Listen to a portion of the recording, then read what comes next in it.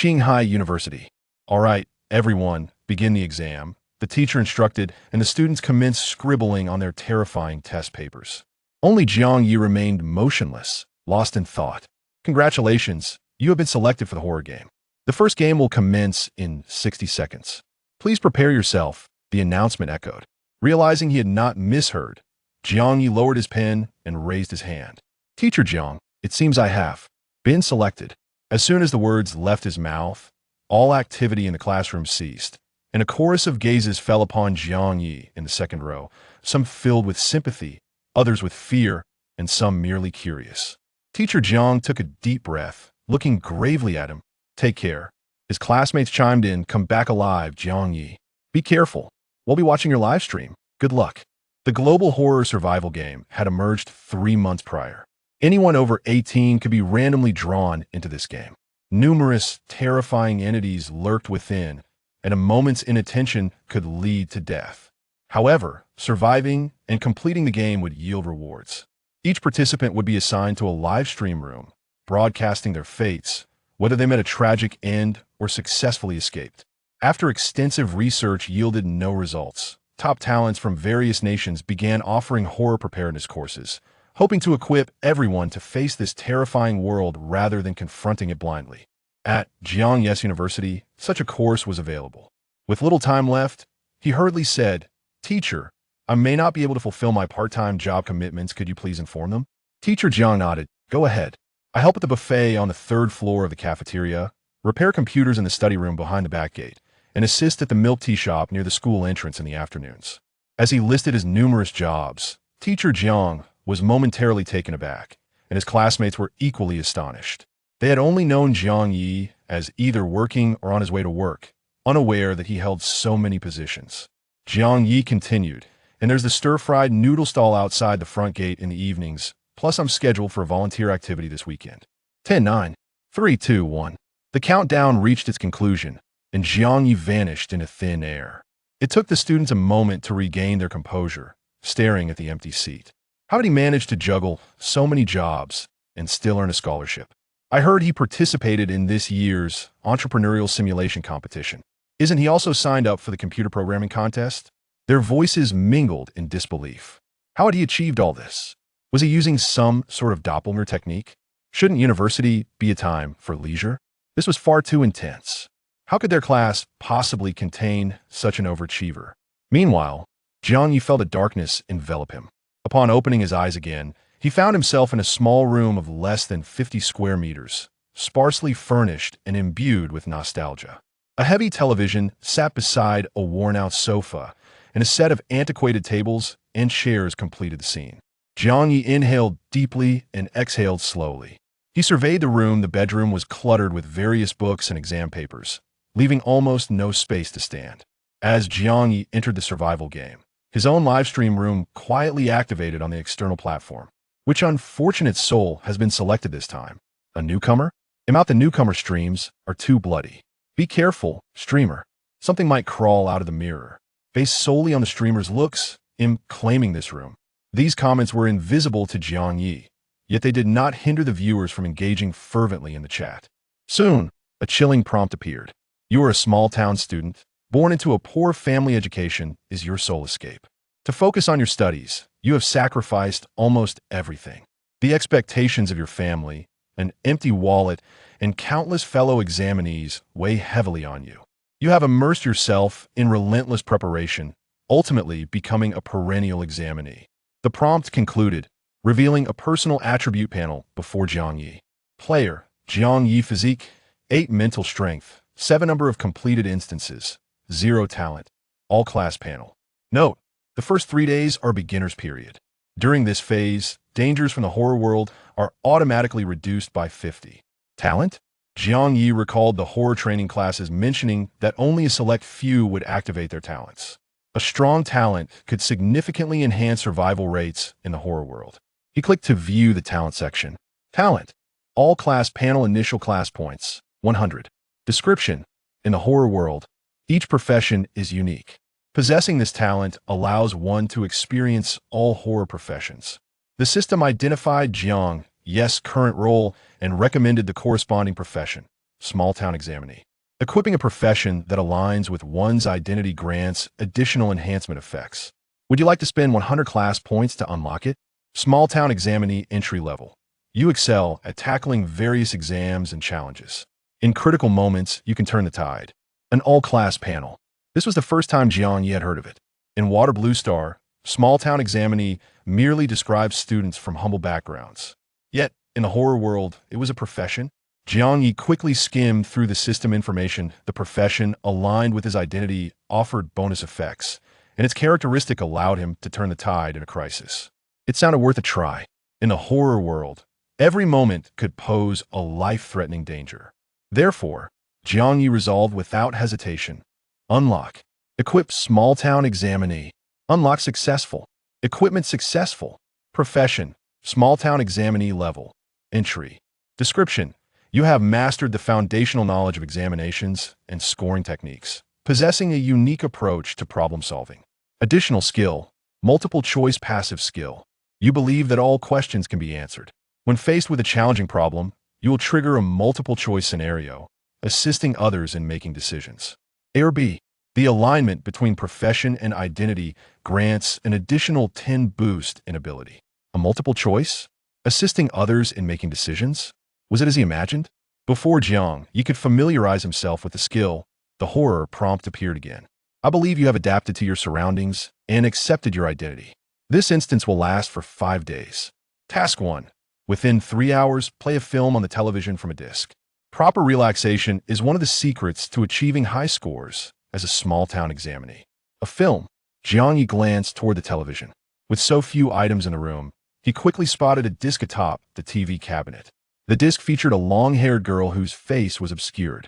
The film was titled Date. Jiang Ye had previously watched some horror game live streams, and upon seeing the film's title, he began to anticipate what might transpire. Reflecting on the lessons learned at school, he swiftly adjusted his mindset. Though had already been prepared upon entering the horror game, this was a step everyone would experience after the horror descended. The state would also provide condolence funds to the family after death. Jiang Ye began to search the room for any usable items. While he rummaged through the belongings, the viewers in the live stream had already scanned the room using the camera. This is bad, there's nothing in this room. The streamer is in danger. The space is too small if a ghost appears. The streamer won't have anywhere to escape. I'm already scared. The ghost in this date is said to be quite vicious. The last person who encountered the date was torn into 18 pieces and stuffed into a toilet. The viewers were analyzing the situation. However, Jiang Ye displayed no signs of panic. Upon realizing the absence of food, he grew even more composed. Opening the television cabinet, he discovered a pair of scissors lying quietly inside. He casually pocketed them, acquiring weapon 1 that after confirming that no other usable items were available. Jiang Ye rose to his feet, his gaze settling upon the dilapidated table and chairs. With a resounding crash, the already unstable chair shattered into countless pieces. Jiang Ye picked up a leg from the chair, acquiring a weapon. He then proceeded to the restroom to gaze into the mirror, using the newly acquired chair leg to strike down. Historically, mirrors in restrooms have been regarded as a dwelling place for ghosts and spirits. With a cacophonous shatter, the mirror fragmented into innumerable shards, each finally reflecting Jiang Ye's visage. He picked up one of the larger pieces of glass and bound it to one end of the chair leg with a piece of curtain fabric. Thus, he fashioned a new weapon. Chapter 2. A ghastly choice. Good heavens, the streamer maintains composure. The novice streamer next door would have been reduced to tears. I foresee a promising outcome for this streamer. What a formidable club. Pardon me, I meant to say what a magnificent staff. The ritual is executed flawlessly. I've just emerged from a live stream where the host met his demise in a lavatory. While the viewers may appear composed in their commentary, should they find themselves in the game's predicament, they would likely struggle to regain their composure so swiftly. Yet, Jiang Ye not only regained his composure with alacrity, but also promptly established an environment conducive to his advantage. Having completed all feasible preparations, half an hour elapsed. Jiang Ye inhaled deeply and retrieved the disc. Adhering to the system's instructions, he activated the television. The film commenced, emblazoned with the words "the date."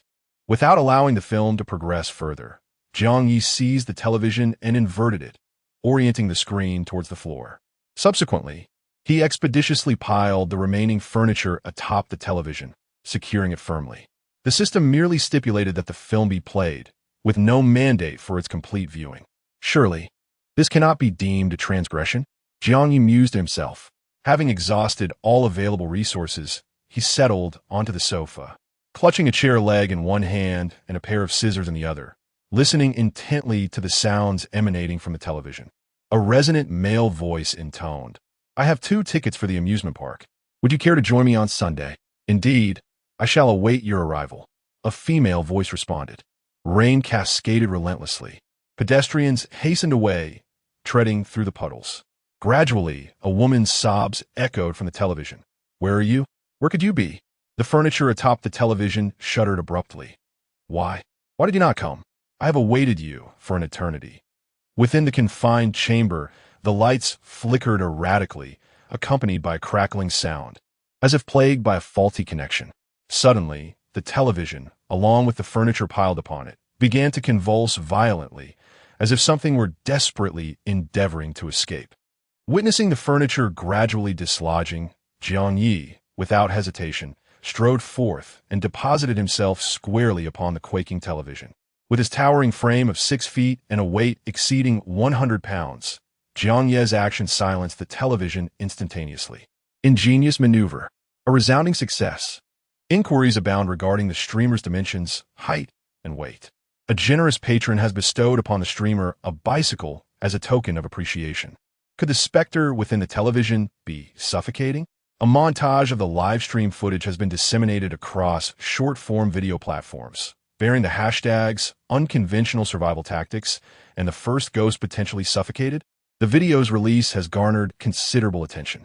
Even those with an aversion to survival horror have been drawn in. Is such a thing truly feasible? Intrigued, numerous viewers have followed the links to the live stream. Jiang Ye, however, remained unconcerned with these developments, his focus solely on the passage of time. Since the task's inception, a 60-minute countdown had materialized before his eyes. With 20 minutes already elapsed and the film barely halfway through its duration, the game's low survival rate was palpable. Abruptly, Jiang Ye cocked his head, discerning a faint sound, a gurgling as of flowing water. Soon, a vivid crimson hue impinged upon Jiang Ye's vision. The oppressed television began to exude copious amounts of blood. Jiang Ye promptly distanced himself from the television. A spectral white figure emerged languidly from the sanguine torrent. The ambient temperature plummeted precipitously. The figure possessed a cascade of long hair, obscuring both its face and the back of its head, instilling an inexplicable dread. The specter in Oppo's manifestation triggered a deluge of comments in the live stream. In Oppo's, heavens, in Oppo's, Sadako, and Oppos. May fortune favor the streamer. For the last soul to encounter Sadako now lies beneath a meter of verdant overgrowth. A fleeting recollection of a certain drama, Sadako of the people. A generous benefactor has gifted the streamer a supercar, and Oppos. Why? And Oppos, the specter and Oppos. Voice resonated with fury, tinged with the rasp of prolonged dehydration. And Oppos, a promised rendezvous, yet you sought another? And Oppos, the specter, trailing blood, advanced slowly towards Jiang Ye. The chamber and Oppos, lights flickered with increasing intensity. And Oppos, the amusement park, why did you not attend? And Oppos, the bloodstains encroached upon his feet. Jiang Ye retreated a few paces, pondered momentarily, and then declared, "And Oppos, perhaps you should unveil your countenance? I am not your paramour." And Oppos, Sadako, however, remained impervious to his entreaties. And Oppos, "I shall slay you. Join me in perdition." With these words, Sadako lunged forward with alacrity, seizing his ankle, her razor-sharp nails piercing his flesh. She lifted her gaze, casting an eerie smile upon Jiang Ye. Jiang Ye gasped, a sharp pain coursing through his foot. Observing the specter below, an idea sparked within him. He lowered his waistband, resolving that his 2 decades of celibacy would not be in vain. A stream of urine cascaded upon Sadako, eliciting a searing reaction. Jiang Ye seized the opportunity, assailing Sadako with a barrage of weaponry, scissors, chair legs, teacups. Yet, These projectiles, while failing to inflict significant harm, merely incited her further. And Oppos, how dare you affront me thus? And Oppos, Sadako and Oppos, as eyes blazed crimson, her fingernails elongating. She had initially intended to torment him gradually, but this mortal had proven incorrigibly audacious. Her hand contorted into a claw, and she lunged towards the human with unparalleled velocity, affording Jiang Ye no time to react. A gust of wind assailed him. As he watched Sadako hurtling towards him, her white sleeves drawing ever closer, a dialogue box materialized abruptly. Apradikamin azarizen. Please select. Sadako has lunged towards the perfidious man. She, A, shall rend asunder this faithless cur. B, shall bind him and subject him to relentless flogging until his demise. C, is suddenly seized by a whim to perform a square dance, that he may comprehend the magnitude of his loss in rejecting her. And Oppos, make your selection within 3 seconds. 3, 2, 1. In this critical juncture, Jiang Ye swiftly perused the 3 options. And Oppos, I choose C. And Oppos wink with a frown talent notification. Selection successful. Profession points 10. Proficiency 10. The instant these thoughts crystallized, the options vanished. Sadako and Oppos. S. Ebony claws halted mere millimeters from Jiang Ye and Oppos. S. eyeballs, poised to pierce them. He could even discern the stench of decay emanating from her claws. Amidst the silence, a song erupted from the television. And Oppos, the boundless horizon is my love, beneath the verdant mountains. Flowers bloom. What rhythm is the most exuberant and swaying? What song? And Oppos, the music cheerful and rhythmic, compelled the very cells within one and Oppos' body to sway involuntarily.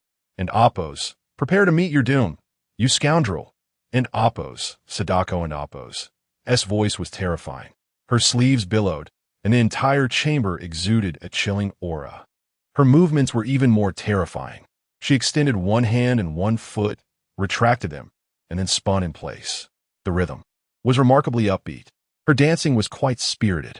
Her flowing hair and gown served as her performance attire, swirling with her movements, befitting a veritable queen of the square dance. Sadako, why do I suddenly have the urge to dance? Jiang Ye, the live stream audience. Students and teachers who rushed to watch the live stream after class. Was this a dance-off? This music is quite infectious. Have I stumbled onto the wrong set? Uttering the most venomous words while executing the most dazzling dance moves. Is this the legendary juxtaposition of charm? Is this Sadako's new technique, lulling her victims to their deaths through dance? Bewildered, my friends, am I truly witnessing a horror live stream? The perception you have is no illusion. Do not doubt yourself, but rather question the host. The audience in the streaming room appears utterly perplexed. They can only behold Sadako emerging from the television, mingled with blood, advancing menacingly towards Jiang Ye. After being countered by Jiang Ye's audacious maneuvers, she is instantly enraged. Just when it seems a deadly confrontation is imminent, the vengeful spirit suddenly begins to perform a square dance. Were it not for their unwavering attention to the broadcast, they might have thought the program had changed. Thus, there exists but one possibility. Could it be that the esteemed individual has activated a talent for dance? Chapter 3. Even Sadako shed tears. The scorching ballad was our anticipation. Strolling and singing along the way is the most carefree. Sadako bounced in place to the lively rhythm, her ichor splattering in all directions. At that moment, her mind was a void. She was going to kill him. That hatred, that obsession, consumed her thoughts. She yearned to tear him limb from limb and devour him piece by piece. That was how it was supposed to be. But why was she dancing? Why were all the cells in her body clamoring, yearning to dance, yearning to dance? She glared fiercely at Jiang Ye, as if trying to salvage some dignity. I will kill you. Jiang Ye applauded. Good. Although your moves leave something to be desired, your enthusiasm is commendable. He glanced at the dancing Sadako, then at the television on the floor playing music, thinking about the music that wafted over from the square every night. He figured this square dance would last at least half an hour. That should be enough to last until the end of the film. With that thought, Jiang Ye cracked his knuckles, his gaze toward Sadako tinged with excitement. Sadako, swaying her hands and hips, sensed something amiss. "You, what do you want?" Watching Jiang Ye approach step by step, Sadako felt an urge to cross her arms over her chest. This human, could he be thinking of death before dishonor? Just as Sadako resolved to fight to the death, Jiang Ye strode past. He straightened the television behind Sadako and climbed into the well in the screen. "Sadako, I'm utterly flabbergasted. Stealing from her while she dances. Mom asked me why I'm watching the live stream on my knees. Awesome. No one else could pull this off." The people in the live stream were so shocked they questioned their sanity. His classmates and teachers were also dumbfounded. Was Jiang Ye really that formidable? Other people in Oppo's live streams involved desperately trying to decipher secrets, complete tasks, or constantly dying. Dying standing up, dying sitting down, dying by falling into pits, all sorts of deaths. Only Jiang Ye was different. A horror survival live stream where the ghost didn't kill people but danced. The streamer didn't end amp. Oppo's run for his life, but watched the square dance from the sidelines, even applauding. And then he brazenly robbed Sadako and amp Oppo's house. Incredible. In the classroom, the students looked at each other. In the office, the teachers looked at each other. Originally, upon learning that a student had entered the horror game, everyone had prepared for the worst, but they never expected to witness such a scene. Jiang Ye, a female teacher, looked at old Jiang. Is it the child who used to talk to himself in the horror simulation class? Old Jiang and Oppo's back was drenched in cold sweat. He wiped his face and nodded. At the time, everyone had just listened out of curiosity, never imagining that this child would develop like this after entering the world of horror. Amazing. The female teacher clicked her tongue in admiration and subscribed to the live stream. Meanwhile, Jiang Ye and Oppo's divine operation quickly spread online, trending on social media. The first person to rob Sadako's house. Sadako is crying. Sadako's new killing technique. Laughing people to death with dance. Some people thought it was a strategy guide and came to collect new ways to fight ghosts. Some looked for Sadako's new killing moves to avoid being caught in a survival game next time. More meme makers knew at a glance that it was something extraordinary.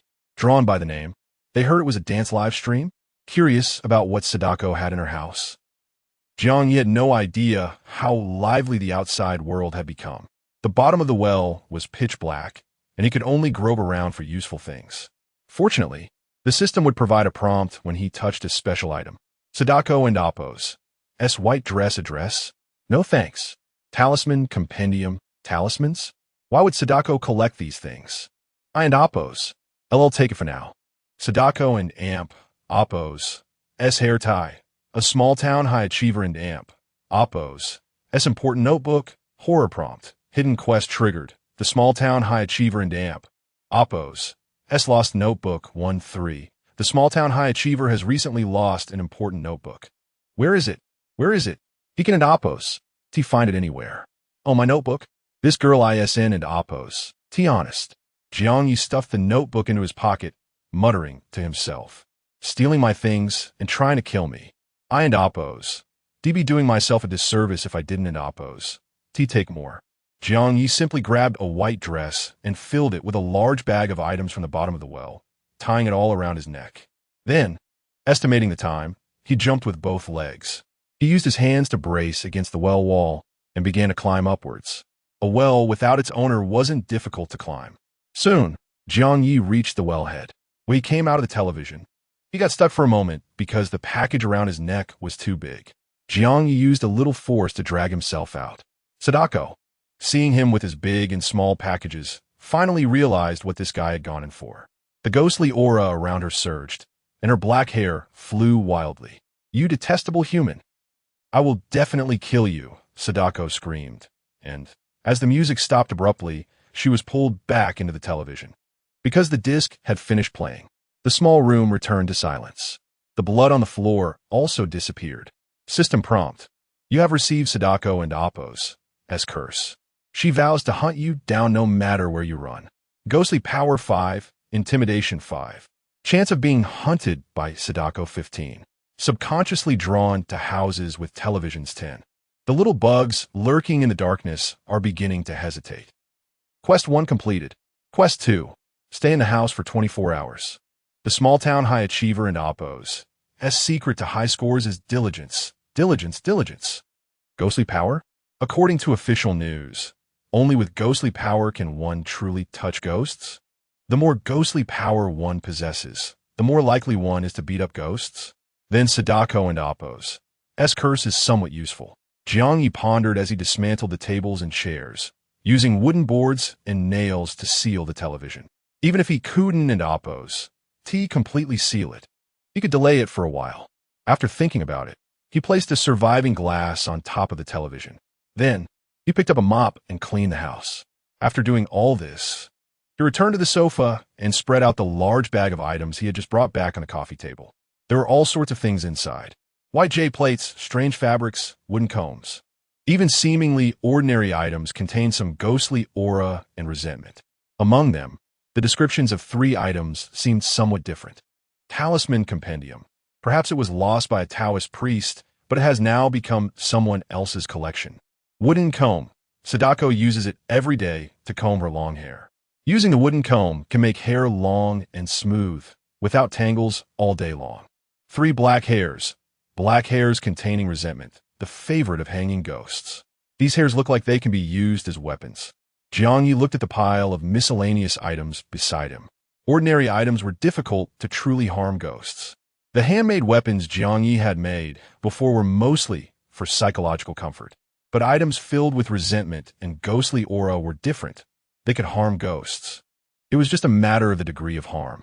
So these miscellaneous items could also be used as disposable weapons. As for the Talisman Compendium, Jiang Ye flipped through it. It mostly recorded the drawing methods of low-level talismans. The number of intermediate and advanced talismans is scarce.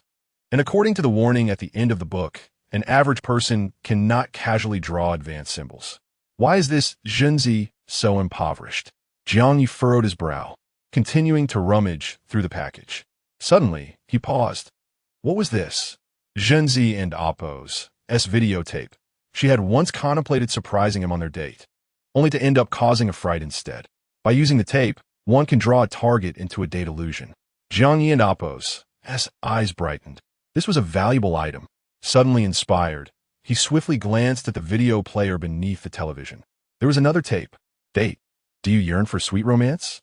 Do you wish to experience the joys of being a dual-bodied creature? Play it. Note. Cannot be taken out of the hotel. Jiang Ye. Is this the joy of being a dual-bodied creature? The kind that risks one's life? Chapter 4. 2 decades of virginity. His yang energy should still be potent, right? So much loot. The streamer is raking it in. Envious. Take me under your wing. Oh, great one. Discovering a notebook upon entering the well and Oppo's depths triggers a hidden quest. I and Oppo's. He learned it, yet I and Oppo's am still a novice. In the live stream, a multitude watched as Jiang Ye inventoried his spoils. Though unable to discern the specific effect from the system prompts, they couldn't help but feel envious. With such a bounty, surely a few items would prove useful. ISN and Oppo's. The high mortality rate among novices due, in part, to the lack of suitable weaponry. The lucky ones might find 1 or 2 useful items, but Jiang Ye seems to have an endless supply. Yet, envy aside, they recognized that Jiang Ye and Oppo's actions were not easily replicated, setting aside his composure and various ingenious maneuvers. There's the simple fact that he managed to make Sadako dance and dared to descend into the well's depths. How intriguing. In a darkened room, illuminated only by the faint glow of a computer screen, a young woman licked her lips, her interest piqued. Since the advent of horror games, humanity has largely been in a state of being hunted. But Jiang Ye, seizing the opportunity to pilfer from the monsters themselves, is a rare breed. To transition from prey to hunter, the thought is exhilarating. After meticulously organizing the items retrieved from the well, Jiang Ye noticed that the second additional skill of the small-town prodigy, the multiple-choice question, had entered a cool-down period. It could only be used again after midnight, meaning it could only be used or triggered once per day. However, despite the lengthy cooldown, its usefulness was undeniable. It was, without a doubt, Jiang Ye and Oppo's most effective lifeline at the moment. The hidden quest requires finding 3 notebooks, and to complete it, it would be best to do so under the protection of the novice period. During this time, damage for monsters is reduced by 50.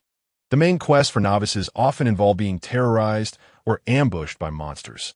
Hidden quests, on the other hand, are not only more difficult, but also carry the risk of direct elimination by monsters. For instance, this notebook would likely have remained undiscovered had he not had the whimsical idea to explore the well and oppos as depths. So difficult. Is this the advantage of being a small-town prodigy? Possessing a unique approach to problem-solving, capable of finding alternative solutions when faced with challenges?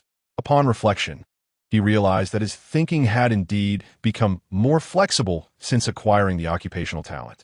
If the opportunity arises, Jiang Ye still intends to complete the hidden quest, as danger and opportunity often coexist. The rewards for completing hidden quests are said to be quite substantial. Where could the remaining two be? Creak tap. Tap. Just as Jiang Ye was pondering, he suddenly heard movement from outside the door, seemingly from the adjacent room. Cautiously approaching the door, Jiang Ye peered through the peephole. There were several residents on this floor, and the peephole offered a view of the wooden door diagonally opposite. The corridor lights flickered intermittently, casting a dim glow on the dark red stains that marked the floor and door. Vague traces of grime were also visible, and small, wriggling insects crawled through the cracks in the door. Before Jiang Ye could get a closer look, a chill ran down his spine. Instinctively, he raised his eyes and saw an eyeball open in the peephole of the opposite door. The bloodshot eyeball swiveled, staring directly at him. In that instant, Jiang Ye felt as though he were being watched by a demon, and his heart involuntarily pounded. He quickly ducked down, the image of the eyeball seared into his mind. "Dad, Mom, I'm off to school." A childish voice echoed from the doorway next door, followed by footsteps gradually receding down the corridor. A child, parents. There are at least 3 ghosts next door. If you add grandparents or aunts, that and oppos, that's a whole family of ghosts. Jiang Ye remained motionless behind the door, muttering to himself. Gradually, the footsteps faded away, and the door next door closed again. Jiang Ye remained still. After a few more minutes, the sound of a heavy object being dragged echoed through the corridor. It seemed to pause in front of his door before finally entering the room diagonally opposite. After a long while, when all sounds had ceased, Jiang Ye finally relaxed the muscles in his body. He returned to the living room to rest. This horror world is fraught with danger at every turn. He wondered if the neighbors next door would be easy to get along with. If there were only 1 or 2 ghosts, he might be able to handle them with his tools and occupational talent. But if there were a whole family of ghosts, Jiang Ye could only pray that they would and amp, oppos, to notice him. There and amp, oppos, it's no use thinking too much. He should focus on the task at hand. The second task is to stay in the house for 24 hours. It seems that there are other dangers in this house besides Sadako. He must find a way to acquire more life-saving items.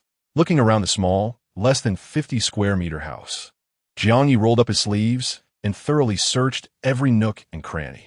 From the books, bed, and wardrobe in the bedroom to the sofa, shoe cabinet, and lights in the living room. He even checked the toilet in the bathroom. And lo and behold, he actually found something. A roll of toilet paper covered in notes. Whenever capitalists make a move, small-town prodigies feel like throwing toilet paper in their faces. Although it didn't seem very useful, it could at least be used to attack ghosts. Jiang Ye wasn't passing up anything. If it was even remotely useful, he took it. In addition to the toilet paper, he also found a few expired pieces of bread. If he rationed them, they should last a few days. If he weren't afraid of the hotel owner finding out, he would have even considered tearing down the walls to see if there were any hidden tools or body parts inside. He's so cautious. He actually squatted at the door for nearly half an hour. It's hard to imagine that he's the same person who just ventured into the well. Great ones are often cautious yet bold. But isn't he a novice? In the live stream, viewers were impressed by Jiang Ye's actions. Mere boldness is not enough to go far in the horror world. For example, there was the task of watching the video. Others had encountered similar tasks before, and because they were naturally thick-skinned, they weren't afraid. No matter how the ghosts tried to scare them, they sat motionless on the sofa until the video ended, successfully completing the task. But because they were thick-skinned, they died the next day during the third task. Re-engaging in the live stream. Streamer, keep it up. I'm rooting for you. Hugging the Great One's thighs. Phoenix Fei gifted the streamer 21 Pitius. Returning to the living room, Jiang Ye once again reviewed his possessions. His occupational talent, the items in the small-town prodigy's house, the sundries he obtained from Sadako, and a video that couldn't be taken out of here. It seemed like a lot, but few would be truly useful in a crisis. Suddenly, Jiang Ye's gaze paused, landing on the Book of Talismans.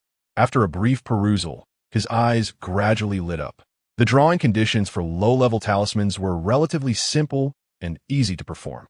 With professional tools like cinnabar and yellow paper, the success rate and effectiveness would be higher. But if conditions were limited, a simpler method could be used: neat paper and the blood of a virile man.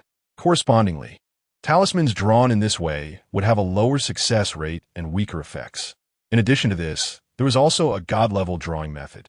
With a direct application of Taoist techniques, he concentrated his energy to inscribe symbols in the air. Jiang Ye, lacking both talisman paper and cinnabar, was far from being a master Taoist. He could only resort to using his own blood. After 20 years of retaining his youthful vigor, his yang energy should suffice. He mused. Even if the efficacy fell short of that produced by professional tools, a stack of talisman papers hurled into the fray would undoubtedly create some ripples. Wouldn't it? Chapter 5. It was actually calculated by an ant.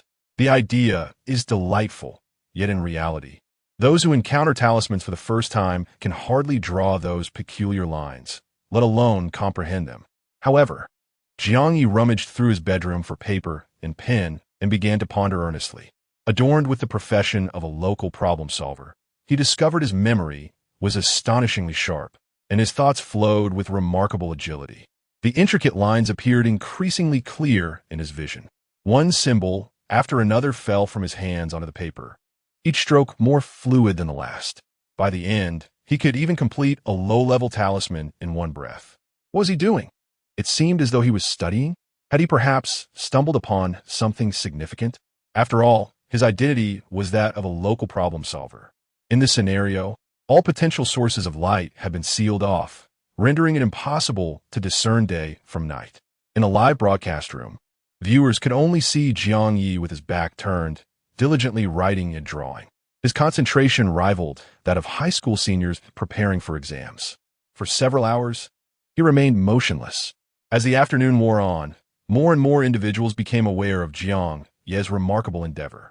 By nightfall, the audience only grew larger. Night was the peak time for supernatural occurrences. It was uncertain whether he could endure. I had heard that even special forces struggled to survive the nights in horror realms. So it was even more challenging for ordinary people. Talent prompt. Successfully completed an immersive learning session. Career points 10, proficiency 10. That should be sufficient. Observing the stack of talisman paper beside him, Jiang Ye stretched, his bones cracking audibly. He glanced outside. The sky remained persistently dim, relying on the rumblings of his stomach. He gauged that it must be dinner time. After tidying his desk, Jiang Ye retrieved some expired bread and began to eat. The bread was not particularly palatable, and he gulped it down hastily with water, denying his taste buds a chance to react, quickly finishing 2 palm-sized pieces. Once his hunger subsided somewhat, fatigue surged forth relentlessly. Since entering the horror realm, he had either been confronting supernatural beings or studying. His mind had been in a constant state of tension. This could not continue. Jiang Ye could not help but yawn and rose to head to the restroom. The horror mission was ongoing. Lacking sufficient energy could lead to abrupt demise.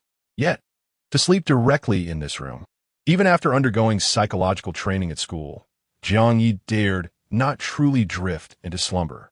Who could predict what might emerge in the dead of night? With a splash, he turned on the faucet and extended his hand to wash away the bloodstains that had tainted the talisman paper. Wait. Jiang Ye paused, his eyes lighting up. Yes, he still had talisman paper. After exiting the restroom, Jiang Ye hurried back to his bedroom. He collapsed onto his bed, closed his eyes, and fell asleep. Soon, he began to snore. Live broadcast room. He just fell asleep like that? Although one cannot forego sleep. Isn't he being a bit too relaxed? Could a prodigious talent withstand the supernatural? Reflecting on the scenes from earlier in the day, would a specter not also dance at night? Creak, creak. The sound of an old machine laboriously operating echoed in the quiet bedroom. The once bright light began to flicker feebly. The chandelier swayed to and fro with the wind. Swaying, it hung, a shadowy figure dangling beneath. As it swayed, its stiff, pallid toes brushed against the hair of the man asleep on the bed. In the stillness, the man seemed to be sleeping uncomfortably, rolling over. At the same time, as if swatting away a mosquito, he waved his hand upwards. With a sharp sound, the rigid foot was knocked askew. The body, along with the chandelier, shook violently. Creak! Why are there still mosquitoes at this hour? The man mumbled, pulling the blankets closer, and fell back into slumber.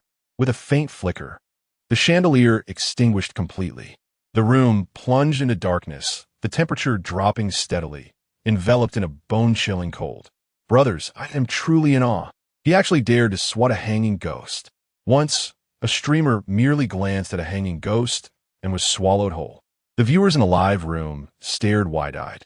From the moment the lights began to flicker, they anticipated the emergence of a ghost, until the light flickered once more, revealing a shadow suspended beneath the chandelier.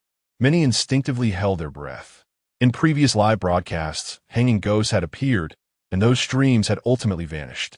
However, during the novice period, hanging ghosts were bound by rules when it came to killing. Namely, the victim could not awaken.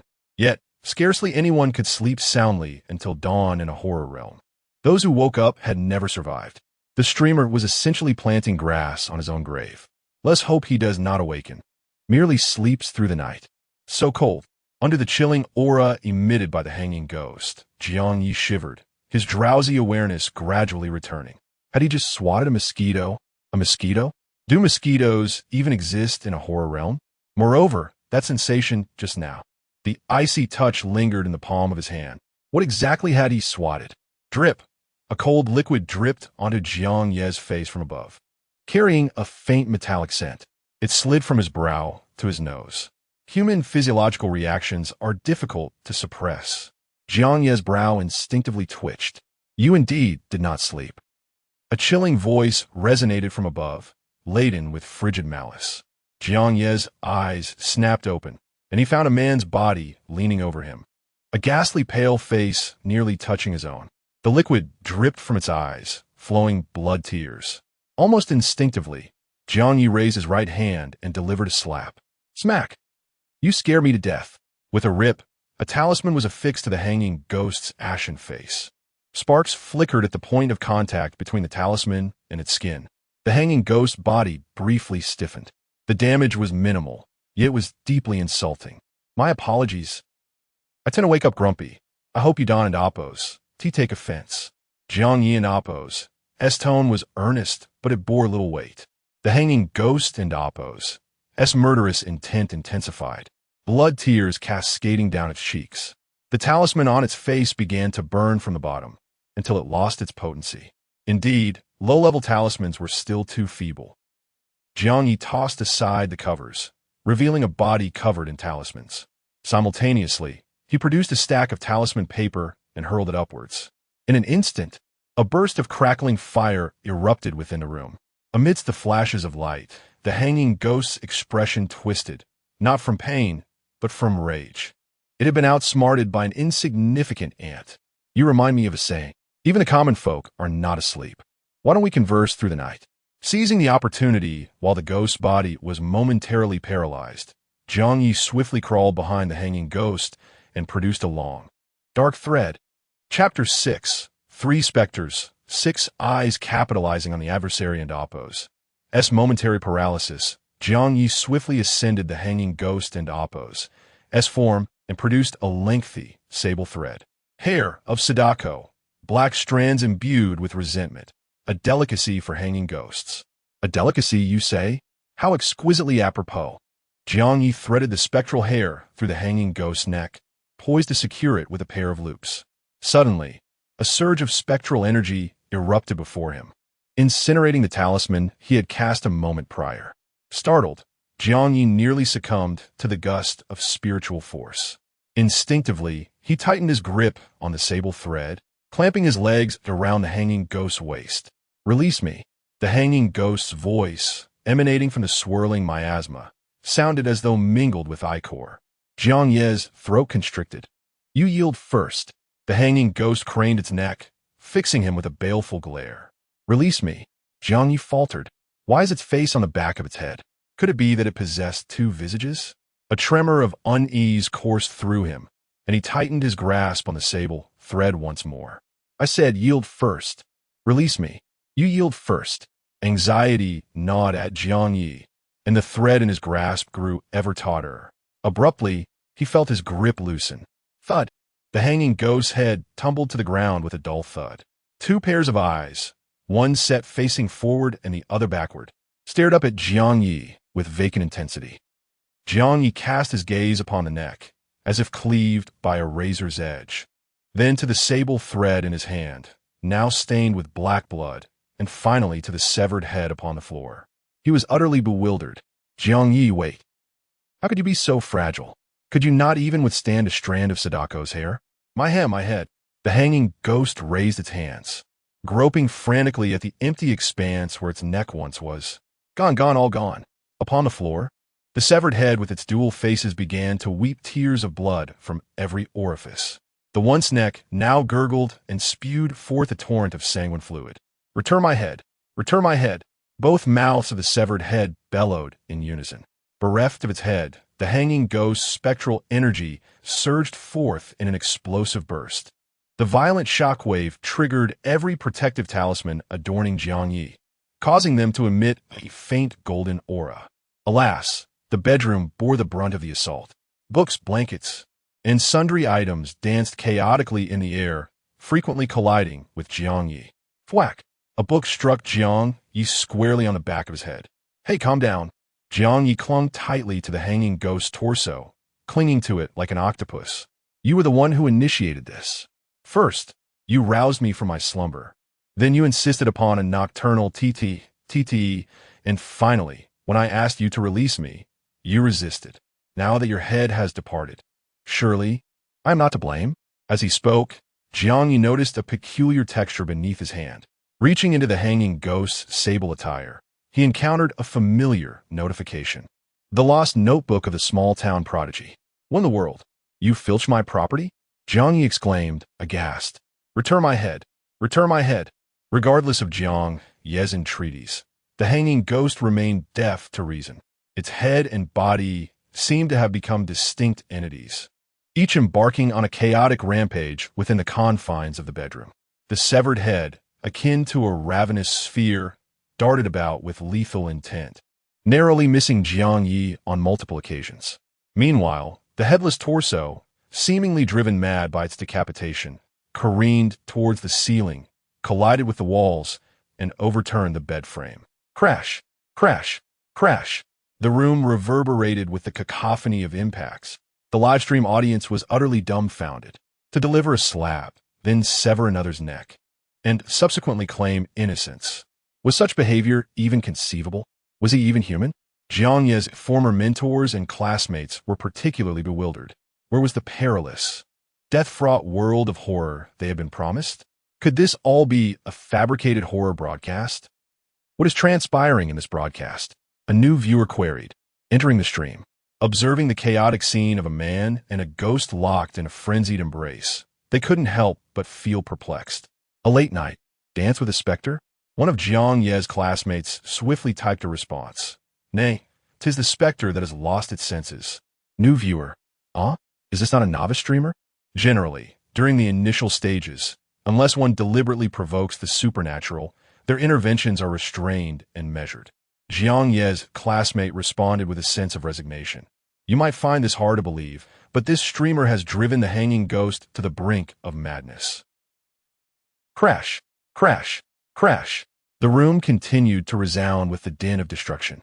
Jiang Ye, his head swimming and his body aching, clung desperately to the hanging ghost's torso, his face etched with anxiety and his throat parched. Please desist. I am afraid. All mortals fear madness. Jiang Ye was no exception. Head. The bloodied head whizzed past his ear, colliding with the bookshelf with a resounding thud. It had nearly struck Jiang Ye. His heart pounded in his chest.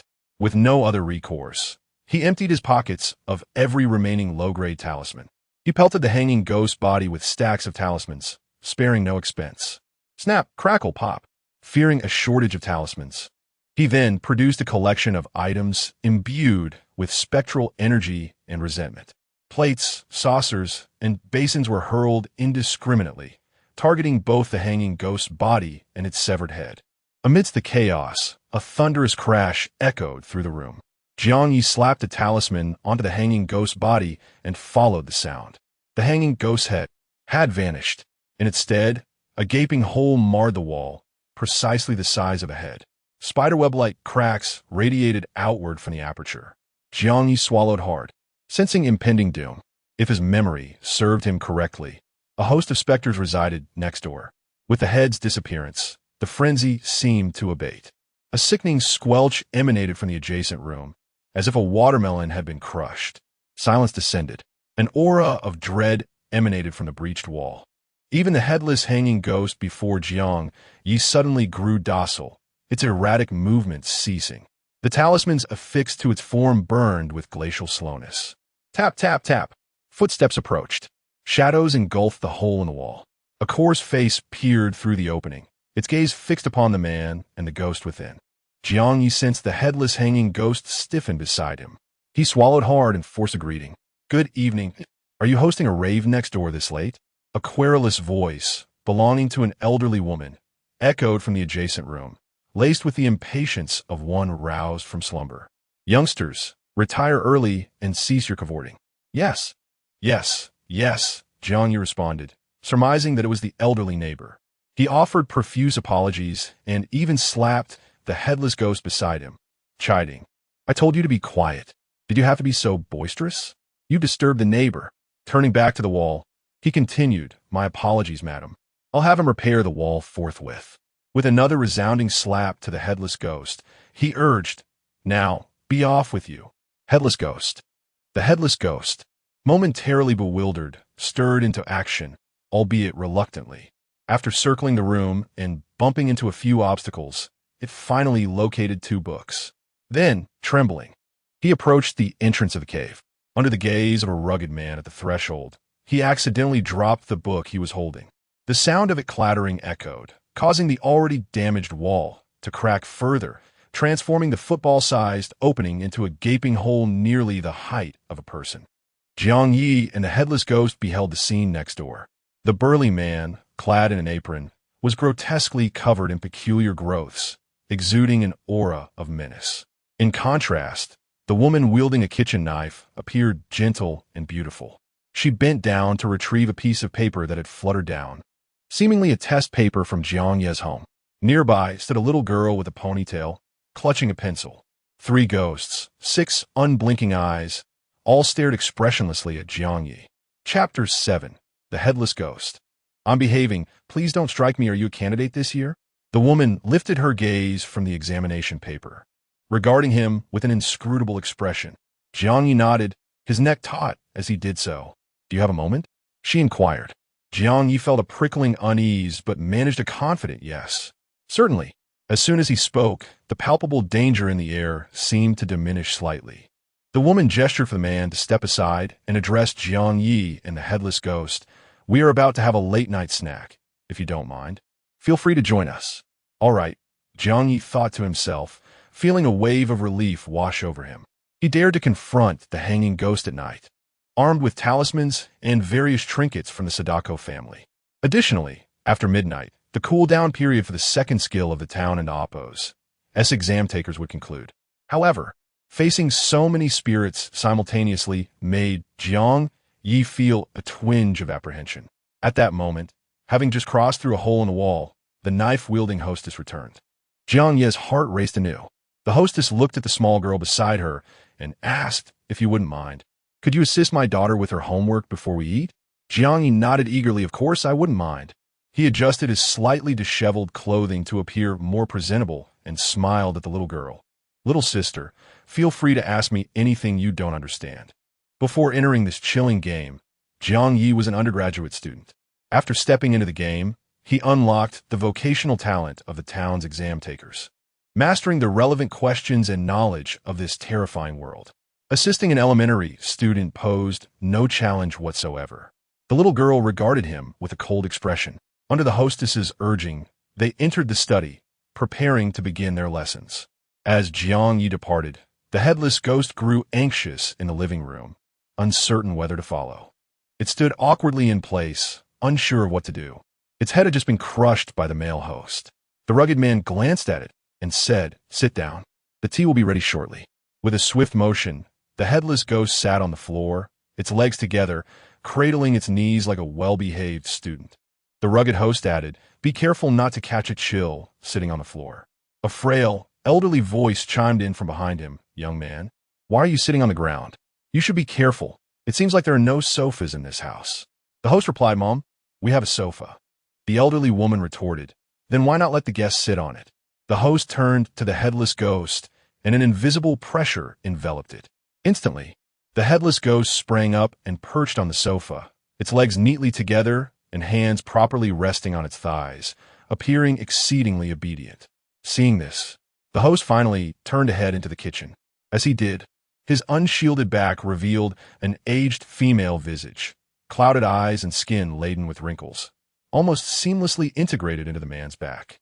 Beside this face, a withered old man's visage lay, eyes closed and devoid of life. This scene left the viewers in the live stream stunned. Goodness, it's growing out his back. The ghost has gone mad, breaking through walls to visit neighbors. I suspect the host isn't even human. How is he still alive? Does anyone understand? Chapter 8. So many specters. I capitulate. I yield. His explanations are remarkably lucid. Even I, a doltish student, comprehend. The viewers were initially casual listeners, yet his elucidations possess genuine clarity. This is, after all, an examination from the macabre world. How did he achieve this? Stunned, each viewer retrieved a notebook, eagerly transcribing notes before the live stream. Shared hyperlinks were disseminated widely. Many who entered via these links were initially dismissive, deeming him a novice broadcaster. They intended only a brief listen. However, after only a few sentences, they entirely discarded their initial intentions, frantically retrieving notebooks and recording with undivided attention. As the news propagated, it soon reached official ears. This intel is invaluable. Every detail must be recorded. It could, at any moment, become their lifeline. Dinner is prepared. Please come and partake. After an indeterminate time, when a matriarch summoned them to dinner from the study, Xiaoya, still engrossed, urged Jiang Ye to complete the final problem before reluctantly rising. Upon reaching the dining table, Xiaoya promptly pulled out a chair. Turning to Jiang Ye, she said, "Teacher, please be seated." Very well. After Jiang Ye took a seat, he noticed, to his surprise, that the headless specter was also present and remarkably quiet and docile. Jiang Ye thought, this creature hasn't been relegated to supper? The headless specter was also seated in Jiang Ye's direction. "Save me, save me." From the neck that lacked a head, no emotion was discernible. Unable to communicate, Jiang Ye calmly averted his gaze. Before him lay a table of dishes that, surprisingly, appeared normal. However, Jiang Ye's disposition was far from serene. According to official dispatches, humans can consume spectral food. The uncertainty lies in how many morsels one can ingest before succumbing. Yet, refusal at this juncture would undoubtedly invite death. Just as Jiang Ye inhaled deeply, resolving to take the risk, the patriarch, clad only in an apron about his torso, entered from the kitchen bearing a platter. His towering, robust physique loomed before Jiang Ye, exuding immense pressure. His voice, resonant and gruff, seemed to echo like thunder in his ears. "You shall consume this." Jiang Ye, daring not to object, meekly nodded, "Very well." He uncovered the dish. Within lay spheres the size of infants' fists, sanguine in hue, resembling some sort of fruit. Strangely, each sphere bore a visage. "Fear not, they are not poisoned." The matriarch and Appo's high-pitched voice emanated from behind the patriarch. Yet, behind him lay only emptiness. Jiang Ye noted this with surprise, though his expression remained unwavering. He had noticed earlier that several voices resided within this dwelling, yet only 3 figures were visible: the patriarch, the matriarch, and Xiaoya. However, upon their backs, something seemed to be present. Previously, when the matriarch spoke, Jiang Ye had faintly heard the cough of an elderly person. No, incorrect. As the patriarch turned and took his place on the opposite side of the table, Jiang Ye's pupils contracted. 2 faces. He instinctively looked at the matriarch. She wore a dress, obscuring her back. However, it was highly probable that she, too, bore 2 faces upon her back. Moreover, only 1 face on each was alive.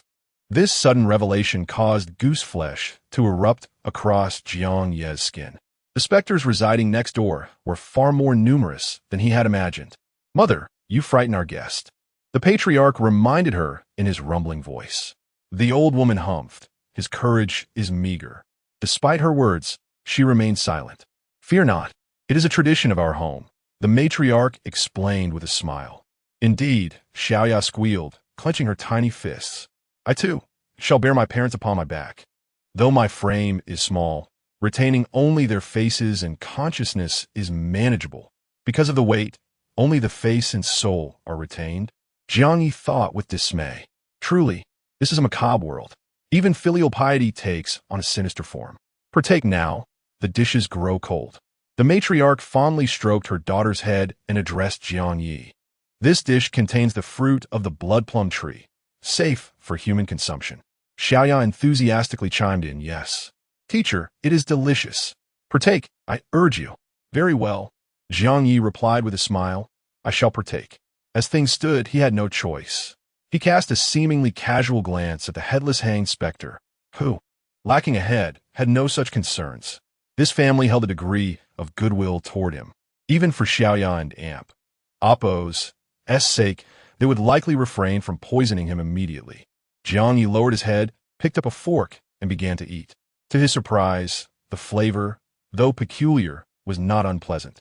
The interior was filled with succulent juice, tinged with sweetness, refreshing and palatable. Jiang Ye ceased his hesitation and began to devour the meal. Since his arrival in this macabre world, he had consumed little. The bread he had eaten that evening had long been digested. After Jiang Ye had emptied the dish, a prompt appeared once more. System notification: consuming blood plum fruit, spectral power 1. This item can enhance spectral energy? Jiang Ye thought with astonishment. According to official information, the macabre world did contain food safe for human consumption. Some could even enhance human strength. However, for humans, finding such foods in the macabre world was incredibly difficult. They could be considered rare delicacies. To think that these neighbors were so kind. "Mother, listen, Teacher Jiang is remarkable." At the opposite end of the table, Xiaoya was joyfully sharing her recent gains with her parents. As the grade level increased, the school's teachings became increasingly obscure. Xiaoya's interest in learning had gradually diminished, eventually leading to a dislike of school. Except for when she first began attending, she had never been so happy. "Father, Mother, I believe learning may not be so difficult," Xiaoya said, her eyes sparkling. Chapter 9. The Headless and the Unhappy. As Jiang Ye departed from the neighbor's residence, the favorability of Xiaoya's family towards him increased by 10 points. The matriarch even considered hiring Jiang Ye as a private tutor, offering a daily payment of 80 ghost coins, the currency of the horror realm, with the prospect of earning money while fostering good relations with the neighbors. Jiang Ye could hardly refuse. However, he indicated that he was also preparing for exams, which might limit his availability. Not wanting to exacerbate the matriarch's concerns, he reassured her, acknowledging the significance of the right mindset in learning. Xiaoya had already developed a keen interest in her studies, and he planned to guide her a few more times. Once she fell in love with learning, she would be able to pursue it independently. Upon hearing this, a smile returned to the matriarch's face. "Thank you, Teacher Jiang," she expressed gratefully. The patriarch quietly stepped forward, his sturdy hand holding a delicately woven basket filled with crimson blood fruit. He extended the basket towards Jiang Ye. After confirming that it was indeed for him, Jiang Ye accepted it with mild surprise, uttering his thanks. For him, food that could enhance his ghostly powers was invaluable. The matriarch, with a gentle smile, responded, "No, we should be the ones thanking you. You have been a tremendous help to us. As parents, there is no one who does not worry about their child's education." Xiaoya bounced forward, exclaiming, "Teacher Jiang, let me walk you home." Jiang Ye glanced at the wall of the living room, which also served as the wall of his own bedroom. The large hole had mysteriously been repaired, presumably by the patriarch. Considering the dangers of the corridor, Jiang Ye graciously accepted Xiaoya's offer. "Thank you, Xiaoya." As they exited, the ominous eyeball on the opposite wooden door opened once more, fixating on Jiang Ye and emanating an aura of malevolence. A chill ran down his spine, and dizziness began to cloud his mind. In an instant, Xiaoya shot a fierce glare at the creature, threatening, "If you look again, I'll gouge your eyeball out." The wicked eyeball, sensing the threat, swiftly shut its eye. Throughout this exchange, the headless ghost remained huddled in the corner, serving as a silent backdrop. Xiaoya's home was merely 2 paces away from Jiang Ye's, and they arrived swiftly. "See you tomorrow, Teacher Jiang. See you tomorrow. Make sure to study hard at school." After watching Jiang Ye enter his home, Xiaoya skipped back to her own. Upon returning home, Jiang Ye locked the door and placed a basket of blood fruit on the table. His legs weakened, and he collapsed onto the sofa. What an exhilarating evening it had been. It seemed that his professional aptitude had led him to acquire a second notebook in such an unconventional manner. Clutching the notebook obtained from the hanging ghost, his eyelids began to droop. Yet, slumber was not an option just yet. Battling his fatigue, Jiang Ye rose and crafted a stack of talismans, adorning his entire body. This time, even his forehead and cheeks were not spared. Just as he prepared to collapse into slumber, he sensed something amiss. Sitting up, he glanced toward the corner. Upon another look, he recognized the figure curled up against the wall, the headless ghost. "Why haven't you left yet?" The headless ghost lifted its neck, gazing at him with a pitiful expression. Jiang Ye asked, "Why are you still here? Do you wish to take my life?" The headless ghost raised a hand, touching the empty space above its neck. Jiang Ye queried, "Should I compensate you for your head?" The ghost waved its hand, then began to write in its own blood on the ground. "I don't know where to go. I have no head. I have no brain. The outside world is frightening." Jiang Ye surveyed the terrifying headless specter, blood oozing from its neck, and then glanced at the words on the ground. It indeed appeared rather dull-witted. So this is what a headless ghost looks like. Typically, even without a head, most spirits possess an inherently malevolent nature. Was it possible that this one had been frightened by Xiaoya's family? Did it find him more approachable? After a moment of silence, Jiang Ye spoke. "Do you remember your name?" The headless ghost shook its head. "Very well. Then you shall be called Unhappy from now on." The headless and the unhappy, a perfect fit. The headless ghost tilted its head and nodded, inscribing on the ground, "Good." Jiang Ye furrowed his brow. "Stop playing with blood and clean up the floor. Don't disturb my sleep. As for where you prefer to stay, this ISN to your home, so you'll leave in a few days." Once he confirmed that the headless ghost understood his intentions, Jiang Ye affixed a few more talismans to himself and finally settled down to sleep. After he dozed off, the headless ghost began to meticulously clean the room, making not a sound. As the night deepened, I danced with ghosts.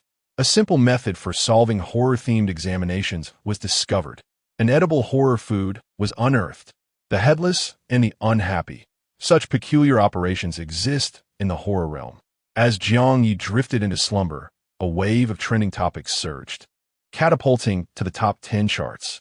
They had encountered the bold, the timid, and the cunning, yet nothing compared to this audacious spectacle. By day, he had the vengeful spirit dance. By night, he waltzed with ghosts. He had severed the head of the hanging ghost and claimed no responsibility. He shattered the wall of his bedroom in the dead of night, directly sharing ghostly late-night snacks with the neighbors. Remarkably, he not only survived, but also secured a part-time position while increasing his favorability with the local residents. Ultimately, he even acquired a headless ghost as a companion. It was astonishing how obedient a ghost could be without a head. Jiang Ye's exploits could only be described with one word: extraordinary. Not only did Qinghai University buzz with excitement, but the authorities also took note of this emerging star. After conducting an investigation, they easily uncovered the youth's background. At 20 years old, he exhibited no detrimental habits and excelled academically. He lived with his grandmother and a younger brother, who was also adopted and currently in 5th grade. Residing on the outskirts of town, the family sustained themselves through farming and crafting. Since the age of 16, the boy had juggled his studies while undertaking part-time jobs to support his household. He was a commendable child. Upon reviewing the information, officials concluded that his ability to tackle the horrors of the realm represented a significant breakthrough for the entire Water Blue Star. They decided to keep a close watch on him. If he continued to flourish, he could be added to the guardian roster. Should officials encounter him, they would offer any assistance within their means. Such talent, if led astray, would be a tremendous loss for Waterblue Star. The guardian roster comprised individuals deemed trainable to combat the horrors of the world. Among the billions of inhabitants of Waterblue Star, even if talents awakened randomly, there would inevitably be a few capable of contending with the horrors. This would provide humanity with a minuscule chance of survival in this perilous game. Chapter 10, the third notebook, Task 2 completed. Task 3, visit a neighbor. A harmonious relationship with neighbors is one of the essential elements that allows the small-town problem solvers to study with peace of mind. As the chilling notification echoed, Jiang Ye was pleasantly asleep on the sofa, groggily sitting up and tearing off the talisman paper from his face. He glanced around, slowly realizing his surroundings. Visiting a neighbor. Jiang Ye splashed some water on his face to awaken himself. He then took out the fruits given to him by Xiao Ye's family the previous night and began to eat them with bread. Contemplating the tasks he had received upon entering the horror game. The first task was to watch a video. The second was to remain indoors for 24 hours. And the third was to venture outside and actively engage with the supernatural. The horror world was fraught with peril. Actively seeking out the supernatural was akin to courting death. However, the issuance of such tasks indicated the presence of approachable neighbors within this inn. Moreover, with the threat of supernatural beings reduced by 50 during the beginner phase, combined with a sprinkle of luck or skill, survival was entirely feasible. Yet, how to approach them and ensure one's survival posed a different dilemma altogether. After all, losing an arm or a leg could still be considered living. Had he seen this task yesterday, Jiang Ye would have felt a pang of worry. But now, there was a whole group of neighbors right next door. System notification, consuming bloodberry fruit, ghost power 1. After hastily finishing his breakfast, Jiang Ye had already formulated a plan in his mind. Returning to his bedroom, he sat down at his desk. From a mountain of books, he pulled out several clean A4 sheets. Images of questions from the horror world began to swirl in his mind. Half an hour later, Jiang Ye set down his pen. The sheets before him were filled with exam questions, mostly common elementary school queries or significant test items. How could he visit a neighbor empty-handed? Talent notification. Successfully created an elementary school exam. Professional proficiency 20, professional points 20. As the ink on the dried exam papers began to fade, Jiang Ye gauged the time in the horror world, realizing it was still early before Xiao Ye returned from school. With the remaining time, he intended to remain productive. He retrieved new sheets of paper and, using a blade, began to practice drawing talismans, creating several for backup. In the horror world, time and daylight were invisible. After he sensed that his stomach had digested enough, he tidied up his desk and prepared to head out. He quickly peeked through the peephole and listened intently to the sounds outside. Clutching a stack of low-level talismans, Jiang Ye held his breath and cautiously opened the door. A few steps brought him to the next room. Knock, knock. Knock, knock. The corridor's dim yellow lights flickered ominously, and the room ahead was eerily silent. In the darkness, something seemed to flit past. A chill crept down Jiang Ye's spine, a sensation of being watched enveloping him. The pounding of his heart began to dominate his senses. Just as he considered retreating, the door before him suddenly swung open. That spine-chilling feeling of being observed vanished in an instant. Before entering, Jiang Ye quickly glanced down the corridor, but saw nothing. Ah, Teacher Jiang, please have a seat. Xiao Ye will be back shortly. The gentle hostess warmly welcomed him. She served him hot tea and snacks one after another. Jiang Ye did not hesitate to indulge, savoring the moment. One must seize the opportunity for a free meal, especially with several days ahead. Relying solely on the dry bread scavenged by the small-town problem solvers would surely lead to malnutrition. While eating, he engaged in conversation with the hostess about Xiao Ye's academic progress and his upcoming tutoring plans. System notification. Neighbor's hostess favorability 10. Thank you, Teacher Jiang, for your dedication to Xiao Ye. The hostess's smile held a hint of sincerity. Xiao Ye used to be very keen on studying. I wonder when she began to lose interest. She sighed, glancing at her husband who stood nearby. It's also our fault as parents for not noticing sooner. Don't worry. Xiao Ye's mother, Jiang Ye, reassured her. I noticed while helping her with her homework yesterday that her thinking is still quite agile. It's just that her foundation needs some strengthening. I will highlight the key points for her. That truly is a lot of trouble for you, Teacher Jiang.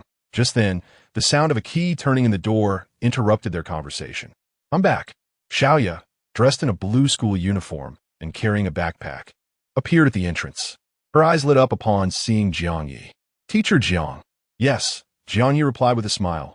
How was school today? Xiaoya closed the door and rushed over. Teacher, I raised my hand to answer questions today. The teachers praised me. The child's eyes sparkled, her face eager for compliments. Jiang Ye affectionately ruffled her hair. Excellent. System notification. Xiaoya's favorability 10.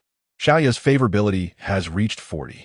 Her respect and fondness for you surpass that of most teachers at school. After listening to Xiaoya recount some amusing stories from school, they moved into the study to commence their learning for the day. Jiang Ye instructed her to complete her school assignments first while he reviewed them. The homework was relatively simple, yet there were still a few errors. Jiang Ye pointed them out and guided Xiaoya to correct them herself. He then presented similar examples to encourage her to draw parallels. Once she fully grasped the question type, he produced the elementary school exam he had created.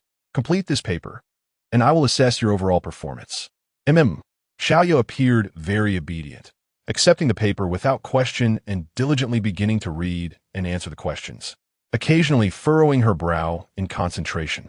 While Xiaoya worked, Jiang Ye wandered around the study. An old wooden bookshelf filled every shelf, indicating that at least one member of the household had a fondness for reading. The books were neatly arranged and categorized: children's picture books, poetry collections, philosophy texts, popular science, and essays. As his gaze swept across a corner of the shelf, a familiar blue cover caught his eye. Jiang Ye paused and bent down to retrieve the blue notebook. The lost notebook of the small-town problem solver. What are you doing? Just as the horror notification appeared, a chilling voice suddenly emerged behind Jiang Ye. A massive shadow loomed over him, an overwhelming sense of pressure enveloping his entire being. Jiang Ye froze momentarily. Although the notebook originally belonged to the small-town problem solver, he felt as though he had been caught in the act of thievery. Why was the notebook here in Xiaoya's home? If they discovered he had seen it, would they silence him? Should he seize the opportunity to snatch the notebook away? His mind raced. The viewers in the live stream also tensed up, instinctively holding their breath. Some covered their eyes, fearing they might witness a gruesome scene. Was it finally time to play for keeps? Was this the notebook of a thieving streamer, or did everyone have access to it? In such moments, quick thinking was crucial. One misstep could lead to dire consequences. Chapter 11. New Skills Dad. How did you get in here? In the tense atmosphere, Xiaoya's voice emerged just in time. Jiang Ye exhaled deeply and turned around to see the tall figure, who always appeared silent, standing behind him. I found this notebook quite unique, so I thought I would take a look. I hope I wasn't too presumptuous, Jiang Ye said apologetically, preparing to return the notebook to its original place. It seemed as if his curiosity was genuine, completely unaware of any hidden tasks or the significance of the missing notebook. What notebook? Let me see. Xiaoya leaned in with curiosity. As he opened the blue cover, dense formulas and concepts were revealed within, exuding an air of sophistication. Dad, is this something Grandpa left behind? No. The male figure stepped forward, taking the notebook from Xiaoya's hands. He spoke softly. A while ago a mouse came in, and this notebook fell from it. Your grandmother said it could be useful for you in the future. He handed the notebook back to Jiang Ye. This study was previously used by the old man. He disliked others meddling with the items on the shelves. However, if you enjoy reading, you wouldn't mind too much, he added. With that, a sharp voice came from the man's back. It's only because you're Xiaoya's teacher that I allowed you to see it. Young man, be careful not to damage it. I will, Grandma, Jiang Ye replied earnestly, knowing that for a scholar, books are the most treasured possessions. Upon hearing this, the sharp voice responded with a soft HM, as if recalling something but chose not to elaborate, saying instead, Xiaoya's mother prepared some food. You should go eat. System notification. Xiaoya's grandmother's favorability 10. Jiang Ye was momentarily taken aback, not expecting to gain favor from her. Teacher, can we go eat now? Xiaoya gazed at Jiang Ye with anticipation. She held a deep respect for him, knowing that students should not leave before the teacher announced the end of class. Jiang Ye smiled and said, "Yes, let us take a break then." "Yay!" Being a child, Xiao Ye immediately bounced out, exclaiming, "I want to see what delicious food Mom has prepared." As Jiang Ye followed her to the dining area, he was met with another startling notification. Mission 3 completed. System notification. Triggered hidden task. The mouse hidden in the inn. These mice love to hide in piles of garbage, stealing the most important items from guests. If they're made to suffer a bit, unexpected rewards may be obtained. Mice hidden among the refuse? Jiang Ye glanced at the trash bin in the corner of the living room. It would indeed be difficult to locate them. The inn was quite large, and he still didn't know how many floors it had. Rather than scouring every nook and cranny, it seemed far simpler to maintain amiable relations with the neighbors. With this thought, Jiang Ye headed straight towards the dining table, where the food appeared quite appetizing. If the viewers in the live stream knew of Jiang Ye's intentions, they would likely be aghast. Amicable relations? Neighbors in a horror world? Surely they jest. The streamer had acted wisely. Had he hidden the notebook, he would likely be in dire straits by now. Xiao Ye genuinely seemed to respect the streamer, making it hard to fathom that such a thing could occur in a horror world. Envy. Envy 1. Gaining the respect of the residents in a horror world was deemed an impossibility by many viewers. Yet, Jiang Ye accomplished this feat without intimidation or coercion, truly opening the eyes of some viewers.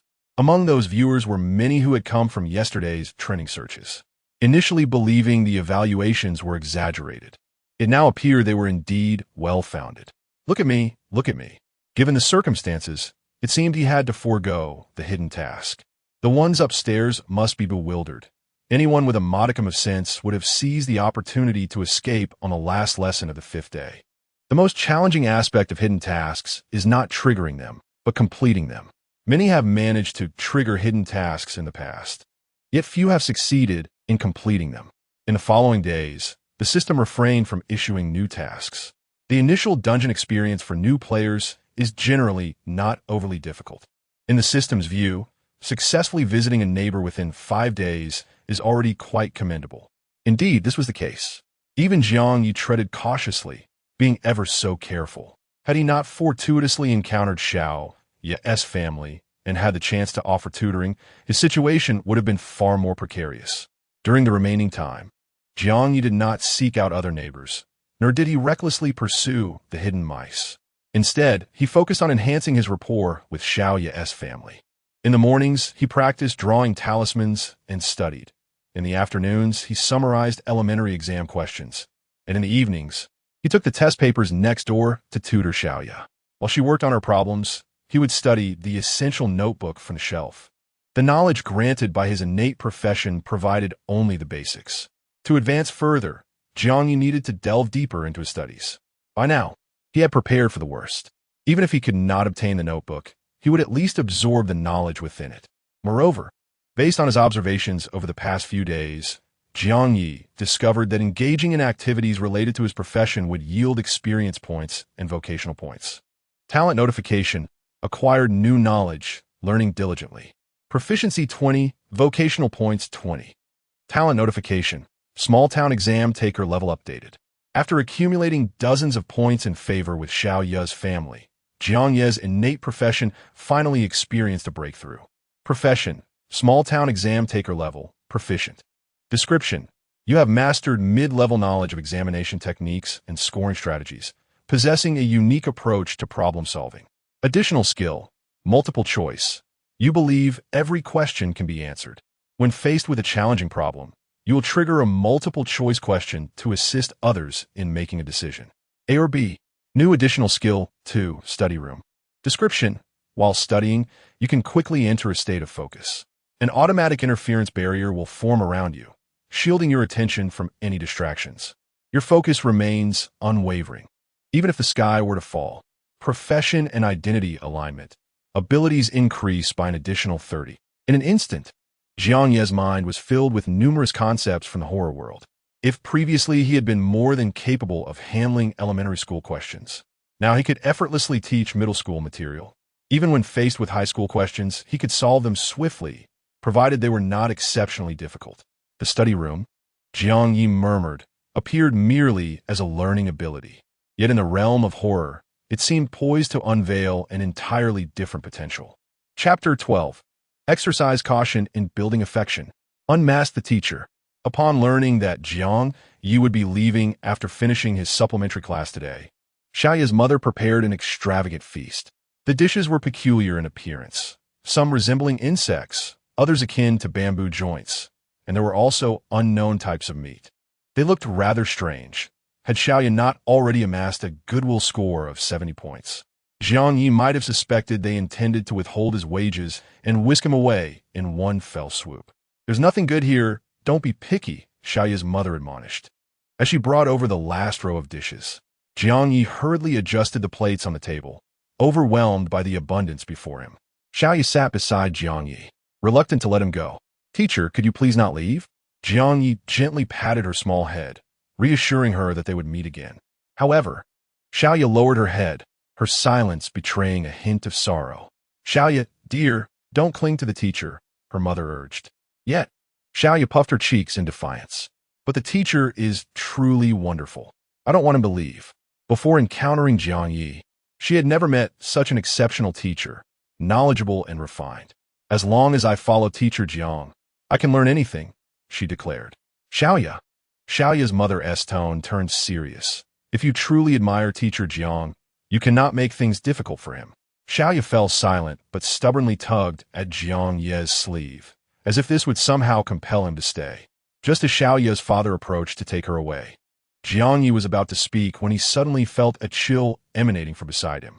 Xiaoya looked up, her eyes gleaming with a predatory gleam, and a strange smile graced her lips. "I understand now.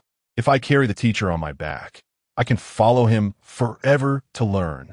In that instant, the atmosphere became tense, with several gazes fixated upon Jiang Ye. The hand of fate tightened around his throat once more. "You are presented with a dilemma. Please choose." Xiaoya is reluctant to see the teacher leave. She wishes to A. Unmask the teacher and carry him on her back. B. Implore the teacher to stay once more. C.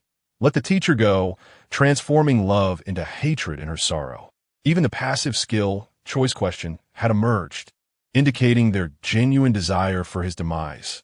Jiang Ye's lips twitched as he refrained from making an immediate choice. They had not yet acted. Thus, there remained a possibility for dialogue. Under the pressure of impending doom, Jiang Ye's mind raced. Xiaoya's fondness for him signified that he was indeed an effective teacher, a validation of his abilities. Feigning calm, he regarded her as a seasoned educator might, gently elucidating. "However, Xiaoya, learning knows no bounds. There exists a vast world beyond, waiting for you to explore." Without affording Xiaoya the chance to retort, he swiftly shifted the topic. "Xiaoya, shall we make a promise?" Research indicates that calling out a person's name typically draws their subconscious attention, facilitating a shift in conversation. Sure enough, Xiaoya inquired, "What promise?" "Next time we meet, you must show me your first-place achievement." "All right." Jiang Ye extended a hand, proposing a pinky swear. Xiaoya sniffled, her expression gradually returning to normal. She lifted her small hand and linked it with Jiang Ye's. The contrast of their cold and warm touch felt like the boundary between life and death. Yet at that moment, this boundary began to blur. A pinky swear lasts 100 years without change. Whoever alters it will become a little dog. "I will show you my first place." System notification. Xiaoya's affection 10. Her admiration for you has reached 80. She holds you in the highest esteem and will never betray you. Talent notification. You have gained a recognition of a student. This is a testament to your teaching abilities. The scholars of the town not only solve problems, but can also elucidate. Proficiency 100, career points 100. A good teacher is as rare as a steed finding a discerning rider. It is not an easy task to be that rider. Jiang Ye had narrowly avoided disaster. He suspected that the streamer was indeed a language teacher in real life, as he managed to turn the tide with just a few words. The viewers in the live stream witnessed the entire encounter, their emotions fluctuating. One moment, they envied Jiang Ye's rapport with the eerie residents. The next, that envy vanished. This world of horrors was fraught with oddities, and the affection of the supernatural was not something an ordinary person could endure. Should one inadvertently provoke a Yandra? The consequence might be being consumed in order to remain together, to build affection for the sake of survival, only to ultimately perish because of it. How ironic and tragic. Exercise caution in building affection. Speaking of which, is the streamer still hesitant to take action? Is he about to abandon the hidden task? Days prior, they noticed that the streamer had borrowed a notebook and spent considerable time replicating an identical one. Many had marveled at his mimetic ability. Today marked the final day, and nearly all viewers anticipated he would swap the lost notebook of the town scholars. Yet, unexpectedly, Jiang Ye refrained from making a move. Leaving the instance without taking action, what good would it do to maintain good relations with these specters? Completing the hidden task would yield far more substantial rewards. After all, there would not be a next time.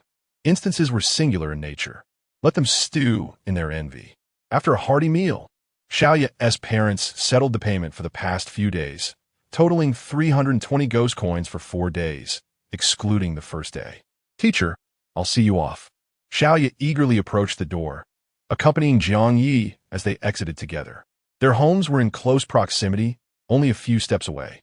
Jiang Ye took out his keys and unlocked the door. Turning back, he said to Jiang Ye, "All right, you can go back now." As usual, Jiang Ye waved her hand. "Goodbye, teacher.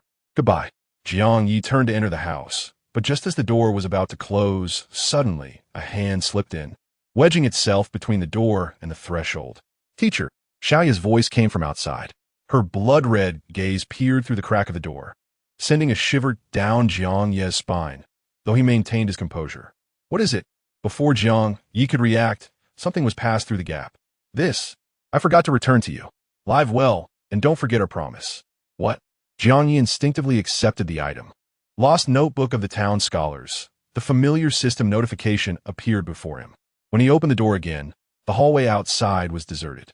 The dim yellow light cast a dark red hue, reminiscent of blood. Hidden task.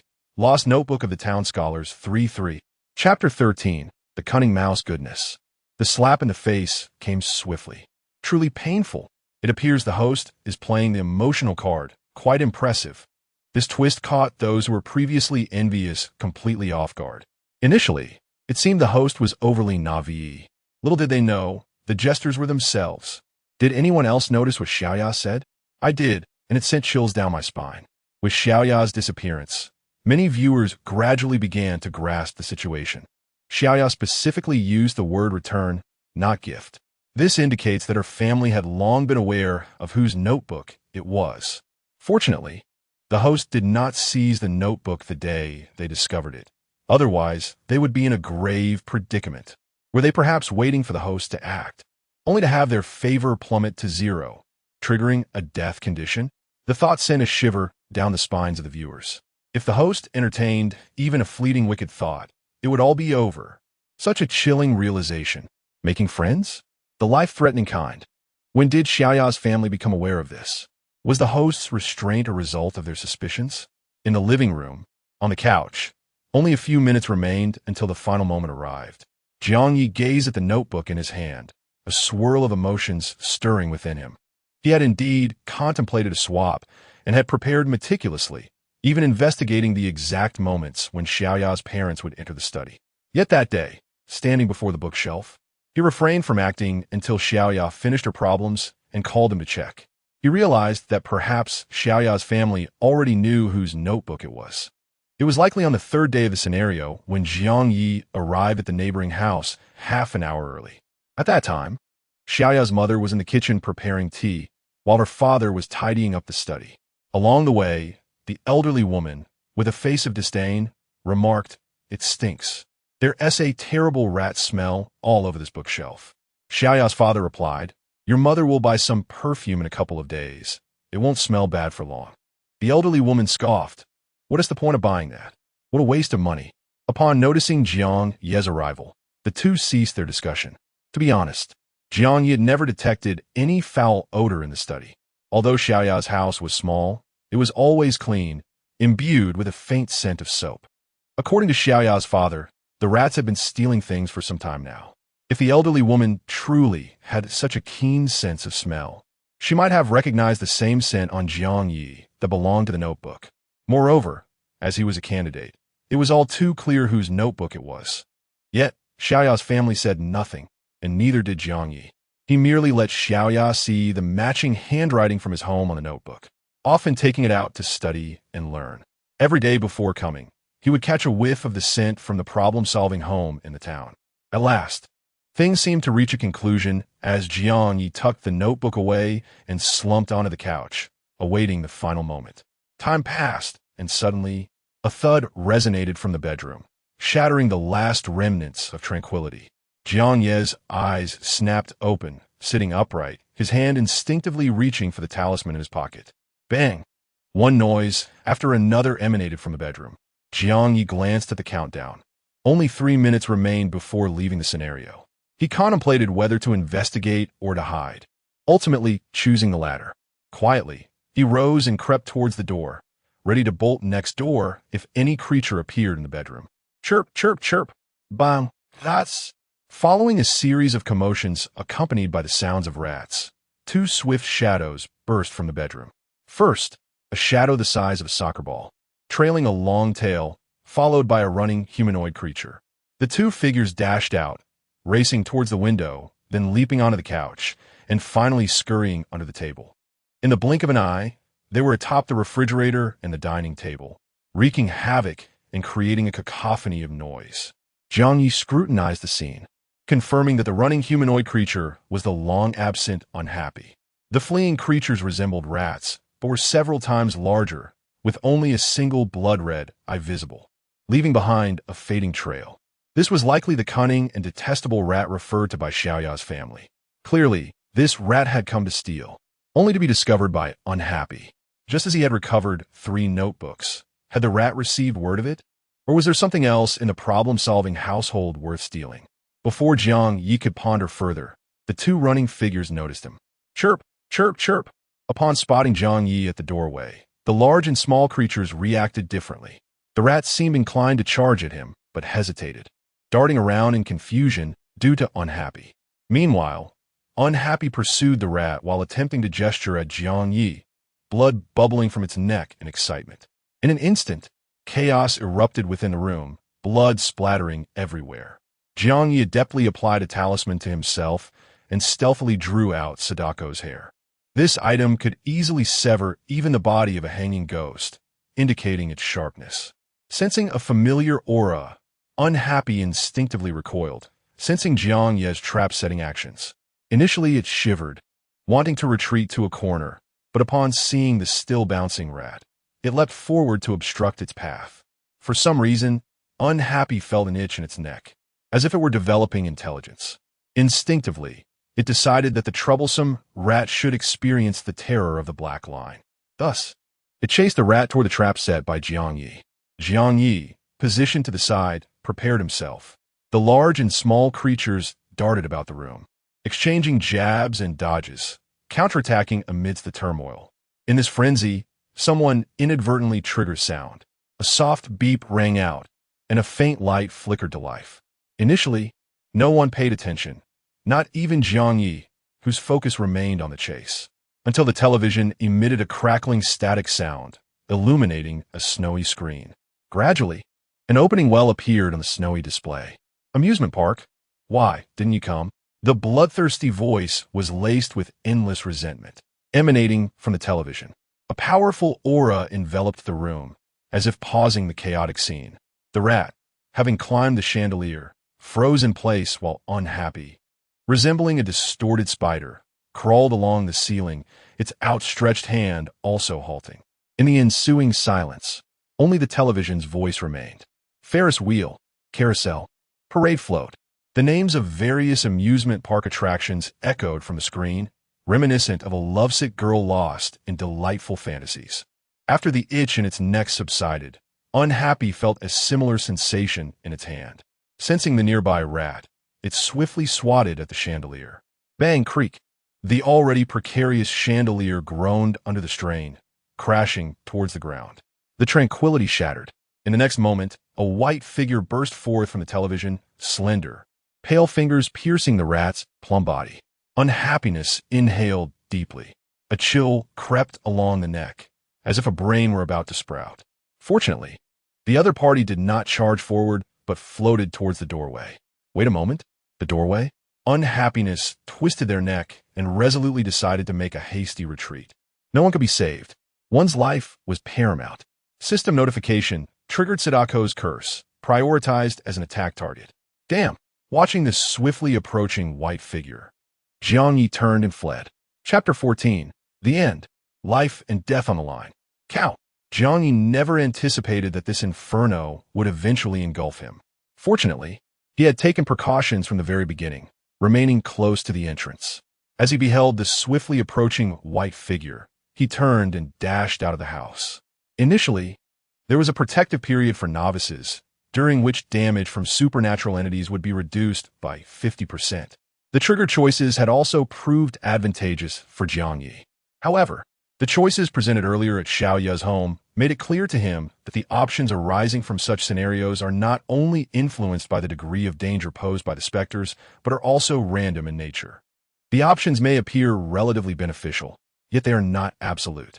For instance, in the face of death, losing merely an arm is relatively favorable. Bang, bang, bang. Jiang Ye knocked on Xiao Ye's door, yet his feet did not falter. He continued to sprint forward. His heart raced, the hand of fate tightening its grip around his neck. The specter behind him would not allow him the luxury of waiting for Xiao Ye's door to open. He could only endeavor to endure as long as possible. Under the dim light, dark crimson stains adorned the surroundings. The depths of the corridor loomed with an impenetrable darkness, as if it would never end. Jiang Ye had never ventured out for exploration before. With every step he took toward the abyss, his feet seemed to grow heavier, and his mind felt increasingly foggy. It was as though his consciousness was gradually being siphoned away. The chill from behind him appeared to diminish significantly. Even Sadako seemed to be recoiling from something. Jiang Ye steadied himself, pouring all his energy into the countdown timer displayed in the upper right corner of the system. 10, 9, 8. Just then, the door to Xiao Ye's home swung open. 6, 5, 4. Who is it? Came the voice of an elderly woman. It appeared that the one opening the door was Xiao Ye's father. Teacher Jiang? 3, 2, 1.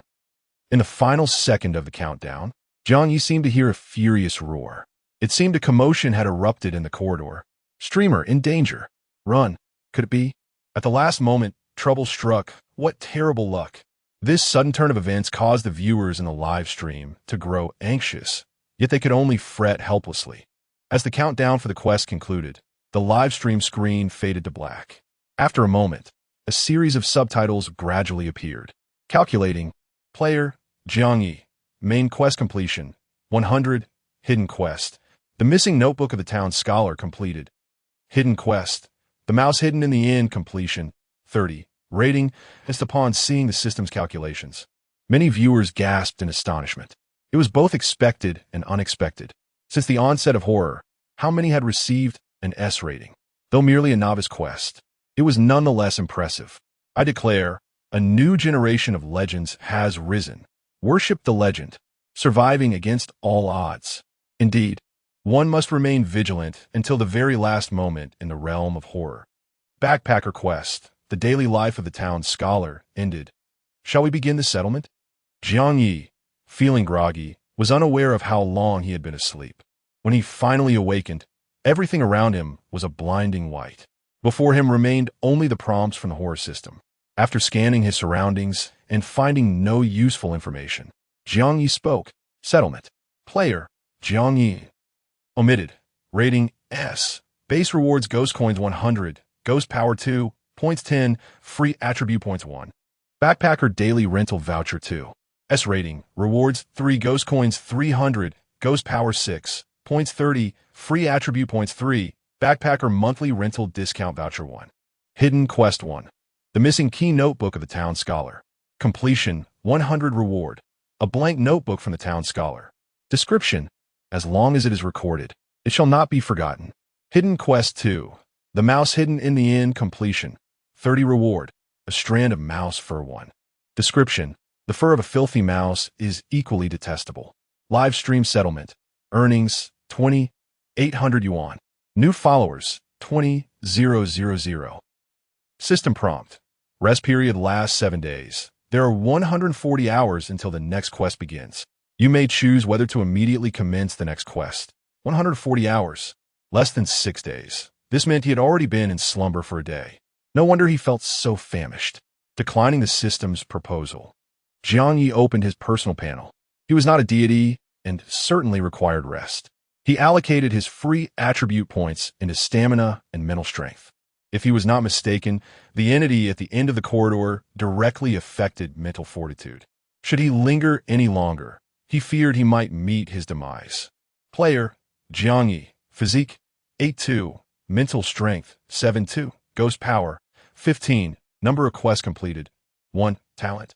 All class panel, viewable. Ghost coins, 720 store.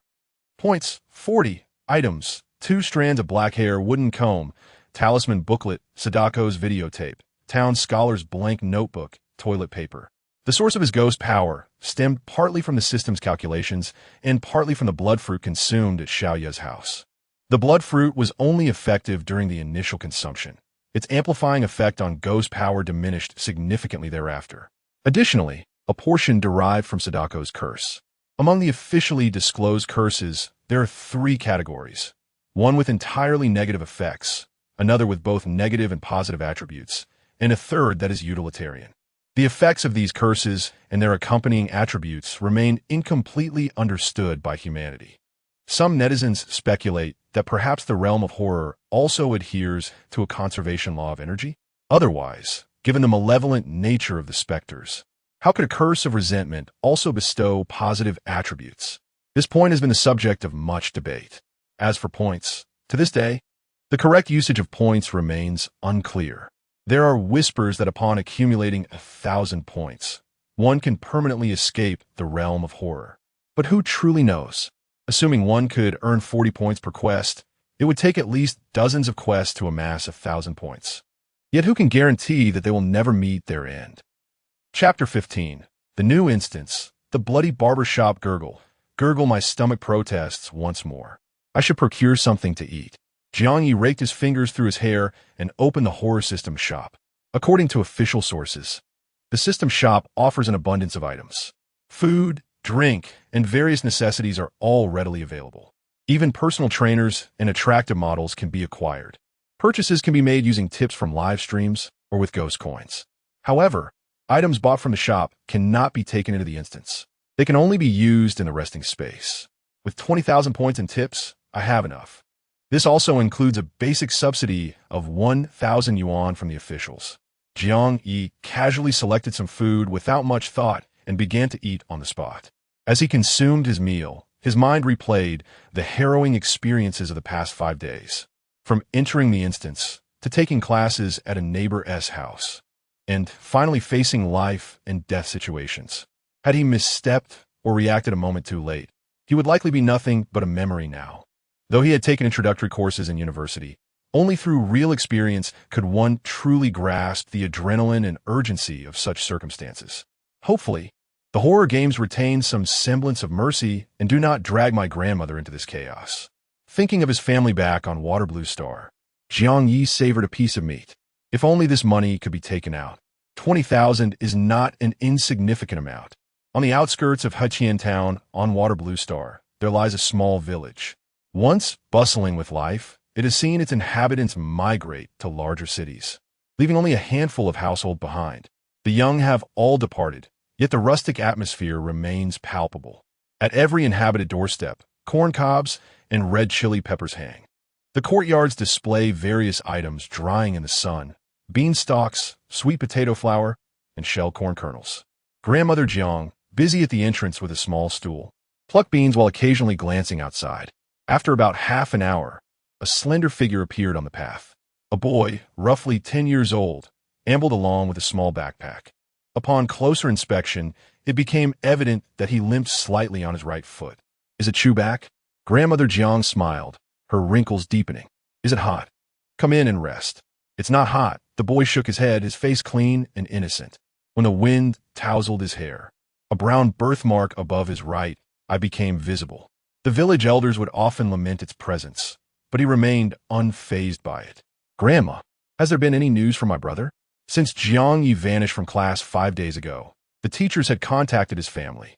Teacher Jiang, familiar with the situation, guessed that the elderly and the young might not comprehend the live broadcasts, so she frequently called to provide updates. Last night at 9, she had called specifically to inform them that Jiang Ye had completed his current instance. Grandmother Jiang paused her work, concern etched on her face. I called at noon to inquire. They said it was a break period and they couldn't see anything. I'm not sure if Xiao Yi is hurt. During this time, as the horror world loomed, even the village elders had heard whispers about it. They understood that there were seldom good outcomes in such instances. Many who entered never returned. It's fine, Grandma. Jiang Chu entered the house, setting down his backpack. My brother is blessed. No news is good news. He took a sip of water and washed his hands. Upon returning from the house, he had a small stool in hand. He sat beside Grandmother Jiang, skillfully peeling a beanstalk. Besides, with my brother's intelligence, he is probably living quite well inside. Oh, Grandma, the school introduced something new today. They said it's a primary school test from the horror world. The boy chattered on, while Grandmother Jiang struggled to retain the information. Old age is making me forgetful. Just remember it yourself, she replied. But your memory is still sharp. Jiang Zhu Gao De Gen Li. Citing examples. You remember how long corn takes to ripen, what vegetables to plant in each season, and even how many pounds of beans you shelled yesterday. The horror world questions are quite challenging. I was just mentioning them for my own memorization. You can jot them down casually. Unable to rebut, Grandmother Jiang let out a sigh and continued to listen to the boy's ramblings. As the sun set, the two tidied up and retreated indoors. The warm yellow light filtered through the windows, casting a glow in the courtyard while wisps of smoke curled from the roof. System notification. 3 minutes remain until the next instance commences. In a stark, white space, a hodgepodge of items lay scattered. Daily necessities, stray snacks, and a half-eaten hamburger were strewn about. Next to the hamburger was a pile of papers. 3 minutes? The paper mountain suddenly collapsed, and a figure arose from within. Rubbing his eyes, hair tousled, he clutched a pen in his right hand. Jiang Ye shook his head and stuffed the remaining half of the hamburger into his mouth. He gathered the scattered talismans and stuffed them into a burlap sack, placing them in the system's inventory. The inventory could hold a total of 10 items, with the same item stackable up to 99. For now, it was sufficient. Finishing the hamburger in a few bites, he downed half a bottle of water. 3, 2, 1. The countdown concluded. Jiang Ye's vision blurred, and when he opened his eyes again, he beheld his own upper body, black hair, dark eyes, delicate features, and skin slightly pale from malnutrition. Although he looked the same, he now wore a black employee uniform along with a gray and white neck apron. Jiang Ye quickly scanned his surroundings. The shop was small, with only 4 barber stations. The walls displayed half-length mirrors and black and white photographs of various individuals, each with distinctive hairstyles. Strangely, he felt as though the photographs were watching him, instilling a sense of discomfort. He averted his gaze, soon spotting a prominent phrase beneath the skull, the bloody barber shop. A smaller caption read, "Heads may roll, blood may flow, but hairstyles must remain intact." It appeared the shop had not been operational for quite some time, as dust coated the surfaces and the floor was littered with cut hair and empty bottles. As Jiang Ye surveyed the surroundings, other players exhibited signs of anxiety. Why me? Why me? This damned horror world. This cursed monstrosity. Everything is cursed, cursed, cursed. In the cramped space, aside from Jiang Ye, there were 2 men and 1 woman. The first to speak was a slender woman, kneeling on the ground with her face buried in her hands, faint sobs escaping her. Beside her was a tall, gaunt man with prominent cheekbones, cursing incessantly since their arrival. It seemed they were newcomers to this world. Jiang Ye's gaze drifted past them to an imposing figure behind. The man, approximately 30 years old and nearly 6 feet tall, sported a buzz cut and a muscular build that made one wonder if he could easily overpower all the other players with sheer strength. From the outset, he had remained silent, cautiously observing everything around him. An experienced player? Or perhaps a born champion? Jiang Ye pondered in silence. Chapter 16. Tony's Diary. It appears that this time it's a multiplayer dungeon, and the difficulty has escalated. Certainly, in general, beginner dungeons are the simplest. Subsequently, they only become more challenging. Was the last dungeon easy? As the dungeon commenced, the live stream was automatically activated. A swarm of viewers gradually entered, among which were Jiang Ye's classmates and teachers. Reflecting on the previous dungeon, the viewers fell into a momentary silence. Only Jiang Ye could possibly drive two ghosts to madness at once, right? Meanwhile, the live streams of the other three participants were also broadcasting in real time. The stream of the Buzzcut Man boasted an astonishing online audience of 200,000, with the initial donations surpassing Jiang Ye's total from the last round. After a few days apart, Brother Jie appeared more robust.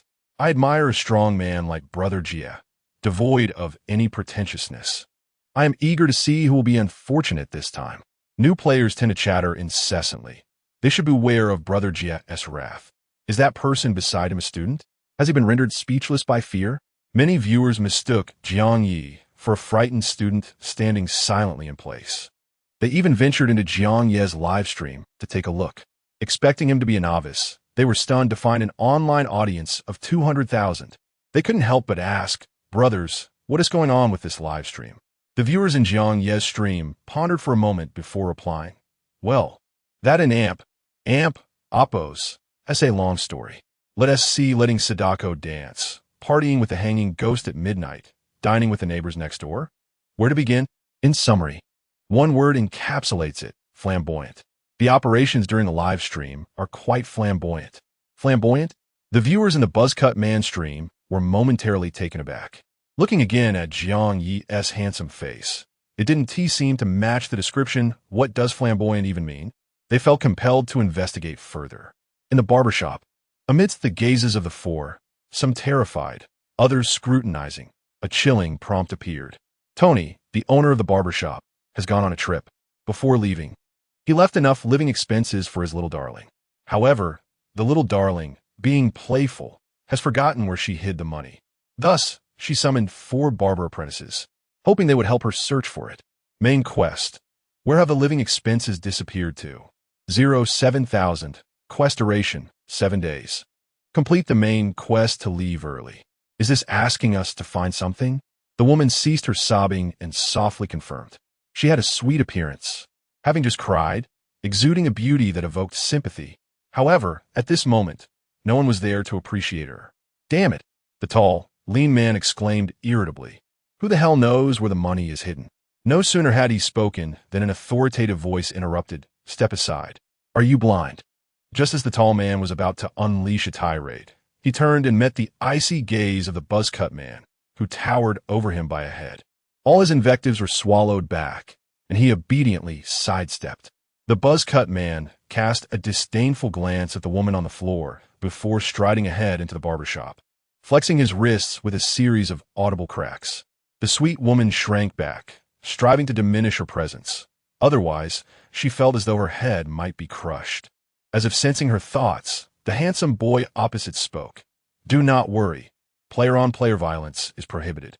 After the Buzzcut Man departed, Jiang Ye stepped forward, introducing himself. "Allow me to introduce myself. I am Jiang Bai, a university student. In this terrifying world, revealing one's true name was a standard protocol. It was not the living that one deceived, but the monsters." The sweet woman timidly replied, "I am Su Li. I was doing a milk tea live stream before coming here." "Ah, a little internet celebrity," the tall man summarized. He was somewhat older than the two, and with Jiang Ye being a student, the tall man instinctively positioned himself as the senior figure, introducing himself, Zhou Feng, a company manager. "Just call me Brother Feng. So, we are here to find something, right? Don't wander off. You might attract the monsters." He adjusted his bow tie and kicked aside an empty can as he strode forward, muttering under his breath, "Damn this terrifying world." Jiang Ye, upon hearing this, chose not to respond and quietly followed. The circumstances of the dungeon were still unclear. Having someone willing to lead the charge and explore was not a bad thing. As for titles, merely a formality. After all, he was just a pure-hearted university student. Su Li felt that this man appeared somewhat unusual, lagging a couple of steps behind, trailing beside Jiang Ye. She hunched her shoulders, much like a quail, enveloped in a profound sense of insecurity. At the slightest noise, she would jump, clutching at Jiang Ye's clothing. Jiang Ye reassured her, "It's all right. It's probably another player searching for something." Slowing his pace, he guided her. "Think back to the course content. Take a deep breath. Suli nodded, striving to recall the course material. Inhaling, exhaling. After a minute, she managed to compose herself. Thank you, she murmured, releasing her grip on Jiang Ye's clothing. Hurry up. Don't dawdle, Zhou Feng urged from the top of the stairs. Jiang Ye looked up, coming. The barber shop had 2 levels. The first floor was the main area for haircuts, shampoos, and storage. The second floor housed 2 rooms. As Jiang Ye and the others ascended, one of the rooms was already ajar. Inside were numerous mannequins and wigs, seemingly a practice room. The buzz-cut man moved within, as if surveying the space, his footsteps making no sound. Yes, here. Let us check the other room, Zhou Feng suggested, having spotted the buzz-cut man's silhouette and swiftly turning to enter another room. This one appeared to be a bedroom, dominated by cool tones, featuring 2 beds, one of which was a pink, oversized children's bed. It seemed as though it had not been occupied for quite some time. The 3 entered cautiously, exploring the area. Suli noticed a picture frame on the nightstand and curiously approached to inspect it. Is this Tony and his daughter? In the photograph, a man with golden hair stood hand in hand with a golden-haired little girl at the door of the barber shop, both radiating joy. There's another picture frame here, Jiang Ye said, moving to the bookshelf, finding a photo identical to the one Suli had seen. Their relationship seems quite good, Suli remarked. Jiang Ye set down the frame, his peripheral vision catching sight of a notebook on the desk. The notebook lay open, accompanied by a fountain pen. He picked it up to examine it. On the light blue cover page, the name Tony was beautifully inscribed. Zhou Feng, rummaging through the wardrobe, turned to see Jiang Ye standing still and inquired, Did you find something? Jiang Ye replied, Tony's diary. Zhou Feng hesitated, opting not to approach, and directly asked, There should be clues in the diary. Let us see what it contains. Jiang Ye opened it and read aloud. The barber shop has finally opened. We are very happy and enjoyed a lavish meal at home. That street shop is truly a scam, but thankfully I have my own supply channel. Chapter 17. The mysterious clock. Jiang Ye swiftly turned the pages, reciting the useful information aloud. The little darling was quite well behaved, neither crying nor fussing, though her appetite was considerable. Today, however, she was in a temper, yearning to go outside, but the dangers beyond the door were too great. Reluctantly, he consoled her with a phantom bill of 1,000 yuan. I must embark on a distant journey, and before I leave, I must ensure that the little one has sufficient funds for her needs. The barber shop's business had been snatched away, a sigh escaping his lips. The little one must be disappointed as well, despite our diligent efforts. Zhou Feng inquired, and then? Jiang Ye replied, There is nothing more written. Suli approached and remarked, So we need to find at least 1,000 yuan in phantom currency each day? Jiang Ye suggested, Let's see if there are any other clues. Brother Feng, have you discovered anything? Zhou Feng rummaged through the clothing in the wardrobe, lowering his gaze to touch his ear. Nothing. Then we shall have to check the next room, Jiang Ye stated. Zhou Feng swallowed hard. I'll see if there's anything overlooked in this room. You two keep an eye out, lest that fellow absconds with anything valuable.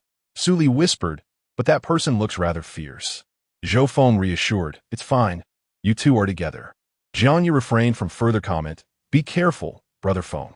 After he departed, Suli hesitated for a moment before following him. Once they had left, Zhou Feng immediately opened the wardrobe and discreetly took out a phantom bill of 1,000 yuan, stashing it in his pocket. After completing this series of actions, he took a couple of rapid breaths, taking some time to regain his composure. He pretended to search around, contemplating before hiding the diary. After confirming that he had not overlooked anything, he proceeded to the next room. Meanwhile, Jiang Ye knocked on the door before entering. Hello. May we exchange the information we found? Though we lack experience with copies, we should still be able to save you some time. The man with the buzz-cut glanced at him, pondering for a moment before speaking. There's nothing of significance here. If I must mention something, it will be the clock on the wall. The clock? Jiang Ye and Suli turned their gazes towards the wall. It was a round clock, about the size of a basketball.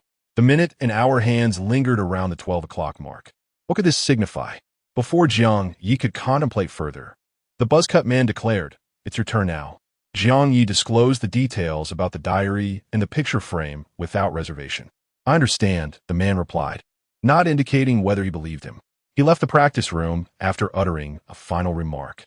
Once only the two remained, Suli asked quietly, "Do we really just tell him everything?" She was rather intimidated by the imposing figure. Jiang Ye paced in the practice room, asserting that there was no need for concealment. The information was evident, and he would eventually come across it. Moreover, the task at hand was to locate 7,000 phantom currency. Whether we found it or the buzzcut man did, it would ultimately contribute to the total amount. For now, our objectives were aligned. Suli grasped the crux for now. Yes, assuming he hasn't received any other tasks, Jiang Ye mused, rifling through a pile of discarded wigs. For instance, assisting a particular spirit and deceiving the other players. Suli gasped, unable to fathom becoming enemies with such a formidable individual. Furthermore, the fact that he collaborated with spirits made their chances of winning negligible. However, for now, it appeared to be fine. Jiang Ye remarked, his solitary actions indicate he possesses considerable strength. Thus far, he has not exhibited any murderous intent towards us, nor does he seem inclined to exploit us, suggesting our interests do not conflict. The sharing of information could maximize mutual benefits. Suli suddenly comprehended. So if he is also diligently seeking the phantom currency and provides it to the little darling, it implies our tasks are indeed the same. Precisely. Jiang Ye dusted off his hands. In this instance, the majority are newcomers. If conflicts of interest arise, it would pose an overwhelming challenge for them. As they conversed, Zhou Feng entered the practice room. He had just encountered the buzzcut man at the bedroom door and was still feeling anxious. He feigned calmness and asked, "So, what have you discovered?" Suli responded, "That big guy mentioned that after midnight, something is likely to emerge, urging us to be cautious." In truth, the buzzcut man's original words were, "If you don't want to die, don't wander around at night." Zhou Feng scoffed, of course. Who doesn't he know that the horror world is perilous at night? Suli opened her mouth, seemingly in agreement. The trio searched the practice room thoroughly, but as the buzzcut man had stated, useful information was scarce. It consisted solely of various practice pieces. Zhou Feng, growing impatient, kicked aside a wig, speculating that anything valuable had likely been hidden away by that individual. Not hearing any agreement, he looked up to find Jiang Ye examining the clock on the wall. "What are you doing with that?" Jiang Ye flipped the clock over, discovering that the space meant for the battery was empty. How could the hands move without power?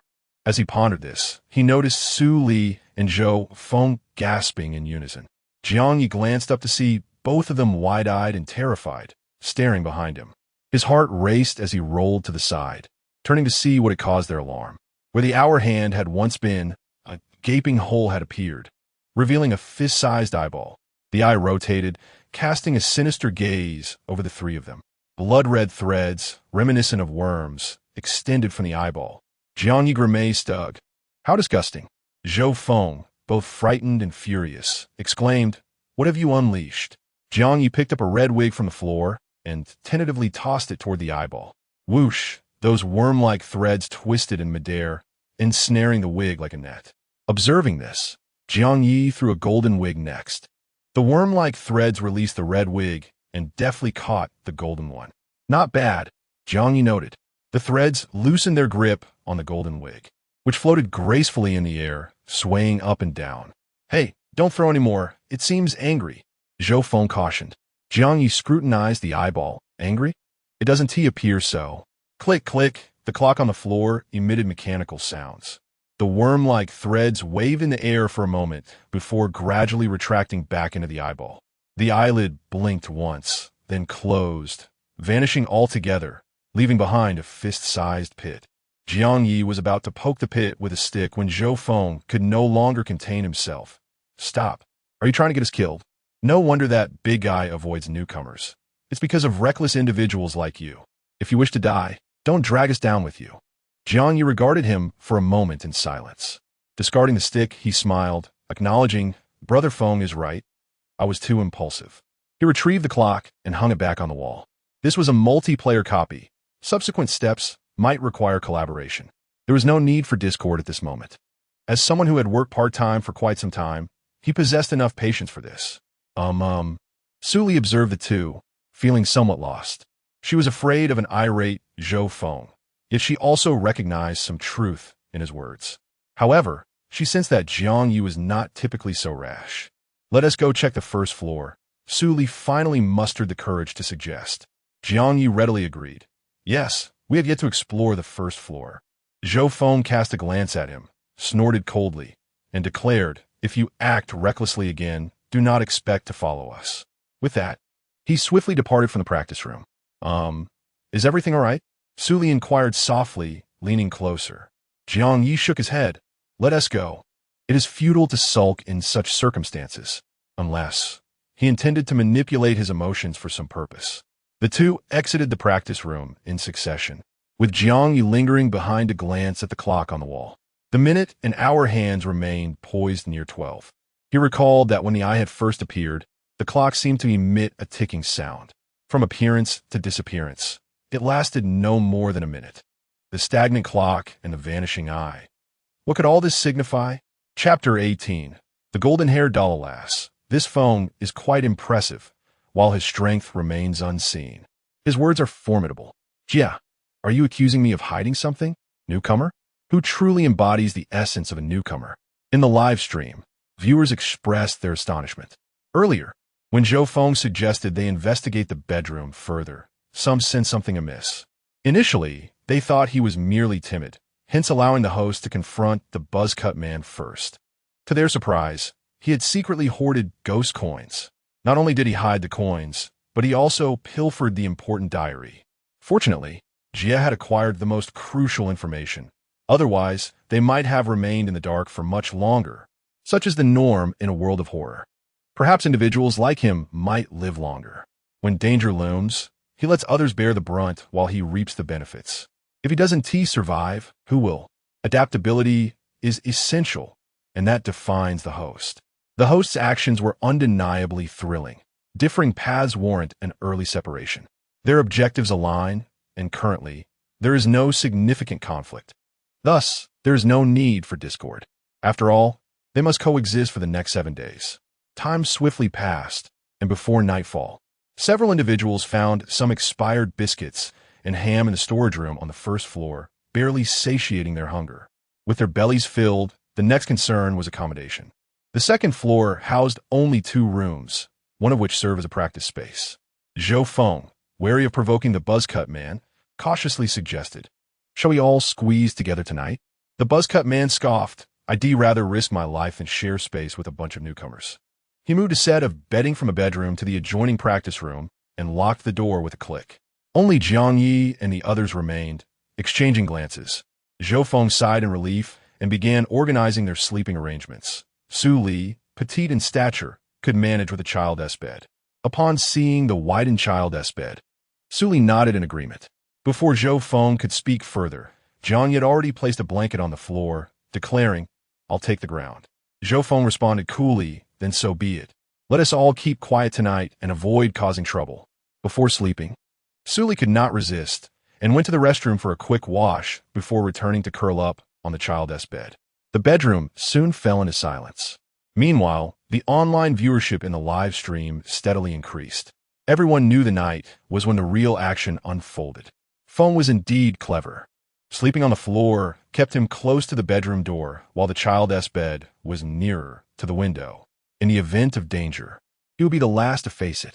If he possessed even a modicum of strength, it might have been acceptable, but how peculiar it was that Tony's daughter had yet to make an appearance. According to Tony's diary, the little darling was supposed to be on this journey too. In the dead of night, the irritating sound of a power drill pierced through the walls from the next room, jolting Jiang Ye awake. Moments later, a figure crept toward him. Just as Jiang Ye prepared to react, he caught a whiff of a familiar perfume. Su Li's voice, low and trembling, reached him. "I think I heard something." Jiang Ye placed a finger to his lips. Shoo. The drill continued for a while before falling silent. Just as Su Li exhaled in Chapter 19, the 1,000 yuan ghost note, revised, despicable, utterly despicable, to treat me in such a manner. Zhou Feng exclaimed, dazed from the fall. As he cursed, attempting to rise, he was abruptly met with 3 figures. His body froze instantly, rendering him speechless. His terrified eyes reflected 3 petite, yet chilling figures. Within the bedroom, 3 ghostly children encircled Zhou Feng exhaling wisps of icy air. "Uncle, have you seen the living expenses Dad left behind?" The ghost child on the right, crouched on all fours, opened and closed its gaping maw. Her voice was infantile, yet her eyes gleamed with unmistakable malice. She seemed to revel in the sight of human terror. These words jolted Zhou Feng's nearly shattered sanity. He recalled the ghost note he had found that afternoon, and his eyes lit up. "Don't kill me, don't kill me. I have money." He trembled, hastily producing a green, 1,000 yuan ghost note from his pocket, clutching it like a lifeline. "I have money. It's all yours, just don't kill me." The ghost children's eyes flickered upon seeing the ghost note. Their expressions grew even more bloodthirsty. The lead ghost child, with a human torso and serpentine tail, chuckled ominously. "So you're the one who found it." In the next instant, piercing Zhou Feng's hopeful gaze, thwack, the long serpentine tail struck from above, impaling both the ghost note and Zhou Feng's body. "What? Why?" Zhou Feng gasped, his pupils dilating as he collapsed to the ground. Until his dying breath, he couldn't comprehend why. Wasn't he supposed to be safe as long as he offered the 1,000 yuan ghost note? The sounds of collisions and screams, mingled with the metallic tang of blood, echoed throughout the barber shop.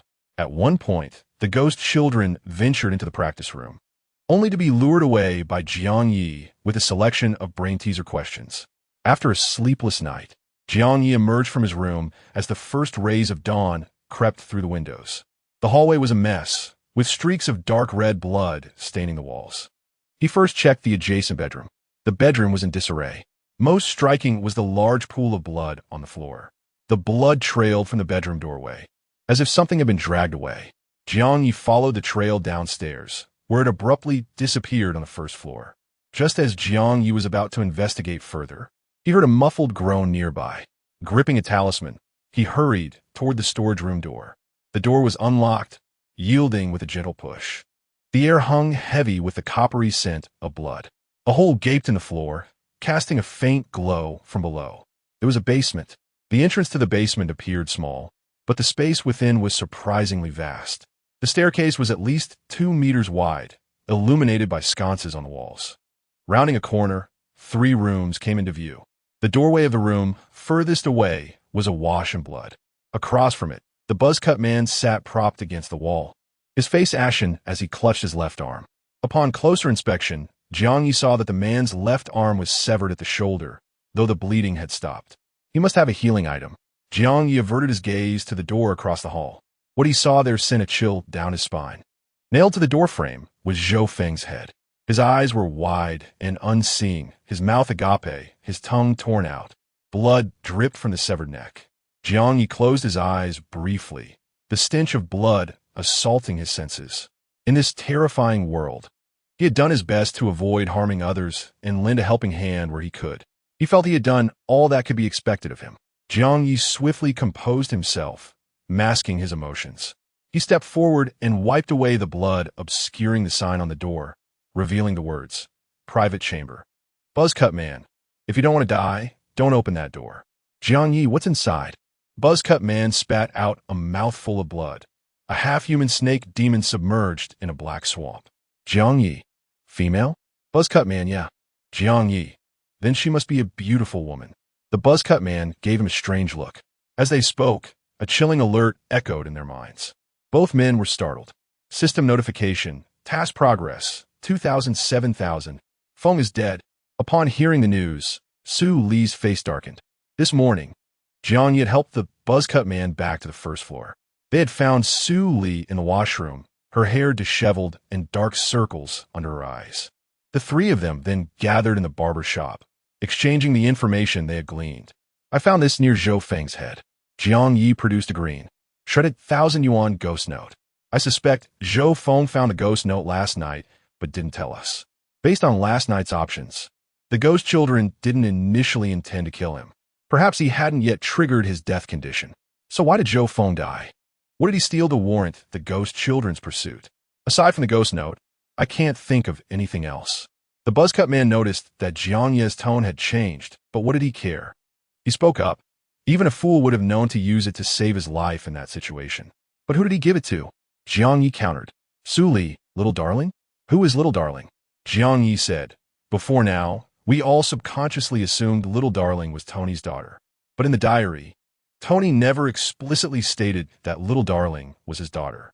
Zhou Feng probably didn't understand until his dying breath why the ghost children still killed him even after he produced the ghost note. The buzzcut man frowned. So, the monster in the basement is the real little darling? Who knows? Jiang Ye. If only I had 1,000 yuan, I could test it out. Sadly, I'm just a newbie player with very few ghost notes. Hearing this, the buzzcut man fell silent. I used most of my ghost notes in the last instance. I only have 200 left. Jiang Ye, what a coincidence. Even with both our ghost notes combined, we don't have 1,000. I suppose the game won't let us clear it so easily. Chapter 20. The malice of the thrilling game, unbelievable. I suspect he watched last night's live stream. So that's how it is. My dear daughter, this is a trap? In the live stream room. Upon hearing Jiang Ye's analysis, a group of viewers were taken aback. They only learned about it from the stream, but the host had been in the practice room all night. How is this possible? If it were me, I might never have thought of it until death. Brain hurts. JPG. If one does not provoke, one does not perish. Had he not harmed the host, perhaps he would have had a chance at survival. Wait a moment. In the silence, Su Li's terrified voice echoed from a corner. Brother Feng had hidden 1,000 yuan ghost bill. So why is the task progress at 2,000? Jiang Ye nodded. You are correct. Moreover, Zhou Feng misallocated the ghost bills last night. Thus, that 1,000 yuan ghost bill is likely void and did not contribute to the task progress. However, this brings forth a new dilemma.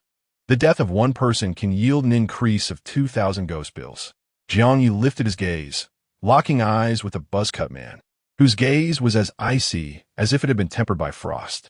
The latter quickly averted his eyes, and Jiang Ye chose not to mention it again, rising to retrieve some provisions to share with everyone. Let us eat something first. Su Li covered her mouth. I can't eat. Jiang Ye placed the provisions beside her, insisting that without nourishment, they would lack strength later. Upon hearing this, Su Li seemed to recall something, her body trembling slightly. With a stiff demeanor, she picked up the dry bread and began to nibble on it. 2,000 ghost bills per person. How infuriating. This is nothing short of inciting everyone to turn against each other. In the live stream room, the comments flew across the screen. This horrifying world is filled with malice. Without knowing who the true dear one is, the first day is already fraught with peril. Once someone perishes, it becomes evident that lives are intertwined with task progress. If ghost bills are elusive, who among them might harbor sinister thoughts? Thus, the slaughter would commence. Brother Jia is an experienced player and surely possesses an array of items. I see now. If ghost bills cannot be found, human players become the dear one's sustenance. With sustenance at hand, why seek out living expenses? According to the twisted humor of this terrifying world, perhaps from the very beginning, the intention was to treat humans as mere fodder. Let's search more thoroughly today, especially in those easily overlooked areas, Jiang Ye advised. After a brief respite, the three resumed their activities. Jiang Ye began searching from the first floor, meticulously scouring the barbershop and shampoo room, leaving no corner unchecked, even inspecting behind the mirrors. The storeroom still reeked of blood. Under the dim light, the door leading to the basement had been shut. Upon entering, the air felt significantly colder. Jiang Ye brushed aside cobwebs atop a pile of debris and opened the topmost cardboard box. A golden head emerged, sharp teeth glinting ominously. It appeared as though her body had been forcibly crammed into the box, her limbs contorted. Brother, are you looking for this? The ghostly doll opened its wide mouth, revealing a green 1,000 yuan ghost bill lying on its tongue. Jiang Ye's breath caught for a moment. What do you intend to do? The ghost doll smiled. Let us play hide and seek, brother. Find me, and this last ghost bill will be yours. Jiang Ye, with one hand in his pocket, felt the talisman paper. The last ghost bill? The ghost doll responded affirmatively, her gaze flickering to Jiang Ye's hand, giggling mischievously. Then, the cardboard box closed by itself. When he reopened it, it was utterly empty. Jiang Ye opened all the cardboard boxes in the storeroom, but the ghost doll was nowhere to be found. Suddenly struck by an idea, he hurried back to the second-floor bedroom and opened the wardrobe. Indeed, he spotted a ghost doll curled up inside. The ghost doll cradled a picture frame, tilting its head to gaze at Jiang Ye, a sinister smile gracing its lips. Brother, you're mistaken, I'm not the second sister. Bang! Just a second before the ghost doll lunged with its gaping mouth, Jiang Ye swiftly pressed a talisman to its forehead, then quickly shut the wardrobe door. Just as he was about to check beneath the bed, Su Li's voice suddenly pierced through the air. What happened? Jiang Ye and the buzzcut man rushed to the practice room almost simultaneously. Among a heap of mannequin heads, they found Su Li. She turned to reveal a bite on her hand, along with a 1,000 yuan ghost bill. Su Li frowned. I think something just bit me. Jiang Ye approached, shifting his gaze from the ghost bill to her hand. The wound bore 2 rows of bloodied bite marks, which at first glance did not seem severe. Were you bitten? He inquired. Su Li pointed to a nearby doll mannequin, its head adorned with golden hair. Here, I found a ghost bill when I lifted the wig. Following Su Li's finger, Jiang Ye blinked, seemingly catching a glimpse of a smile on the doll mannequin's face. Its mouth gaping wide, identical to that of the ghost doll. His heart raced. Upon closer inspection, the mannequin was just a mannequin. There was no smile, nor a gaping mouth. The previous scene felt like a mere illusion. It's nothing. Suri visible relayed. Hertone lightening considerably. With this ghost bill, we can have a good night's sleep tonight. She shook the ghost bill. Should we pay now or later? 1,000 yuan per day felt more like a lodging fee. Let us go now. Delaying could lead to complications. Jiang Ye gazed at the ghost bill, a hint of doubt lurking in his eyes. It was supposed to be obtained through hide and seek. How could it have been found so easily? If he surrendered this ghost bill, they would still need 4,000 more. How much of what the ghost doll said was true? The 3 made their way to the basement, heading straight to the door of the 3rd room. Zhou Feng's head was gone, leaving only dried bloodstains on the floor. Su Li gradually slowed her pace, her breathing becoming more measured. The mere thought of what had transpired here churned her stomach. Jiang Ye stepped forward. I'll handle it. Su Li hesitated for a moment, then finally relented, stepping back and handing the ghost bill to Jiang Ye. Be careful. Jiang Ye nodded, his gaze fixed on the door marked exclusive nest. Taking a deep breath.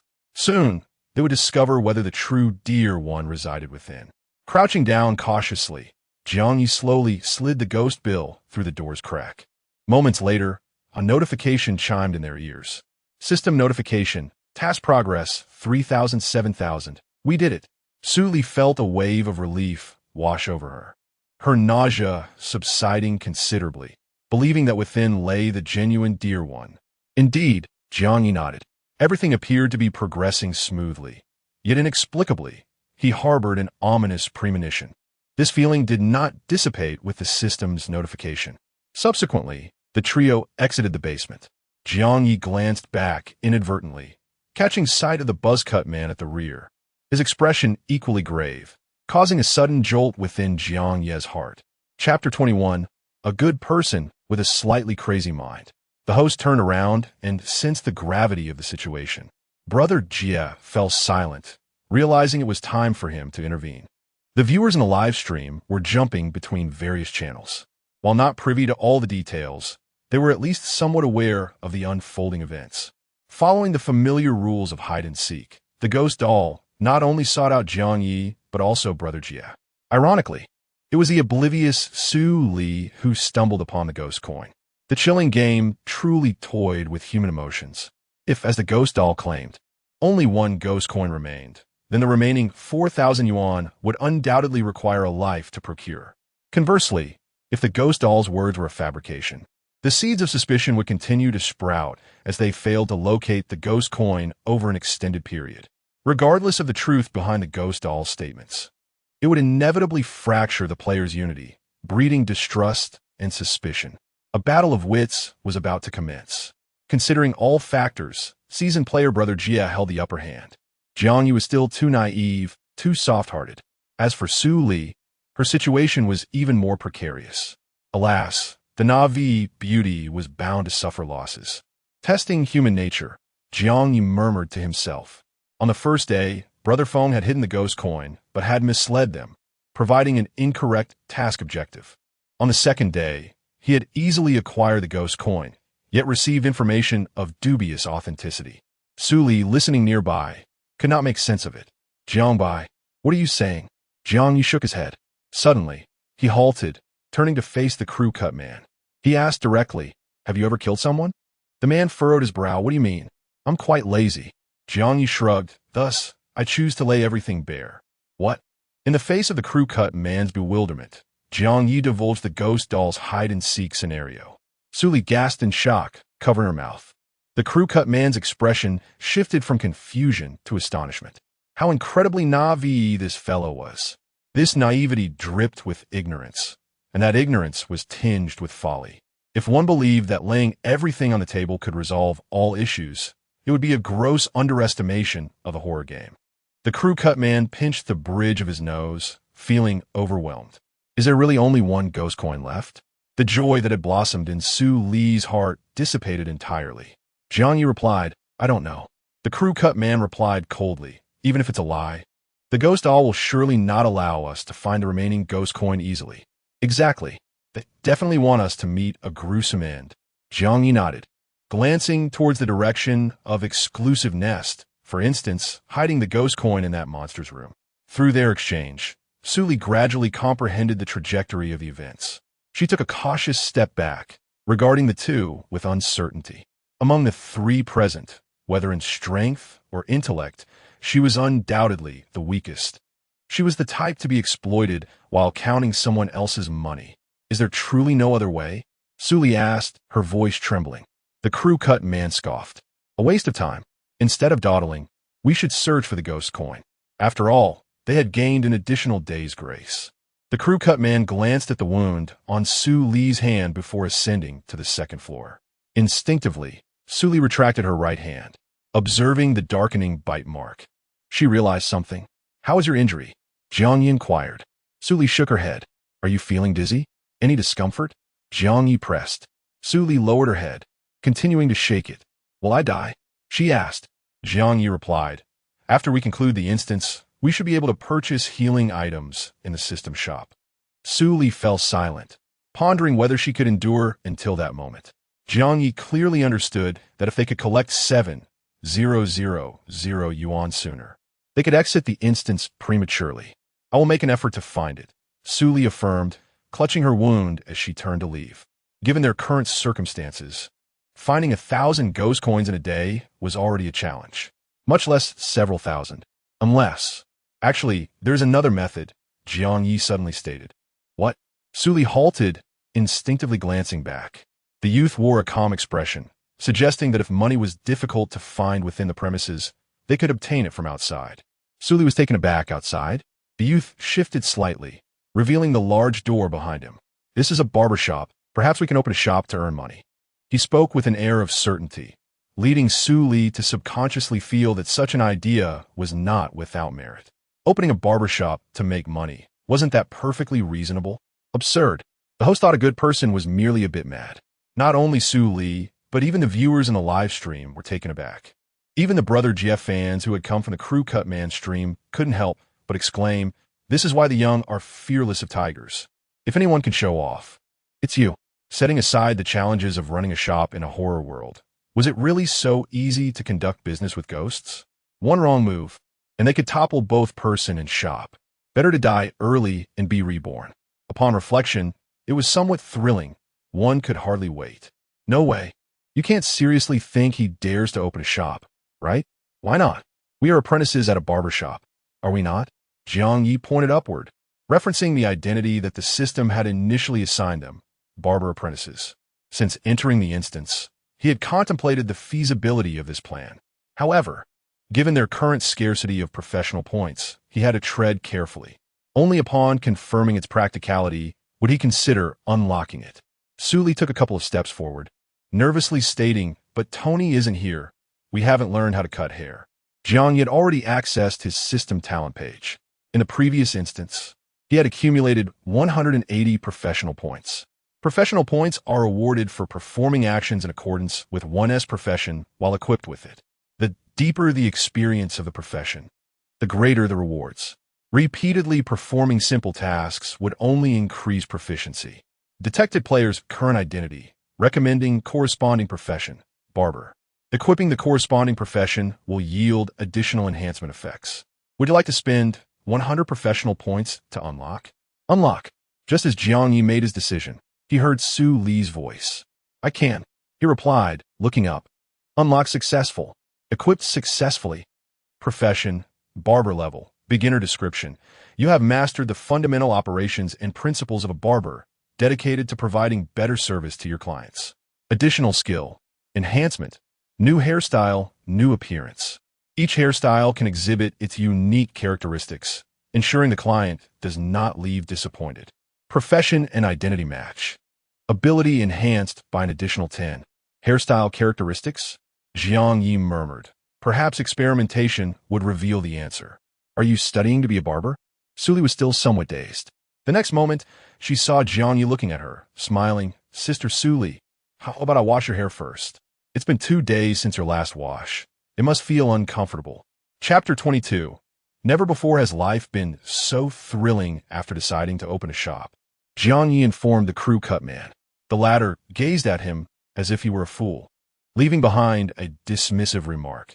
Do not come before me to display your foolishness. Do you have any idea how many ghosts roam the streets? With that, he turned away, ignoring Jiang Ye further. Scratching his head, Jiang Ye glanced at the crew cut man before descending the stairs. The crew cut man shook his head, continuing his search for ghost coins on the second floor. He had participated in 5 instances and encountered numerous newcomers who were either excessively timid or recklessly bold, their ideas far-fetched and devoid of practical consideration. Meanwhile, Jiang Bai reminded, the mirror needs another wipe. All right, downstairs, Jiang Ye and Su Li had already begun their tasks, cleaning and organizing inventory. As for the idea of practicing hair washing on Su Li, they ultimately refrained, uncertain of the shampoo's ingredients. Jiang Ye merely experimented with a wig. When the crew cut man was preparing to descend the stairs for another search, he observed the rejuvenated first floor and frowned. What are you two doing? Jiang Ye, standing by the glass door, looked up with a smile. Brother, you arrived just in time. We are ready to open the store. Open a store? The crew cut man was perplexed, unable to comprehend the situation. Was it as he suspected, or was this newcomer losing his mind? He thought he had made himself abundantly clear. With so many ghosts on the streets, who would dare to open a shop? At that moment, as he watched Jiang Ye unlock the glass door, alarm bells rang in his mind. This fellow seemed to be serious. Stop! The crew cut man's pupils constricted, his voice nearly a shout. Just as Jiang Ye opened the glass door, he reached out. Don't worry, brother. If anyone is to die, it will definitely be me first. Jiang Ye reassured as he proceeded to open the outer roller shutter. The crew cut man exclaimed, Say something that puts my mind at ease. Without a moment to spare, he dashed down the stairs from the second floor, but he was a step too late. With a swish, the roller shutter was lifted, allowing the outside light to shine upon Jiang Ye. Before him lay the eerie 14th Street of the horror world. In an instant, several cold, malevolent gazes fixed upon them. The 3 within the shop felt a shiver run down their spines, a prickling sensation shooting to the top of their heads. Bad news. It seemed they were being targeted. Good news. Those monsters had yet to rush in. Bad news. A ghostly figure swiftly approached them. The figure had been at the entrance of a convenience store, a mere dozen meters away. It moved with astonishing speed, disappearing and reappearing ever closer to the barber shop. Bang! The crew cut man rushed over, yanking down the roller shutter and seizing Jiang Ye by the collar, pinning him against the wall. His eyes blazed with fury. Are you seeking death? Jiang Ye remained calm and earnest. If death is inevitable, why not take a chance?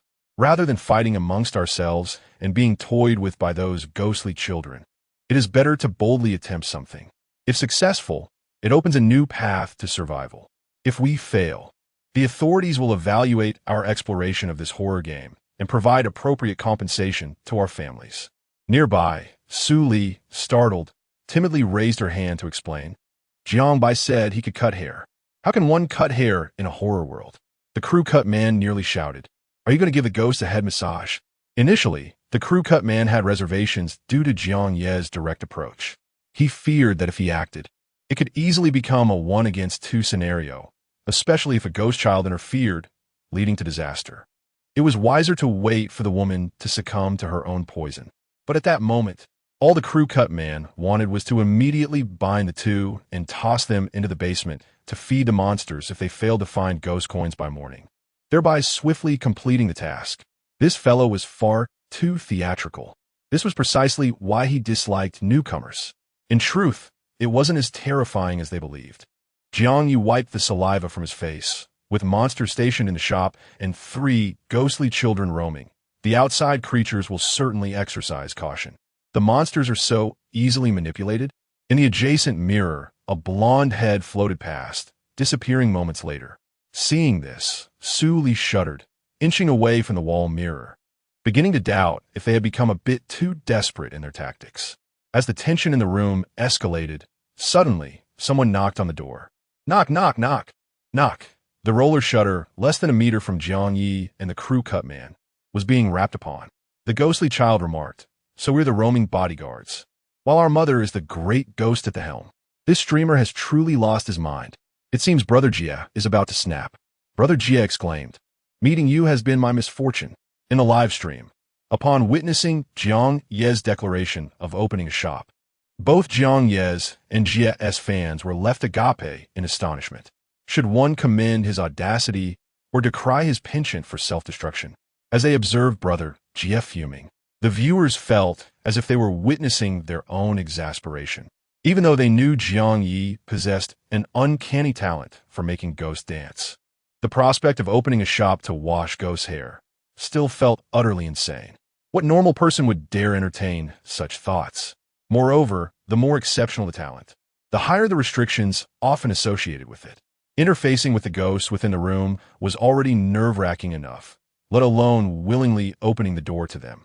One misstep could lead to being devoured by a horde of ghosts. Suddenly, they felt a wave of sympathy for Brother Jie, who seemed to be the only sane player in the room. Brother Jie lamented, "Never before has life been so thrilling." However, upon reflection, this could be seen as a desperate gamble, a final throw of the dice. All being human, most would prefer to avoid witnessing scenes of self-destruction until the very last moment. If there were another way out, that would be even better. Everyone yearns to survive. Knock, knock, knock, knock. Open the door, old woman, I want a haircut. A hoarse, grating voice emanated from outside. The 3 inside fell silent, their hearts skipping a beat. They all glanced down, seeing a desiccated hand wedged in the gap of the roller shutter, incessantly knocking. "Open the door." The voice outside grew increasingly menacing, as if its throat had been pierced by sharp spikes. "How can a business keep its customers outside? Be careful, or I shall lodge a complaint against you." A faint trickle of liquid, dark as night, seeped through the crack of the door. A malevolent aura enveloped them, rendering their bodies rigid, as if an invisible hand were tightening around their throats. In that critical moment, Jiang Ye cleverly wriggled free from the crew cut man's grip, swiftly pulling open the roller shutter with a flourish. With a beaming smile, he proclaimed, "Welcome to the Bloody Barber Shop." Chapter 23. Welcome to the Bloody Barber Shop. At the entrance stood a stooped old woman. Her skin sagged severely, and beneath her eyes were hollow sockets. Her withered hands gripped a cane, while her feet rested in a pool of black liquid. I loathe insincere establishments. Feng Hui's icy gaze swept over the 3 individuals present, finally landing on Jiang Ye's smiling face. With a cold snort, she stomped her cane emphatically. "I shall file a complaint against you." "I shall." Jiang Ye, still smiling, stepped aside slightly, suggesting, "Since you're here, why not take a moment to sit down and rest?" Feng Hui sauntered over to the barber chair and settled into it. The black liquid at her feet moved forward, brushing against the man with a buzz cut, who flinched but dared not move. Upon inspection, a patch of black muck remained on his pant leg. Meanwhile, Jiang Ye positioned himself behind the barber chair and gazed into the mirror at his customer. The old woman had a head of thick, unruly hair that enveloped her like a ghostly shroud. He casually ran his fingers through it, noticing the tangles and static. "Madam, your hair is quite abundant. Would you like to style it?" Feng Hui's critical eyes scanned the salon's walls, which were adorned with various hairstyle illustrations. None appealed to her. She pursed her lips and rasped, "Your hairstyles are dreadfully outdated. They are more lowly than I am." She continued, "Just wash it and make it smooth." As she expressed her disdain, she tugged at her own messy hair, which was a troublesome tangle. Jiang Ye pondered for a moment and replied, "I shall wash your hair first, trim it a bit, and then straighten it." Since you're here, would you also like to diet? Feng Hui had not considered it, but instinctively thought, why not? Jiang Ye then inquired, what style do you prefer? Something gentle, or perhaps something more dazzling? Without hesitation, Feng Hui declared, dazzling, the kind that can blind. Very well. Leave it to me. With the customer's approval, Jiang Ye called out, Sister Su Li, please prepare hot water and towels. Huh, I'll go right away. In the corner, Su Li was momentarily stunned. Upon hearing Jiang Ye's voice, she subconsciously made her way toward the barber shop. As she turned, her steps faltered, nearly tripping over some clutter. As a woman, she was all too familiar with the routines of barbershops. Never did she expect to witness these rituals being applied to a ghostly old woman. The scene was surreal, almost fantastical. On the other side, the buzz-cut man stood guard at the entrance, his heart racing. He remained vigilant of the old woman while keeping an eye on the street, fearing a sudden ghostly assault. However, nothing occurred as Jiang Ye washed the old woman's hair. The spirits outside did not draw near, and the old woman remained passive. During the washing, she incessantly criticized, your establishment has been around too long. It's bound to be obsolete. Little human, you're so young. Be careful, or I might turn you into noodles. I'm well acquainted with the street office. There's no failure in my reports. Jiang Ye said nothing, merely maintaining a polite smile. As he squeezed out the shampoo and massaged her scalp with gentle precision, Feng Hui's complaints diminished, her eyes half closing in a display of comfort. Skill alert. Successfully completed a hair wash. Proficiency 10, career points 10. The salon and Oppos, S elixir, unknown in composition, emitted a pleasant herbal fragrance that was quite agreeable. Jiang Ye applied a softening agent, carefully coating it a couple of centimeters from the roots, then began a period of waiting. The hairstyling process in this eerie world bore its peculiarities. The efficacy of the solution varied, and during the softening phase, Jiang Ye checked the progress a few times. Meanwhile, Feng Hui, seated comfortably, began to doze off, her head nodding gently. The buzz-cut man remained tense at the entrance, his fists tightening and relaxing several times. All right, let's wash out the solution. Jiang Ye gently roused his customer as they re-entered the washing area. Afterward, he started blow-drying her hair. Once dry, he picked up the straightening iron prepared by Su Li. We will begin the straightening process now. Please inform me if you feel any discomfort, he advised. Feng Hui nonchalantly acknowledged him, casting a glance outside. I have matters to attend to later, so don't dawdle. Understood. The technique of straightening hair was intricate. It required pulling from the bottom up, layer by layer, with varying angles and speeds for different sections. Slowing down could damage the hair, while hastening the pace could hinder shaping. Jiang Ye's movements were deft and practiced, as if he had rehearsed countless times before, showcasing his expertise. Su Li was mesmerized, while the buzz-cut man appeared distracted, his emotions shifting from anger to shock, confusion, and eventually to a complex expression. This guy, could it be that he has just awakened his hairstyling talent? What a coincidence! Yet, how else could one explain the scene unfolding before him? The daylight in this realm was fleeting. Jiang Ye had previously calculated that daytime lasted about 8 hours before transitioning into a prolonged 16-hour night. Fortunately, the solutions left by Tony proved effective. As dusk began to settle and Feng Hui urged him on, Jiang Ye made the final snip. Before the fallen strands touched the ground, he tucked away his scissors. All done. He brushed the remnants of hair from her shoulders and gave her locks a simple tidy-up. Jiang Ye turned to the mirror. Madam, are you satisfied? Throughout the process, Feng Hui had been preoccupied with the fading light. Her long hair often obscured her vision, and she hadn't paid much attention. Hearing his voice, she withdrew her gaze from the outside and focused on her reflection in the half-mirror. Upon seeing the transformation, her remaining 2 eyes glimmered with astonishment. Dazzling, absolutely radiant, the mirror no longer reflected her unruly mane. Instead, it showcased smooth, flowing locks dyed in an array of vibrant colors: blue, yellow, orange, purple, and orange again. At first glance, it resembled a palette of paint spilled across a canvas. It was not chaotic. Rather, it resembled a vivid oil painting, evoking the image of a sunset. It was breathtaking, enhancing her visage to appear younger and more ethereal. Feng Hui lifted her withered hand to touch her hair, marveling at its silkiness. How to describe it? Like the finest silk she had ever encountered. Her hair, naturally fast-growing and prone to frizz, had always resisted concealment, leading to ridicule throughout her life. Her father often scolded her for her hair in childhood and post-marriage. She faced similar mockery. After living most of her life, she had never experienced such smoothness in her hair. It was stunning, almost unreal. Chapter 24. The first guest. Are you satisfied, dear guest? Inquired the young attendant beside her. Feng Hui brushed her hair back, frowned, and pouted. It's just so. How much is it? Hair washing, styling, and dyeing, all together, it amounts to 1,200 yuan. Jiang Ye maintained a smile. However, as it is our grand opening today, you are entitled to a 50 yuan discount coupon for your next visit. Su Li was taken aback. Where do they get the coupon? The man with the buzz cut subtly stepped back. Over 1,000 for a hairstyle? Is this not a blatant robbery? Would this not provoke the spirits?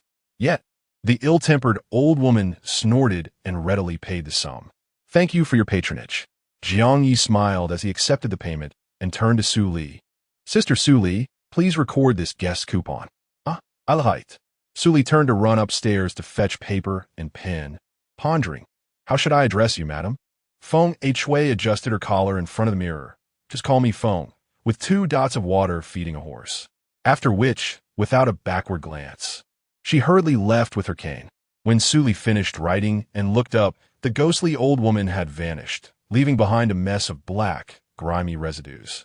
The barber shop fell into a hush, with no one uttering a word. With a rustle, Jiang Ye stepped forward to pull down the rolling shutter, locking the glass door. Su Li instinctively asked, are we closing now? Night has fallen. It's not suitable for business anymore. The spirits outside are beginning to stir, Jiang Ye replied, his exposed arms bristling with goosebumps. Let us tidy up and rest well tonight. Su Li nodded in agreement. Yes, let us clean up. The man with the buzz cut reminded, there are spirits' hair and muck on the floor. Be careful not to touch it. The 3 gathered their cleaning tools, diligently tidying up. Before long, the shop was restored to order. Su Li bagged the trash and asked, where should we dispose of this? There should be a large dumpster outside, but it's too dangerous. Leaving the area is akin to courting death. But if we leave it here, what if the hair escapes at midnight to harm someone? After some thought, Jiang Ye suggested, let us throw it into the basement monster's room. The buzzcut man cast a concerned glance. The spirit's belongings may not burn away. Will tossing it to the basement irritate them? Yet, it seemed they had no other options. The 3 descended into the basement, locating the deepest corner, the exclusive little nest, and gradually stuffed the trash through the door's crack. Soon, sounds of eating emerged from within, echoing in the corridor. The trio instinctively held their breath. Once the sounds ceased, they cautiously returned to the first floor. Standing in the tidy barber shop, Su Li murmured in a daze, did we successfully receive guests? The buzzcut man corrected her. It was a monetary transaction. Jiang Ye added, we are a legitimate barbershop. Su Li exclaimed, so we truly earned over 1,000 ghost coins? The buzzcut man, puzzled, replied, it was taken from the ghosts. Jiang Ye sighed. We followed the proper procedures. Whatever you say. Suddenly, Su Li could not contain her excitement, exclaiming in a hushed tone, we actually did it. The buzzcut man muttered, to style hair for 1,000. It truly feels like a dream. It was at this moment that they truly grasped the reality. They had opened a shop, conducted business, and made a profit. It felt surreal, akin to a dream. Su Li eagerly shook Jiang Ye's arm, momentarily forgetting her own injuries. The buzzcut man murmured, isn't it just like a dream? It's too mystical, too unreal. Jiang Ye looked at them helplessly. Shall we eat? I'm already starving. Let us eat. Su Li rejoiced, a hearty meal and a good sleep. The barber shop was lively for a rare stretch of time, continuing until the group finished dinner and returned to their respective rooms, finally settling into silence. Jiang Ye still slept on the floor, while Su Li refused to sleep on a bed previously occupied by the deceased, opting for the child's bed instead. In the darkness, she touched the bandaged wound on her hand, feeling a faint pain. Jiang Ye's actions had ignited a flicker of hope within her. As long as the barber shop prospered, they would not be mere playthings of the ghostly children. Jiang Bai, Su Li suddenly spoke. Jiang Ye, on the brink of slumber, lifted his gaze. What is it? Thank you. No thanks necessary. For human players, the arrival of night meant the end of the day. However, for the spirits in this eerie world, the nightlife was just beginning. Among the elderly ghosts on Street 14, the most vibrant activity was undoubtedly the square dancing. In the small plaza, speakers blared lively music, stirring the hearts of the gathered souls. Numerous ghostly figures emerged from all directions, converging at the center of the venue, engaging in genuine chaos. Each spirit entertained themselves while subtly observing the attire of others, fearful of being outshone or appearing too shabby. When encountering those who appeared particularly dowdy, they could not resist exchanging ghostly jibes. Suddenly, a gasp rippled through the crowd of spirits. From the edge of the square, they spontaneously parted to create a pathway. On either side, astonished gazes were fixed upon the spectacle. Their pupils followed a streak of color that led to the center of the plaza. What a beautiful head of hair it was, smooth and radiant, resembling the finest oil painting or the sunset descending upon her. Paired with her face, it exuded a dreamy yet eerie aesthetic, straddling the realms of the living and the dead. Under the watchful eyes of the crowd, Feng Hui straightened her back, her cane seemingly forgotten. Memories of graceful etiquette she had once seen on television flooded back to her. She walked with elegance and an ethereal demeanor, unconsciously lifting her chin. Confidence truly is a woman's most beautiful aura. In the distance, someone whispered, "Who is that?" "Isn't that Feng Hui?" "Feng Hui? Isn't she the one with the frizzy hair? This must be a trick. Has she transformed?" Amidst the astonishment and skepticism, a distinguished elderly gentleman in a tailcoat approached, slightly bowing in a gesture of invitation.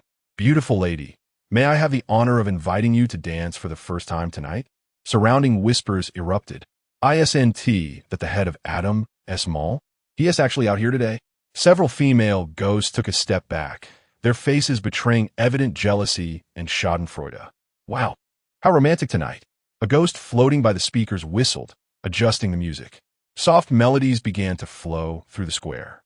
Caught off guard by the gentleman before her, Feng Hui stood momentarily frozen. It was he, the figure that all women on Street 14 both admired and feared. Yes, she too was among those women. In the past, she had always kept her head down, hunched over, cloaked in her unruly hair, carefully concealing her innermost thoughts. Yet now, does she no longer need to feel inferior? Can she stand tall and meet his gaze, even if just for a fleeting moment? A multitude of thoughts raced through Feng Hui's mind, yet not a trace of them surfaced on her countenance. A smile graced her lips as she gently placed her hand upon his, exuding an elegance reminiscent of royalty. Indeed, youth may inevitably fade, but the spirit of one's youth remains eternal. This evening, she is destined to be the most resplendent spirit of the gathering. Let her indulge in this moment of self-celebration. Chapter 25. No one can prevent his madness. No, where did that little sprite come from? In the midst of a lively square dance, a thunderous roar suddenly echoed from afar, slicing through the air above the plaza. Even the music momentarily faltered. Following swiftly, a grotesquely elongated, withered claw shot forth, aiming directly for the vibrant locks of a dancer. The incident unfolded so abruptly that many of the onlookers, a mix of spirits and specters, barely managed to evade the impending danger.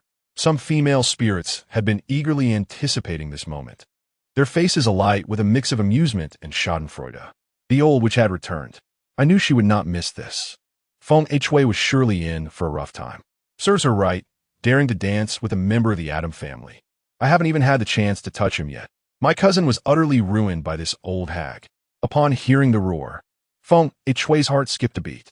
She hastily attempted to dodge to the side, but alas, she was a moment too late. The claw descended with ruthless precision, landing perilously close to her hair. She recognized the owner of that claw. It belonged to the ex-wife of the head of the Adam family.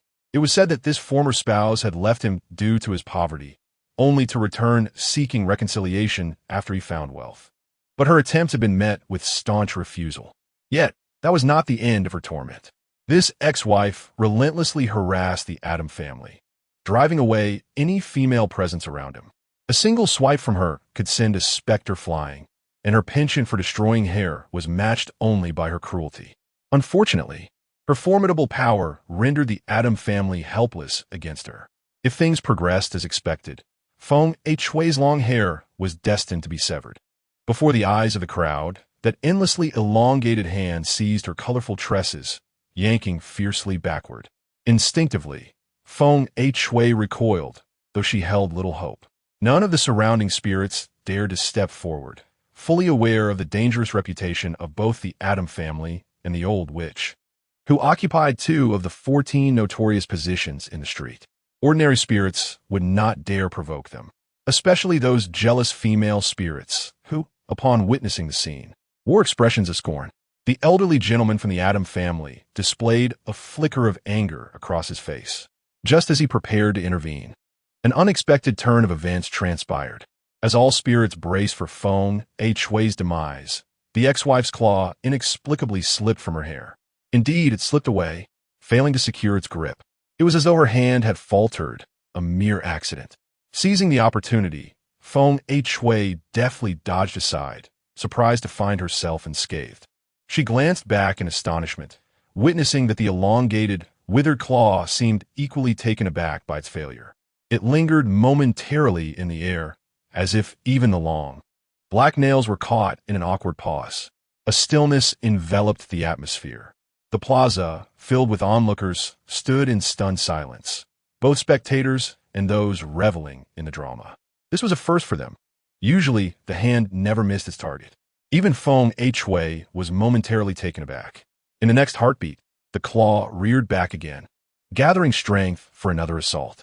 The black nails expanded, seemingly intent on reclaiming the humiliation just suffered. Feng Shui evaded again, but this time, her speed faltered slightly, and she felt the tips of the claw grasp her hair and damp, oppose, ascends. In a slow-motion tableau, all present bore witness as her silky locks slipped once more from the claw's grasp. Grab, slip, grab, slip. After several attempts, Feng Shui grew accustomed to the rhythm. Huh, you can't catch me, she taunted, elongating her neck in mock defiance toward the claw. You shameless creature. You left your husband and still cling to others. Unable to win over a man, you resort to troubling women. I see you have no dignity left, just daring to extend a claw to snatch away. Did you not partake in the spicy chicken feet I had yesterday? Her words echoed throughout the plaza. The surrounding spirits gawked in disbelief, some murmuring to themselves, is her hair truly that smooth? Is Feng Shui this bold? Why have we never noticed? Even the elderly gentleman from the Adam family, who had initially intended to assist, stood frozen, astonished, as if gazing upon a valiant warrior. Little did Feng Shui know that after her fierce verbal onslaught against the ex-wife, a fire still burned within her. Watching the Adam gentleman standing idly by, she suddenly found him lacking in charm. What kind of man are you, allowing your ex-wife to bully your companion without lifting a finger? Even a stray dog would know to bark at such a scene. Silence blanketed the plaza. Even the ex-wife fell quiet. In this stillness, an audible gasp escaped from an unknown spirit. Did this madwoman grasp the weight of her words? She dared to provoke 2 notorious spirits of the street? Thus, Feng Shui ascended to fame overnight. Rumor has it that many spirits who participated in the square dance returned home that night, jaws agape, eyes wide with amazement. Feng Shui's hair was remarkable, and her tongue was equally formidable. Even some female spirits, who had merely come to spectate, could not help but feel admiration for her audacity. This madwoman was truly fearless. The Adam gentleman, on the other hand, appeared somewhat cowardly, unable to contend with even his ex-wife. By the way, do you all know where that madwoman got her hair done? Talent prompt. Successfully completed a colorful hairstyle. Career points 20. Proficiency 20. System notification. Feng Shui's favorability 10. She seems to have developed an affection for your skills. Meanwhile, the nightlife in the human realm was bustling with excitement. They had actually opened a shop in the horror world, and it was a success. It turned out he was not merely descending into madness. He was a mad god. The viewership in the live stream had skyrocketed to 1 million. All were lured in through various links, eager to witness Jiang Ye's venture. Initially, spectators had come merely for amusement. Who would have thought he would actually succeed? opening a shop in the horror world, exploring the unknown. He had even managed to acquire over 1,000 yuan from spirits. This revelation was akin to Columbus discovering a new continent. The officials were stirred once again, prompting further investigation. In a single night, donations surpassed 10,000. Various topics surged to trending status. Opening a barbershop in the horror world, exploring the unknown. A third option for survival in terror. No one can prevent his madness. No. Chapter 26. Triggering a hidden quest. Triggering hidden quest. The declining bloody barbershop. Description. Once a flourishing establishment, Tony's barbershop was dedicated to providing clients with the utmost experience, fervently enhancing its hair products. The bloody barbershop's popularity attracted the attention of numerous supernatural entities. Many barbershops began to spring up along 14th Street. As these entities relentlessly pursued the latest hairstyles, the fierce competition gradually left Tony lagging behind the times. By the time he realized this, it was already too late. Quest objective: reignite the memories of the bloody barbershop among the supernatural beings of 14th Street. Serve 15 clients in need of a hairstyle transformation, and receive at least 5 positive reviews.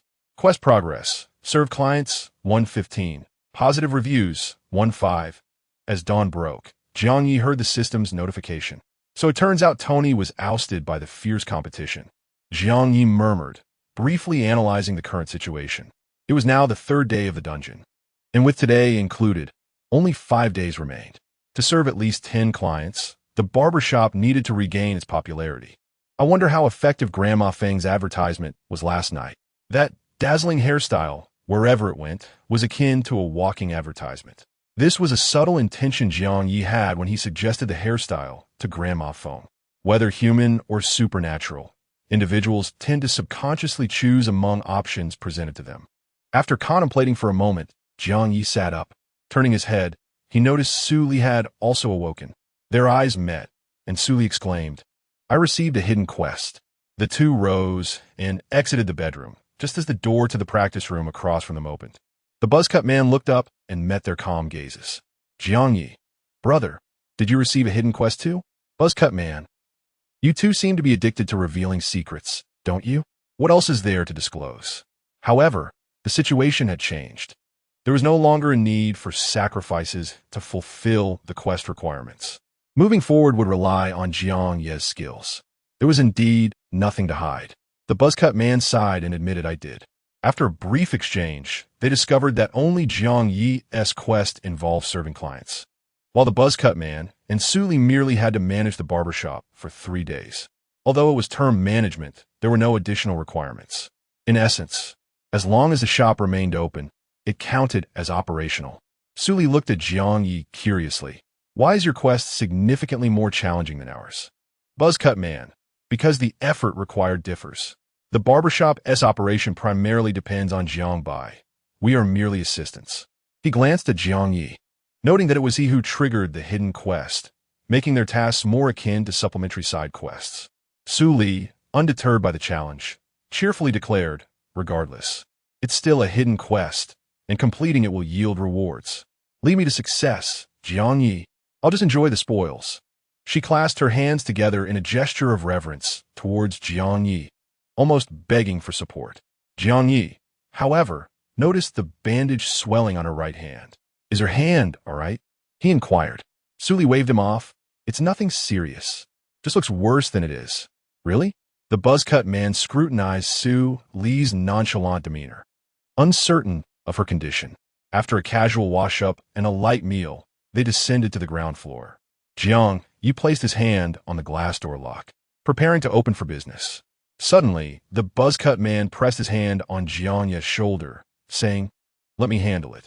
Although nothing went awry yesterday, that didn't guarantee luck would hold. Since they had decided to continue operating the shop, he needed to prove his worth. "Jiang, you would manage the haircuts. Su Li would handle the cleaning." And, as an experienced player, despite his injury, the buzzcut man possessed reflexes quicker than either of them, along with several items to rely on. He was perfectly suited to open and guard the door. "All right." Jiang Ye glanced at him, stepping back to give way. The buzzcut man unlocked the glass door, squatted down, and took a deep breath. With determination, he pulled up the rolling shutter. Whoosh! The light from outside flooded in, illuminating the three of them and shining into the barber shop behind them. The bloody barber shop was now open for business. Here they come, I saw it on Weibo. Are they really opening a shop in a horror world? How fascinating. Early that morning, many viewers flocked to observe. Previously, they had only heard tales of employees who met grim fates. This was the first time hearing about an employee turning into a boss and opening a shop. Being an employee was challenging enough, let alone being the owner. Wouldn't they have to face all the supernatural customers? I heard they're in damp, oppos, as even a complete newbie working there. One has already died, didn't you know? But that person brought it upon themselves. Will they really not be devoured by the supernatural beings? Those creatures are not easy to deal with. The shadows outside seemed more numerous than the previous day. Su Li cautiously peered out the door, quickly retracting her head after a glance. The malice emanating from outside was notably stronger today, especially from the wonton shop across the street. The owner, though not physically imposing, sported a pig's head with protruding tusks, and his white apron was stained with crimson. Occasionally, he wielded a cleaver, circling in front of his shop, exuding an aura of menace reminiscent of a butcher. His gaze lingered on the barber shop where Su Li and the others were located, raising suspicions that he might charge over at any moment to slaughter them. Fortunately, such a scenario did not unfold. The buzz-cut man observed the external environment. Humanity's exploration of the horror realm was exceedingly limited, and opportunities like this were rare. They seemed to be watching for something, he remarked, furrowing his brow. Su Li suggested, could they be waiting for us to exit the barbershop and trigger a death condition? The buzz-cut man shook his head, uncertain. Although they had undergone several dungeon experiences, managing a shop was uncharted territory for him. Perhaps the basement's monsters are having an effect. Jiang Ye's voice came from behind them. They're uncertain about the monster's conditions, and since we haven't left the barbershop, they are unwilling to take risks. As the three conversed, the sound of clicking high heels echoed, marking the arrival of the bloody barbershop's first customer of the day. Chapter 27. He dares to offer suggestions to a ghost. A voluptuous woman entered, her figure accentuated by a red halter-neck sleeveless dress. Her serpentine waist and slender fingers moved with a captivating allure. Despite the heavy makeup, a hint of weariness was still discernible on her face. I've heard your craftsmanship is quite remarkable here, the female ghost remarked, her seductive gait emphasized by her high heels. She casually surveyed the shop, placed her small black purse on a nearby seat, and settled down. Welcome, Jiang Ye greeted her with a subtle smile. Do you require a hair wash or a styling service? Snakes, more snakes. Su Li shuddered, her skin crawling at the sight of the female ghost's serpentine hair. She wondered how Jiang Ye managed to maintain his composure. The buzz-cut man was equally vigilant, wary of a potential ambush by the snakes.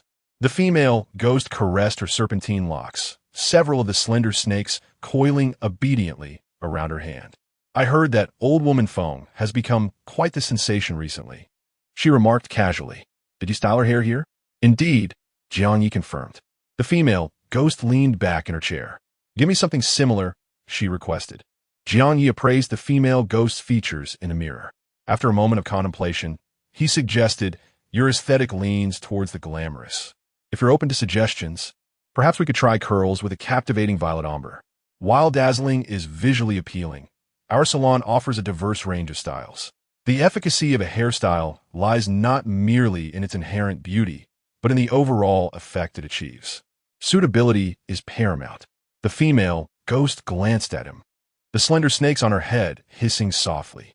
The silence heightened the tension, causing Su Li and the buzz-cut man's hearts to race. Finally, the female ghost drawled, very well. Let an oppos, let's try it. If it pleases me, I and oppos, LL reward you with a 200 tip. As for the alternative, she trailed off, but Jiang Ye could sense a palpable wave of dread emanating from behind her. He maintained a smile. Leave it to me, he assured her. With the arrangements settled, an unexpected complication arose during the hair wash. The female ghost raised her hand and gestured in the air. I wanted to wash my hair, she declared, singling out the buzz-cut man. The buzz-cut man was taken aback. Jiang Ye interjected, I apologize, but he's not particularly skilled at hair washing. However, the female ghost remained fixated on the buzz-cut man, her silence radiating an unspoken pressure that permeated the atmosphere. Under duress, the buzz-cut man acquiesced. "I'll give it a try," he offered. The female ghost's face lit up with a smile as she sashayed into the shampoo room. He's truly audacious. He actually dared to decline the female ghost's request. He even dared to offer a ghost advice. The live stream chat erupted in fervent discussion. Any other player would be bending over backwards to accommodate her. But to refuse? Based on my experience, the streamer is aiming to capitalize on the popularity of old woman phone to promote a wider range of styles. A shop that only offers one innovative product is destined to become obsolete. Once the novelty wears off, the customers will vanish. Has the streamer ever run a business? He seems to have so many strategies. Wait a minute. Are we seriously seeing a head full of snakes? How do you even wash that? How do you dye it? Are we going to dye the snakes purple? Do ghosts even have any aesthetic sense? Bewilderment gripped the viewers as they watched the live stream. How do you wash it? This was the buzzcut man's question as well. He had assumed Jiang Ye would have a solution, but he soon realized he was on his own. However, he was quickly distracted by a more pressing concern. As the female ghost reclined, her face radiated a vivid smile. The slender snakes on her head writhed in the air. As he turned on the water, a chilling sensation enveloped his right wrist. The buzz-cut man, already on high alert, recoiled instinctively. However, the slender snake elongated, darting into his shirt like an arrow. He clenched his fist, ready to pull the snake out, but his eyes darted around the room. He noticed that the room was full of slender snakes, swaying their heads, spitting out their lettered tongues, and watching him intently. It was as if they were telling him that if he dared to move, they would bite him. "Aren't and Appos, are you going to wash my hair?" the snake woman asked, as if nothing had happened. "Why are you standing there?" The buzz-cut man was about to speak when a snake flew into his mouth.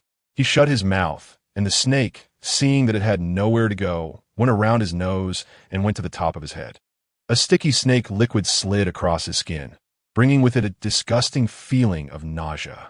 It felt as if something was quickly draining from his body. The buzz-cut man's fingers twitched, and he was about to pull out a prop when he felt a snake wrap around his finger. Gradually, more and more snakes wrapped around his body, almost completely covering him. His feet began to hang in the air with nowhere to land. He felt as if he had fallen into a snake pit, with snakes everywhere, and the mucus gave off a disgusting fishy smell. His whole body was soft, as if he had been poisoned.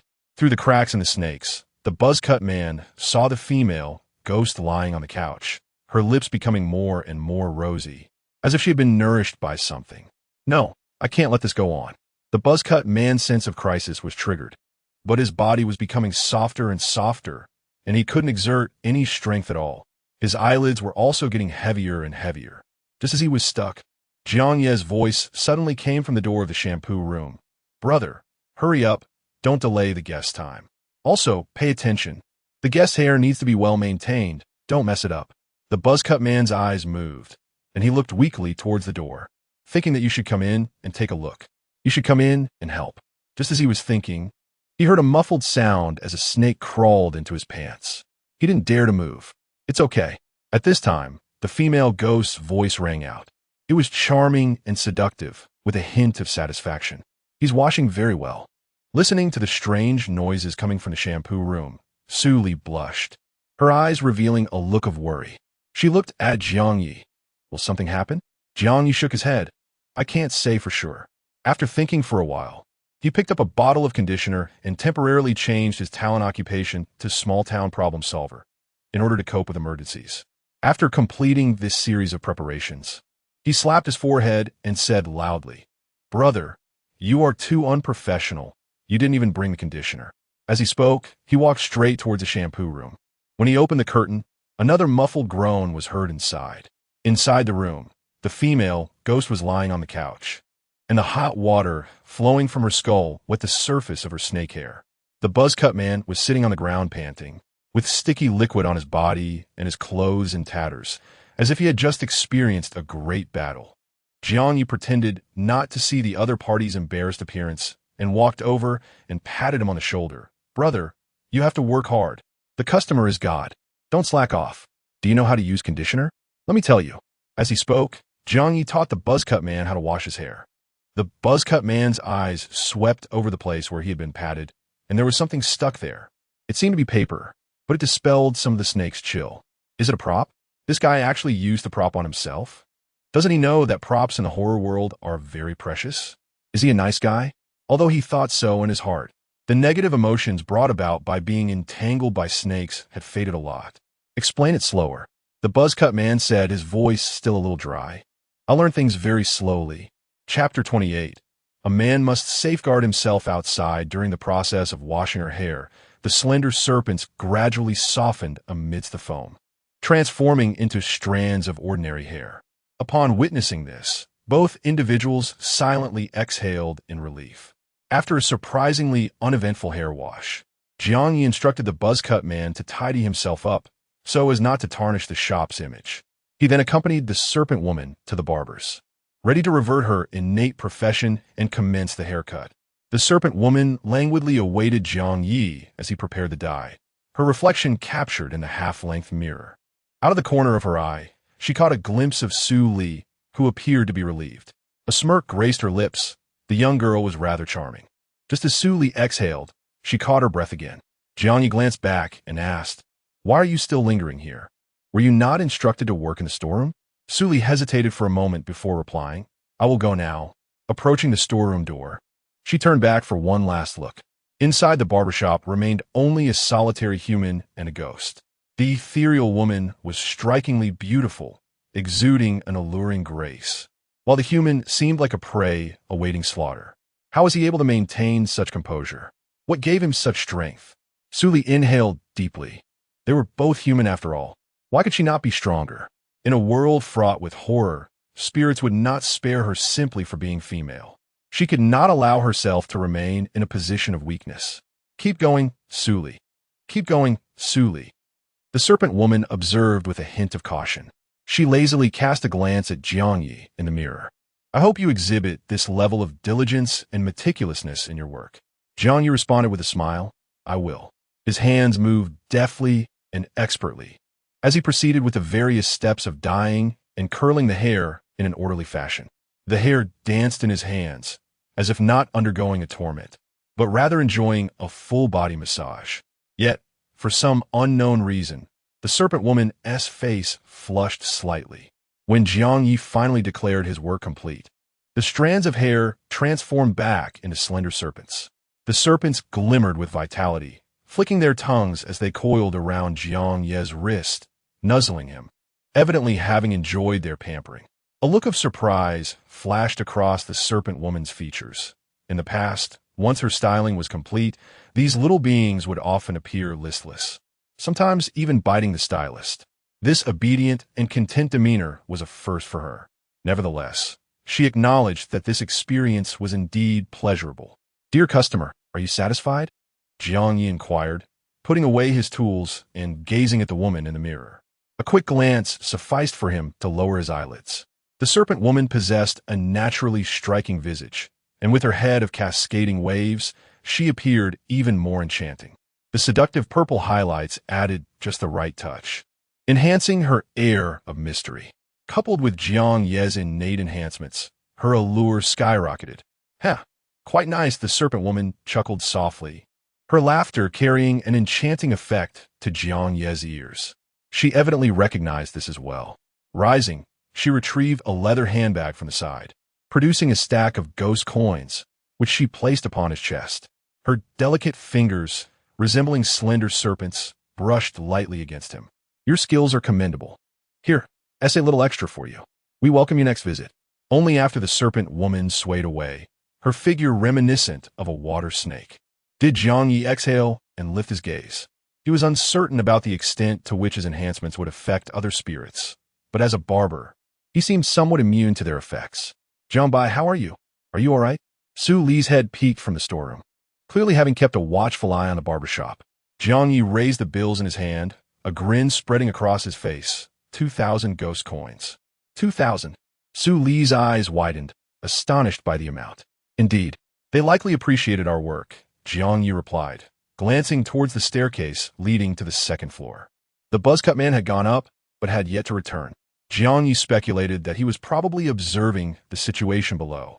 He pondered what had transpired inside that prompted the buzz-cut man to be so reticent. "How are you, brother?" Jiang Ye inquired. Moments later, the buzz-cut man finally revealed himself at the staircase, muttering, "I'm fine." Jiang Ye's gaze fell upon him, noticing his attire. "Shouldn't you change? Your clothes are quite tattered, exposing large patches of skin." The buzz-cut man replied, "It's fine. Ghosts have many taboos regarding clothing." Suli interjected, "Brother, why not wear this apron of mine? It should be acceptable." Early on in their venture, they had each been provided with a staff apron. Perhaps influenced by Jiang Ye, the buzz-cut man glanced at Su Li's innocent eyes. He kindly reminded her, the system does not engage in futile efforts. Staff uniforms generally serve to protect players. "Oh, I had not considered that," Su Li admitted. After a moment's thought, she proposed, "Then let us exchange aprons. Although mine is small, it can still provide coverage. Besides, as I handle logistics, I should be safer." Jiang Ye added, "Brother, you should really change, otherwise it will undoubtedly affect the shop's image." The buzz-cut man, lost in thought, stiffened for a moment before gritting his teeth and conceding, "Fine. There's no other choice, brother. A man must protect himself outside. Family, this is too intense. Brother Jia, just give in." In the live broadcast, a host of viewers were captivated by the unfolding drama, especially the scenes in the shampoo room. Some gasped, others trembled in fear, while a few exclaimed how the female ghost truly knew how to play the game. Look at Brother Jia's muscular physique. His tattered clothing did little to conceal it. This was no mere serpent woman. She was a seductress. If another customer were to arrive, initially indifferent, how could they not be stirred by such a sight? Brother Jia, with his vigorous aura, certainly attracted the attention of spirits. What if a male ghost comes by? Protect our Brother Jia. Ability notification. Completed a seductive purple styling. Profession points 20, proficiency 20. Task progress. Serve customers 215. Positive reviews 25. Chapter 29. Injury is not original sin, but weakness is. At noon, the three rested in the shop. They had earned 2,000 today, sufficient even for tomorrow and Apo's as accommodation. Suri munchit on her derivations. A look of contentment gracing her features. However, Jiang Ye interjected, stating that it was still insufficient. Suli assumed he referred to the task objectives and reassured him, reminding him they only needed 2,000 more. They could take their time. Achieving this progress without any casualties was already commendable. Jiang Ye shook his head, choosing not to elaborate. Suddenly, he clapped his hands and stood, gazing out the door. "Get ready. We are about to make a fortune." As the two exchanged puzzled glances, a few spectral figures approached down the street. In a daze, Jiang Ye's voice echoed, "The earnings will be shared by all. Let us give it our best." Su Li and the buzz-cut man looked at Jiang Ye and then at the advancing specters, realization dawning slowly. Guests were arriving. They sprang into action, one moving forward and the other preparing the tools. Initially, they had believed attracting a single customer in the morning would be remarkable. Little did they know, the snake woman was merely the beginning. In the blink of an eye, the group of specters entered the bloody barber shop. 3 ghosts, all elderly women, made their entrance. The leader sported a permed hairstyle. The middle one had a hairstyle reminiscent of orchids, while the last one casually wore a silver bun. "This is the place, right?" "Yes. I saw Feng Hui enter this very shop yesterday."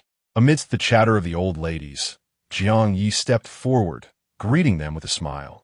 "Welcome to the bloody barber shop." The old women paid him no mind. The permed leader glanced around, her disdain evident. "This shop doesn't look very new, and these young faces appear unfamiliar."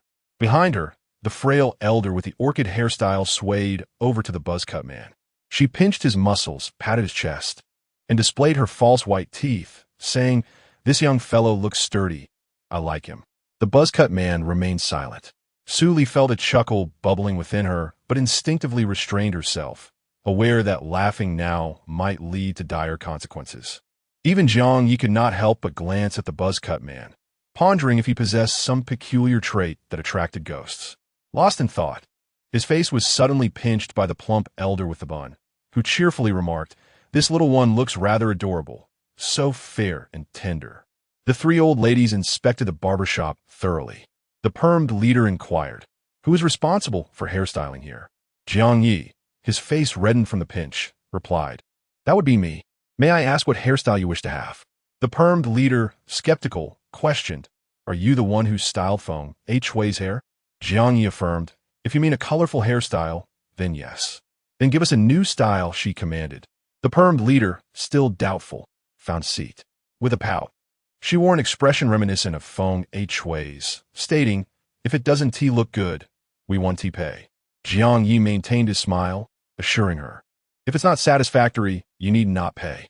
With 3 customers, the shop quickly became bustling. To finish before nightfall, Jiang Ye alone would not suffice. Su Li and the buzzcut man, one feeling fear and the other regret, nonetheless joined in.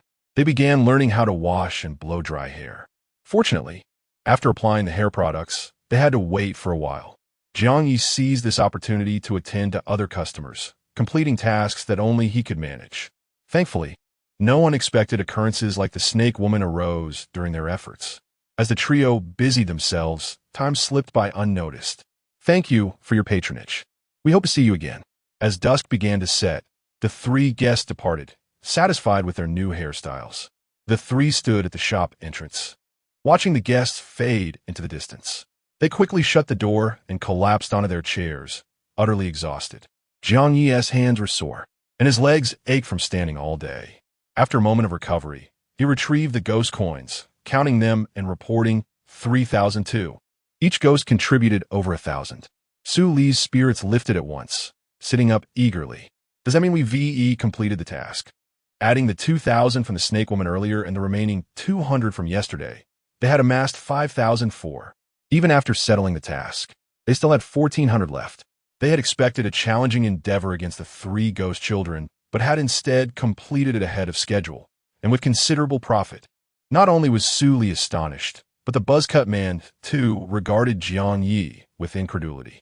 He had actually begun styling hair for ghosts. In the past, such a notion would have been unthinkable. This marked his 5th instance in a horror scenario. According to the conventions of such settings, malice was to be expected. Without Jiang Bai, it was likely that at least one person would perish each day, whether through conflict or by being indirectly or directly killed by the 3 ghost children, as well as the creatures lurking in the basement.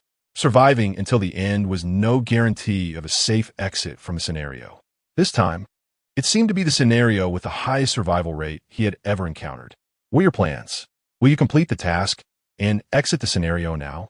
Jiang Ye inquired, surveying the 2. Su Li replied, puzzled, "Aren't you going back?" Jiang Ye responded, "Things have been going smoothly thus far. I intend to complete the hidden task before leaving. Besides, there's still a few days left." He was also curious to see just how much he could earn. Ghost coins served as a form of currency in this eerie world, and no one would complain about having too much money. Su Li mused, "Are the rewards for hidden tasks really that enticing, that you'd risk staying in this haunted place?" She turned to the buzzcut man, asking, "Brother, are you staying too?" The buzzcut man nodded slightly, affirming yes. After a moment's thought, he added, "Reward from hidden tasks are typically valuable. As Jiang Bai mentioned, the current circumstances are relatively favorable for us. I have already lost an arm, if I do not find a way to acquire more tools. Future scenarios may prove quite challenging. You all are not leaving." "Then I shall stay too," Su Li concluded, blinking in contemplation before stating, "The business in the shop has just begun to improve. I might be able to help. Besides, I want to see what the hidden task rewards are." Having made her decision, Su Li slumped back in her seat, her stomach growling ominously. "I'm so hungry. If only I could find something to eat on the street." Jiang Ye chuckled, rising to offer his dry rations to the 2. "Is this the feeling of wealth?" Su Li grumbled, "The joy of having money is simply about buying." After a day of collaboration, the trio had grown considerably more familiar with one another. The buzzcut man finally voiced a profound question. Why is hairstyling so expensive? It seemed that whether in the human realm or the world of horror, women's interests remained unchanged. Su Li raised an eyebrow, retorting, "Why do men enjoy spending money on figurines or motorcycles?" As a minor influencer, she possessed considerable insight into shopping. Different fields of expertise led to varied hobbies. In truth, everyone loved to spend money. The only difference lay in whether they had the means or the inclination to do so. The buzzcut man appeared to grasp this concept partially. Though still puzzled, he refrained from asking further questions, instead stating, "The wound on your hand seems to be from a chronic poison. It's best not to linger here too long." Had it not been for Jiang Ye, Suli might have become the next victim to be fed to the monsters. Injury is not original sin, but weakness is. Suli nodded. "I will be cautious. A day should still be manageable." Tomorrow marks the third day of the concealed mission. Chapter 30. The dice game. Have you noticed how increasingly proactive Brother Jia has become? It is imperative to be proactive, especially since the barbershop relies heavily on the streamers. And Brother Jia has suffered a significant setback. His primary function now seems to be as a source of information for veteran players. They give me the illusion that running a shop is quite seamless. But beware, this is merely an illusion. Throughout the afternoon, the number of visitors in the live stream continued to swell. Observing these three individuals genuinely operating a shop and doing so successfully evokes a sense of incredulity. Could it be that the horror world can be played as a nurturing game? It appears they have stumbled upon a new strategy. Having just come from stream where a player was entirely wiped out, one can only say they are playing with fire. Watching them earn money, who wouldn't feel envious? Indeed, I am utterly envious. While other live streams tread cautiously in their quest for survival, here they are, effortlessly extracting money from the clutches of monsters. The atmosphere has shifted dramatically. After a brief respite, the trio began to tidy up the shop, gathering the trash and taking it down to the basement to feed the creatures. In the dimly lit corridor, the lights flickered ominously. From the dark cracks of the door, it seemed as if something could emerge at any moment. As Jiang Ye and the crew cut man prepared to dispose of the garbage, Suli suddenly stepped forward, declaring, "Allow me." The two men exchanged glances before relinquishing their grip on the trash. "Be careful," Jiang Ye warned. "Understood," Suli replied, gazing at the door in front of her, almost envisioning the head of Brother Feng hanging ominously above. This place has seen death. It harbors monsters within. She inhaled deeply and exhaled slowly. "Wait!" Jiang Ye and the crew cut man exclaimed in unison. Suli's heart raced, her courage instantly waning. Crouching at the door, holding the garbage, she dared not move, trembling as she asked, What is wrong?" "Something feels off," Jiang Ye stated. "What?" Suli turned around, only to see the two men's gazes fixed upon the adjacent door. There prominently hung a sign reading "Exclusive Nook." The sign, which should have adorned the third door, now appeared on the second. She rubbed her eyes, confirming the sign had indeed changed its position. Am I mistaken?" Suli pondered. "Unless we all misremembered." The crew cut man interjected. "It's possible," Jiang Ye replied. Surprised at his response, the crew cut man asked, "Are you serious?" Jiang Ye, with utmost seriousness, provided an example. "Isn't there an instance online where it clearly states this person, yet the textbook reads that person?" "Ah, I've heard about that too," Suli added. "Don't pick on him for lacking education," the crew cut man retorted. "This situation is undoubtedly the work of the monsters." Advising her to stand back from the door and use it to poke the trash inside. "The creature craves garbage. Let us see which room makes a noise." Suli, feeling somewhat apprehensive, thought to herself, it shouldn't trigger a lethal condition. After all, we paid. As she murmured to distract herself, she poked the garbage through the cracks of all three doors. Soon enough, sounds of feeding emanated from within, and the noises were quite similar. This indicated that each of the three rooms housed a monster. Suli's scalp prickled with dread. What do we do now? If not for the two men behind her, she might have fled the scene. The crew cut man's expression darkened. "I knew it wouldn't let us pass easily," he said, wiping his face as a phantom pain from his severed left arm resurfaced. He had chased after the monster, only to lose his arm upon barely opening the door. This was in fact my fifth instance in the game. The more instances one endures, the more devious the horror games become, laying traps at every turn. It feels as if one is inexorably stepping towards the abyss, unable to halt their descent, both physically and mentally. In the midst of the oppressive atmosphere, Jiang Ye chuckled lightly. "Fortunately, we possess ample ghost coins." The dim corridor lights flickered once more before illuminating again. Suli voiced her concern, "But if we misallocate the ghost coins, we might meet the same fate as Brother Feng." Jiang Ye produced 3 ghost coins, fanning them out with a flick of his fingers. Let us take a gamble. As long as Tony's little treasure can receive the ghost coins in time, we want to trigger a fatal condition. The crew cut man paused, then stepped forward to withdraw a ghost coin. We'd best stand close together. If anything goes awry, we can respond swiftly. He positioned himself at the second door, while Su Li moved to the first, and Jiang Ye took his place at the third door. Each held a long stick, standing half a meter away from the door. Are we ready? Jiang Ye asked, scanning the two with his gaze. Offer the ghost coins. The 3 of them focused intently on one another, almost synchronously sliding the coins through the door cracks. The sounds of feeding and the system notification overlapped by mere seconds. System notification. Task progress, 4,000, 7,000. It's this room, Su Li exclaimed. It's the first room. She had anticipated the treasure to be either in the second or originally in the third room, yet it turned out to be in the first. These 3 rooms seemed to shift. She marveled. Had they not chosen all 3 rooms simultaneously, the consequences would have been dire. The monsters from the other 2 rooms might have surged forth together until they placed the ghost coins in the correct room. The crew cut man remarked. It's also possible the monsters swapped rooms themselves, much like a dice game. Jiang Ye muttered. When the 2 turned to him, he offered a brief explanation. It's a simple game. 3 boxes are set on a table, but only one contains a die. During the rapid swapping of the boxes, the dealer occasionally reveals the die to mislead the viewer. If one possesses keen hearing or sight, they can select the correct box. The crew cut man stated solemnly. Otherwise, one must gamble their life on luck. Jiang Ye countered, not entirely. Aren't we relying on the power of ghost coins? Su Li suddenly understood. Striking her left fist against her right palm, money can move mountains. Jiang Ye affirmed.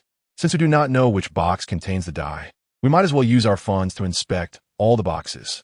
One of them must be correct, as long as we possess sufficient ghost coins. No matter how the rooms shift, it will not pose a problem, he concluded. Su Li calculated. Then we have 2,400 ghost coins left. But we still need 600 to complete the task. Wait, if we hand in the ghost coins tomorrow, we will need to waste 2,000 to identify the true room. The crew cut man replied, as long as we are alive, we can earn more tomorrow. At this statement, all 3 were momentarily taken aback, surprised to hear such words from him. The crew cut man paused, glancing at Jiang Ye, who seemed to be influenced by this character's peculiar thought processes. Chapter 31. Nightmare. Remarkably, the streamer exhibits considerable intelligence. What exactly does the streamer do? That he seems to possess a modicum of expertise in everything? In the streaming room, comments flooded in rapidly. Since the onset of the first dungeon, viewers have been curious about Jiang Ye's profession. Tutoring, hairstyling, rolling dice. Despite being a university student, he appears to be adept at an array of skills. Might he have an abundance of side professions? The streamer quipped, isn't it simply a matter of having hands and a brain? Brother Jie, clutching his severed arm, lamented, without hands, without education, I sincerely apologize. Such endeavors are only feasible for the affluent. Without wealth, one can only gamble with their life. If one lacks resources, they must attempt each door in succession, navigating between life and death to discover the correct path. It is arduous, exceedingly so. A weep. JPG. A sentiment of despair resonated. I understand. I shall acquire some skills. That evening, Jiang Ye's streaming room surged to the trending list once more. Tips pouring in as if they were free. Want to survive? Learn hairdressing, essential skills for survival, wealth can move mountains. Even the official horror department began to scrutinize the situation, contemplating whether to integrate vocational training into their horror curriculum. Perhaps we should consider a new strategic direction, someone suggested. However, this was quickly met with dissent. This is a matter of life and death, not a game where one can respawn at will. Nonetheless, exploration is essential, is it not? The stakes are too high. If we misguide others, leading them astray, who will bear the responsibility? Sometimes, when many traverse a path, it becomes a road, albeit one stained with blood. Moreover, mastering a vocational skill is not an overnight endeavor. Yet, we are fortunate to have such talents among us. Since the advent of the horror games, aside from a monthly random selections of humans to enter dungeons, 13 portals have been discovered on Water Blue Star. Testing revealed that entering these portals transforms individuals into players. If Jiang Ye's approach proves viable in a mere few decades, no, perhaps 10 years, 5 years, everyone could possess a new avenue, even if it is paved with blood. The future must harbor hope. However, Jiang Ye's profession seems somewhat peculiar. And how did he come to possess the knowledge required in the horror realm? Yet, he has illuminated a new glimmer of hope. The voices of dissent grew louder. Some in agreement, others opposed. Let us all remain calm. The chairperson finally interjected. Let us contemplate this further. In an instant, the meeting room fell silent, regardless of one's stance. Long before, during humanity's initial wave of attempts, the children of the chairperson had already ventured forth, entering the portal to carve a path for humanity. After a moment, someone on either side of the table shuffled through their documents, announcing, Jiang Ye's contribution from the last dungeon has been compiled. It will be distributed to his family in a couple of days. A nearby individual responded, I shall send someone personally. The elderly chairperson, appearing to be in his 50s or 60s, surveyed the room before finally stating, if there is nothing else, let's adjourn for today. Once we have deliberated further on vocational matters, we shall reconvene. Unbeknownst to the trio in the barber shop, the external tumult continued unabated. After returning from the basement, they had retired early, as the nights in the horror realm were fraught with peril, and remaining indoors was often the wisest choice. However, since Jiang Ye and his companions had consistently paid their dues, the nights at the barbershop had remained relatively safe. Some viewers, seeing this, prepared to leave for other streams. Suddenly, 3 golden figures appeared in the 2 rooms on the second floor. Oblivious to the apparition, the slumbering trio remained undisturbed, allowing the 3 ghostly children to crawl about their bedside. What could these spirits desire? Hadn't they already paid? Was there an undisclosed rule? With no fatalities in recent days, had the ghosts grown restless? Observing this, viewers intending to depart found themselves seated once more, anxiously fixated on the stream. Su Li's slumber was not tranquil. The bite on her right hand throbbed increasingly, becoming unbearable. Awakening in the dead of night, she gradually regained consciousness, her pain intensifying. As the lights in her bedroom extinguished at midnight, she curled up on the child-sized bed, utilizing the moonlight to assess the damage to her right hand. Her palm had swollen to the size of a bun, dark toxins creeping up her arm. She lifted her collar, noticing the poison spreading towards her chest.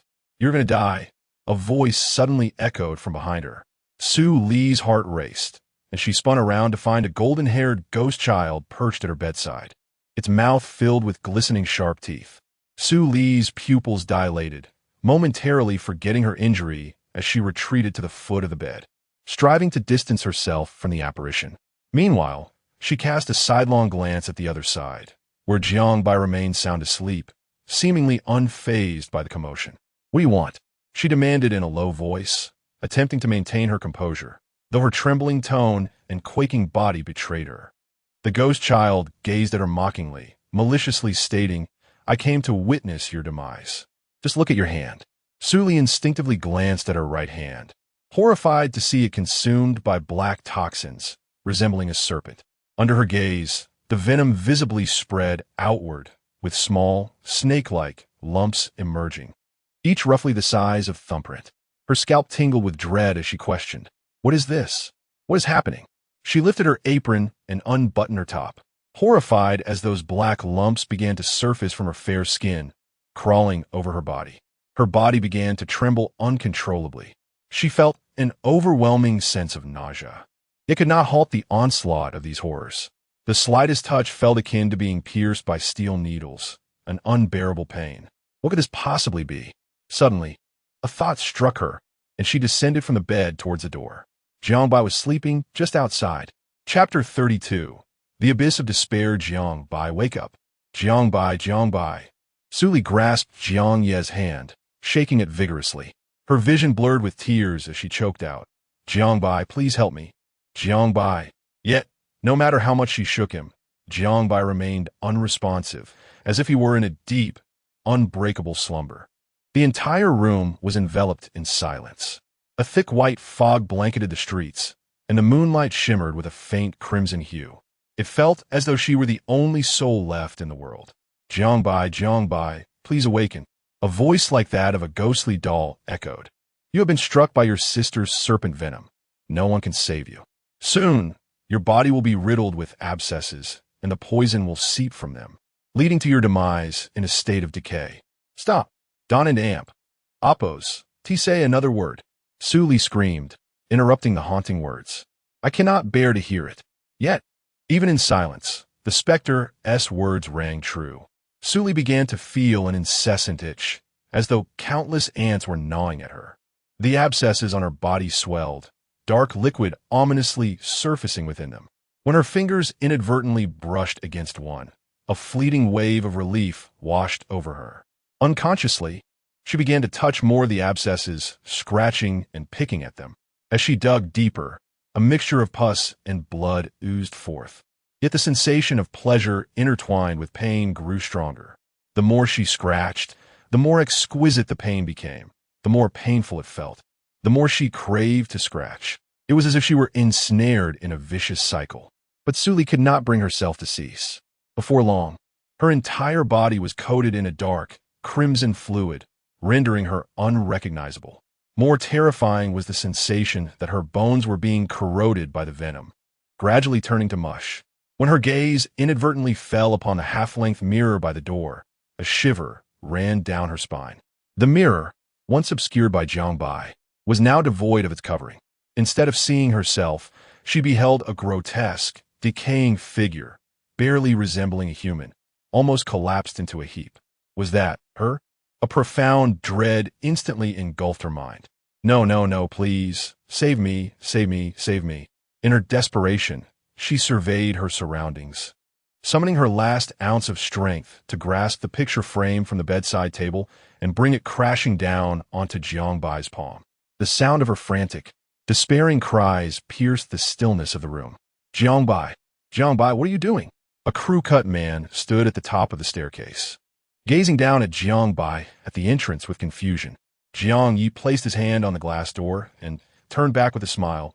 "Brother, you arrived just in time. We were about to open the shop." "What?"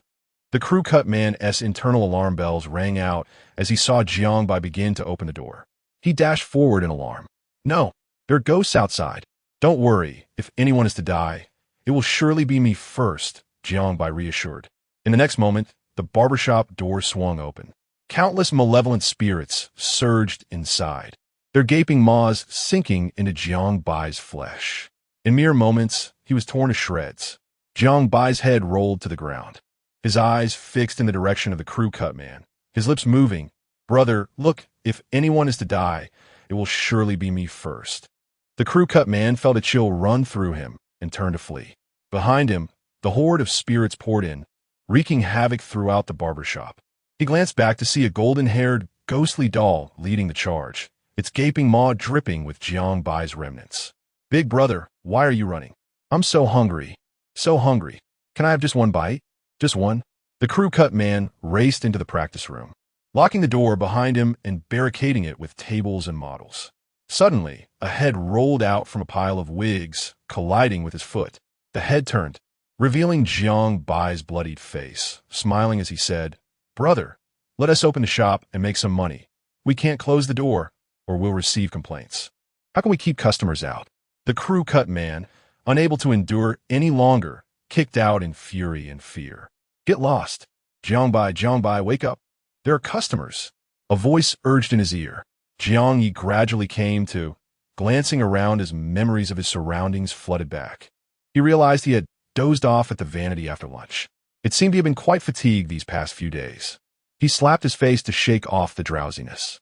Spotting a ghostly figure seated nearby, he approached, standing behind the apparition. "Customer, would you like a wash or a haircut?"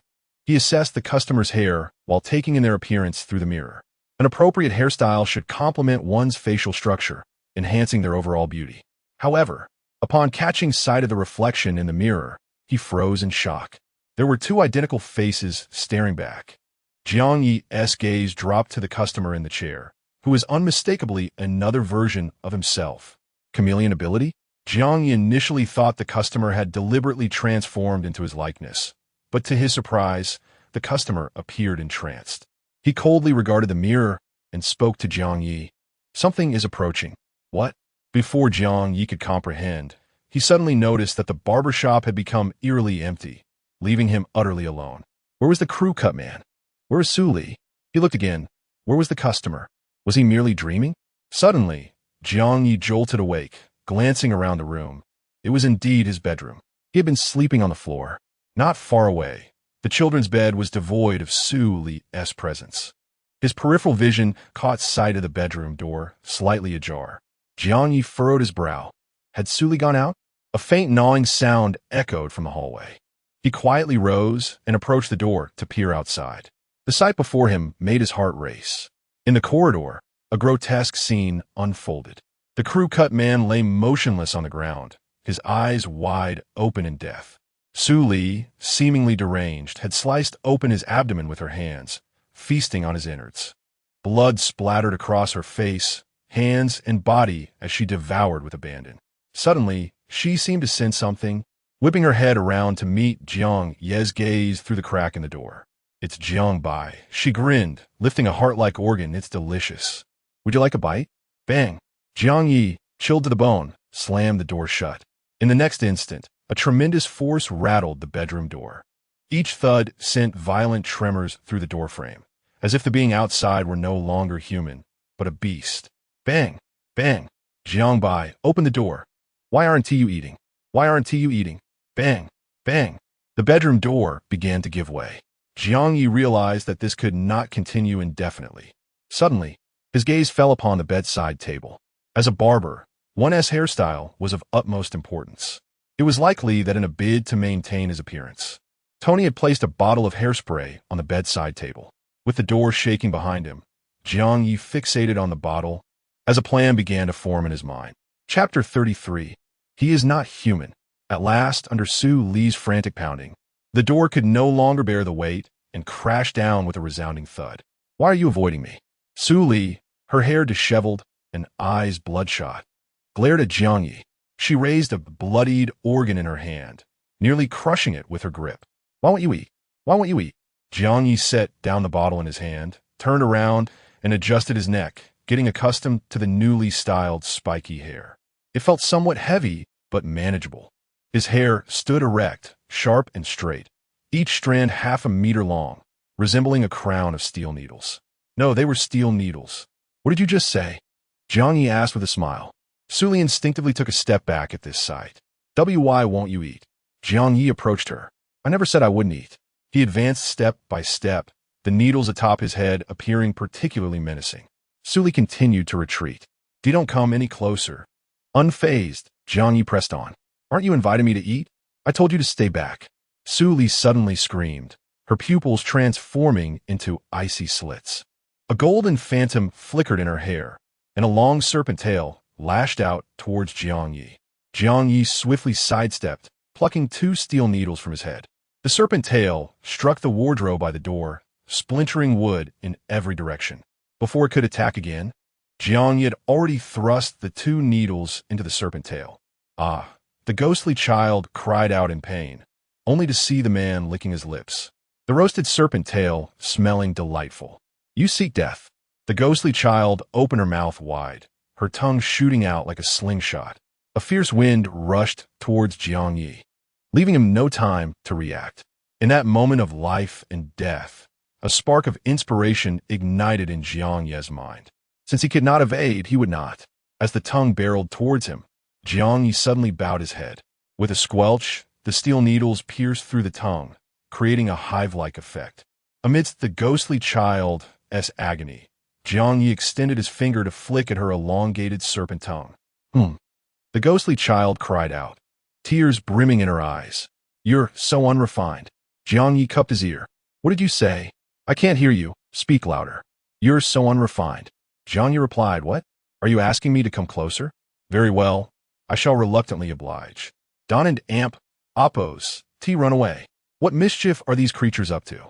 In the live stream, viewers only saw the ghostly children appearing at the heads of 3 players' beds.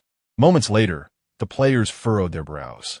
Among them, Su Li's reaction was the most pronounced, one moment terrified, the next shedding tears, and then gasping as if struggling to breathe, as if silently screaming. She looked utterly pitiful. Is this perhaps the capability of a nightmare? Goodness, unable to kill directly, resorting to underhanded tactics? Hey, the streamer seems a bit strange. A group of onlookers gazed at Jiang Ye with growing curiosity, wondering what was amiss.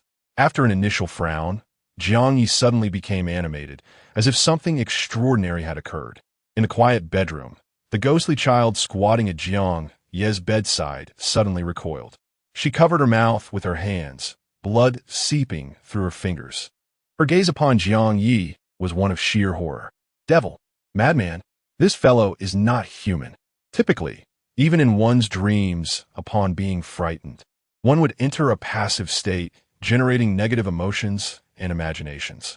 In such circumstances, it is easy to create scenarios favorable to ghosts, facilitating the creation of nightmares. Yet this individual, while feigning fear, had not entered a passive state at all. He remained the master of his own dream. Not only was he unscathed by her fright, but he also utilized the advantage of his own territory to counter her. However, how could a normal human encounter such a situation and feel no fear whatsoever? Madman, devil, cursing silently 50 times in her heart, the ghostly child retreated, her injured tail tucked between her legs, leaving without a backward glance. Jiang Bai, in despair, Su Li slammed down a picture frame. Whether due to the frame's impact or not, the surrounding space seemed to waver slightly. Su Li's consciousness abruptly detached for a moment. Then she felt someone shaking her. Su Li, wake up. Squinting her eyes, it took her a while to discern the scene before her. Jiang Bai. Jiang Ye replied, it's me. Are you all right? Su Li remained silent, only gazing at his face, tears streaming uncontrollably down her cheeks. Jiang Ye grew flustered. Su Li, what is wrong? Is your wound worsening too much? Su Li shook her head, tears still cascading down. I'm fine. She truly was fine. She simply did not wish to become a monster, to die in solitude. She felt an unexpected sense of peace. But Su Li, you're crying. Jiang Ye, at a loss, handed her a tissue, unsure whether to reach out. Observing his bewilderment, Su Li let out a soft laugh. Moments later, her emotions gradually settled. Jiang Bai, I had a nightmare. Jiang Ye blinked. I thought I was going to die. And then? But I'm still alive, right? Yes. That's good. As dawn broke, the three gathered on the first floor, each sporting dark circles under their eyes. After distributing the rations, Su Li looked at the two with dark circles opposite her. I dreamt of ghostly children last night. The buzzcut man responded, so did I. Jiang Ye added, Su Li, now remarkably calm, stated, I thought I was going to die. The buzzcut man glanced at Jiang Ye. I was chased all night. Jiang Ye repeated, what are you looking at me for? He swallowed the food in his mouth. I was chased all night too. Crack. A fissure appeared in the barber mirror behind them, as if something had struck it with a punch. Su Li and the buzzcut man seemed to catch a glimpse of a golden shadow angrily gliding past. They instinctively looked towards Jiang Ye. Jiang Ye stammered, why didn't he do anything? It was merely a spiky explosion hairstyle he had given himself in the dream, and he had poked the ghost. The ghostly child ran quite fast and had sustained no injuries. The buzzcut man brushed the debris off his hands. Everyone, be cautious today. Jiang Ye nodded, yes. The ghostly children may cause trouble. Su Li, be careful. Su Li nodded, all right. After a night of nightmares, she suddenly felt much more at ease. She sensed that she was no longer so afraid of ghosts. Go, go, go. She encouraged herself. With 2,400 remaining from yesterday and Oppo's earnings, she was still 600 short of her target. Yet, to find the correct room, she would need at least an additional 2,000. 2,600. It was something she had never dared to imagine before. Jiang Ye smiled and said, keep it up. Chapter 34. Lurking in shadows, so they knew we were coming? The little one certainly looks tender. Oh, and what do we have here? A muscular hunk. As the shutter door was raised, several ghostly figures materialized at the entrance of the shop, startling Jiang Ye and his companions. 3 female specters entered one after another, each with exquisite features and fashionable attire. Their gazes toward the shop assistant mirrored those of the old women from yesterday. A trendy female ghost with wavy hair glanced behind Jiang Ye and exclaimed, "Oh, they're in Oppos. A young lady here. Xiao Meng, is she your type?" The one addressed, a male ghost with pale skin, trailed at the back of the group. Tall and thin, he seemed to float like a disembodied soul, clearly a recluse with a sedentary lifestyle. Upon hearing the female ghost's words, Xiao Meng blushed, retorting, "Sister, don't say such things." The trendy female ghost erupted in laughter. "Come, sit down. Today, we'll give you a proper makeover. Sister Snake had her hair done here yesterday and became quite popular." "Sister Snake?" The trio exchanged glances. Recalling the snake woman from yesterday morning, the crew-cut man's face fluctuated between white, red, and green. Jiang Ye stepped forward, wearing an affable smile. "Welcome to the Crimson Barbershop. Since you're all friends of Sister Snake, everyone's expenses today will be discounted by 10. The trendy female ghost whistled. "Wow. Little guy, you and Oppos, quite handsome. No wonder Snake likes you so much." Although the amount was insignificant to them, who wooed and Oppos, to appreciate special treatment, the barbershop bustled with unusual activity that day. As noon approached, a male and female ghost arrived, walking in intimately. Due to the crowd, Suli asked them to wait for a moment.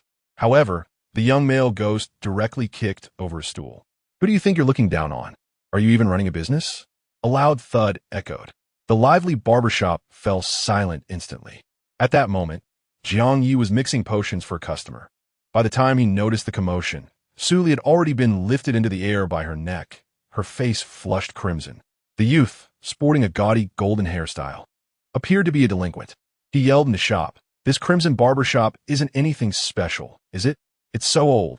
Not as good as those two established brands on the street." As he spoke, he disdainfully kicked aside the bottles and jars at his feet. His girlfriend opened a bottle of essential oil, sniffed it, and tossed it aside in disgust. "TSK, who knows what cheap concoction this is? It'll damage your hair." Essential oil spilled onto the floor, the fragrance of herbs permeating the barbershop. "Little guy, need some help?" The trendy female ghost sat in her chair, watching the spectacle with amusement. Jiang Yi narrowed his eyes, retorting without turning his head, "Guests, please wait a moment. Please stand back to avoid getting hurt." He strode toward the disturbance. The crew-cut man tried to stop him from acting rashly, but Jiang Yi coldly shouted, "Suli, what are you waiting for? Do you want to die?" Suspended in the air, Suli struggled to pry open the golden-haired ghost and Oppos' hand, unable to draw breath. Hearing Jiang Yi and Oppos' voice, a fraction of her muddled reason returned. "Is it okay? Why wouldn't Oppos? It be? What in Oppos' going on?" The golden-haired ghost was perplexed. "A wretched human dares to bark in front of me?" Before he could finish speaking, he suddenly felt his fingers being pried open. Crack! His fingers snapped directly. "What the?" The golden-haired ghost cried out in pain, about to curse. He turned his head and was met with a foot bearing down on him. Bang! He didn't even have time to react before he was sent flying like a cannonball, crashing onto the street. He was utterly defenseless. Ugh! The golden-haired ghost and Oppos' girlfriend hiccuped in fright. The customers in the shop were also stunned. They didn't Oppos to expect this seemingly delicate girl to be so fierce in a fight. And a little crazy. Inside the barbershop, after kicking the young ghost away, Suli propped herself up on a nearby armchair. Her skin was flushed, and dark patterns crawled up her cheeks. Her hair was disheveled, and her crimson pupils stared intently at the troublemaking female ghost, as if she wanted to devour her. "Hick!" The female ghost twitched again. "I'll get out of here myself." She turned and fled. Just as she reached the door, a weight suddenly landed on her back. Her heart sank. Warm breath caressed her neck, and in the next moment, excruciating pain struck. Suli bit down ferociously, tearing off a chunk of flesh.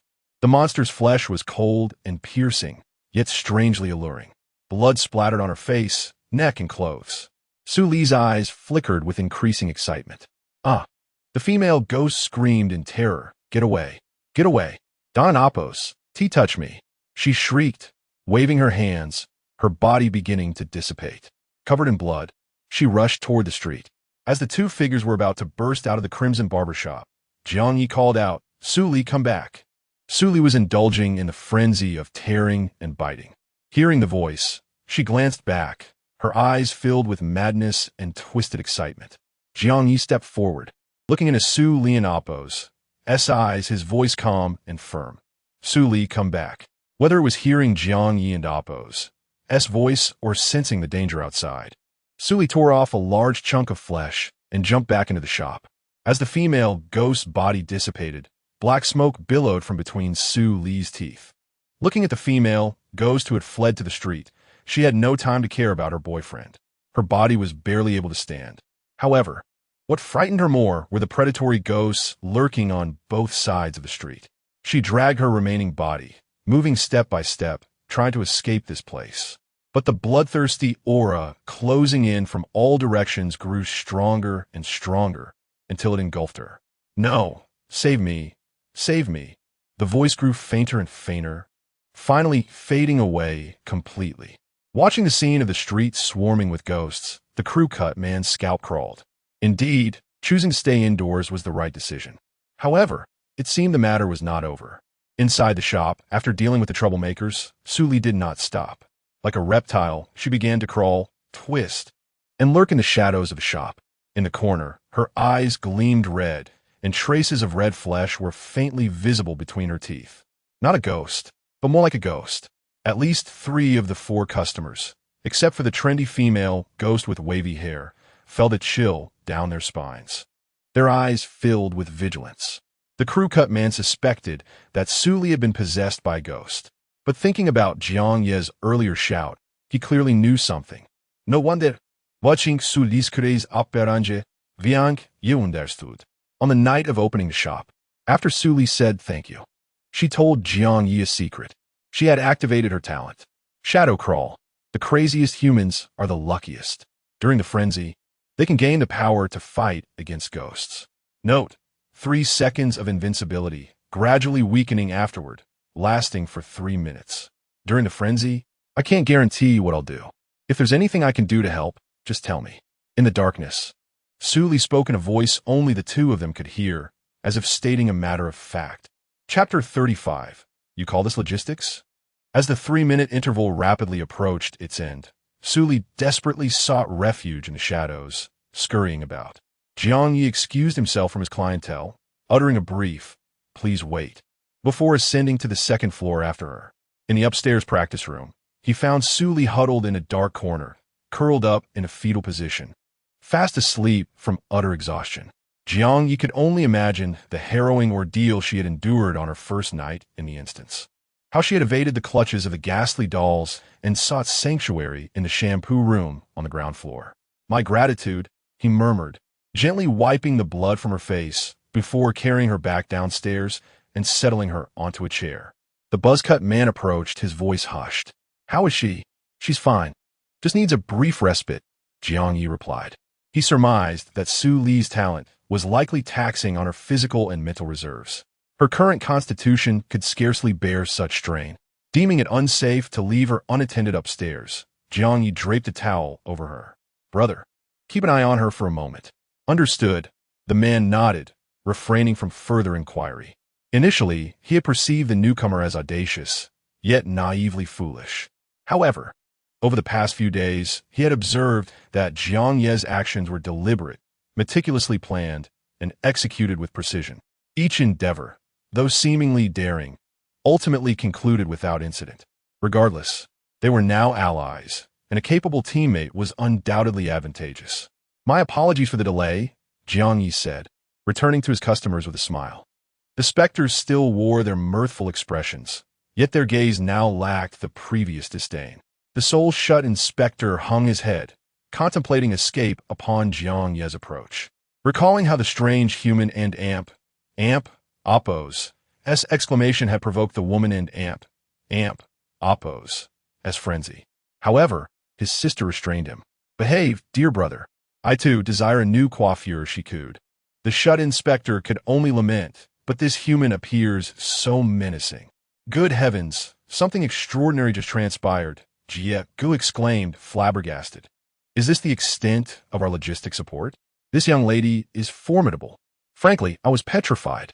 Ever since the disruptive specters had emerged, the viewers had been on high alert, anticipating a dire outcome for Su Li. Yet, the situation had taken an unexpected turn. Many shared the buzz-cut man and Oppo's initial suspicion. This girl is possessed. Few had witnessed her initial outburst, as Su Li had garnered little attention upon entering the instance. "I told you, she's incredible," one viewer declared. "Thank goodness I refrained from intervening. Who would dare approach her? Ye Cupid. But isn't it peculiar? The host is aware of Su Li and Oppo's prowess, yet he assigned her logistics duties. Surely, she would be better suited guarding the entrance, addressing unforeseen incidents. Ye, despite his experience, is hampered by his missing arm, rendering him less effective than Su Li. This analysis resonated with the viewers, prompting them to ponder the rationale behind the decision. Indeed, why? Is it merely because she's attractive and Jieji's initial demeanor was less than welcoming? Could the host be favoring her? There must be another reason. The host strikes me as a strategic thinker. After all, he never treated Sadako with such tenderness. When confronted with the golden-haired ghost child, the child slapped itself. "Brother, we're running low on hair serum. Could you fetch a couple of bottles?" Following the disruptive couple and Oppo's departure at noon, another customer had arrived in the afternoon. Jiang Ye, while tending to the client and Oppo's hair, assessed the dwindling supplies on the styling station.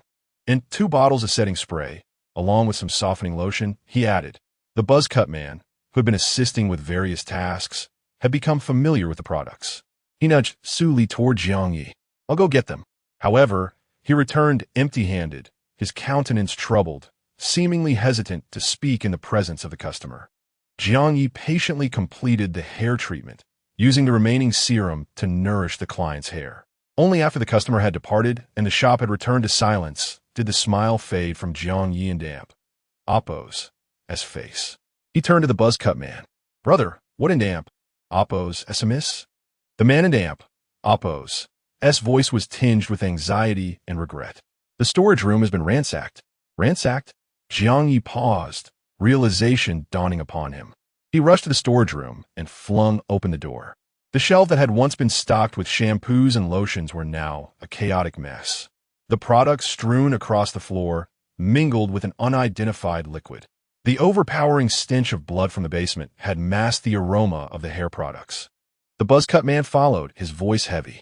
It must have been those 3 ghost children. According to the original script, they would have manipulated us for ghost coins, leading us on a wild goose chase. The shifting basement rooms would have drained our hard-earned currency and increased our chances of death.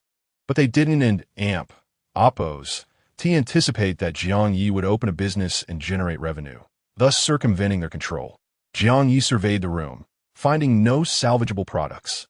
"It was my oversight," the buzz-cut man lamented. "It's all right," Jiang Ye reassured him, wiping his hands.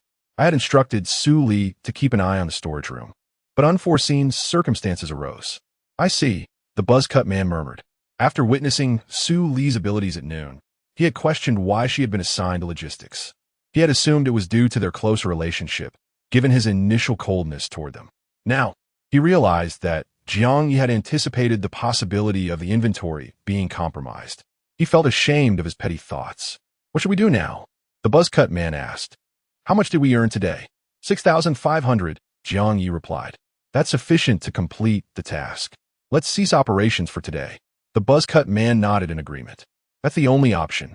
Insufficient supplies would lead to customer dissatisfaction and potential trouble. It's too risky." Jiang Ye stretched, his stomach rumbling. "Brother, let's find something to eat." "I and Amp, Oppo's, close-up shop." "All right," the buzz-cut man replied, still staring at the mess in the storage room, somewhat dazed. Jiang Ye, however, remained composed as he returned to the salon to close the shop. As he prepared to lower the shutters, he noticed the owner of the wonton shop across the street. The man, his white apron perpetually stained with blood, stood at his doorway wielding a cleaver, his gaze fixed on the salon, as if Jiang Ye and his companion had stolen something from him. The intensity of the man and Oppo's stare sent a shiver down Jiang Ye and Oppo's spine. With a swift motion, he lowered the shutters, shutting out the palpable malice. Chapter 36. The Stagnant Clock in the Evening. Jiang Ye and the man with a buzz cut casually had a bite to eat and took a brief rest before commencing the cleaning of the shop. During Su Li's frenzy, the shop had been left in considerable disarray. They had tidied up a bit at the time, yet numerous areas remained in chaos. In the midst of their cleaning, Su Li awoke. Upon learning of the destruction in the storeroom, she expressed her profound regret, saying, "I'm so sorry. It was my failure to maintain order." Jiang Ye reassured her, "But you were incredibly helpful this afternoon." Su Li, puzzled, lifted her head. What did I actually do after losing control?" Jiang Ye replied candidly, "Not only did you handle the troublesome spirits, but you also intimidated the other customers in the shop." Su Li and Appo's expression shifted to one of bewilderment. Was that truly me? I didn't Appo's cause any trouble? She had always refrained from losing control, fearing that she might create chaos during her episodes. "No," the buzzcut man chimed in. "You were quite formidable." Su Li exhaled in relief, glad that she had not caused any incidents. However, her brow furrowed once more. "What about the potion?" "Let us eat something first," Jiang Ye said, handing her water and dry rations. "The money we earned is sufficient for the task." Su Li pondered for a moment before raising her head abruptly. "Jiang Bai, have you completed your hidden task?" Both she and the buzzcut man had a task to operate for 3 days, while Jiang Ye's task required the completion of a specific quantity. The buzzcut man glanced between Jiang Ye and Su Li, then at the dry rations in her hand, hesitating to speak. "Is no one concerned about the mouthwash issue?" Upon hearing this, Jiang Ye checked the task page. Task progress. Received guests, 10-15. Positive reviews, 5-5. "We still need a few more," he noted. Guests had to receive a hairstyle for their visit to count. Simple shampooing or haircuts did not qualify. Earlier that morning, a female ghost had come merely to accompany her friend for a wash. The shop fell into a sudden silence. At this point, Su Li and the buzzcut man's tasks were nearly complete, allowing them to leave. Yet, what about Jiang Ye? He had been the one putting in the effort, whether in managing the shop or earning money. "What do you plan to do?" the buzzcut man inquired. "Are you going to abandon your hidden task?" Jiang Ye scratched his face, contemplating. "Actually, I have a thought." "What is it?" "Well, do you remember that Tony in Appo's diary mentioned he had his own supply channels? You already know where they are." The buzzcut man and Appo's voice rose in astonishment. Su Li sat up straight, her attention fully captured. "When did the host discover the supply channels? Why wasn't TI informed? Is there a chance for salvation?" The viewers in the live stream shared their bewilderment and shock, mirroring the confusion of Su Li and the buzzcut man. Just moments before, they lamented the host's hidden task being impossible to complete, reflecting on how mischievous the ghost child was. While the others seemed to enjoy a meal, his meat had flown out of reach. Yet, some viewers secretly rejoiced, reveling in the rare sight of the host struggling. To their surprise, they suddenly heard such revelations. The key question lingered. When had they missed the discovery of the supply channels? Had they overlooked something? Did I just miss a crucial moment? "No way. I have a daring hypothesis," one viewer suggested. "Could it be that the host has time traveled?" Jiang Ye remarked to him, "It's merely speculation." The trio ascended to the second floor, with Jiang Ye leading the way into the practice room. Su Li and the buzzcut man exchanged glances. They had thoroughly searched this area multiple times. Was there a hidden passage, perhaps a basement, concealed within? As Jiang Ye approached the wall clock, both Su Li and the buzzcut man were taken aback.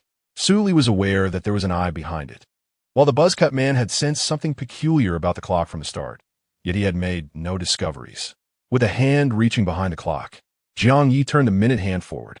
As the hour and minute hands aligned at 12, the clock emitted a faint clicking sound, reminiscent of an ancient mechanism straining to move its chains. He then stepped back, his gaze fixed intently on the wall as hollow. Previously, he had been the last to notice the eye. This time, Jiang Ye finally discerned its emergence. It began as a thumb-sized, blood-red mass and gradually multiplied, resembling a cluster of cells until it coalesced into a fist-sized form. The fleshy sphere rotated within the hollow, revealing a black pupil.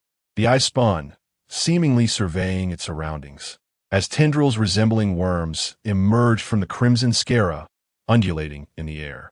This was the buzzcut man's first encounter with such a ghastly entity, causing his breath to hitch.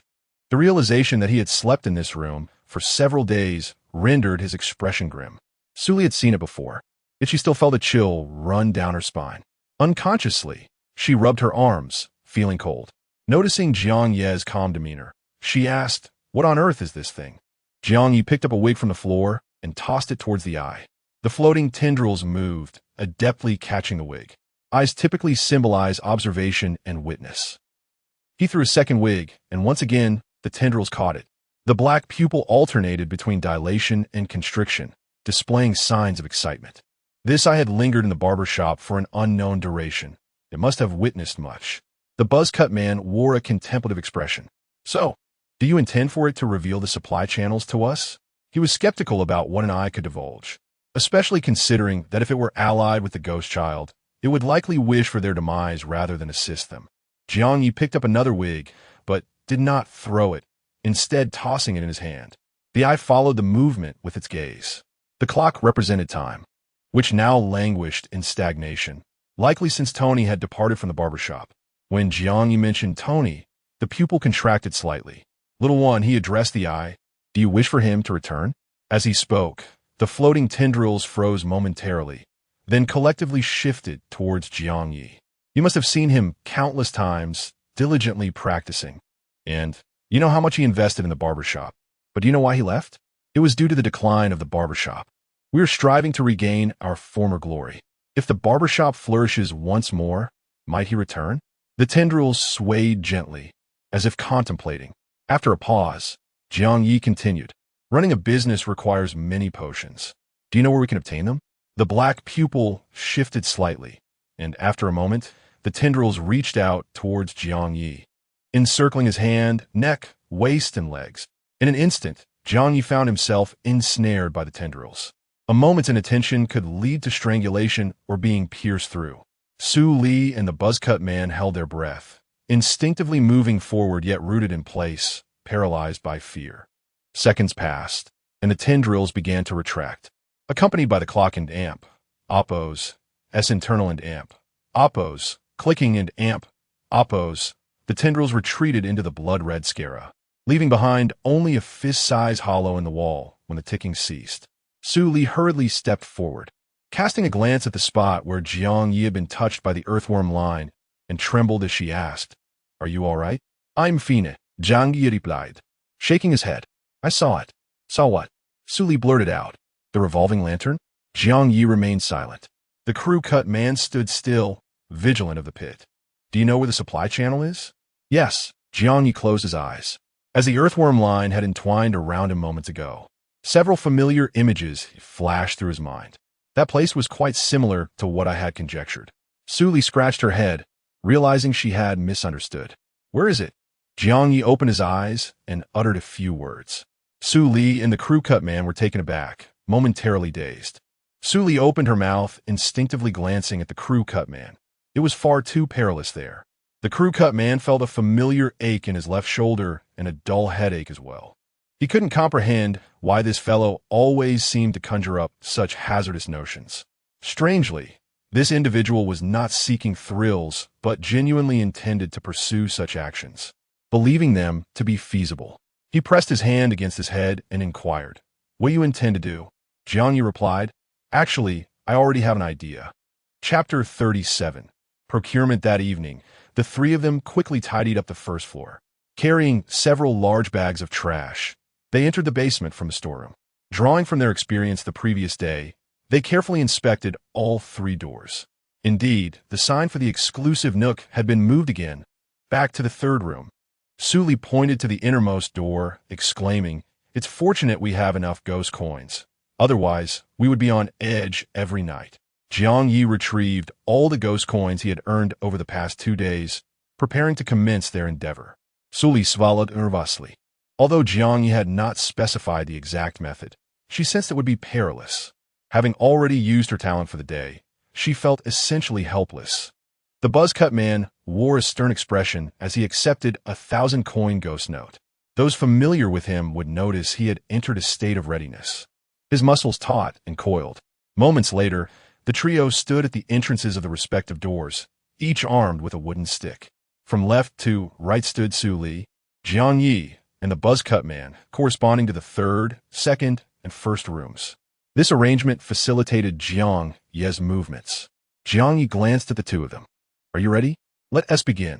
As his voice faded, The buzz-cut man initiated the process by sliding ghost coins into the gap of the door. Jiang Ye followed a few seconds later, inserting his coins as well. The system prompt did not sound. Instantly, all three understood the implications. As Suli pushed her coins into the door's crevice, Jiang Ye strode forward. System prompt. Task progress, 5,000, 7,000. The system alert rang out. And instead of feeling relieved, the trio became even more tense. Jiang Ye swiftly placed the remaining 2 ghost coins into the third room. System prompt. Task progress, 6,000, 7,000. System prompt. Task progress, 7,000, 7,000. System prompt. Main task completed. Would you like to exit the dungeon? None of the three paid any heed to the prompt.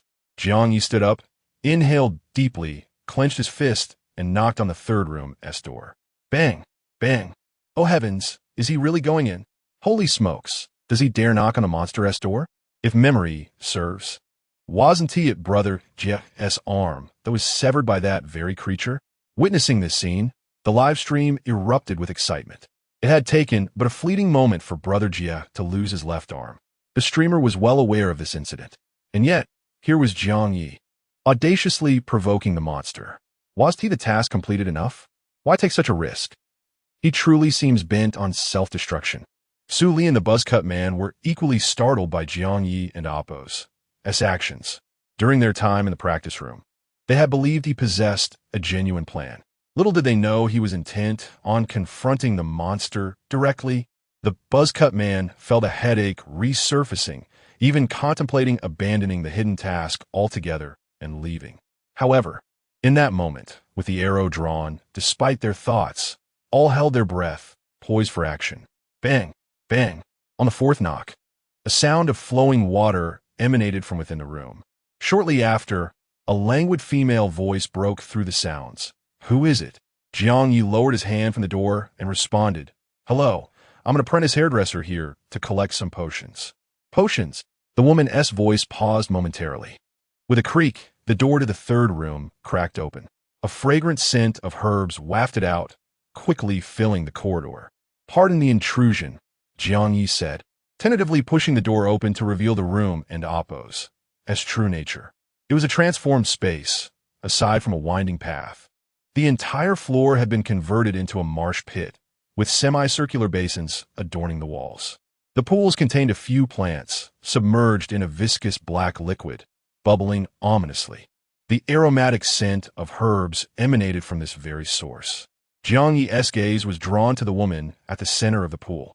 Her long, black hair cascaded like seaweed across her chest, her oval face framed by delicate features.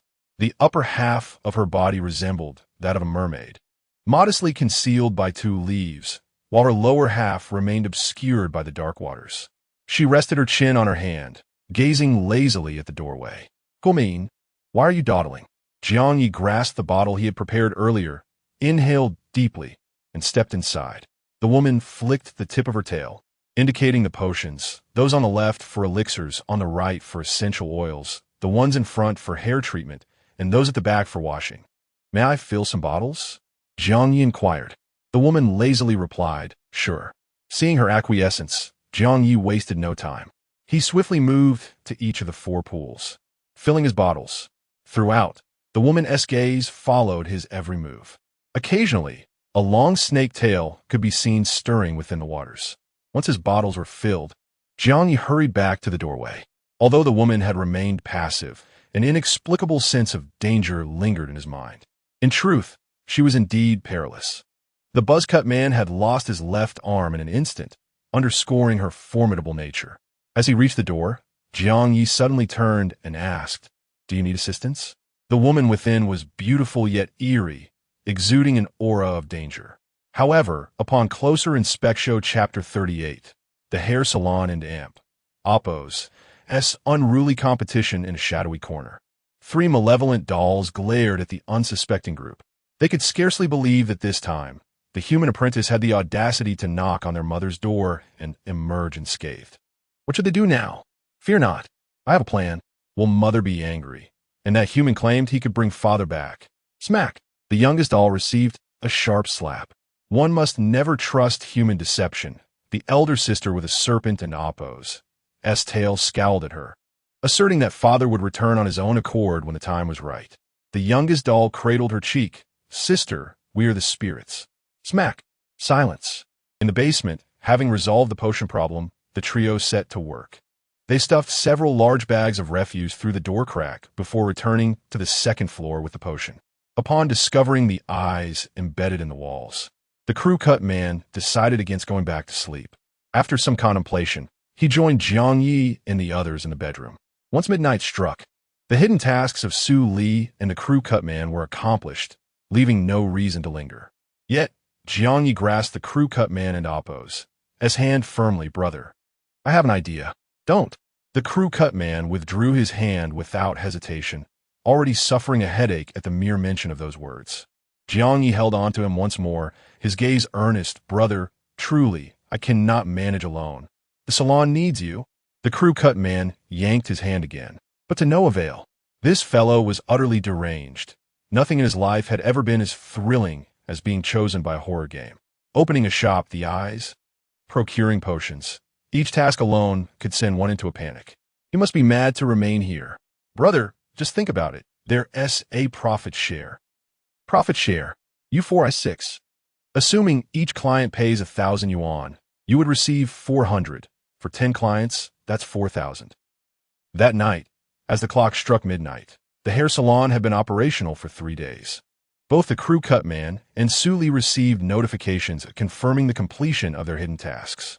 After deducting expenses, they still had 3,900 left. Jiang Ye generously distributed 1,000 ghost coins to each of them. Without their efforts, the salon could not have earned such a sum. The crew-cut man and Su Li had no objections. Yet, Su Li remarked, you did the lioness share of the work. Is it truly appropriate for you to give us so much? Jiang Ye chuckled, you both took risks too. Besides, your assistance was invaluable. Without you, I would have struggled to manage all these spirits. The crew-cut man added, take it. You'll need to purchase healing items once you return to the marketplace. Su Li hesitated briefly, but ultimately said nothing more. She looked at the two. Well, may our paths cross again. Farewell. Su Li cast one last glance at Jiang Ye, cradling her now-numb injured hand as she exited the instance.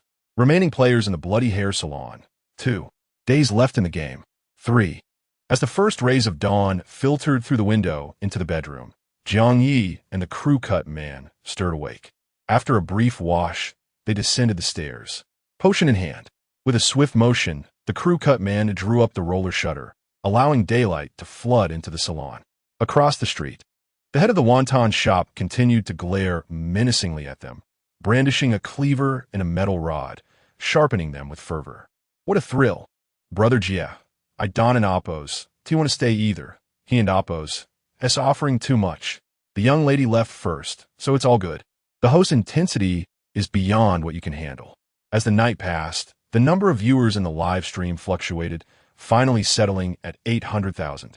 The sentiments of Brother Jie resonated deeply with the audience. They were so gripped by fear that they nearly forgot to breathe.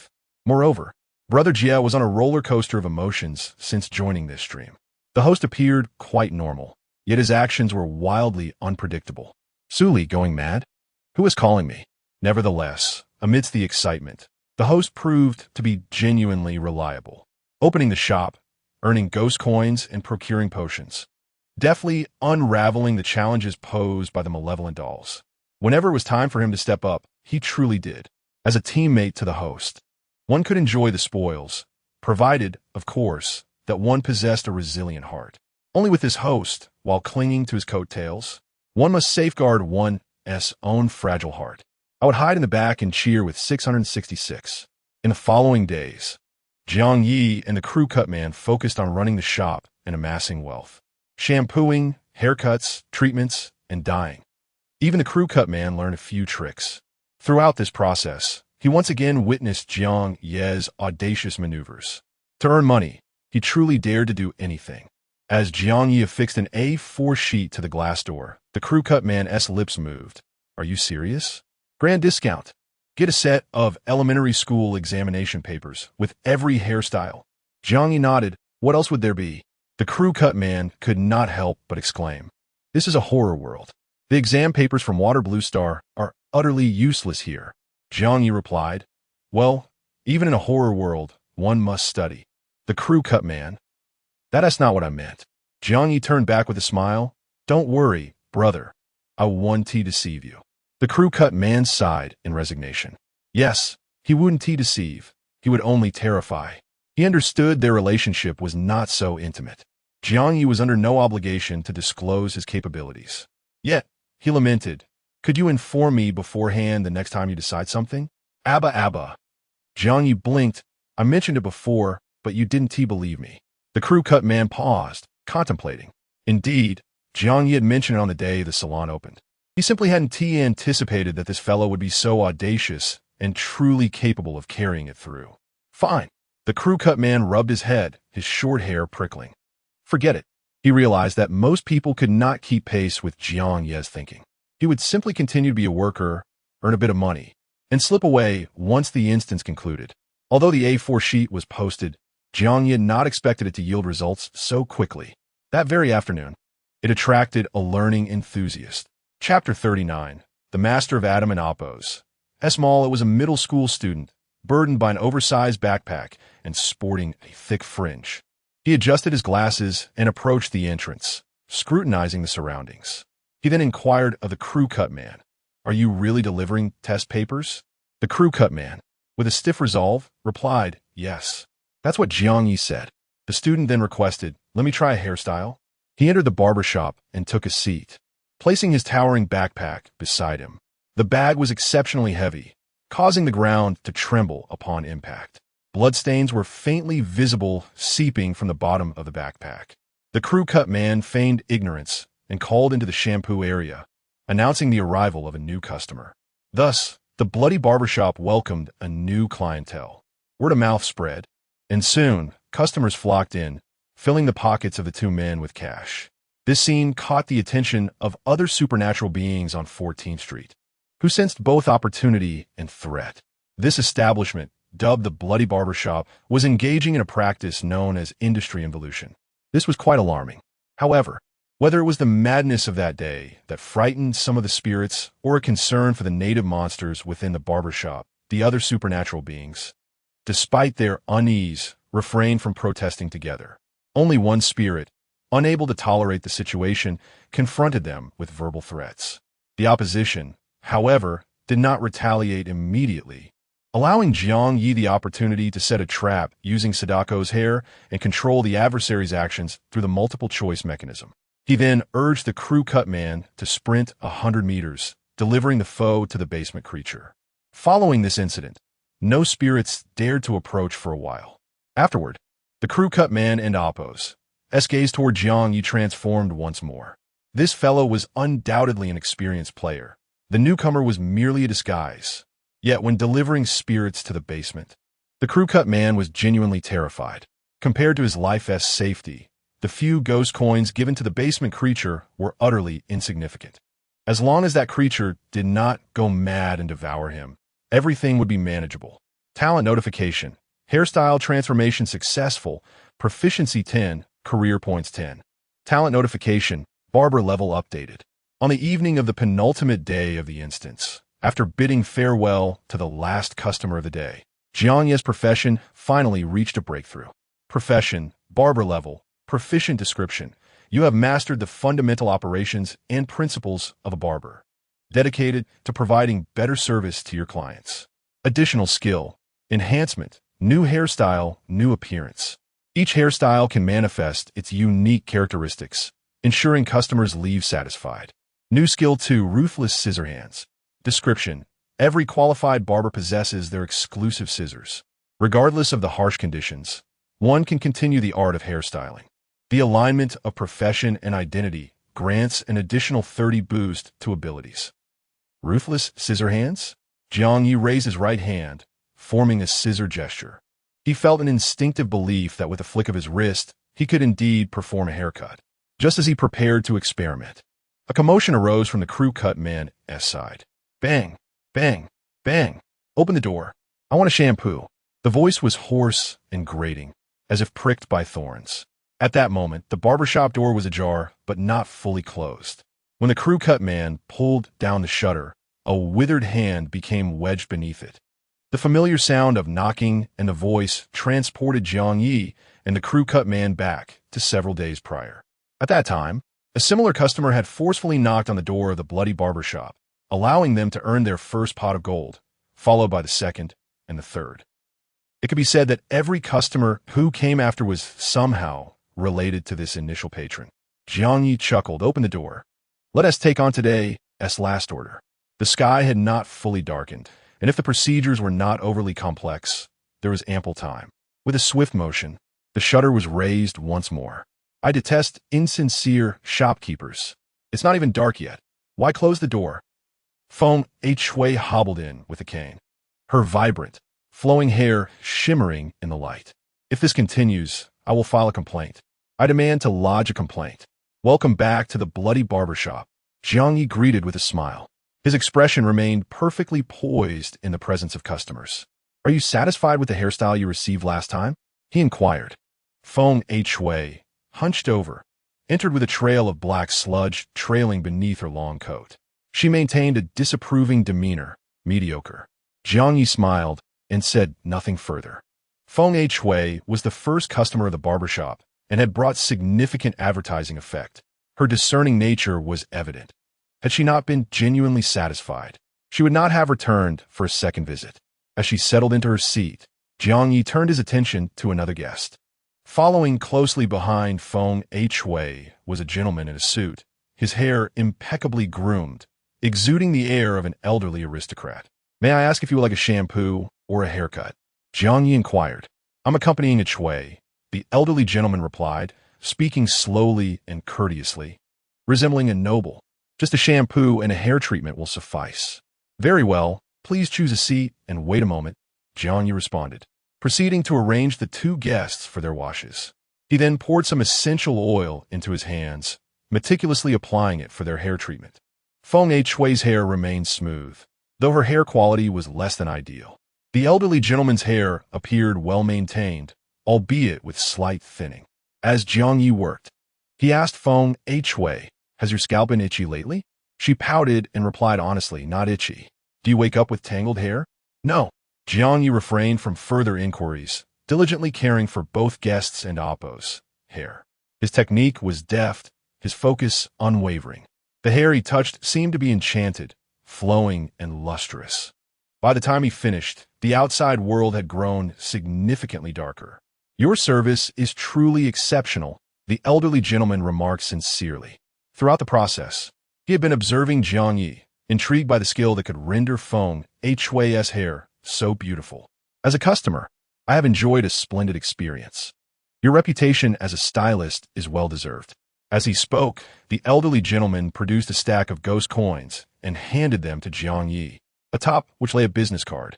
If the opportunity arises, I hope to see you at the barber shop in Adams Mall. There should be a place for you there. Chapter 40. The Joyful Childhood of the Ghost Children. System notification. You have gained a recognition of the Adam Mall as proprietor. System notification. You have received an invitation to join Adam Chain Mall. Jiang Ye was momentarily taken aback, but soon accepted the invitation with composure. Thank you for your acknowledgement. I will certainly consider it if the opportunity arises.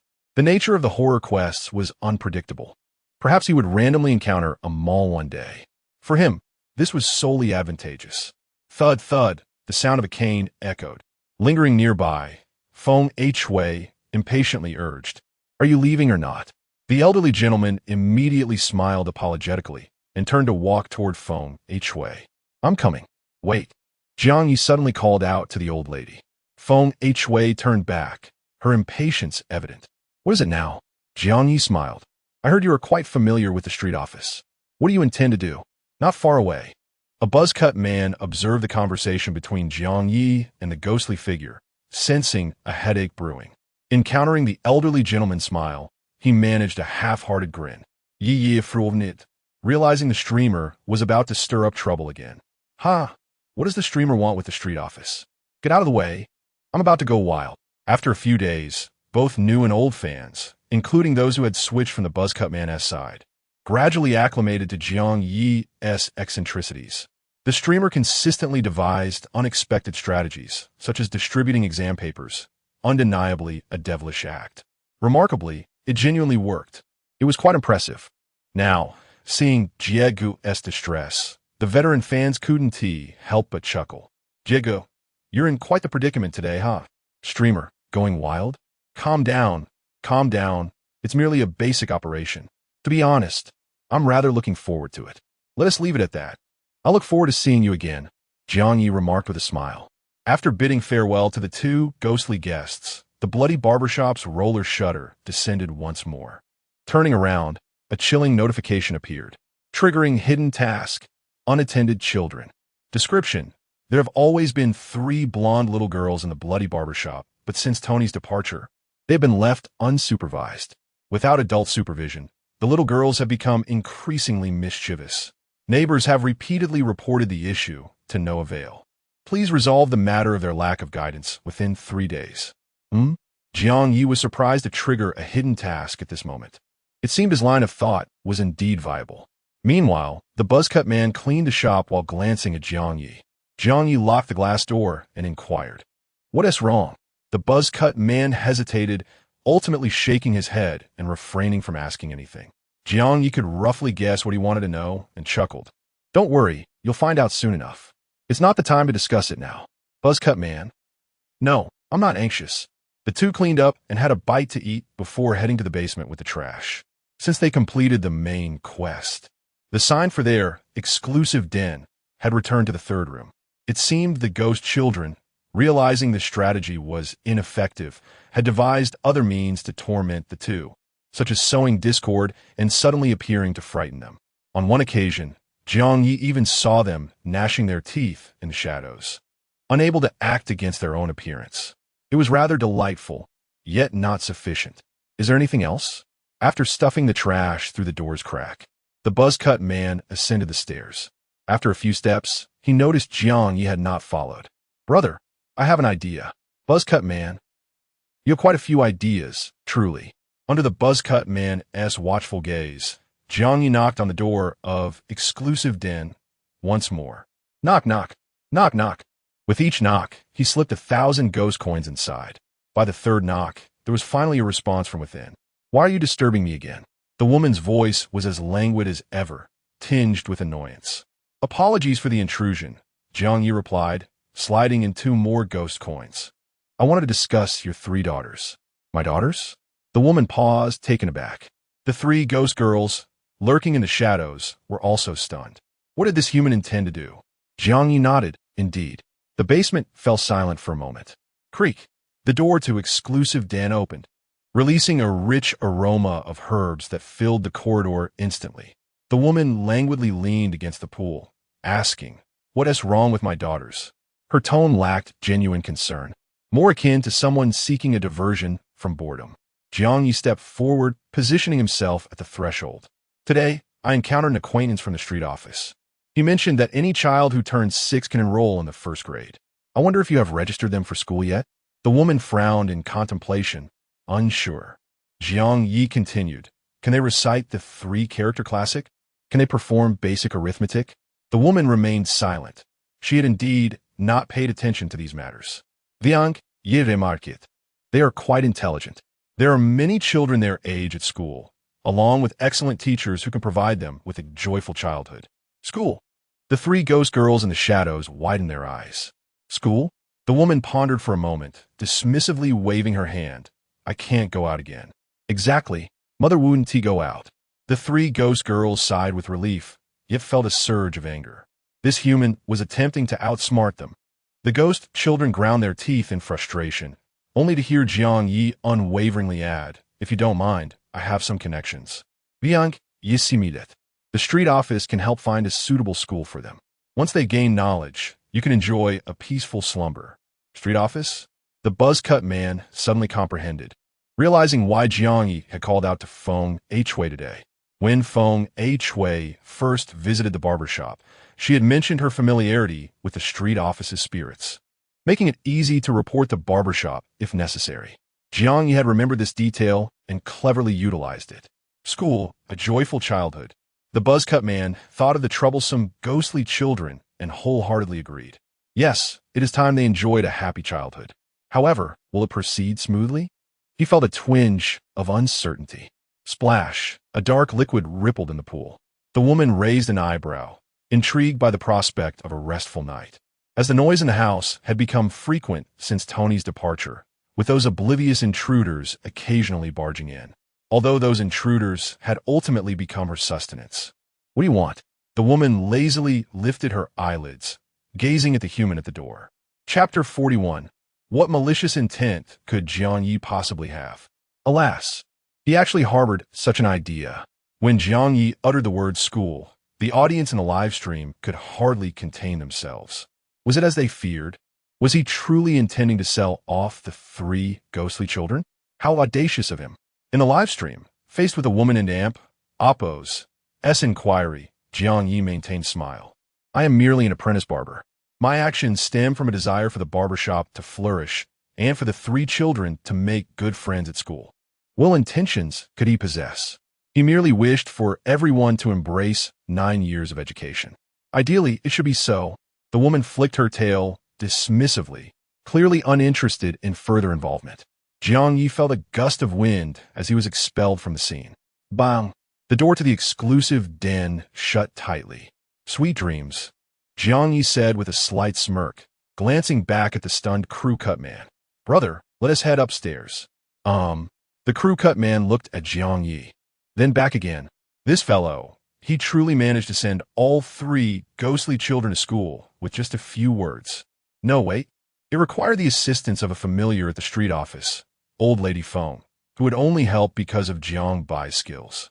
Why would the creature in the basement agree? It was only because Jiang Bai possessed sufficient funds to knock on her door. What appeared to be a simple matter was, in truth, a feat that could not be accomplished without layers of groundwork. What's her place was school. A full day spent there. Once the ghostly children left, there would be little time left to deceive them. Moreover, since it was a school, there would undoubtedly be homework, right? The real headache might not even fall upon them. Jiang Ye's maneuver was truly brilliant. The crew-cut man pondered this for a long while, finally exhaling 2 words as he lay in bed. Impressive. That night, he found himself tossing and turning, unable to sleep. Did Jiang Bai not fear incurring the wrath of those 3 ghostly children? Did he not fear the ire of the woman from the basement?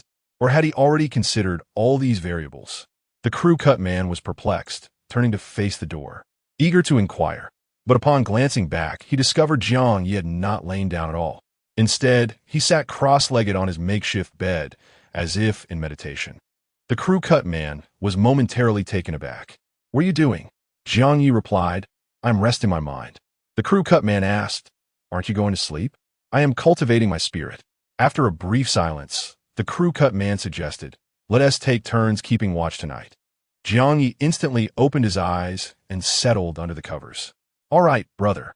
You keep watch for the first half of the night, and I shall take the latter half. In a dark corner, the 3 golden-haired heads glared ominously at the 2 individuals in the bedroom.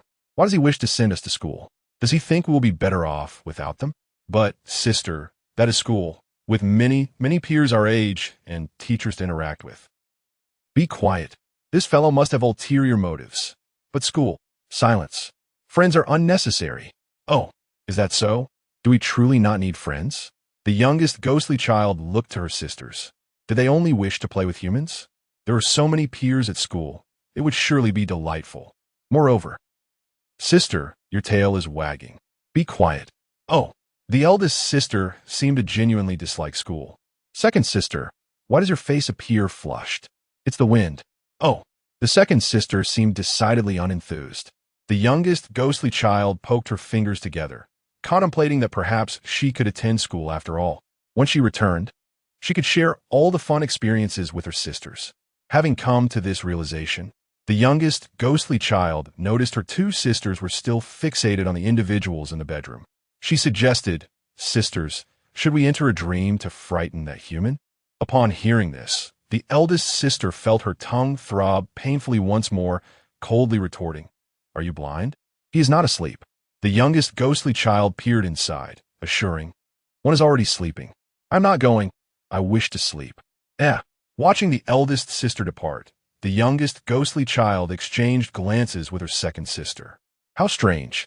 Ever since that day, The eldest sister has not allowed us to enter the human and Oppo's dreams. Why is that? That night, the youngest ghostly child began to pack her small backpack. She initially thought she would be the only one attending school. However, the following day, when the street office representatives arrived, the sheer number of ghosts compelled her two sisters to join her. There was no choice. Even Mother had consented. The eldest sister with a human body and serpent tail stated, "Indeed, we must not provoke Mother's anger." The second sister coldly concurred. The youngest ghostly child pondered, so henceforth they could attend school together. No longer confined to the barber shop, endlessly playing with mundane humans. How exhilarating school would be. The youngest ghostly child gazed at the streets, her eyes sparkling. The ghosts on the street appeared so formidable. School is merely adequate. The eldest sister flicked her tail. I suppose I will take a reluctant look. The second sister remarked impatiently. The youngest ghostly child stepped forward, grasping her sister's hands. I heard school is a wonderful place, where everyone enjoys a joyous childhood, she exclaimed joyfully. System notification. Unattended children completed. The three ghostly children now have teachers and companions, and they will no longer hoard their mother's ghost coins in secret. The bloody barber shop no longer requires assistance. The street office ladies have finally ceased receiving complaints from the barber shop's neighbors. Everything is evolving towards a new direction. In the barber shop, the crew-cut man stared blankly as he watched a multitude of ghosts depart. They managed to leave so smoothly. He turned to Jiang Ye. Those were the daughters of the basement's big boss. Sending ghosts to school. Unprecedented. No, I have never heard of a player succeeding in establishing a shop in such a haunted locale. The crew-cut man murmured, Jiang Bai, is the terrifying world you perceive not different from ours? Jiang Ye turned his head. Brother, what are you saying? A terrifying world is simply a terrifying world. The crew-cut man replied. Is that so? Yet, I seem to recall you never appearing genuinely frightened. Are these thoughts something an ordinary human could conceive? Yet they indeed accomplish their tasks through these peculiar ideas. Suddenly, the crew-cut man pondered, Jiang Bai, if you were not skilled in barbering and possessed no talent, would you be willing to sacrifice lives to fill your ghost coins? Chapter 42. The most secret pit of the bloody barbershop, Jiang Bai. If you lack the skill to cut hair, do you intend to sacrifice lives for mere ghost coins? Brother, are you suggesting using players to appease the little creatures in the basement in exchange for progress in the main quest? Jiang Ye turned around. Indeed, Jiang Ye did not anticipate that his counterpart would pose such a question. After a brief moment of contemplation, he shook his head. No. The buzzcut man pressed further. Then how do you plan to clear the level? Jiang Ye did not respond directly, but countered with a question. Brother, can lives truly be exchanged for 2,000 ghost coins? The buzzcut man was momentarily taken aback, sensing something ominous lurking beneath the surface, yet he could not grasp it. Jiang Ye spoke earnestly. After Brother Feng's demise, 2,000 ghost coins indeed appeared. But was it a life exchanged, or merely the ghost's offering? After all, this dungeon delights in manipulating human nature. The ghosts employ various means to sow discord among players, enticing them to turn against one another. If one were to act according to their designs, that would be the true trap. Duong, Jiang Ye's words struck like a thunderclap, nearly unbalancing the buzzcut man. It was as if the shroud had been torn, revealing the stark reality within. So this is how it is. He had assumed that by adhering to the ghost's intentions and following the terrifying tasks issued by the system, he could successfully navigate through. Had he been mistaken all along? So this is how it is. Jiang Ye stepped forward to support his right arm. Brother, are you all right? Those words were merely my musings. We have been raised in a society governed by law. I lack the courage to take a life. The buzzcut man waved his hand. Let me think it over. Observing the buzzcut man's dazed expression, Jiang Ye scratched his head, pondering if he had misspoken. As time passed, they resumed their work, though the buzzcut man fell into a deeper silence. With the ghosts no longer interfering, their tasks proceeded more smoothly. They focused solely on earning, and earning. This continued until the ominous alert appeared. System alert. 10 minutes remain until dungeon conclusion. Countdown 0:09:59. They exchanged a glance, and Jiang Ye stretched, suggesting it was time to call it a day. He approached and drew the rolling shutter down before dividing the ghost coins they had earned over the past 3 days. They had been exceedingly busy, serving at least 5 customers daily. After deducting the bribe for the creature in the basement, they still had over 20,000 ghost coins. According to the agreed split, brother, you will receive 8,700. The buzzcut man accepted the ghost coins, nodding in thanks. Jiang Ye smiled. No need for thanks. Let us collaborate again when the opportunity arises. Including the earnings from previous days, Jiang Ye amassed a total of 14,860 yuan. The buzzcut man replied. Let us discuss it another time. His gaze towards Jiang Ye was laden with complexity. Jiang Ye pondered for a moment and suddenly inquired, by the way, brother, I don't yet know your name. He and Su Li had exchanged names, yet the buzzcut man had maintained a stern demeanor, leading them both to simply address him as brother. The buzzcut man replied, Peng Jia. Surge, outstanding. Jiang Ye gave a thumbs up. A splendid name. Brother Jia. May fate allow us to meet again. As the final countdown concluded, both vanished from the barbershop. Hidden task. The decline of the bloody barbershop exceeded expectations. The bloody barbershop, once in decline, has not only rekindled the attention of the ghosts in 14th Street, but has also sparked a new wave of competition among peers, becoming the most popular barbershop on 14th Street. Talent notification. Your skills have gained recognition on 14th Street. Proficiency 200, professional points 200. System alert. You have drawn Tony's attention. The bloody barbershop dungeon has concluded. Shall we begin settlement? Reappearing in the system's rest space, Jiang Ye patted his backside and found a spot to sit. Wait a moment. He casually grabbed a pack of energy chocolate, tore open the wrapper, and began to eat. He also purchased a few apples from the system store.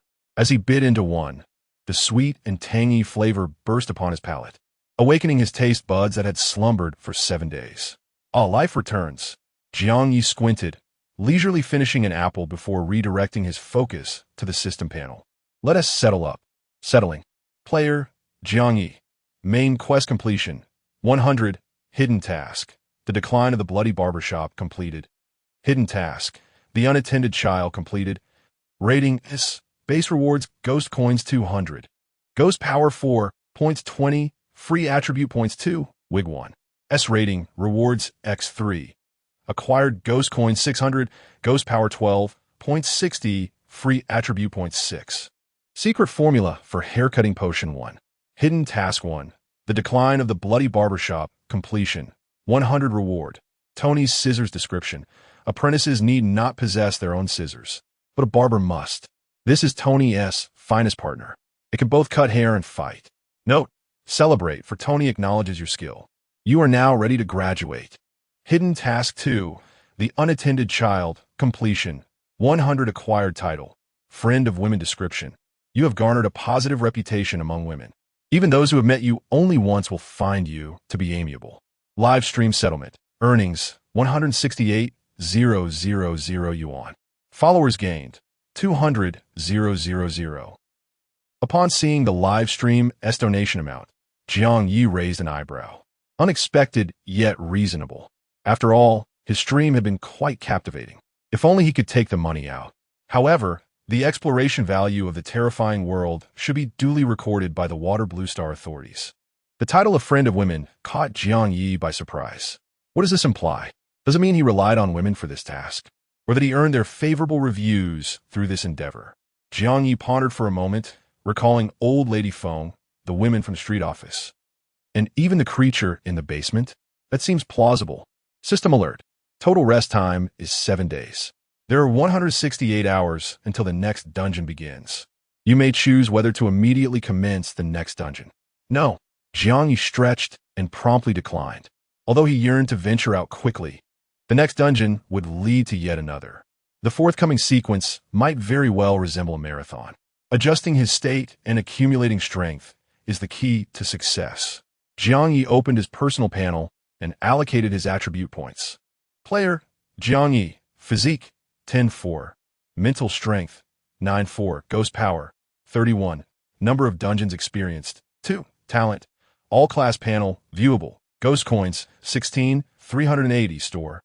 Points, 120. Items, wig, secret formula for haircutting potion, Tony scissors. Adam's chain store job invitation. 2 strands of black hair, talisman book, Sadako, S videotape. Blank notebook of the town, S problem solver. Chapter 43, The Royal Flush. This time, the allocation of free attribute points amounts to 8.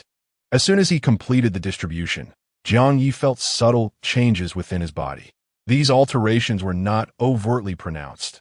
Rather, they seemed to manifest imperceptibly. He rolled up his sleeve to take a glance, noticing that the contours of his muscles appeared significantly more fluid and natural. His vitality surged as well. This time, all foundational rewards had doubled. Was it due to overcoming the novice level, or was it a consequence of the escalating difficulty of the dungeon? Jiang Ye mused. If the points continued to double at this rate, wouldn't he soon reach 1,000 points? No, the more times one experiences the dungeon, the harder it becomes to attain an S rank score. Suddenly, Jiang Ye let out a soft exclamation. Is it truly accurate that the increasing number of dungeon experiences leads to greater difficulty? According to Brother Jie, this was already his 5th dungeon. Jiang Ye took out a notebook, reviewing the recent dungeon while conducting an analysis. Compared to the youth hostel dungeon, the bloody barbershop presented only one main task. Yet, the timeline extended over 7 days. The challenges players faced primarily included 3 points. 1. Who is the true little baby? Misidentifying a ghost would not only result in losing a ghost coin, but also cost 1's life. 2. How to obtain a 1,000 yuan ghost coin.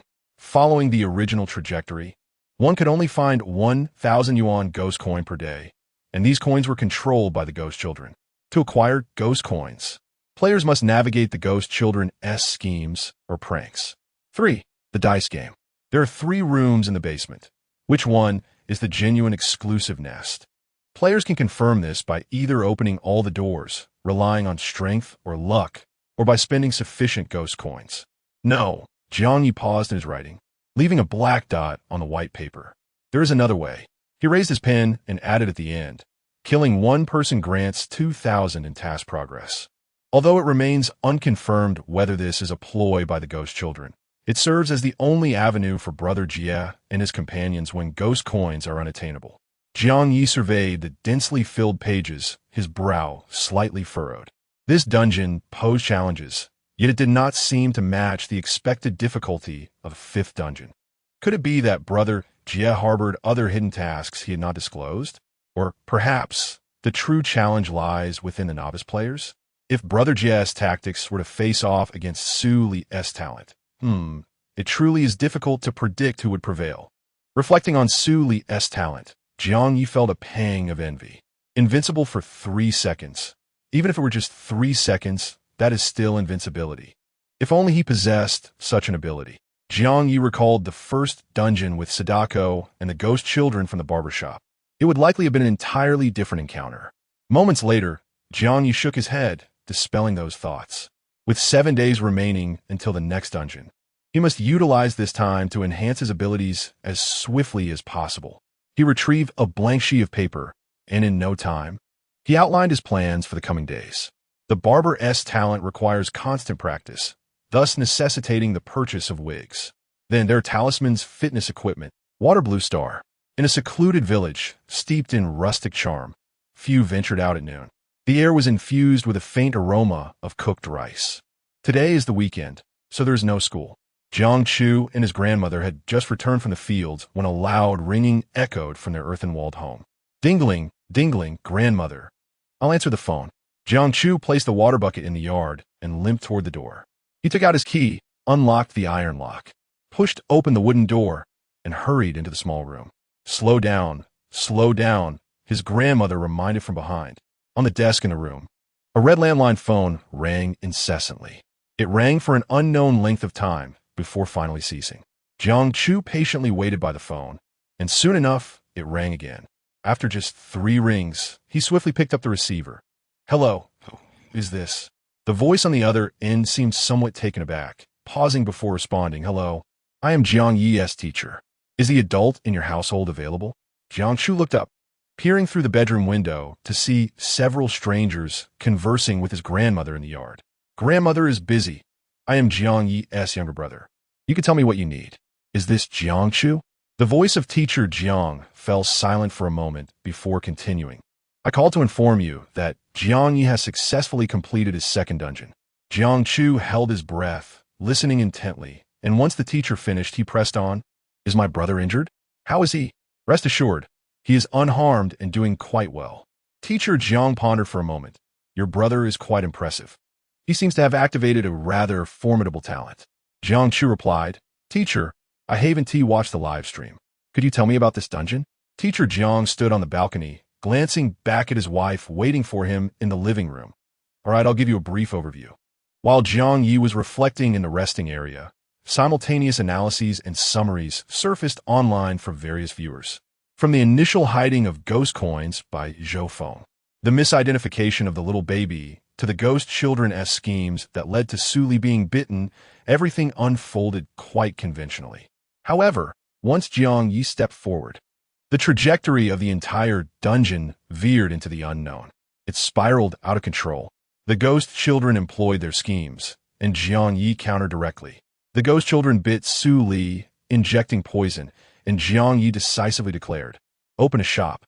The rooms in the basement had changed? Jiang Ye promptly produced a ghost coin, stating, No problem, we have money. The stock of potions was destroyed? No worries, money can make the ghost work. Jiang Ye brazenly charged into the basement, seeking a trade with the barbershop's mistress for potions. Jiang Ye systematically unraveled all of the ghost children's plots.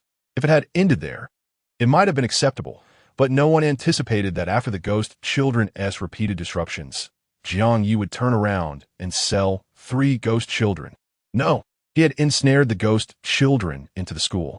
A joyful childhood, quite splendid and powerful. This maneuver was a true royal flush, given how idle the ghost children were. It was evident they had not been assigned enough homework. Sly grin. JPG. He had stolen Sadako's home in the first dungeon, and in the second dungeon, he had sent 3 ghost children out of the house. I am now eagerly anticipating the streamer's next dungeon. Chapter 44. Hanyue High School. Such is the situation. Your brother should have made quite a profit, remarked Teacher Jiang. Thank you, Teacher. I will convey this to Grandma. Jiang Chu replied, her tone calm as she politely ended the call. On the balcony, Teacher Jiang pondered over the phone call, wondering if the child was a tad too composed. Old Jiang, dinner is ready. His wife called from the living room. Coming, he responded, shaking his head. After all, she was just a child with a limited understanding of the terrifying game's intricacies. She likely had no awareness of the dangers involved, nor the extent of Jiang Ye's remarkable skills. In the village, Jiang Chu placed the receiver back on the landline, her eyes sparkling and lips curving into a slight smile. Indeed, her brother was impressive. Faint voices drifted from the courtyard, and she observed several individuals carrying numerous items. Their expressions amiable. It appeared to be a good omen. The rural homes were small, and with many visitors, space became scarce. Thus, the courtyard felt spacious. She took a moment to compose herself, reining in her emotions, and prepared some tea, limping slightly as she carried it outside. Is this little Chu? One person asked with a smile. Jiang Grandma nodded. Yes, it's a Chu. Quickly greet your uncles and aunts. Hello, uncles and aunts, Jiang Chu sweetly greeted. After quietly listening for a while, she gradually understood their purpose. In essence, her brother had earned money through his labor. The officials had come for a visit, along with the intention of distributing bonuses. No wonder these individuals bore an air reminiscent of a military presence. They stood like pines and sat like clocks. Some habits are hard to break. Thank you for remembering us, leaders, Jiang Grandma expressed her gratitude. As a group of people assisted in bringing the items into the house before departing amicably. Once they had left, Jiang Grandma closed the door and sat at the table, her face etched with worry. What is wrong, Grandma? Jiang Chu inquired. Achoo, I worry about your brother. Jiang Grandma trembled as she produced a bank card, placing it on the table. Why do these people want to give us money? Grandma, the teacher just called. My brother is fine, Jiang Chu reassured her, glancing at the bank card. This money is earned by my brother. You should accept it. Where did your brother earn this money? Jiang Grandma's face grew stern. Do you think I can be easily deceived? That terrifying world takes lives. Jiang Chu remained silent for a moment. Grandma, the horror world is a calamity, for all humanity. Regardless of whether the country provides financial aid or not, my brother must strive to survive. On a grand scale, he is working for the benefit of all mankind. On a smaller scale, he is working for himself.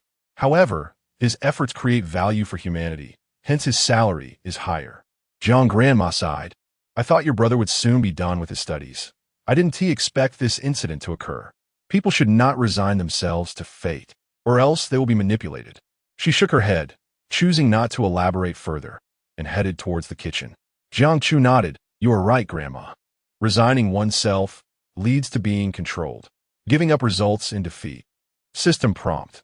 3 minutes remain until the next instance commences. When the ominous prompt appeared, Jiang Ye just finished a hearty meal. Each time he entered an instance, the food was scant. He was still growing. If he didn't replenish his energy, he feared he might become anemic. 7 days had passed, and Jiang Ye had divided this blank space into several areas. A practice room adorned with wig models. A workout zone equipped with exercise apparatus. A study area featuring a desk, and a prop zone filled with ritual tools. In the center of these 4 areas lay Jiang Ye's resting zone, where he could sleep, eat, and wash. It could be said that this space contained almost all essential items, while decorative and entertainment items were sadly lacking. Upon hearing the countdown, Jiang Ye swiftly got up, tidied his belongings, took a hot shower, and changed into clean clothes. As the countdown reached its conclusion, Jiang Ye's surroundings blurred momentarily. Before he could fully grasp his environment, a strong scent of cleaning agent, tinged with lemon, assailed his senses. Hey you! Jiang Ye looked up to find a stern face glaring at him.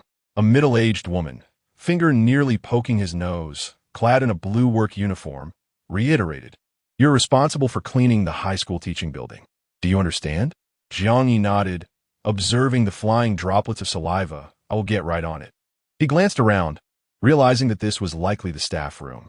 Besides him, there were 2 women and a man, all initially bewildered, now scanning their surroundings with wide eyes. As Jiang Ye walked past the trio, he found his avatar on the 4th storage locker. Beneath the avatar were his name and position. Name, Ligoden. Position, cleaner. He opened a tall locker, retrieved cleaning tools, and headed outside. From behind, the middle-aged woman addressed the others. Stop dawdling. You, go clean the cafeteria.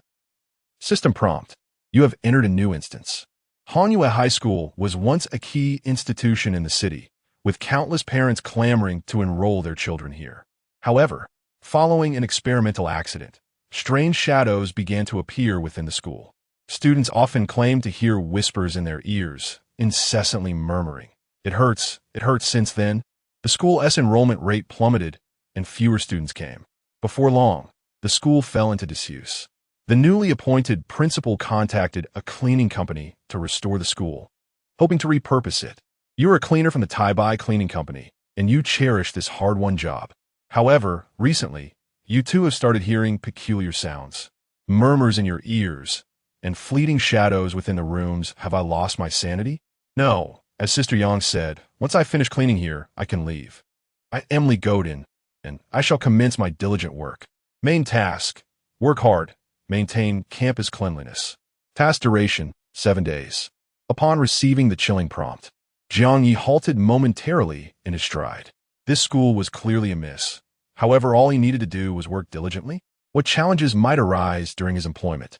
Jiang Ye examined his work badge, which displayed his photo, name, and position. I am Li Godin. Have I lost my mind? Is it I who has gone mad? Or is this school insane? Is this task meant to test my ability to function normally while fulfilling my work obligations? The difficulty of the instance was indeed escalating. After a brief contemplation, Jiang Ye set down his work badge, picked up his cleaning tools, and continued onward. Upon stepping outside, he turned back to observe that they had just emerged from an old office building. This structure was close to the playground, providing a broad view. At a glance, he could nearly encompass half the school, desolate and abandoned. That was Jiang Ye's first impression. The playground, long neglected, was overrun with weeds and moss. The surrounding gardens and trees were untamed, flourishing unchecked. To the left of the podium lay the cafeteria and dormitory building, while to the right stood the office building, with a long concrete path stretching towards the school gate. A chilling breeze swept through, bringing a hint of coolness. As the leaves rustled, the darkened windows of the buildings resembled the gaping maws of monstrous beasts, poised to swallow anyone whole. Beneath the blood-red sky, the scene took on an even more surreal quality. Jiang Ye squinted. At the dormitory window, it seemed someone was watching him. However, due to the considerable distance, the leaves before the window swayed back and forth, rendering it impossible to observe them closely. Chapter 45. Commencement. Jiang Ye shook his head, indifferent to whether the figure at the window was human. He walked towards the school gate and soon spotted a 1-meter-tall sign at the edge of the cement path, which displayed a simplified map of the campus. Let's see. The high school teaching building. I found it. Jiang Ye traced his finger on the map, glancing at his current location. He quickly identified the route. It wasn't an amp, oppos, T-far. He would walk up from the office building, pass a small garden, and then reach the junior high teaching building. Continuing forward would lead him to the high school teaching building he sought. With a bucket in hand, Jiang Ye turned towards his destination. As he passed the playground entrance, he cast another glance at the distant buildings. The figure at the dormitory window had vanished. Here it comes, here it comes. Anticipation is building. This school feels eerie. This time as Quest appears to be quite formidable. Just moments ago, that window definitely had a shadow, didn't it? As the quest commenced, the live stream quietly went live. The viewer's perspective shifted as the host moved. Upon exiting the office building, they finally glimpsed a significant portion of the school. A blood-red sky loomed overhead, and dark buildings filled the horizon, as if crows were soaring above. Oh, the host is in this quest too? Things are getting lively. What is happening? Just take a look next door. Nayli is in here as well. Nayli? The star who played Xiao Yueo? The entire school was eerily silent. Jiang Ye could only hear the rustling of leaves and the sound of his footsteps. To break the stillness, he hummed a tune while wandering around the first floor of the high school teaching building. This building was not tall, only 4 stories high, with approximately 4 classrooms and 1 office on each floor. At the end of the corridors on both sides, there were staircases. Under the left staircase on the first floor, Jiang Ye noticed a restroom. Looking around, he saw one side was the boys' restroom and the other the girls'. With the presence of a restroom, his task became much easier. Jiang Ye entered the boys' and amp, oppos, restroom and placed the bucket into the trough with a hollow thud. The school and amp, oppos, wash basins were arranged in rows, each equipped with 5 or 6 faucets. Washing dishes in buckets here would pose no problem. However, due to prolonged disuse, the faucets had begun to rust. Rolling up his sleeves, Jiang Ye found that the cleaning company uniform was quite convenient and did not hinder his movements. He successively pulled out a hose, mop, broom, detergent, and cloth from the bucket. Finally, donning a mask, he commenced his work. The restroom was not particularly dirty, but the lack of use had resulted in a significant accumulation of dust. Dust was one thing, but the stains in the corners and the yellow grime in the toilet pits were much more challenging to manage. Jiang Ye even spotted a moldy object in one of the squat toilets, the nature of which was uncertain. With a roar, he flushed each squat toilet. For those that wouldn't flush, he directed the hose at them. After flushing thoroughly, he applied toilet cleaner to the stained areas, allowing it to sit for a while before scrubbing. Humming intermittently, Jiang Ye gathered his tools and made his way to the adjacent girls' restroom. He remembered only a few lyrics, just a vague melody. In the past, when he worked part-time alone, he would accompany himself in this manner. The cleaning process in the girls' restroom mirrored that of the boys, beginning with a flush followed by the application of toilet cleaner. Thud! Jiang Ye placed the bucket in the trough and was about to move when he heard strange noises emanating from within the restroom. Gurgle, gurgle, ugh. It sounded like someone was drinking water, or perhaps someone was retching. Jiang Ye hesitated, feeling that the situation had grown peculiar. He glanced around. There was no one in sight. The entire teaching building felt desolate. He feared that if anything were to happen, even a shout would go unheard. Is anyone there? Just in case, Jiang Ye called out, "Is someone drinking from the toilet?" His voice echoed in the restroom, sounding particularly hollow. He switched his profession to town problem solver, allowing him to buy some time in case of an emergency. Holding the mop in one hand, he peered into the restroom. Typically, the restrooms in junior high and high schools lacked individual stalls, often having just a wall between 2 toilets. This school's restroom followed suit. With 2 rows of toilets facing each other, each side equipped with 4 squat toilets. Logically, Jiang Ye should be able to see inside at a glance. Yet, he could discern nothing. The strange sounds resembling drinking water or retching seemed to emanate from the left side, from one of the squat toilets. What on earth was inside? Oh my, I'm starting to feel anxious. Is there a ghost in the restroom? In a live stream, a group of viewers held their breath, afraid that any sudden movement might startle whatever was inside. Be careful, host, I'm getting goosebumps. Should we skip cleaning this restroom for now? Jiang Ye positioned the mop in front of him and cautiously approached the innermost squat toilet. The surroundings were eerily quiet. Behind him, the faint sound of dripping water mixed with the noises coming from the restroom. Gurgle, ugh, gurgle. Jiang Ye tiptoed to the 3rd squat toilet, then rose on tiptoe to peer into the 4th squat toilet. To his astonishment, he spotted a small black figure huddled in the corner, nearly concealed by long hair.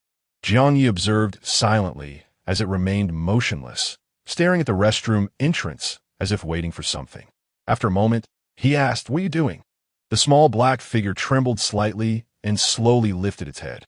Upon seeing Jiang Ye's face looming above, the eyes hidden beneath the dark hair widened in terror, as if witnessing something dreadful.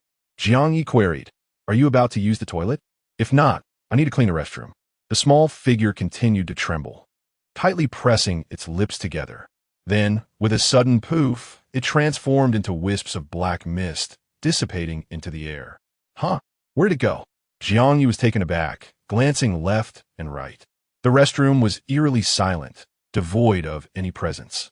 The recent scene felt like a mere figment of his imagination. Only the strange sounds continued to echo from the squat toilet. Gurgle. Ugh. Gurgle. Jiang Ye looked down, and without the shadow obscuring his view, he finally discerned the squat toilet below. It turned out that a wig had inexplicably been discarded in the toilet, blocking the water outlet. The flush mechanism seemed to be malfunctioning, continuously running water. Thus, the strange sounds Jiang Ye had heard were explained. Chapter 46. He never took the beaten path. Startled me. Jiang Ye set down the mop, exhaling a breath. I knew it in broad daylight. He retrieved a pair of tongs and gingerly lifted the wig. Unbeknownst to him, the wig was nearly half a meter in length. The ends seemed to be snagged, and Jiang Ye exerted considerable effort to extract it. Once the wig was removed, the cistern functioned normally. Oddly, the water that emerged was crimson, paint clogged inside. Who was this mischievous child? Jiang Ye depressed the flush button repeatedly until the sanguine hue gradually dissipated. The streamer claimed to be frightened, a notion I never entertained. Is it conceivable that it wasn't paint, but blood? Well now, reverse ghost scaring? 666 the viewers in the live stream displayed peculiar expressions. The overall atmosphere remained eerie, tranquil, and uncanny until the streamer approached the 3rd cubicle, peering over the partition. The specter was clearly poised, anticipating someone to approach from the front. In such a situation, most would either retreat discreetly or confront the entity directly. Yet, the streamer deviated. He posed 2 peculiar questions. Do ghosts relieve themselves in toilets? Do ghosts even need to relieve themselves? As the streamer proceeded with his subsequent actions, the bizarre ambience of the live stream dissipated entirely. For some reason, I felt a twinge of sympathy for the toilet ghost. It's likely that even the restroom phantom was taken aback by the face that materialized on the wall. It was indeed a pitiful sight. Not only did it fail to frighten anyone, but it also had its hair forcibly removed. Perhaps this is the embodiment of the adage, he who intends to frighten is ultimately frightened himself. In conclusion, was this streamer genuinely frightened? Has he ever experienced fear? They remained skeptical. With the specter gone, the subsequent cleaning proceeded smoothly. Jiang Ye ascended to the 2nd and 3rd floors. Conversely, the other janitorial players, a tall girl, a bespectacled man, and a seemingly innocent, round-faced girl, were assigned to different locations. The tall girl, like Jiang Ye, swiftly discovered the map and headed to the cafeteria. The cafeteria was shrouded in darkness, with no discernible light switch. After a brief search, the tall girl conceded. By the faint light filtering in, she could vaguely discern the scene within the cafeteria. Greasy, grimy floors and several bodies slumped on the tables. It was an overwhelming task. Resisting her revulsion, she traversed the sticky floor and examined the corpses and oppos' attire, discovering an employee badge. After securing the badge and finding no other clues, she promptly departed. If her intuition served her correctly, the school's hidden quest was likely related to the deceased students. Given that they were students, a teacher's identification would prove invaluable, potentially proving useful at a pivotal moment. Meanwhile, the bespectacled man was assigned to the records room. After exiting the office building, he didn't end oppos. He rushed to his destination. Instead, he spent some time locating a ballpoint pen. He meticulously copied the entire campus map onto his arm before commencing his mission. The records room was situated above the office building, filled with accumulated dust. It appeared to have been abandoned for an extended period. The wooden door emitted a sluggish creak as it was opened, stirring up a cloud of dust that enveloped the bespectacled man's face.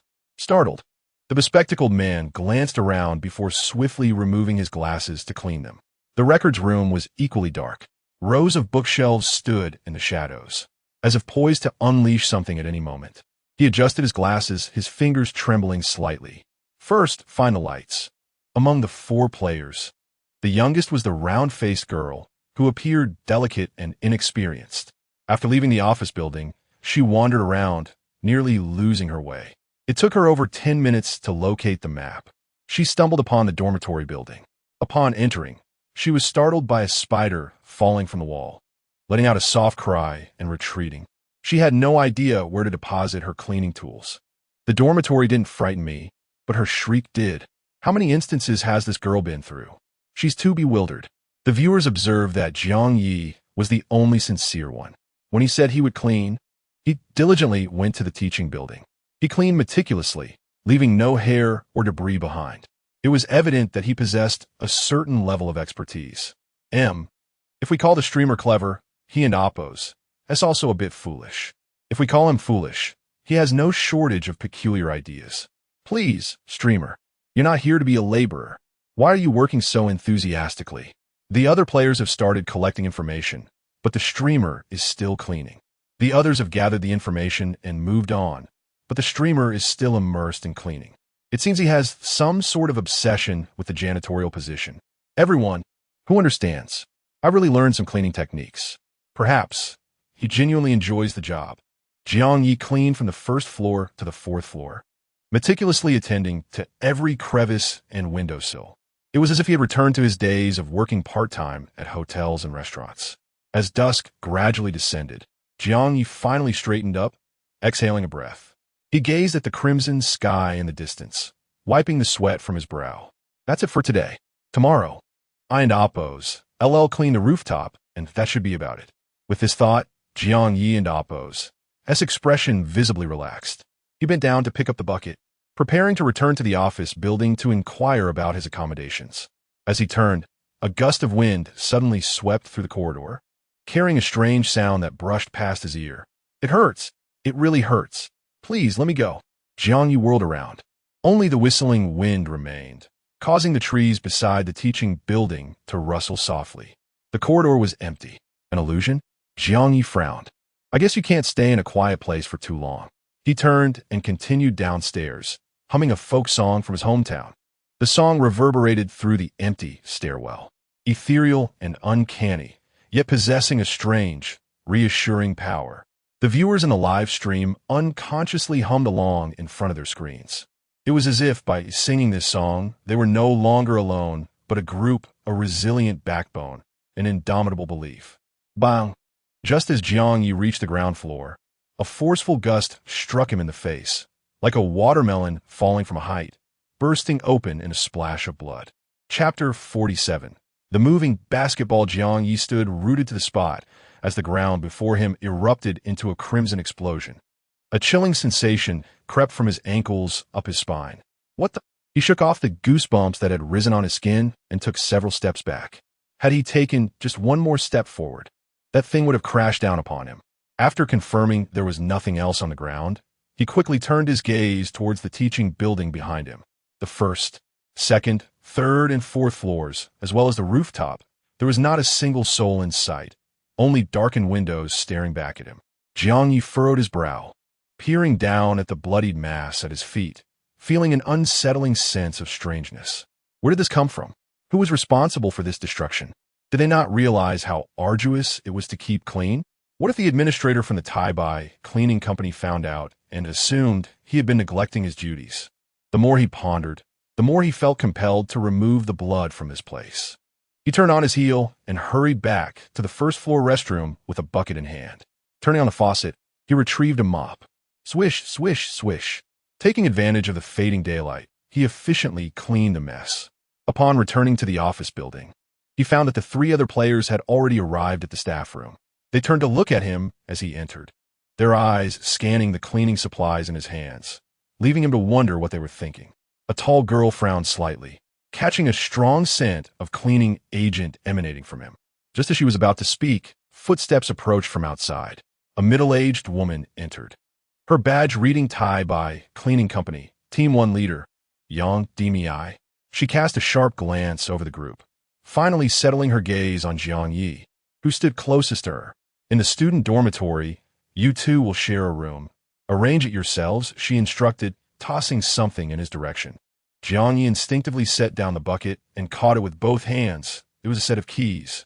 Without waiting for further discussion, Jiang Ye turned to leave, clearly uninterested in prolonging the conversation. Wait, the tall girl suddenly interjected. What are we having for dinner? What you eat is none of my concern.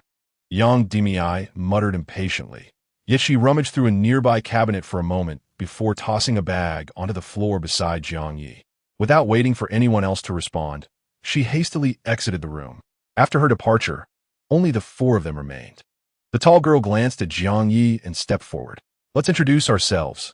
I'm Jiang Ye. The girl beside her, with a round face and fair skin, spoke softly. I'm Lin Qingyu. The other boy, wearing glasses and exuding a scholarly demeanor, added, Fang Yin. Seeing that everyone had introduced themselves, Jiang Ye felt compelled to follow suit. I'm Li Godin. As soon as the words escaped his lips, the 3 others turned to him, their expressions reflecting disbelief at the name so out of place in this era. However, their gazes soon shifted downward, landing on his name tag, which clearly read Li Godin. Zhou Mo frowned slightly, but said nothing. She stepped closer to the bag at Jiang Ye's feet. Is it all right if I take one? Jiang Ye glanced at the bag, which contained 4 portions of compressed biscuits and bottled water. Sure, that works out perfectly, he replied. Lin Qingyu approached curiously. Why did she throw everything to you? Jiang Ye scratched his face. Perhaps it's because I was standing closest? Zhou Mo took 2 keys from the keychain. I'll share a room with a round-faced girl, and you two can share one. Sound good? Lin Qingyu instinctively touched her round face, opening her mouth as if to protest. Fang Yin adjusted his glasses. No problem. Let's find the dormitory first. Lin Qingyu had just begun to assert that she knew where the dormitory was when she realized the others had already stepped outside. She thought she would speak up while they were navigating, but upon reaching the office building entrance, the group led by Fang Yin and Zhou Mo made a beeline for the dormitory. She glanced at the map, then back at the group, blinking in confusion as she followed behind. Congratulations to the streamer for acquiring a new name. Li Godin, how? Down to earth. The viewers in the live stream expressed their intrigue. They had expected the streamer to continue using the name Jiang Bai, but to their surprise, he didn't seem to care about his image at all. Was there truly no one in this world whose opinion he valued? In this horrifying realm? Perhaps not. Caw, caw. The crimson sky grew dimmer, the occasional cawing of crows echoing through the trees. The group navigated around the lotus pond, the surrounding air thick with an eerie silence. Perhaps it was the oppressive quiet that prompted Fang Yin to break the stillness. According to the map, there are 6 dormitory buildings, divided into faculty and student housing. The student area is further divided by gender. The key is marked with the number 6, so we must be heading to the boys' dormitory. Zhou Mo surveyed the surroundings, offering a nonchalant Fang Yin swallowed hard, feeling a bit awkward. Wow, how do you remember all that? Lin Qingyu exclaimed from behind. How far is the 6th floor? Fang Yin raised his hand. We can take the path to the right. There's a basketball court along the way. They're in amp, oppos. That's even a separate basketball court? It in amp, oppos. That's quite large. Lin Qingyu remarked. Yeah, Fang Yin adjusted his glasses. It's not bad. The two engaged in casual conversation, but Zhou Mo, walking ahead, suddenly halted and frowned. Can we keep it down? This ISN and oppos, a social gathering. Huh? Lin Qingyu blinked, taken aback. I didn't in oppos, think of it as a gathering. Before she could finish, the expressions of the three in front of her darkened. The bespectacled boy raised a finger to his lips. In the ensuing silence, even the minutest sounds became startlingly apparent. Thud, thud, thud. The rhythmic sound of something bouncing intermittently echoed from a short distance away. It was reminiscent of a basketball striking ground. Zhou Mo listened intently for a moment before dashing out. I want to see. Fan Yin followed closely behind. Jiang Ye and Lin Qingyu exchanged glances before sprinting after them. Before long, the group arrived at the basketball court. The area was deserted, save for a dark red basketball that bounced beneath the hoop, sometimes tracing a peculiar arc in the air and, at other times, shooting off at an angle from the ground. Thud, thud, thud. The basketball continually changed its posture as it leaped about the court, seemingly guided by invisible hands. When Jiang Ye and Lin Qingyu arrived, they witnessed the ball executing an uncanny arc before flawlessly dropping through the hoop. The basketball landed on the ground, bouncing high once more before settling down, remaining motionless for some time. Chapter 48. Cowardice. The invisible hands seemed to have vanished. Zhou Mo and Fang incautiously ventured onto the basketball court, gradually advancing. After some deliberation, they crouched down, murmuring to each other in hushed tones. Lin Qingyu hesitated whether to approach them when a hand gently prodded her arm. Jiang Ye, holding a packet of compressed biscuits, inquired, "Care for one?" Lin Qingyu responded, "Thank you, I have some." Jiang Ye nodded, refraining from further conversation, and began consuming the biscuits. It was as if his initial offer was merely a formality. Lin Qingyu paused. "Aren't you going to take a look?" Jiang Ye, engrossed in his snack, replied, "I'm rather faint-hearted." Lin Qingyu pondered for a moment and remained where she was. Mimicking Jiang Ye, she leaned against the basketball court's fence and nibbled on her biscuits. "What flavor are yours?" Jiang Ye inquired. "Scallion." "Oh, mine are sesame. Perhaps we could exchange flavors next time?" "Ah, all right." "The streamer is timid?" "I wasn't aware of that." A flurry of question marks flooded the live stream. Previously, the ghost in the restroom and the bloodstain that nearly struck Jiang Ye's nose as they exited the teaching building were still fresh in their minds. They hadn't witnessed any timidity from the streamer then. Is he only fearless when cleaning? Could it be that the streamer has discerned something? Some viewers, upon closer inspection, sensed something amiss. Due to Jiang Ye's frequent audacious maneuvers, he had cultivated an image of being fearless. However, it was easy to overlook that he was also an extremely prudent individual. During the initial, he remained crouched behind the door for nearly half an hour due to the sounds in the corridor. In the second, when seeking medicine from a monster in the basement, he even remembered to knock on the door. Meticulous and cautious, bold and courageous. Perhaps we have overlooked something. Good heavens. I'm once again struggling to keep pace with the streamer's thoughts. Isn't it simply because the streamer was hungry? Minutes later, Zhou Mo and Fang Yin returned from their reconnaissance of the basketball, only to find the two standing side by side, alternating between biscuits and water, as if they were on a leisurely excursion. They were momentarily at a loss for words. Lin Qingyu self-consciously wiped her mouth and asked, "How was the basketball?" Zhou Mo coldly retorted, "Why would I tell you?" Lin Qingyu awkwardly stood her ground. "I didn't mean." Zhou Mo directly inquired, "How many games have you participated in?" Lin Qingyu replied, two times. "It's a wonder you've survived this long." Zhou Mo glanced at the two before striding away from the basketball court. Fang Yin adjusted his glasses and whispered, "We dissected the basketball. Inside, there was a decaying heart." Lin Qingyu waved her hand. "You didn't need to tell me that. Thank you." Fang Yin responded, "It's nothing. It's not exactly vital information." Jiang Ye finished the last of his biscuit, a sense of satiety gradually filling his stomach. With a full stomach, he felt drowsiness creeping in. After a day of activity, it was time for rest. He turned to the two and asked, "Shall we go?" "Back to the dormitory." Fang Yin concurred, "Let's go." The three exited the basketball court, Jiang Ye disposing of the trash in a nearby receptacle at the corner. On the crimson basketball court, the trio's elongated shadows stretched out, their ends merging into one. As they moved further away, approaching the basketball court and Oppo's exit, the shadows stirred. A figure silently materialized at the entrance, casting a glance at the departing individuals before advancing into the court. It stooped down and cradled the basketball in its arms. "We're here." The three halted before the dilapidated dormitory building. The six-story structure, long unoccupied, appeared desolate and forlorn. It loomed darkly, like a leviathan gradually awakening. Lin Qingyu swallowed nervously, eyeing the key in her hand. "I'm in 203. Jiang Ye stated, "We're in 204. The second floor is a favorable location.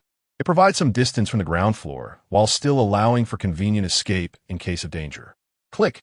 Jiang Ye used his key to unlock the door to 204. Glancing at Lin Qingyu's doorway before cautiously pushing open the door. The room was filled with dust. Jiang Ye covered his mouth and nose, peering inside. It was an 8-person dormitory, with a 2-meter-long desk in the center. Further in, there was a small balcony and a wash basin. Jiang Ye surveyed the surroundings, tentatively stepping inside. To the right of the balcony was the wash basin, and to the left was a solitary wooden door, apparently leading to a restroom. Jiang Ye reached out and pushed the door open. Creak! The wooden door swung open, revealing a decaying corpse huddled in the cramped corner of the restroom. As if sensing something, the corpse's eyelids twitched, slowly opening. Bang! Jiang Ye forcefully slammed the wooden door shut. Fang Yin, who had followed him in, was attempting to turn on the wash basin tap, from which a trickle of water flowed. Hearing the noise, he turned back and asked, "What's wrong?" Jiang Ye shook his head. "Perhaps I'm not opening the door correctly." Fang Yin swiftly grasped the situation, his expression darkening. "What's inside?"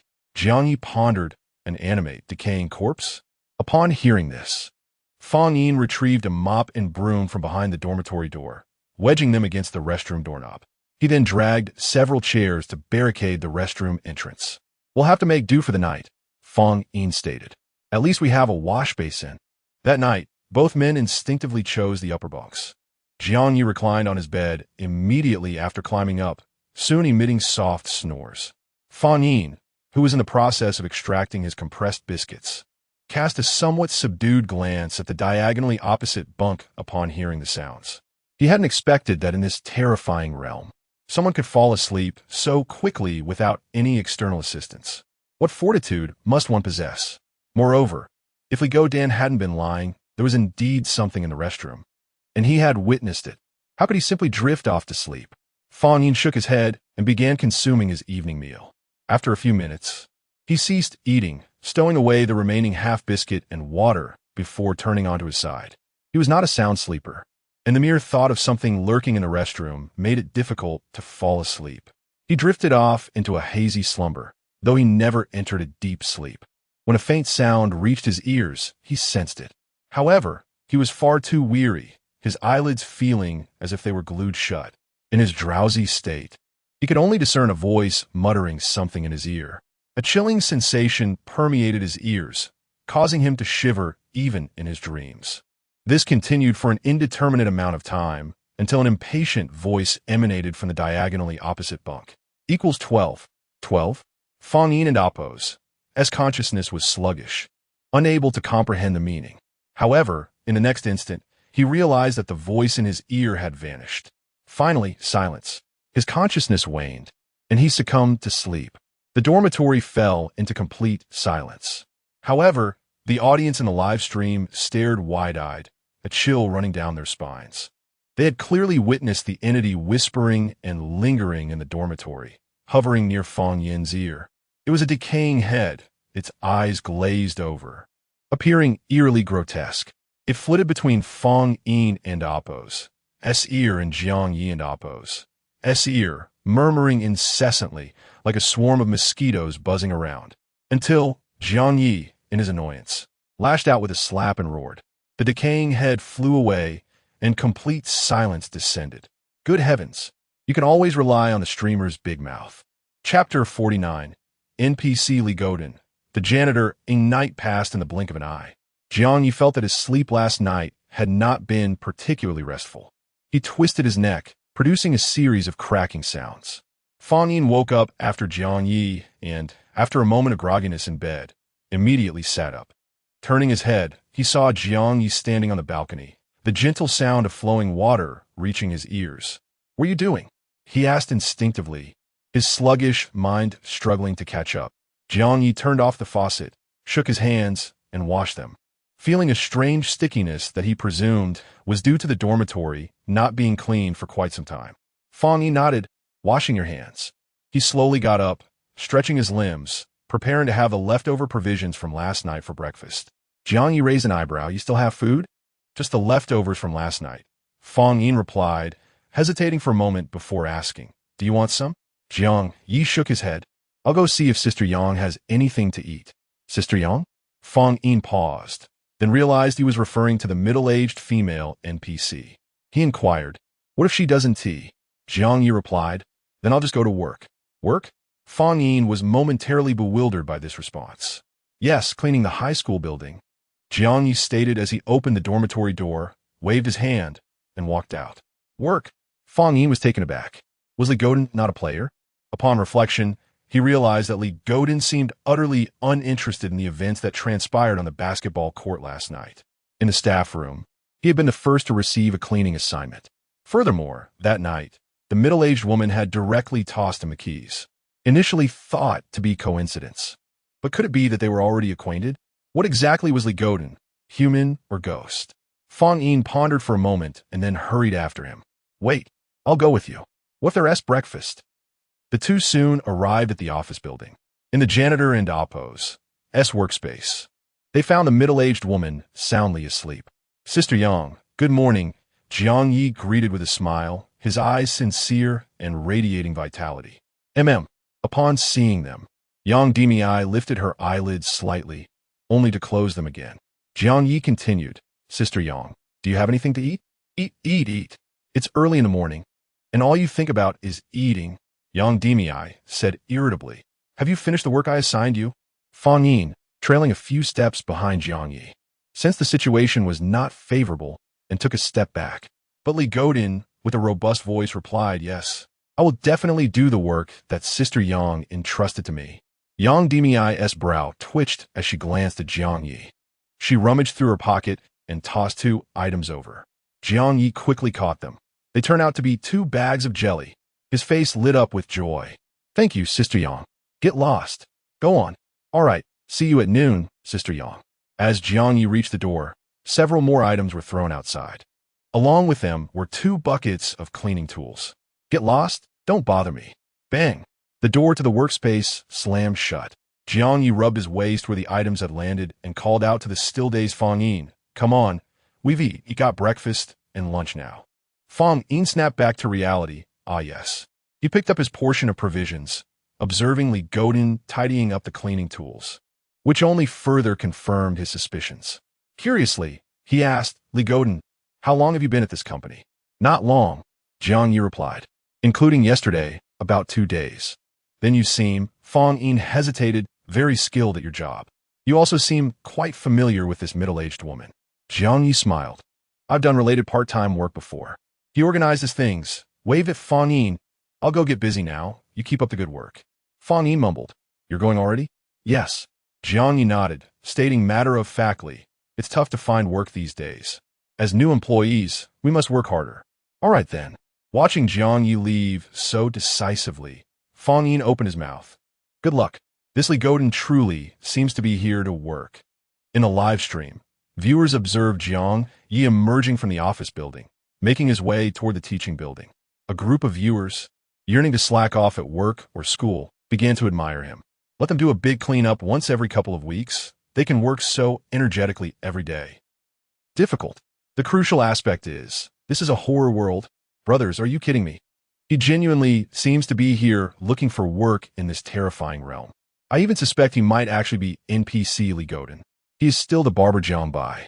3 scenarios, tutoring Xiaoya, barber, janitor. No matter the job, Jiang Ye's attitude is exceptionally earnest and devoted.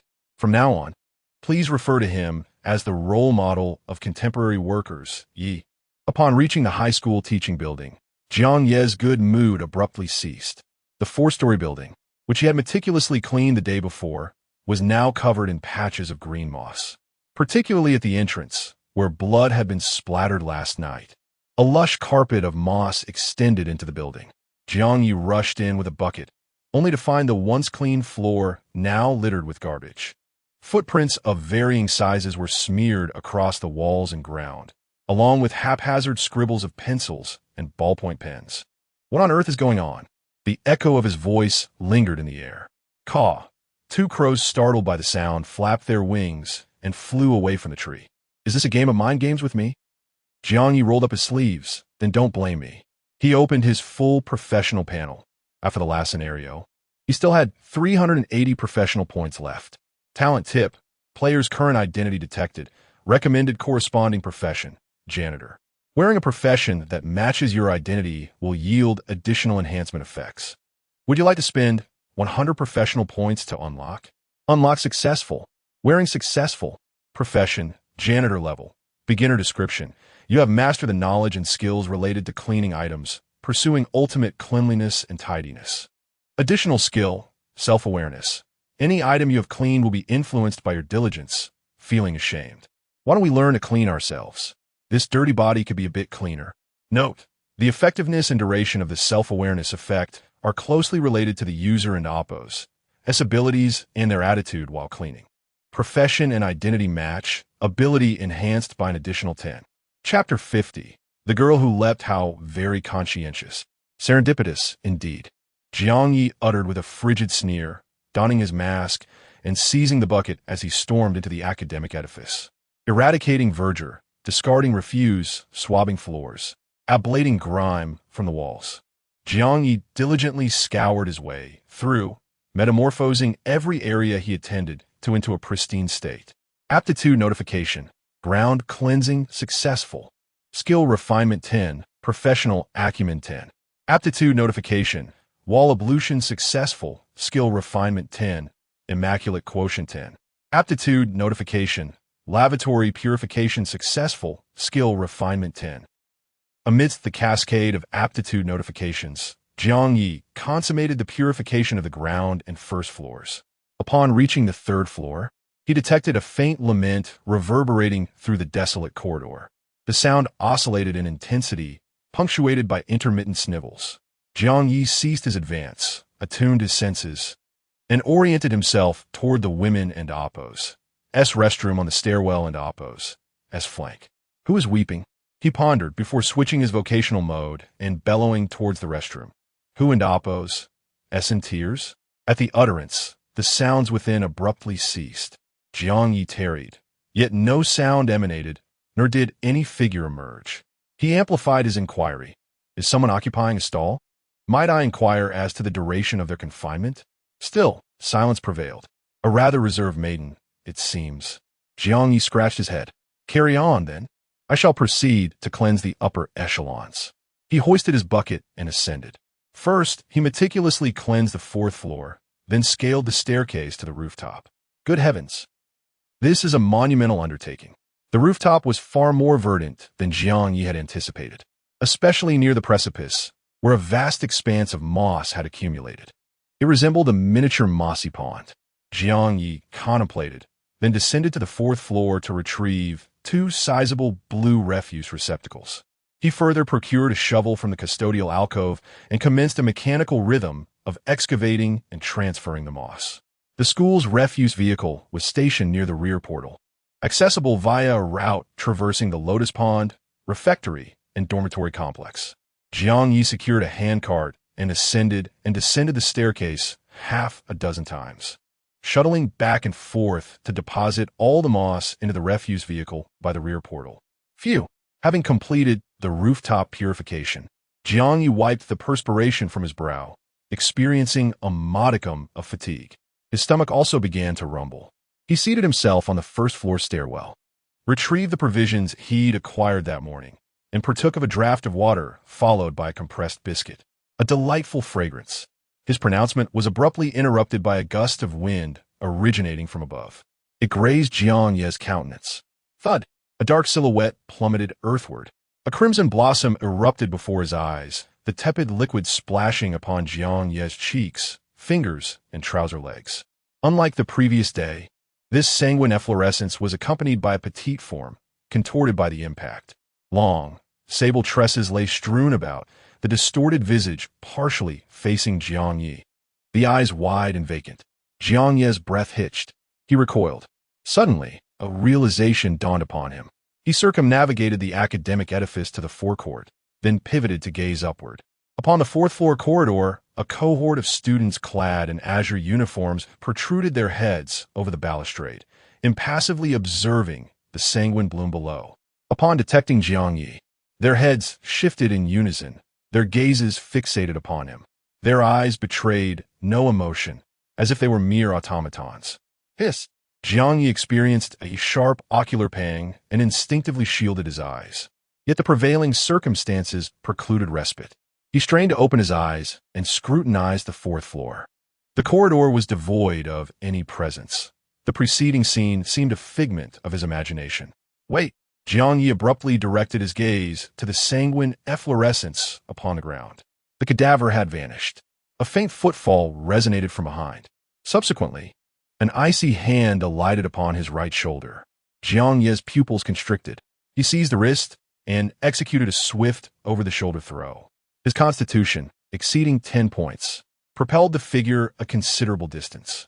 He pivoted, poised for flight. Ouch, ouch, ouch. The individual on the ground cried out, struggling to regain composure. Li, why did you hurl me? Jiang Ye halted. What are you doing here? Fang Yin clutched his lower back, writhing in pain. I observed you traversing the campus with an object and wondered if you required assistance. Jiang Ye arched an eyebrow and sighed. Why didn't it oppose? Till you announce yourself. You frightened me. I did call out, Fang Yin lamented. I hailed you several times, but it was as if you didn't hear me. You yourself admitted I didn't hear you. Jiang Ye cast another glance toward the fourth floor before assisting Fang Yin to his feet. Are you all right? I suppose so. No bones broken. Fang Yin arose, his gaze alternating between the sanguine stain and Jiang Ye. What?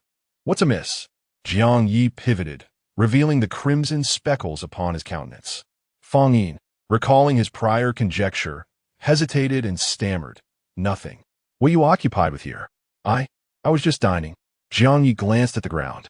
His compressed biscuit had vanished. Fang Yin, regarding the sanguine pool, swallowed hard. He suspected he had broached a perilous subject. Speaking of which, were you planning to return to the dormitory? Jiang Ye inquired. Fang Yin, his thoughts in disarray, nodded absently. Yes. Then tarry a moment, and we shall return together. Jiang Ye retrieved his custodial implements and expunged the sanguine stain. He glanced once more at the upper stories. The third floor remained uncleaned.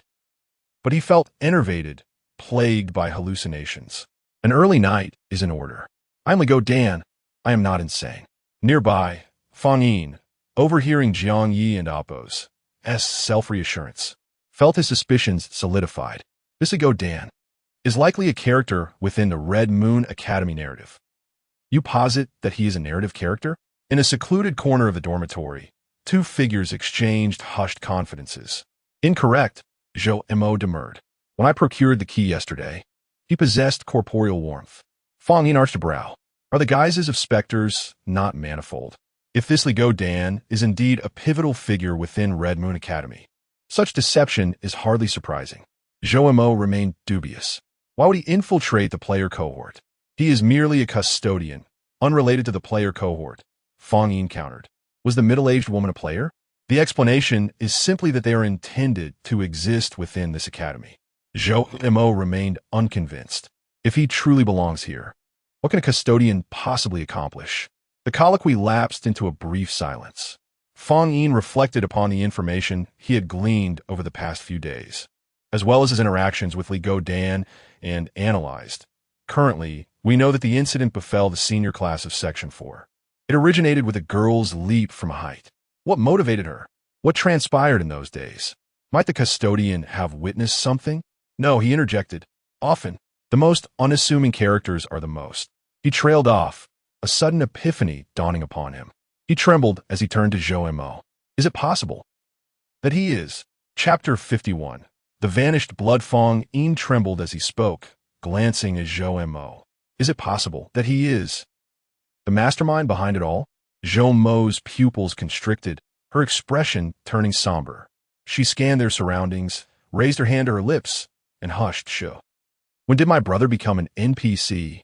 The two seemed to be spiraling into a peculiar imagination.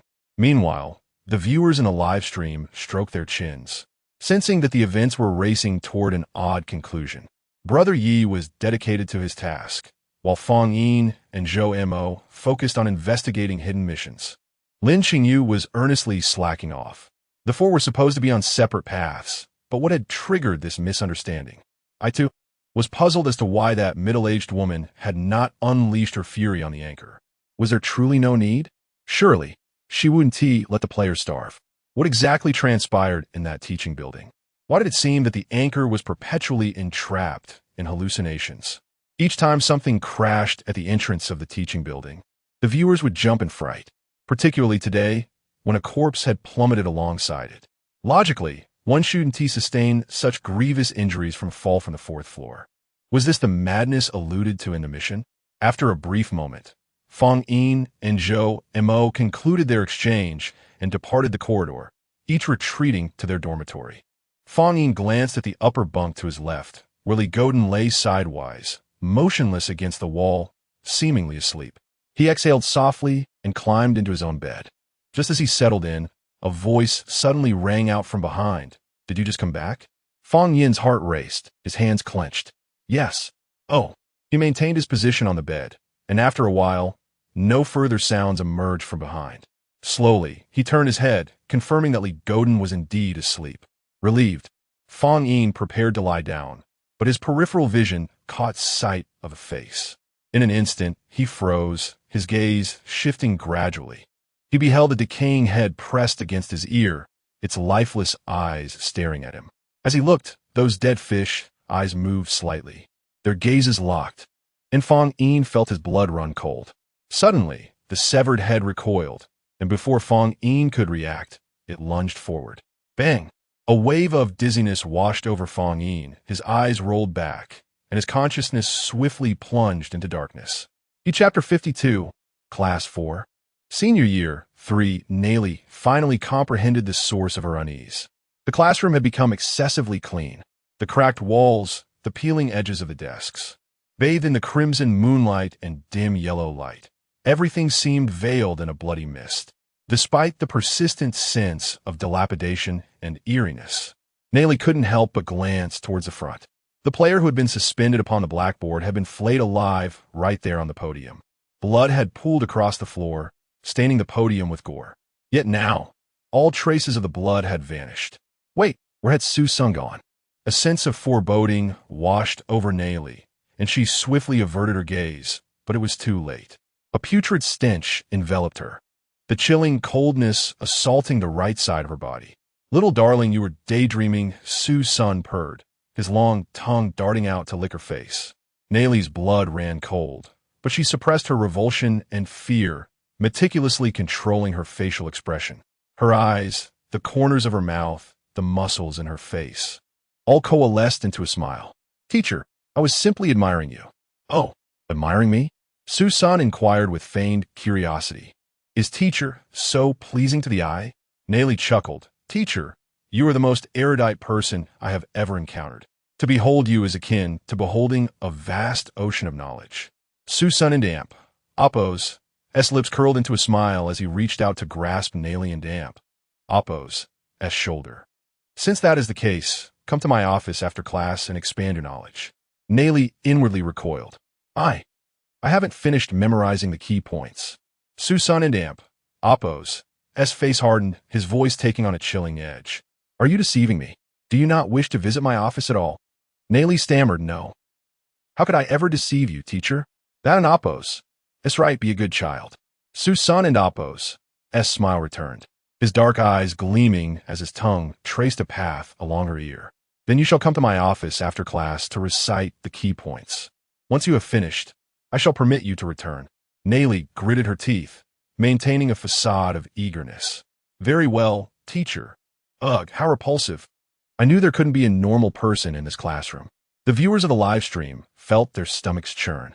They wondered how Nayli was able to maintain her composure. Was this the essence of an actor's craft? Numerous fans among them erupted in curses, a barrage of asterisks flooding the screen. What was she looking at? How could you be so careless? Didn't you notice? The abnormality of this classroom. Speaking of the classroom, I must commend my man Yi. Su-san resumed his position on the podium. Naili took a deep breath, suppressing her disgust, and focused her attention on memorizing the knowledge points in her textbook. From her student days, she had balanced her studies with memorizing lines and filming. Over the years, she had mastered the art of rapid memorization. In truth, if all she had to do was attend class and acquire more knowledge of this terrifying world, it would greatly benefit her, and the difficulty of the tasks would be reduced. However, their primary task was to escape from Crimson Moon High School. Ding, ding, ding, ding. Ding, ding, ding, ding. The bell rang, signaling the end of class. Su-sun rose from the podium, casting a glance at Naili, his eyes brimming with avarice and desire. Little darling, hurry, and come recite the knowledge points. All the students remained seated, motionless. Only after the man had exited the classroom did they turn their heads in unison, their faces expressionless, to stare at Naili. Naili raised her hand and vigorously scrubbed her face and ears, ceasing only when they turned red and raw. The other two surviving players also watched her, unable to devise a way to assist her. Even with props, in this terrifying world, they were fortunate to preserve their own lives. Fortunately, Naili did not expect them to intervene. Clutching her textbook, she strode out of the classroom, her gaze sweeping across the hallway, discreetly assessing her surroundings. Not only the classroom, but the hallway had also become significantly cleaner. However, in a place so saturated with strangeness, this change was hardly noticeable. Could this school building possess the ability to devour filth? But why hadn't it done so yesterday? Or perhaps someone was cleaning, and the anomalies before her were the result of their abilities?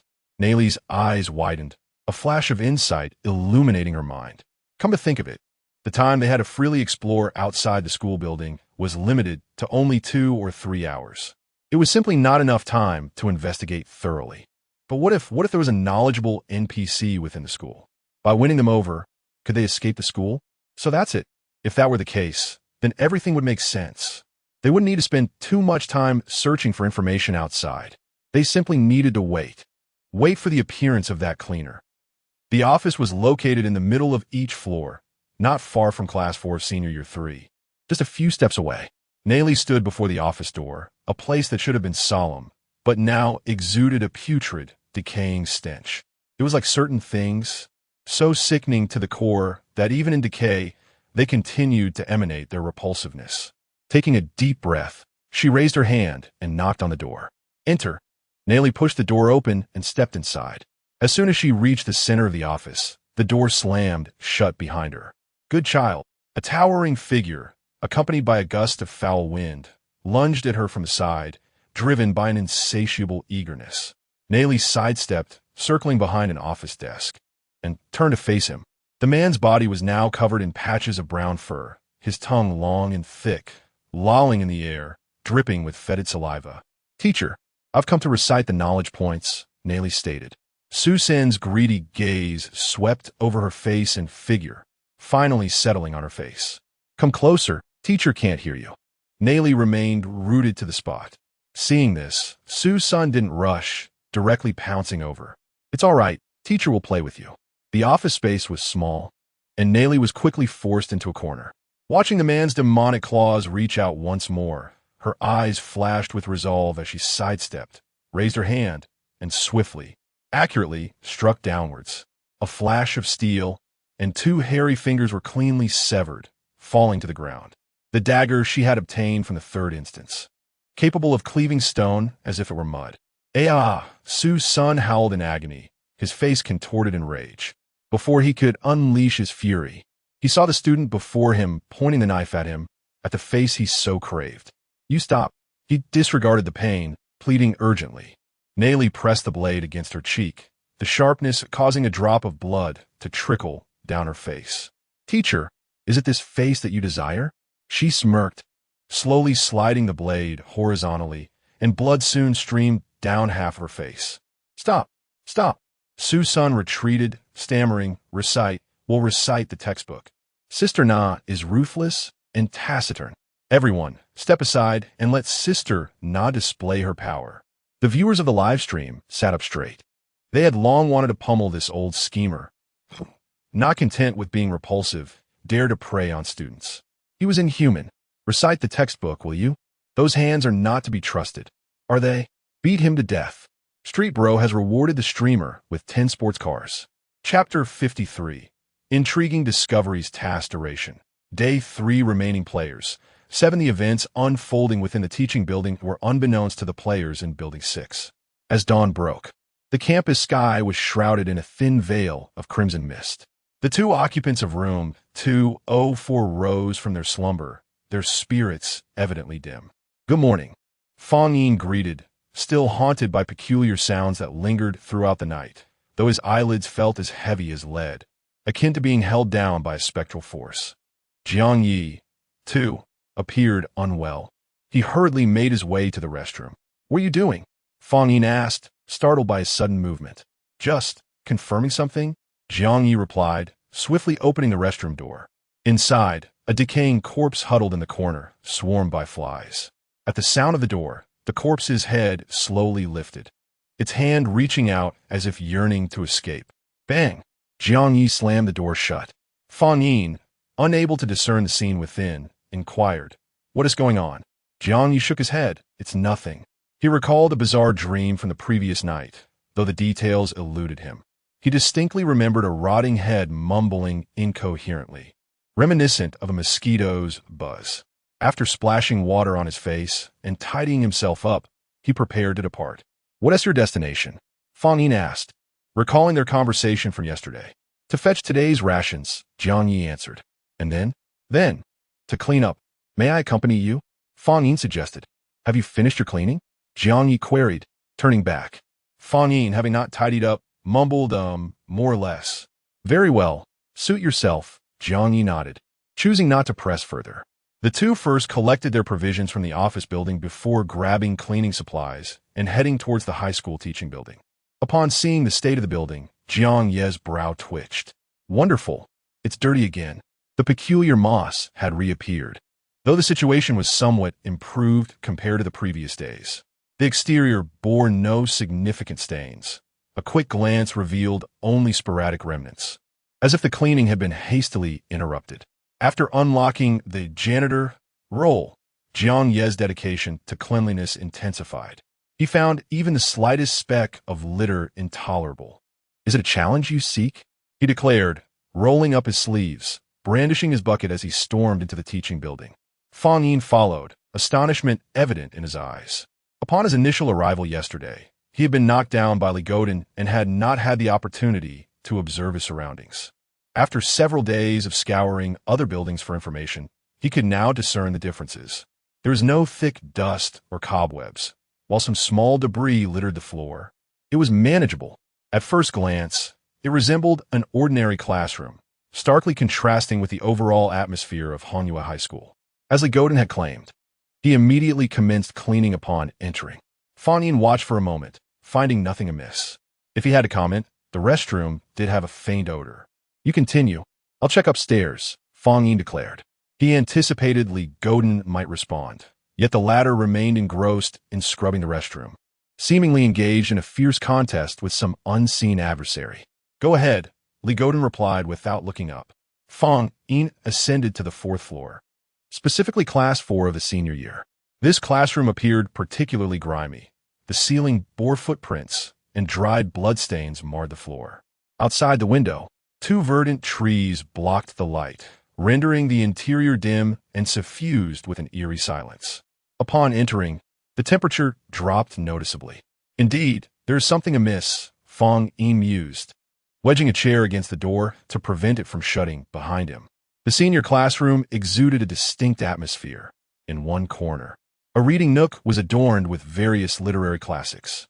The blackboard bore the bold words "Good luck" on the college entrance exam, accompanied by a countdown marking 15.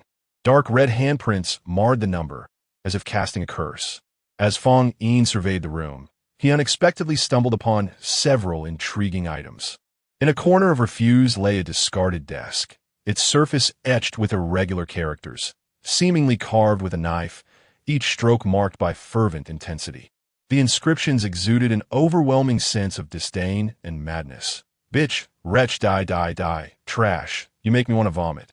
Within the desk, additional inscriptions caught his eye.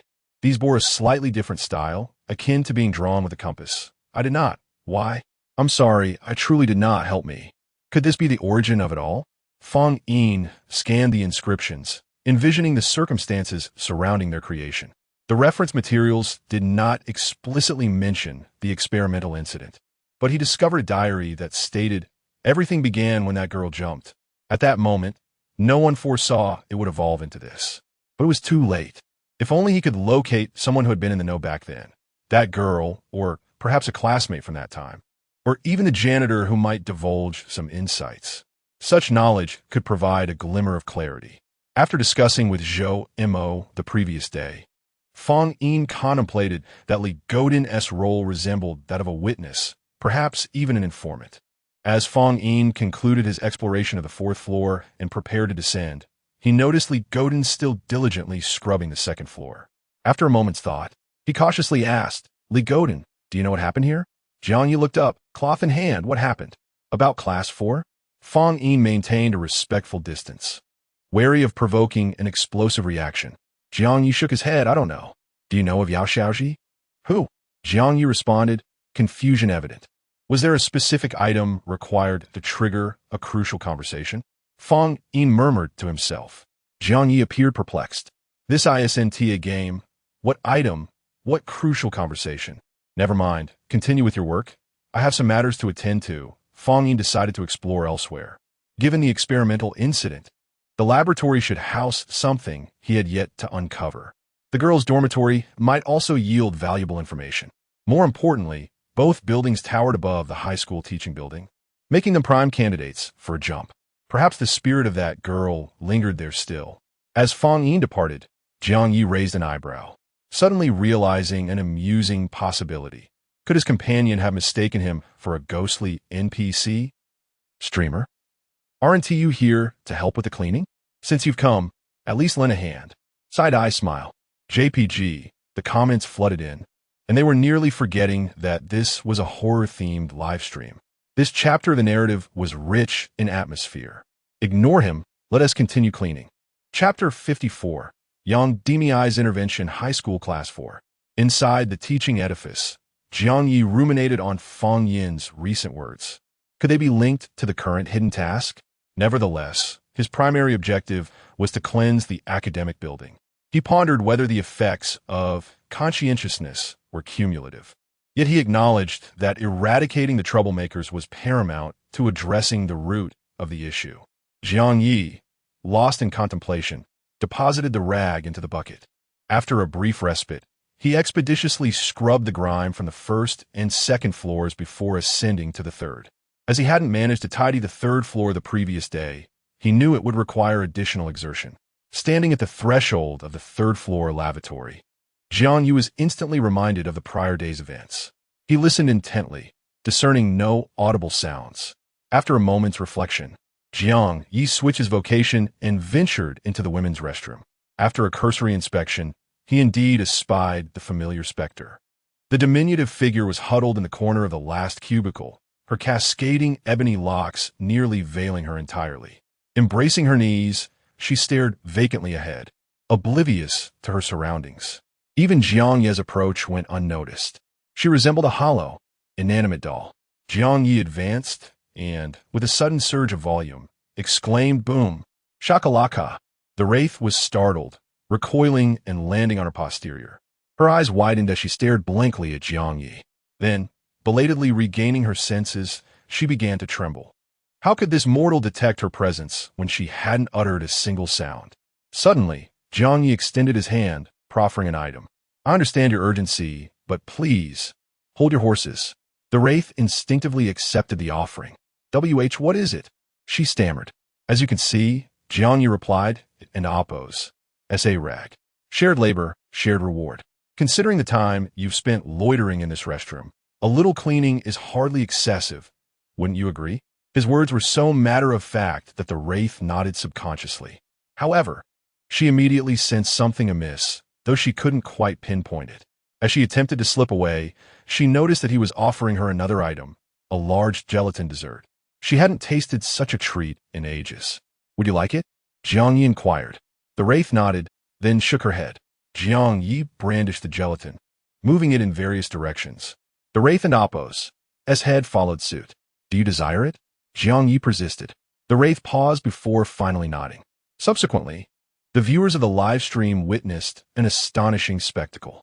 A mortal and a ghost, side by side, wielding rags, began to cleanse the third floor. The diminutive girl, though lacking in strength, worked diligently. Mimicking Jiang Ye's movements, she scrubbed left and right, sprayed water, and continued to scrub. Good heavens! Is a single gelatin dessert really worth this much? Apparently, a single gelatin dessert is sufficient to entice a ghost to work as a laborer. Contemplative emoji. Does this constitute child labor?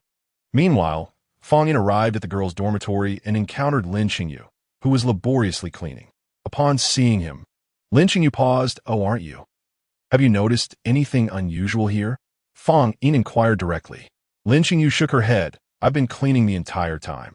Fang Yin nodded, not really expecting to glean any information from her. However, he found the twitching of her right eye distracting. Are you all right? Lin Qingyu rubbed her eye. I'm fine. Shouldn't you be cleaning? Fang Yin opened his mouth to respond, but a sudden chill ran down his spine, accompanied by an aura of danger. In Lin Qingyu's terrified pupils, he saw a shadow looming behind him. Sensing impending doom, he retrieved a defensive item. In the blink of an eye, a hand pierced his abdomen. Thud, blood splattered as his insides seemed to empty. It felt as if a cool breeze had swept through his torso. So, this is why the records room was so filthy. Someone was slacking off here, Yang Ye said with a sardonic smile, standing behind Fang Yin. She partially withdrew her hand from his abdomen, reaching into his body until she located his beating heart. Thump thump. Fang Yin gasped, his mind momentarily blank. Do you know what the best cleaning agent from Taibai Cleaning Company is made of? Yang Ye's voice echoed in his ears, like a death knell from the devil. She tapped his heart with her finger, and Fang Yin felt a sharp prick, as if something had been injected into his heart. Corpses make excellent material. This is merely a warning. If there's a next time, you won't be coming to work. Yang Ye coldly withdrew her hand, wiping it on his body. She then glanced at Lin Qingyu, cleaned diligently. The company One and Appo's tolerate freeloaders. Why yes. Lin Qingyu stammered, her face ashen, nodding frantically. Where next? Yang Ye yawned and decided. I and Appo's. I'll go check out the teaching building. Only after Yang Ye had departed did Lin Qingyu approach Fang Yin. Are you all right? She asked at a loss. His abdomen was torn open and blood was gushing out profusely, a horrifying sight. Fang Yin was in too much pain to speak. He felt as though all the misfortunes in the world had befallen him. He wondered what the female ghost had injected into his heart. Could it be the ingredients to make cleaning fluid? He inhaled sharply, switching his item to a healing one. He extracted a balm and carefully applied it to the wound. Lin Qingyu watched his trembling hands. Do you need help? Fang Yin gazed at the naive girl and handed her the balm. Please. Okay. Lin Qingyu accepted the balm as if undertaking a momentous task, with solemnity and caution. I'll try to be gentle. With that, her slender fingers coated with balm touched the wound. Just moments before, Fang Yin had been contemplating informing Zhou Mo about the middle-aged woman's inspection, as the female ghost hadn't visited his records room on the first day. But in the next moment, his eyes rolled back, and he nearly fainted from the pain. Ugh, he thought to himself, maybe you shouldn't help at all, but when he opened his mouth, he nearly bit off his tongue. Had he failed to consult the almanac before leaving home today? Downstairs in the high school teaching building, Yang Ye stood in silence, observing the rejuvenated edifice. She looked around, confirming that she hadn't mistaken the location. But what was the cause of the gleaming, almost luminous tiles? She had instructed them to clean, but she hadn't authorized the replacement of an entire teaching building. An illusion? With that thought, Yang Ye smirked and entered the building. Corridors, restrooms, classrooms, and staircases. Not a speck of dust was to be found. Yang Ye grew more convinced of her suspicion. With ghostly swiftness, she traversed the first and second floors before ascending to the third. Even before reaching the top, she overheard a conversation between a man and a woman. That won't work. To ensure clean, streak-free tiles. The best method is to use this. Wow, it's so clean. Scrape it, and all the water and dust will be cleared away. Yang Ye didn't recognize the latter voice. Frowning, she materialized in the third-floor corridor. She saw Jiang Ye immersed in cleaning, and her brow furrowed. Is he really cleaning? Yang Ye observed him, noting his efficient cleaning technique. Could it be that the building's radiance wasn't an illusion after all? Chapter 55, Why Won't You Listen, My Girl? With a hiss, Jiang Ye was about to fetch a bucket of water. Turning his head, he was startled to find an unexpected figure in the corner. You scare me to death, Sister Yang. Perfectly fine to scare you to death, Yang Debei huffed, about to utter more when a head suddenly peeked out from the restroom.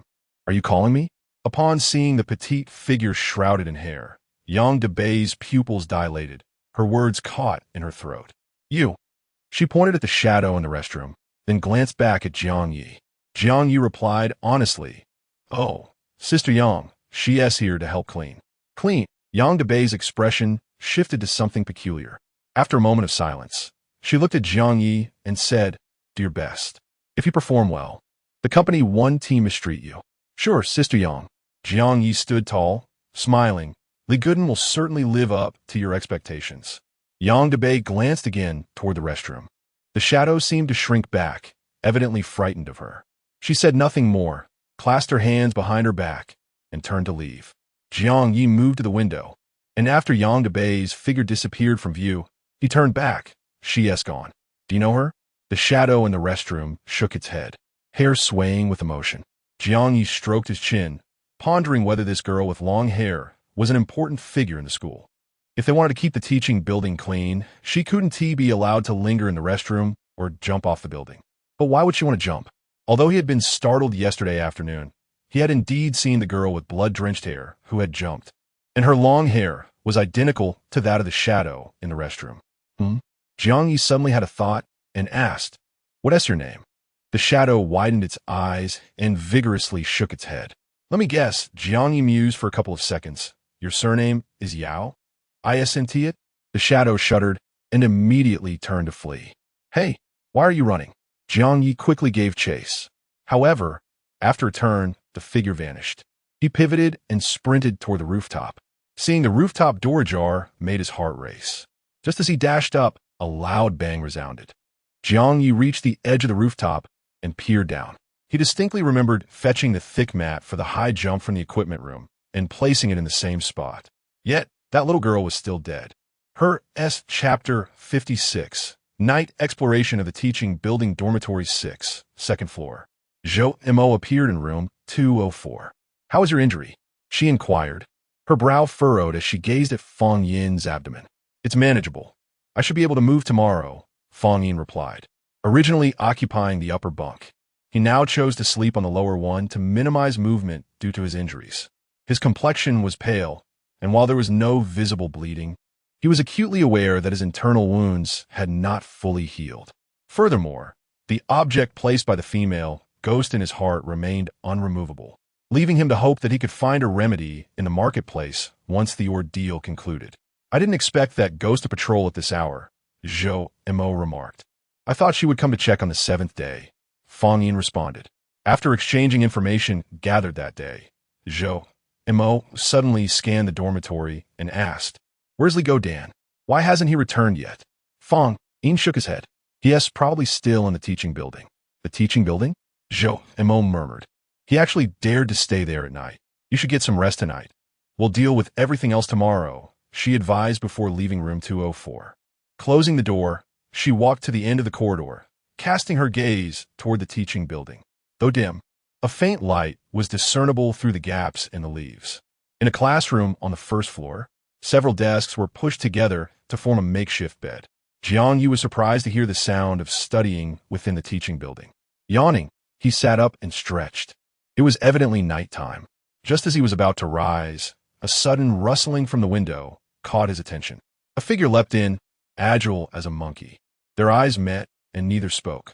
Su Zhanping glanced at Jiang Ye before rushing out through the front door of the classroom. Jiang Ye sensed something was amiss. It appeared the fellow was fleeing. He quickly got up and moved to another classroom. Soon, the corridor erupted into chaos. the sounds of scuffling echoing continuously. Through the faint crimson light outside, a tall silhouette became visible in the hallway. Two figures chased each other, even leaping onto the ceiling, causing utter disarray in the classrooms. Jiang Ye felt his temples pulse, finally recognizing that this persistent mess was the root of the chaos in the hallways. Just then, the cacophony of pursuit abruptly ceased. Bang! The classroom door burst open, and that monkey-like figure was seemingly hurled inside with great force. The door swung wide, colliding with several desks and chairs before the figure collapsed onto the floor. Cough, cough! Su Zhanpeng spat out blood, defiantly glaring at the monstrous figure at the door. Old Dingbi, is that all you've got? The elongated creature appeared in the doorway, preparing to seize Su Zhanpeng when it suddenly caught a whiff of a lemony scent. Su Sen's eyes shifted from right to left, landing on the onlookers. In an instant, Jiang Ye felt a chill sweep over him, as if he were being targeted by a predator. With a few long strides, Su San approached Jiang Ye, towering over him as he scrutinized the unfamiliar face. Where do you come from? What are you doing in the teaching building? He stood barely half a meter away, close enough to grasp Jiang Ye by the throat. Radiating an intense pressure, an indescribable stench invaded Jiang Ye and Appo's nostrils, making it difficult to breathe. Jiang Ye trembled slightly, seemingly startled. He slowly raised his hand, and Su San's gaze followed, initially expecting a weapon. Instead, it was merely a rag. I'm here to clean, Jiang Ye stammered. Sister Yang assigned me to maintain the teaching building. She just inspected it this afternoon. Su San narrowed his eyes. Didn't that Sister Yang mention you shouldn't be out at night? You don't understand, Jiang Ye frowned, responding earnestly. Every profession is highly competitive these days. Not just in teaching, even cleaning is tough. If I don't put in extra hours, I might wake up one day to find my job taken by a colleague. As he spoke, he picked up a cloth and wiped the desk in front of him. Have you finished your business? I still need to clean. Su San remained motionless, scrutinizing the human before him. He then raised a hand, his sharp nails catching the glint of a name tag swaying on Jiang Ye's chest. Tai-Bai Cleaning Company. Li Go Dan. You really Go Dan? He inquired. Jiang Ye nodded. That's me. Su San retracted his hand, casting a glance at him. Then do your cleaning properly, and do not disturb the students' lessons. With that, he turned and approached the bloodied Su Zhanpeng, lifting him by the scruff of his neck as if he were a mere chick, dragging him toward the front door. Cough, cough. Old Dingbi, Su Zhanpeng, resilient despite his injuries, continued to hurl insults even as blood spilled from his lips. Jiang Ye, uncertain of the events that transpired, stepped forward to right the fallen desks and clean the blood from the floor. As for the damaged door, he could only prop it up against the entrance. He was merely a cleaner and could not be expected to resolve every issue. Focusing on his primary responsibilities was paramount. Everything else was merely an embellishment, and if it could not be managed, it was best left untouched. Observing the direction in which the creature departed, Jiang Ye pondered and decided to follow. The creature had only stated not to disturb the students, but it hadn't specified that ascending to the 4th floor was forbidden. Sigh, I forgot to eat my noodles. The streamer maintained an unfazed demeanor despite the earlier chaos. Didn't the streamer just flinch? A loyal fan remarked. The chat flooded with comments. Given the recent situation, viewers couldn't help but feel tense for him. Yet, the streamer remained unscathed and even pursued the creature. He was truly formidable, a genuine professional player. The streamer's performance just now was remarkable. Did anyone notice? In just a few sentences, he conveyed his identity while hinting to the monster that someone would come to inspect. Killing him could likely lead to trouble. Under these premises, he established his stance. He was merely a cleaner, not concerned with other matters. At this moment, the creature spoke, as long as he was not disturbed. They would coexist peacefully, each attending to their own affairs. One was a cleaner, the other a teacher. They would not interfere with one another. As the analysis from the expert resonated, the chat erupted with praise. Throwing away my head. JPG, expert, please save my brain. Add 1. I feel like I won survive more than 3 episodes. Chapter 57, Who's Watching? With a resounding thud, Su San thrust open the classroom door, the sound cutting through the drone of recitations. He strode in, hoisting Su Zhanpeng, and proceeded directly towards the central chandelier. His towering height allowed him to reach the fixture without the aid of a desk. Each student dared only to fixate on their texts, Nelly included. Su Zhanping's coughing had ceased at some point. She merely sensed the grotesque figure tampering with the light, and moments later, the classroom was bathed in a sudden, albeit dim, illumination. The light was more subdued than before, as if veiled. Seizing a moment when the monster's attention wavered, Nelly swiftly glanced upwards. What hung above was no mere light fixture, but Su Zhanping's severed head, blood still trickling from the exposed neck. Su Sun carelessly tossed Su Zhanping's corpse back into its seat, indifferent to the blood that now stained his hands and the floor. He advanced towards the podium, turned, and surveyed his beloved students. "Let's commence with recitations," he announced. Nelly had already memorized the material the previous day, a fact of which Su Sun was undoubtedly aware.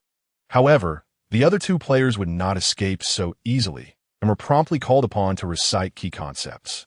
The first to be summoned was a male student with a faint scar beneath his right eye. He was the same one who had attempted to pass Su Zhanping a note, seeking information about Yao Xiaoji, only to be met with a scathing rebuke. Su San inquired with a smile, "Qin Shu, were the general characteristics of the ghost depicted in murals?" Nelly's eyes flickered, the answer already forming in her mind. The traits of mural ghosts varied, depending on the context, but could be broadly categorized into 5 types. The complete answer spanned at least 3 lines, making it a rather challenging question. Predictably, Qin Shu appeared hesitant. Ghosts and murals. So much information was contained within the book. Who could possibly remember it all? Furthermore, who came to a horror game to study? He feigned contemplation, retrieved his glasses from his pocket, and calmly put them on. Before gazing at Su's senator, the frames were a pale blue, the lenses reflecting a somber light, akin to sunglasses. As he looked towards the monster, Su Sen's image was reflected in the lenses. Su Sen's gaze faltered for a fleeting moment before he declared, "All right, next." Once Qin Shu had resumed his seat, Su San abruptly regained his composure. He fixed his gaze upon Qin Shu, a frigid glint in his eyes. However, the established rules of the classroom prevented Su San from acting against him. He shifted his attention to the other player. "Chu Xingyu, why are blood spirits so terrifying?" Chu Xingyu seemed to have anticipated being called upon, immediately rising to his feet. However, his body trembled uncontrollably, cold sweat pouring down his face, his throat seemingly constricted, rendering him unable to utter a coherent sentence. Blood spirits. I recall they are highly adaptable. They tend to... Su Sen's face broke into a playful smile. He began to advance towards the other player. "Are you certain it's they?" Nelly frowned. Blood spirits did not coexist in the same location. They invariably manifested as solitary entities. "Right, I misspoke. Not that..." Chu Xingyu wiped the perspiration from his brow. His thoughts in disarray, his mind a complete jumble. He had begun earning money at the age of 15, assisting his uncle at a street stall. The mere sight of a book induced drowsiness or a longing for leisure. It was as if fate had conspired to place him in a school, a setting inherently antagonistic to his nature. Chu Xingyu stammered incoherently, oblivious to Su Sen's approach. The latter bent down, scrutinizing Chu Xingyu with keen interest. "I am curious as to the contents of your mind," Su Sen remarked. The fetid odor assaulted Chu Xingyu's senses, causing him to tremble even more violently. Sensing a mortal threat, he reached into his pocket, poised to retrieve something. Su San, having learned from past experience, seized Chu Xingyu's head in his hand, lifting him into the air. "What clandestine activities are you engaging in during class?" he hissed. Chu Xingyu was drenched in cold sweat. "Teacher, Yu." Before he could complete his sentence, he felt a sudden, excruciating pain in his head. In an instant, the world became hazy, indistinct, and then pitch black. Su San crushed the man's skull, a mixture of red and white matter oozing through his fingers, dripping onto the desk and the floor. With a soft thud, Chu Xingyu's body collapsed to the ground, his hand, which had been thrust into his pocket, sliding out. Clutched tightly in his fingers was a wad of green currency. "Oh!" Su San picked up the small bundle of bills, discovering that they were all 1,000 yuan ghost notes. He glanced towards Su Zhanping's seat, a sardonic smile playing on his lips. "Alas, No matter how much ghost currency you possess, it is of no use here. With a forceful motion, he reduced the wad of ghost notes to shreds, which fluttered down to mingle with the blood and gore. As Su-san turned to resume recitations, he sensed something amiss. He turned towards the window, facing the corridor. The window was positioned nearly 2 meters above the ground. Typically, instructors monitored the classroom's interior through the peepholes or gaps in the front and back doors, rather than opting for such an elevated vantage point. However, within this realm, the window seemed custom-made for his height. He could directly observe the classroom's activities through the transparent glass, allowing him to either punish or reward students. Su-san had not anticipated that another figure would one day stand there, gazing at him through the window. In the corridor, Jiang Ye stood on a desk, pressing himself against the window pane, meticulously wiping it with a cloth. He was thorough, the cloth producing a faint squeaking sound as it rubbed against the glass. After wiping, he used a small squeegee to carefully scrape from top to bottom, removing water stains and residual dust. Witnessing this, even Su-san couldn't help but wonder if the window pane had been replaced with a different material. Could this cleaner truly see nothing? Squeak, squeak.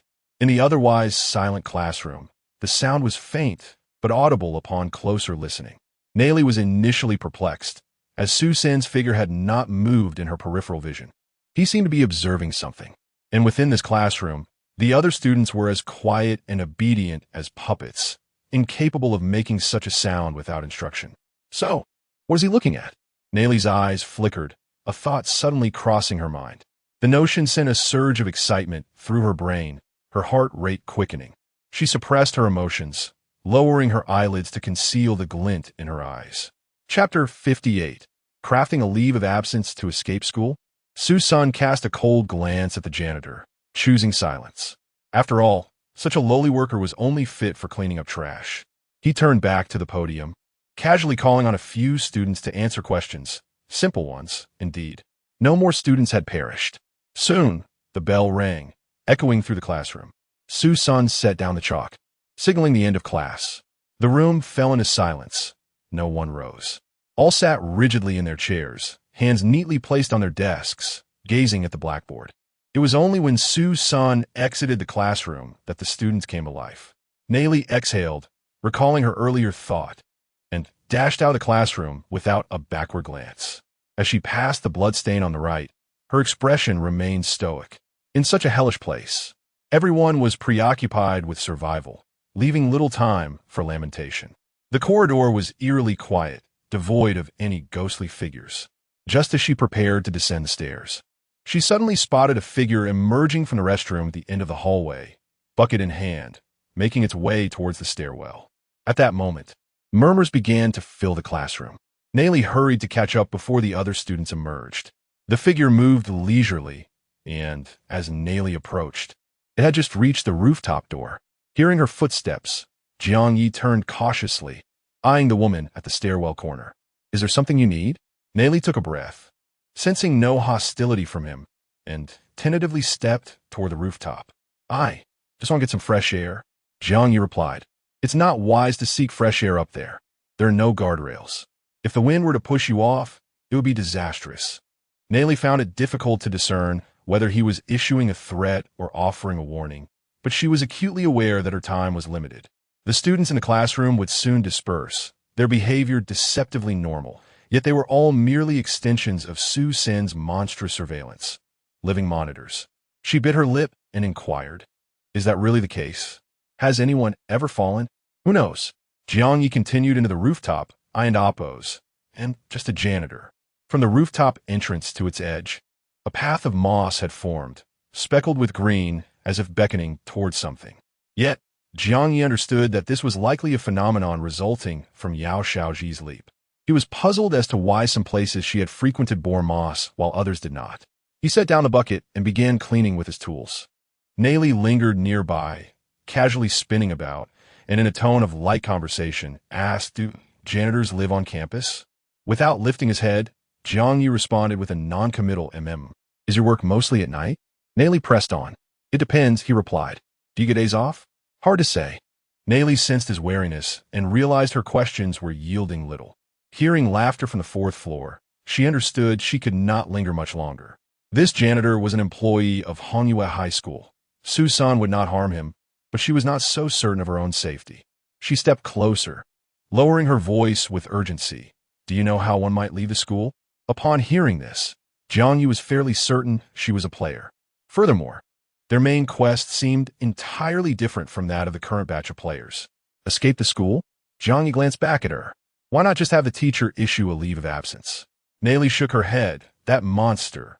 The teacher would never grant us a leave. No matter what we say, it's futile. She recalled a player who had previously attempted to request a leave. Nayli had eavesdropped at the door, where that player had offered several excuses, all of which Su-san had dismissed. In the end, he had resorted to feigning illness, claiming, "Teacher, I feel like I'm dying. If I don't get checked, it might leave lasting effects."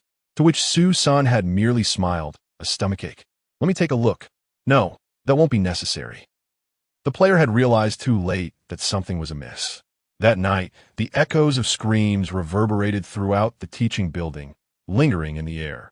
Is a leave of absence not an option? What about the back door? Jiang Ye suggested, climbing over walls or squeezing through small openings. Nayli sighed, "That's useless." Seeing her disheartened, Jiang Ye shrugged, then perhaps focus on studying. "But," Nayli gritted her teeth, "you saw it, didn't you? That monster is a killer." In a hushed tone, Jiang Ye replied, "Then why not defeat the monster?" Nayli sensed a shift in his expression, which suddenly grew serious. Just as she was about to respond, a flurry of footsteps echoed nearby. Jiang Ye instinctively lowered his head and resumed cleaning. A group of students approached, seemingly engaged in jovial conversation, yet maintaining expressionless vigilance over Nayli's movements. "Ha!" Nayli scoffed softly, adjusting her coat, and turned toward the rooftop entrance. The night breeze felt brisk.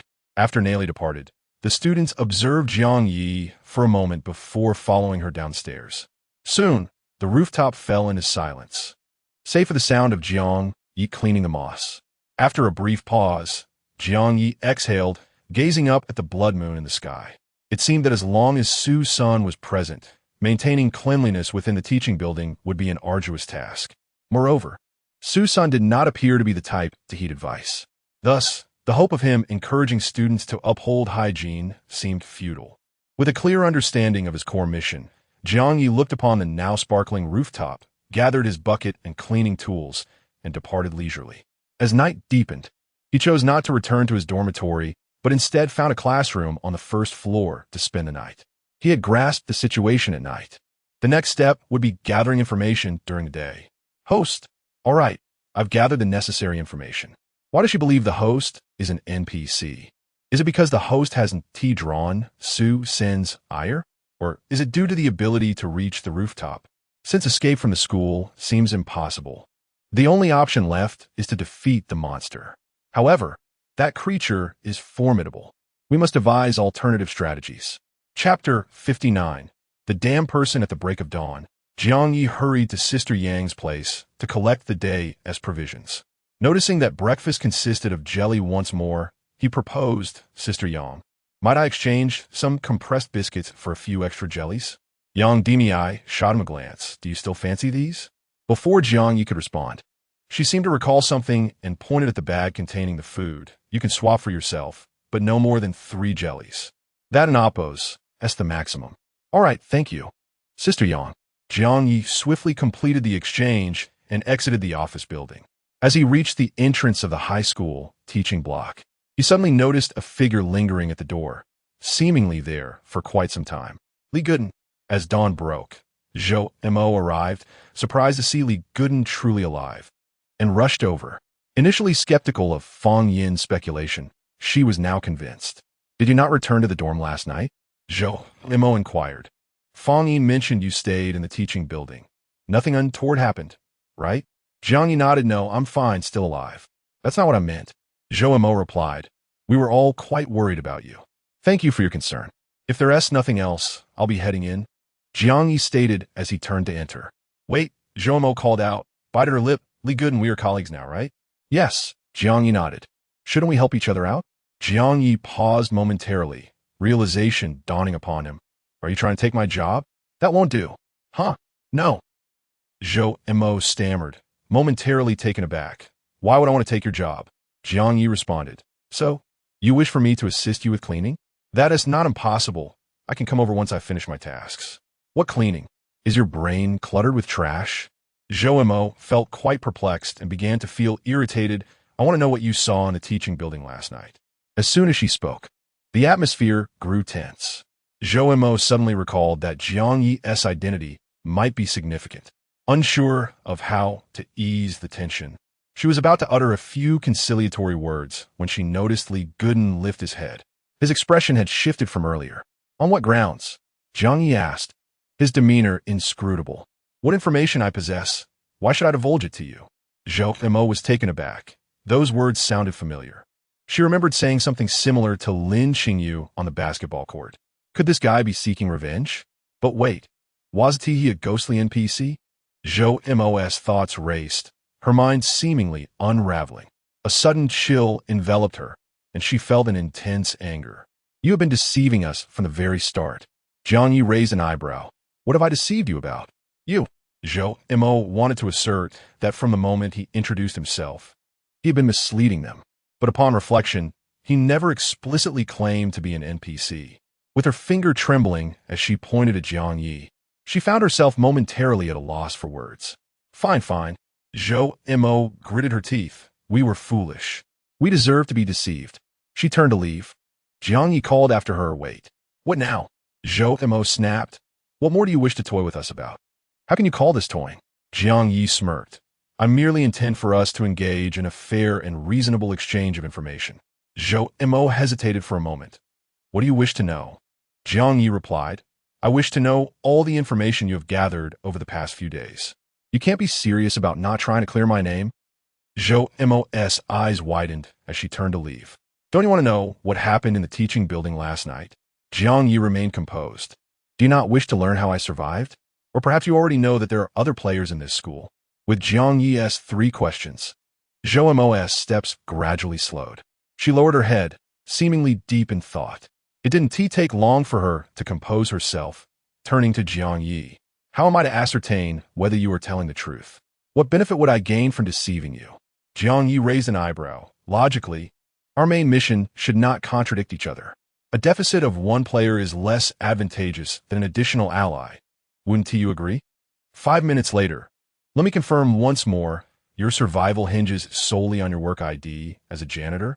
Zhou Mo scrutinized Jiang Ye's eyes, seeking assurance against deceit. Yes, Jiang Ye contemplated, adding, however, I suspect that the work ID is merely a form of protection for players, not an absolute safeguard against death. If one provokes a monster, they would likely meet a gruesome end. You better not be lying.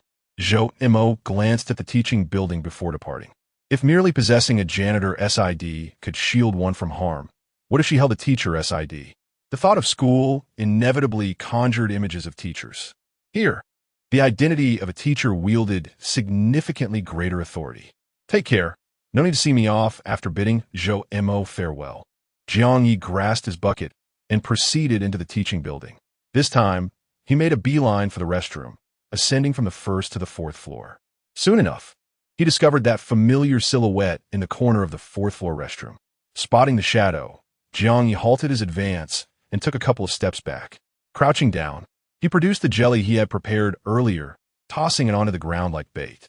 The half-fist-sized jelly rolled and spun, eventually coming to rest in front of the last squat toilet. Yao Xiaoji had been staring blankly ahead, but upon hearing the noise, her eyes flickered, pupils focusing slowly on the jelly. Is that jelly? As she momentarily lost her train of thought, another orange jelly rolled over. Would you like some jelly? Jiang Ye offered. Yao Xiaoji bit her lip, her eyes filled with conflict. Today, you don't have to clean. Yao Xiaoji remained silent, then suddenly asked, the mat. Did you place it there? The mat? Jiang Ye pondered, recalling the green mat downstairs. I think I'd have put one there. Why? Yao Xiaoji responded. I cannot see her expression, only guessing her feelings from her tone. Raising an eyebrow, he countered, I want to ask you the same thing. Why did you soil my mat? I'm sorry. What were you thinking? Did you want to bungee jump? And no. Then why were you about to jump off? The restroom fell silent for a moment as Yao Xiaoji lowered her gaze, murmuring, Because I deserve to die. Who wishes for your death? Jiang Ye inquired. Many, many. Do you wish to die? Yao Xiaoji shook her head, her long hair swaying gently. But I'm so tired. If I die, everything will come to an end. Jiang Ye scratched his head, feeling the need for a psychologist to converse with. If you die, you want to be able to enjoy jelly. As he spoke, he tore open a green jelly, the scent of apple wafting out as the juice spilled forth. He took a large bite. What a pity. If you're not going to eat it, I'll have it myself, especially since I haven't had breakfast yet. In just 2 bites, he devoured a jelly, then picked up the jelly in front of Yao Xiaoji, applying slight pressure to break the seal. The fragrance of orange wafted out.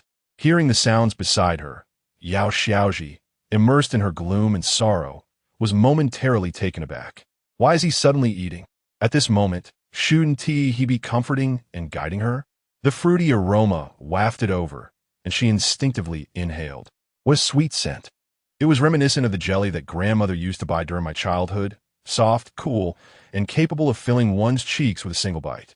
As I watched that individual reach for the last jelly on the ground, Yao Xiaoji, for reasons unknown, suddenly intervened. Seizing the jelly before Jiang Ye could lay claim to it. Chapter 60, he appeared to possess a modicum of intelligence, yet simultaneously seemed somewhat lacking in it. Huh? A voice of confusion arose nearby. Are you stealing my jelly? Yao Xiaoji clutched the jelly to her chest, feeling a mixture of tension and fear. It was mine to begin with. You said you would treat me. Jiang Ye replied. Did you not refuse it? I never said that, she retorted. Weren't you planning to jump off a building? If you do that, you won't be able to eat it. I'll eat it before jumping. After all, you promised it to me. As if fearing Jiang Ye might snatch it back, Yao Xiaoji hastily tore open the jelly seal and brought it to her lips. Taking small bites, the cherry-flavored jelly slid into her mouth, soft and fragrant, reminiscent of a familiar taste. Once she finished, Jiang Ye presented her with a peach jelly and inquired, Yao Xiaoji, why are you so intent on dying? What consequences would arise if you chose to live? Yao Xiaoji, clutching the jelly, cast her gaze downward. Very serious consequences. Many people would face troubles. Jiang Ye raised an eyebrow. More troublesome than you staining my green mat? Let an oppose. As put it this way, can these troubles be resolved? No. Then why not seek outside assistance? Outside assistance? Yao Xiaoji tilted her head, as if recalling something. She felt perplexed, lost, and helpless, realizing others could not lend a hand. Hey, are you underestimating me? Jiang Ye seemed somewhat displeased. A clever person never considers something impossible. How about this? I'll guess what your troubles are. If I guess correctly, you must ask me for help. What do you say? Yao Xiaoji furrowed her brow. This person appeared quite confident. However, he seemed to possess a hint of intelligence, yet also a degree of foolishness. Why would someone go to such lengths, hoping she would plead for assistance? Clearly, those who knew the truth kept their distance. If he truly understood, he would not be here sharing jelly with her. Yao Xiaoji remained silent as Jiang Ye continued. Let me guess. You're likely thinking that I know nothing. If I did, I would not utter such words. Yao Xiaoji's eyes widened in disbelief as she glanced to the side. However, that individual had not shown their face at all today. She could only hear the voice. A person and a ghost, separated by the air, unable to see one another. Yet, something was subtly shifting in the silence. Did I guess right? Your silence means I did. In the quiet restroom, Jiang Ye continued. Let me take another guess. The so-called trouble you speak of, along with your reasons for inevitable demise, are connected to a teacher, correct? Yao Xiaoji could no longer contain herself, her voice rising slightly. You really know everything, Jiang Ye replied. I also know that some of your classmates are involved and have contributed significantly. The reason you feel exhausted, I suspect, is due to a combination of harm and rumors. As soon as he finished speaking, a figure suddenly burst forth from the last stall, dressed in the blue and white striped uniform of Hangyue Middle School. Her petite frame was obscured by long hair, making it difficult to discern her expression as her body trembled slightly. Strangely, peculiar black characters floated around her, resembling curses, forming chains that coiled and swirled around her. You truly know everything. Yao Xiaoji stared at him wide-eyed. Are you a deity? Or do you possess some supernatural ability? Jiang Ye smirked and tapped his temple. I'm not a deity. but I possess a mind that is slightly more agile and perceptive than the average person. In times of dire straits, it often helps me find a new path. But what if you cannot find a way? Yao Xiaoji instinctively asked. Then you break down the wall before you and create a path. Jiang Ye's voice was steady.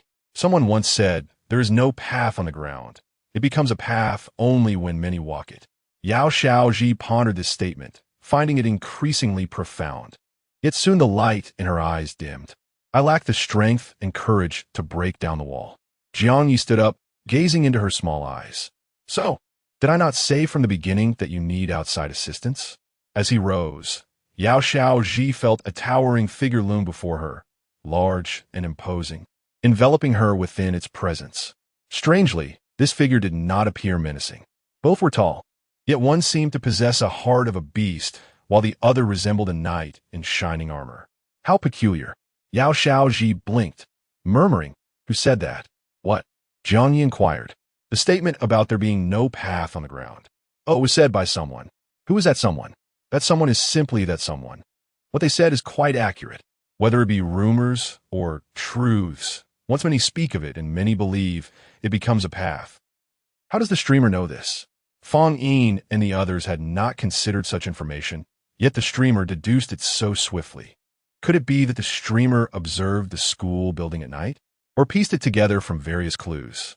The viewers in the live stream initially thought it was merely a casual conversation about jelly, some even eating along with the streamer. However, unexpectedly, as they watched and ate, the streamer unveiled the broader picture of the situation. Every word he spoke was understood by the viewers, yet when combined, they felt utterly confused. Wait, I have been watching the live stream in the school building at night. How come I did not think of anything? Did you forget? The streamer has a brain. All right. Wait, are you implying that I lack a brain? Chapter 61. Why? Did it hurt your delicate heart? The daylight swiftly passed. As the school bell rang, the lights in Class 4 of the senior year flickered back to life. Dozens of figures sat quietly within, their expressions somewhat vacant and bewildered. The blackboard, an essential tool for any teacher, was conspicuously absent. A glance at the lone vacant seat on the left side revealed the unspoken truth. Su-sun entered, took a fleeting glance, and quickly exited. Nayli had initially intended to continue her studies, but unexpectedly, a crumpled piece of paper was thrown her way, landing precisely on her desk. She discreetly scanned her surroundings and discerned it was from another player. This group, once 6 strong, had dwindled down to just the 2 of them. She cautiously unfolded the paper, which read, "It's already the 4th day. Aren't you planning to take action?" Nayli tucked the note away, resuming her reading, while her mind began to race. The other player evidently possessed valuable information and was extending an olive branch for collaboration. In this instance, a player's performance dictated the final score. The better one performed, the greater the rewards. If the other player could manage alone, they certainly would not seek her out. What did she possess that they wished to exploit? Bang! Bang! Crash! Jiang Ye roused from a cacophony of noise, realizing that something was being hurled outside, causing destruction. As he sat up, he noticed an object plummeting past the window, followed by a resounding crash. Jiang Ye rolled off his desk and approached the window, discovering a set of desks and chairs scattered outside. What was happening out there? He grasped a cleaning bucket and left the classroom, ascending the stairs. Upon reaching the 3rd floor landing, he spotted the boy who had been mercilessly beaten by the monster teacher yesterday, carrying a bucket of oil, pouring it as he descended the stairs. Jiang Ye and Appo's brow twitched as he noticed several red footprints on the ceiling. Unable to contain himself, he remarked, "Hey, did you coordinate with Yao Xiaoji to cause trouble together?" No sooner had he spoken than the boy whirled around, his expression cold. "Who told you to mention that name?" Jiang Ye raised an eyebrow. Why should he refrain from mentioning it? Did it imply the boy had something to hide? Are you looking for a fight? Su Zhanping set down the oil bucket and strode towards Jiang Ye. Seizing his collar, I said, "Don't mention it. Has it wounded your conscience?" Jiang Ye retorted. The live stream audience chuckled at the confrontation, yet uncertainty lingered regarding whether Su Zhanping was an ally. This approach was undoubtedly the quickest and most effective. It concealed the streamer's identity while probing Su Zhanping's stance. Viewers even took notes, amused by the unfolding drama. However, should a confrontation occur, it could spell disaster. Yet, the streamer possessed the strength to fight back. Bang! A punch whizzed past Jiang Ye's ear. Su Zhanping's fist collided with a nearby wall as he gritted his teeth. Shut up! Is it permissible for you and Yao Xiaoji to wreak havoc while I must remain silent? Jiang Ye challenged. Su Zhanping, seething with rage, was about to retort when his eyes widened in sudden shock. His fury transformed into anxiety and urgency. Have you seen her? Where did you see her? Where is she? Jiang Ye noticed the realization dawning upon Su Zhanping and was about to respond when footsteps echoed nearby. Su Zhanping quickly hushed him and suggested they relocate. Releasing Jiang Ye's collar, he turned and tossed a handful of oil up the stairs. With a resounding explosion, the oil-soaked steps ignited, nearly engulfing the entire corridor. The sound of footsteps ceased. Through the flames, silhouettes of the lurking monster could be discerned. Let us go. Su Zhanping seized the moment, leading Jiang Ye away. Familiar with the building, they navigated a few turns, eventually reaching a storage room on the first floor. After locking the doors and drawing the curtains, he inhaled deeply and turned to Jiang Ye, his voice trembling slightly. Where is Yao Xiaoji? Jiang Ye countered. What do you intend to do once you find her? Of course, I must rescue her. And how do you plan to do that? Su Zhanping hesitated, aware that he could not defeat the monster alone. The other transfer students possessed some skills, but the creature revived swiftly. His mind was a whirlpool of thoughts, yet one idea persisted. He had to take action. Jiang Ye recognized that time was slipping away. Standing alongside Su Zhanping, the monster would not likely spare them. Tell me everything you know. I will devise a plan. You? Su Zhanping questioned. Otherwise, do you have another strategy? Yu Haven't even laid eyes on Yao Xiaoji. Jiang Ye replied. P.S. I've exhausted my drafts during the National Day holiday. I apologize for the delay in updates. Chapter 62. Su Zhanping and the Truth 2 years ago. On an ordinary day, my father unexpectedly brought home a woman. She would soon become your mother. She was a strikingly beautiful woman, impeccably dressed. Yet Su Zhanping could immediately discern the artifice surrounding her. Shortly thereafter, my father introduced a girl of similar age to him, declaring her to be your sister. Xiaoji, this is your brother, he said. The girl, with her long hair and petite stature, nervously clutched the side of her dress and shyly called out, Brother. Su Zhanping harbored no affection for them and preferred to remain aloof. However, their presence did not hinder them from moving in. The woman adeptly won my father's favor, and soon her wardrobe was entirely replaced with designer labels. The girl, named Yao Xiaoji, was also placed in the same class as him. Every day, he would leave early, instructing the driver to drop him off at school while forbidding Yao Xiaoji from disclosing their relationship to anyone. It seemed she sensed something amiss, for she ceased calling him brother and almost always avoided him. Within the confines of their home, they maintained a mutual distance. Yet being classmates meant they would inevitably cross paths. Su Zhanping could see that her situation was far from favorable. At times, he overheard rumors suggesting she was the daughter of a mistress or that she seduced older men. Initially, he paid little heed to these whispers, but as they escalated, he felt compelled to intervene. He sought to trace the origins of these rumors, only to stumble upon another shocking revelation. Yao Xiaoji was entangled with their teacher, Su. Su Zhanping had no particular impression of this Su. He merely noted that during parent-teacher meetings, the man was always courteous to his father and never raised his voice at him. Whispers suggested Su's marriage was one of convenience, a fact he never spoke of publicly. Upon learning of Yao Xiaoji's alleged involvement with Su Zhanping was incredulous and even irate. However, after a physical education class, he witnessed the two exiting a storage room in a disheveled state. Yao Xiaoji's clothing was torn, yet she did not scream. From a distance, their interaction resembled a flirtation. At that moment, all the rumors he had previously heard resurfaced in his mind. She seduces older men. Indeed, the child of a mistress can only engage in such trivial pursuits. A wave of anger mixed with revulsion surged within him. He said nothing and turned to leave. After that, he could not be bothered with Yao Xiaoji's affairs. Even the sight of her became irksome. In daily encounters, his demeanor towards her soured. Don and Appos, "T touch my things." Su Zhanping snatched her jacket from her hands, declaring, "You disgust me." Yao Xiaoji visibly trembled, tears glistening in her eyes. I just wanted to help you put it away. Yao Xiaoji, do I appear so easily deceived? He retorted. Why could she present such a demure and innocent facade before him while displaying an entirely different persona outside? It was absurd that he had once wished to assist her. As his frustration mounted, it seemed his contempt had become palpable, affecting the attitudes of their classmates towards Yao Xiaoji. Suga, a group of girls just took Yao Xiaoji into the grove. What does that have to do with me? Aren't you the one who dislikes her? You could go watch the spectacle. Get lost. Su Zhamping had no desire to intervene or witness any spectacle. While purchasing items from the convenience store, he happened to pass by the grove.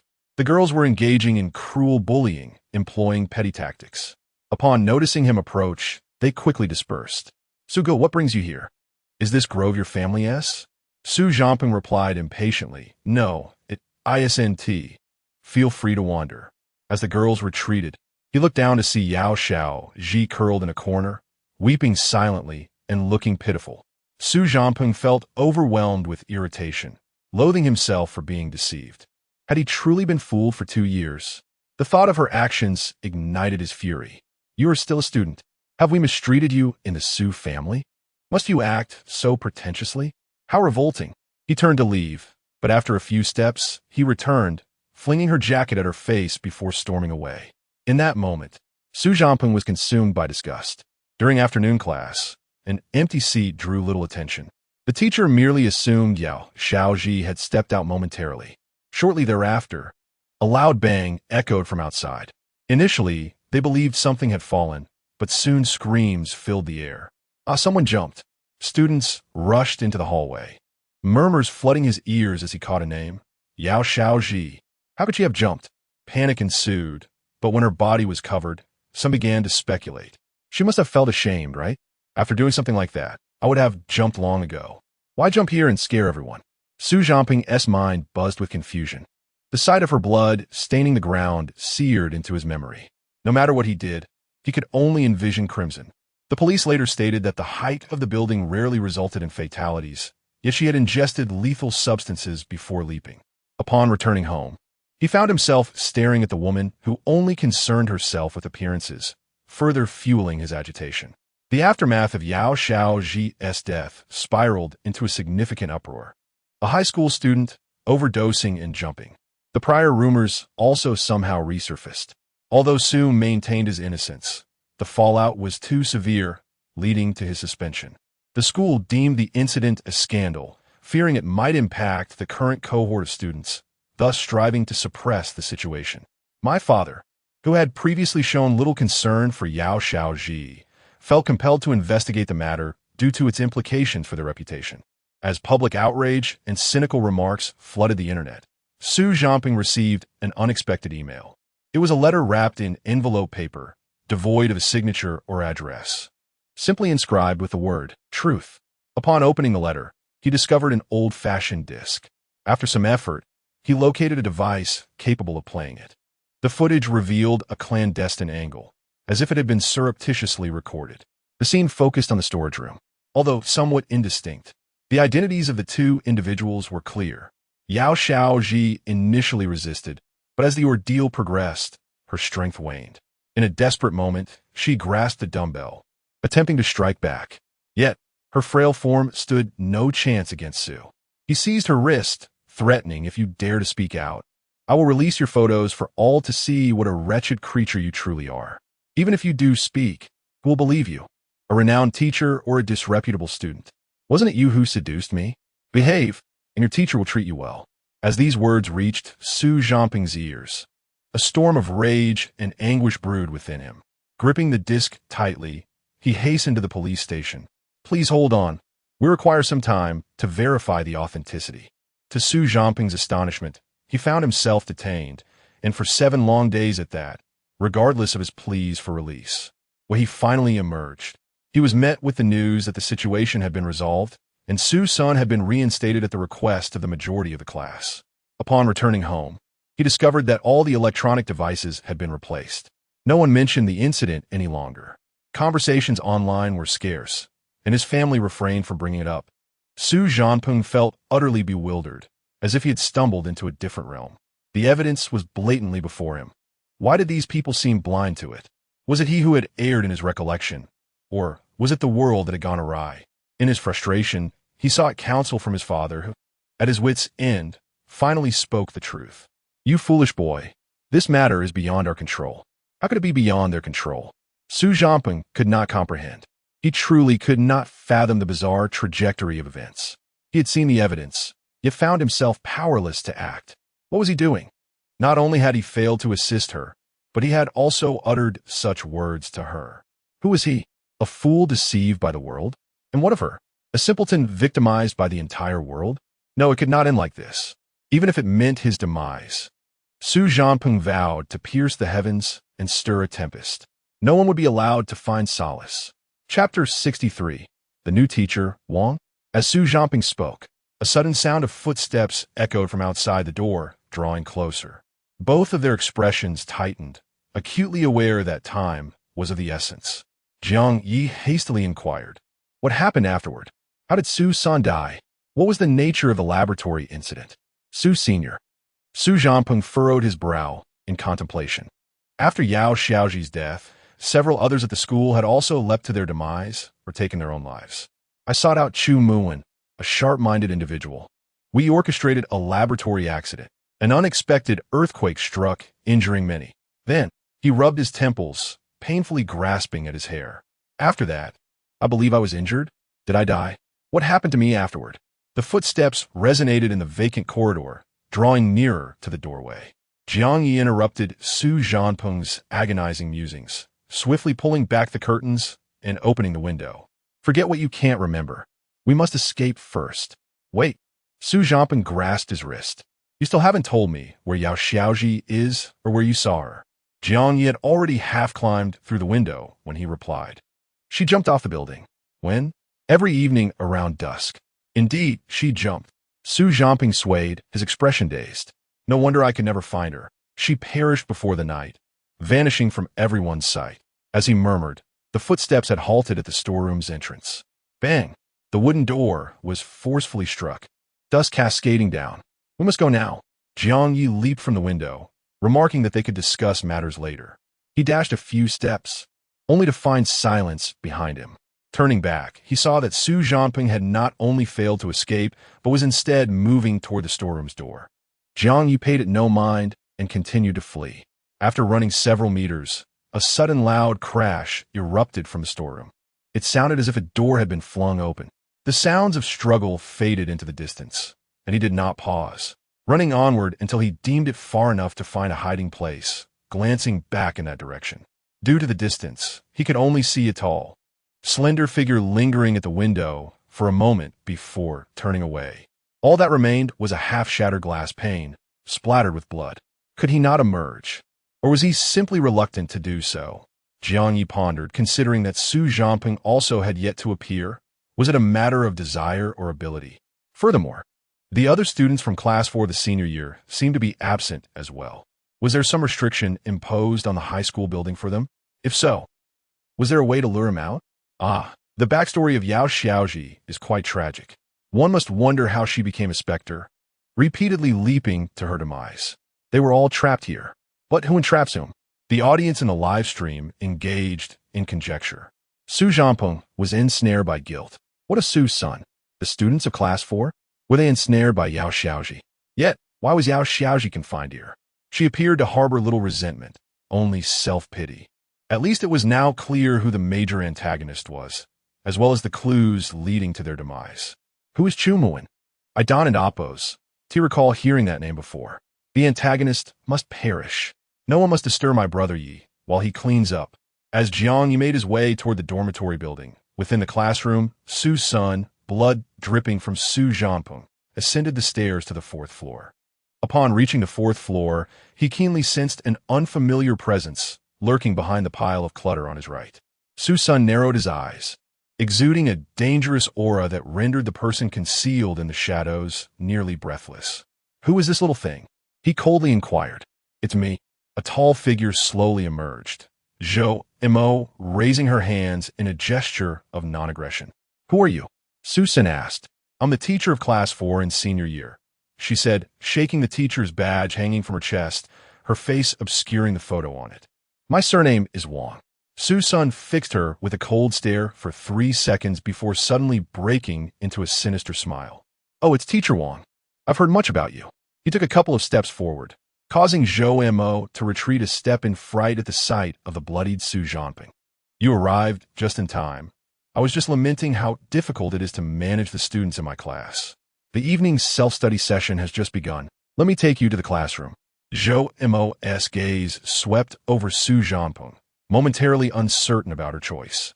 But with the arrow already knocked, she could not afford to retreat. She forced a smile and agreed. Becoming a teacher would surely grant her more insights. The classroom was eerily quiet. All students seated and quietly engrossed in their books. The two entered the classroom, Su-sun tossing Su Zhanping into a seat before returning to the podium and clapping his hands. Students, please look up. As he spoke, all the students, except for Su Zhanping, lifted their heads in unison, their expressions blank as they gazed at the podium. Who is she? Upon seeing Zhou Mo, both Neli and Qin Shu, two seasoned players, were momentarily taken aback. Why was someone appearing now, halfway through the instance? Are they an enemy or an ally? Class, I have good news for you today.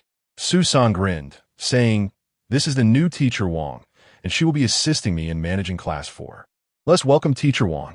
He smiled as he spoke, and although his words seemed normal, Neli and Qin Shu felt an inexplicable chill. Clap, clap, clap. Applause erupted in the classroom. Teacher Wang, would you like to say a few words? Tusen prompted. Zhou Mo stood at the podium, gazing at the pale, expressionless faces of the students, instinctively slowing her breath. Everyone, study hard. Her mind blanked for a couple of seconds before she managed to utter those words. Clap, clap, clap. The applause resumed. They appeared to welcome her warmly. Su-sun suddenly asked, by the way, Teacher Wang, what subject do you teach? Zhou Mo paused for a moment, responding mathematics. She wasn't well-versed in the subjects of this horror world, but during her recent information gathering, she had come across some textbooks. Regardless of whether it was in the horror realm or the blue water star, mathematics must share some commonalities, right? The Pythagorean theorem, the shortest distance between 2 points. Her math skills had always been decent. She should manage to teach a bit, and if not, they could simply self-study. After all, the evening classes were supposed to be self-study, weren't they? Mathematics, huh? Su-sun mused. Then, Teacher Wang, your arithmetic skills must be exceptional. Zhou Mo had yet to grasp the implication behind his words when he continued. Now, I'll hand over the time to Teacher Wang. Everyone, take a moment to get to know one another. Pay attention and don't cause any disruptions. After Su-sun finished speaking, he cast a glance at the students before exiting the classroom. Zhou Mo intended to suggest a later start to the lesson, but before she could voice her thoughts, Su-sun's long limbs had already taken him out of the classroom. Zhou Mo opened her mouth, only to find herself compelled to conduct the lesson. Turning around, she was met with the gaze of dozens of students, all fixated on her, their faces devoid of emotion. The atmosphere was peculiar, rather than appearing to listen attentively. It felt more akin to being scrutinized. Chapter 64. Triggering a classroom game. Well, let's all introduce ourselves, Zhou Mo suggested, gesturing towards the students by the window. Let's start from that side. The designated boy stood up and stated, My name is Baijia. I enjoy Go and detest mathematics. His voice was devoid of emotion, and he resumed his seat with a blank expression. Subsequently, the second student rose. I'm Liang. My aspiration is to traverse the world on a bicycle, and I intend to major in tourism. One by one, the students stood to introduce themselves. Neli and Qin Shu were among them. As seasoned players, they readily discerned Zhou Mo's unease and trepidation. Her demeanor resembled that of a player more than a newly appointed NPC teacher. Soon, the introductions reached the final student. The girl seated near the front door stood up. Her hair was tied in a high ponytail, and her skin was fair. Although she wore the school uniform, it was tailored to fit her figure, accentuating her slender form. My name is Zhu Xiao. I like. She paused, her gaze fixed on Zhou Mo, a rare smirk gracing her otherwise impassive face. I like to devour people. Abruptly changing the subject, she inquired, Teacher, since you're a mathematics instructor, Could you perhaps elucidate a problem for me? Without allowing Zhou Mo time to respond, she promptly continued, pray tell, how many venom sacs do a goldfish and a ghoul spider possess in total? Assuming there are 8 ghoul spiders and 2 goldfish in the room, what is the ratio of their venom sacs? The barrage of questions left Zhou Mo visibly pale. The problem seemed like a straightforward mathematical exercise, but presupposed knowledge of the number of venom sacs on a goldfish and a ghoul spider. Observing her silence, the girl's smirk deepened, a hint of disdain in her eyes. Are you truly a mathematics teacher if you cannot even solve this problem? Her words prompted a uniform gaze from the emotionless faces in the classroom, all directed at Zhou Mo. They were scrutinizing and questioning her. Teacher, are you unaware? A boy inquired. Why is it that the teacher is ignorant? Another voice echoed. Could it be that you are deceiving us? Why would the teacher deceive us? How peculiar. The teacher is unable to solve even an elementary problem. A murmur of discussion filled the classroom. Zhou Mo realized the precariousness of her situation. She could not allow the student's suspicions to persist, lest she find herself in grave danger. Silence, she exclaimed, slamming her hand on the lectern, producing a resounding thud. The noise momentarily quelled the classroom's clamor, and the students' chatter subsided. With a stern expression, Zhou Mo declared, in this classroom, I am the teacher, and what I say goes. Was it your turn to speak? Her outburst silenced the room. Sensing that her display of anger had been effective, Zhou Mo felt a sense of relief. She then glared at the girl who had posed the question. Am I not aware that it is an elementary problem? Is this your attitude in class?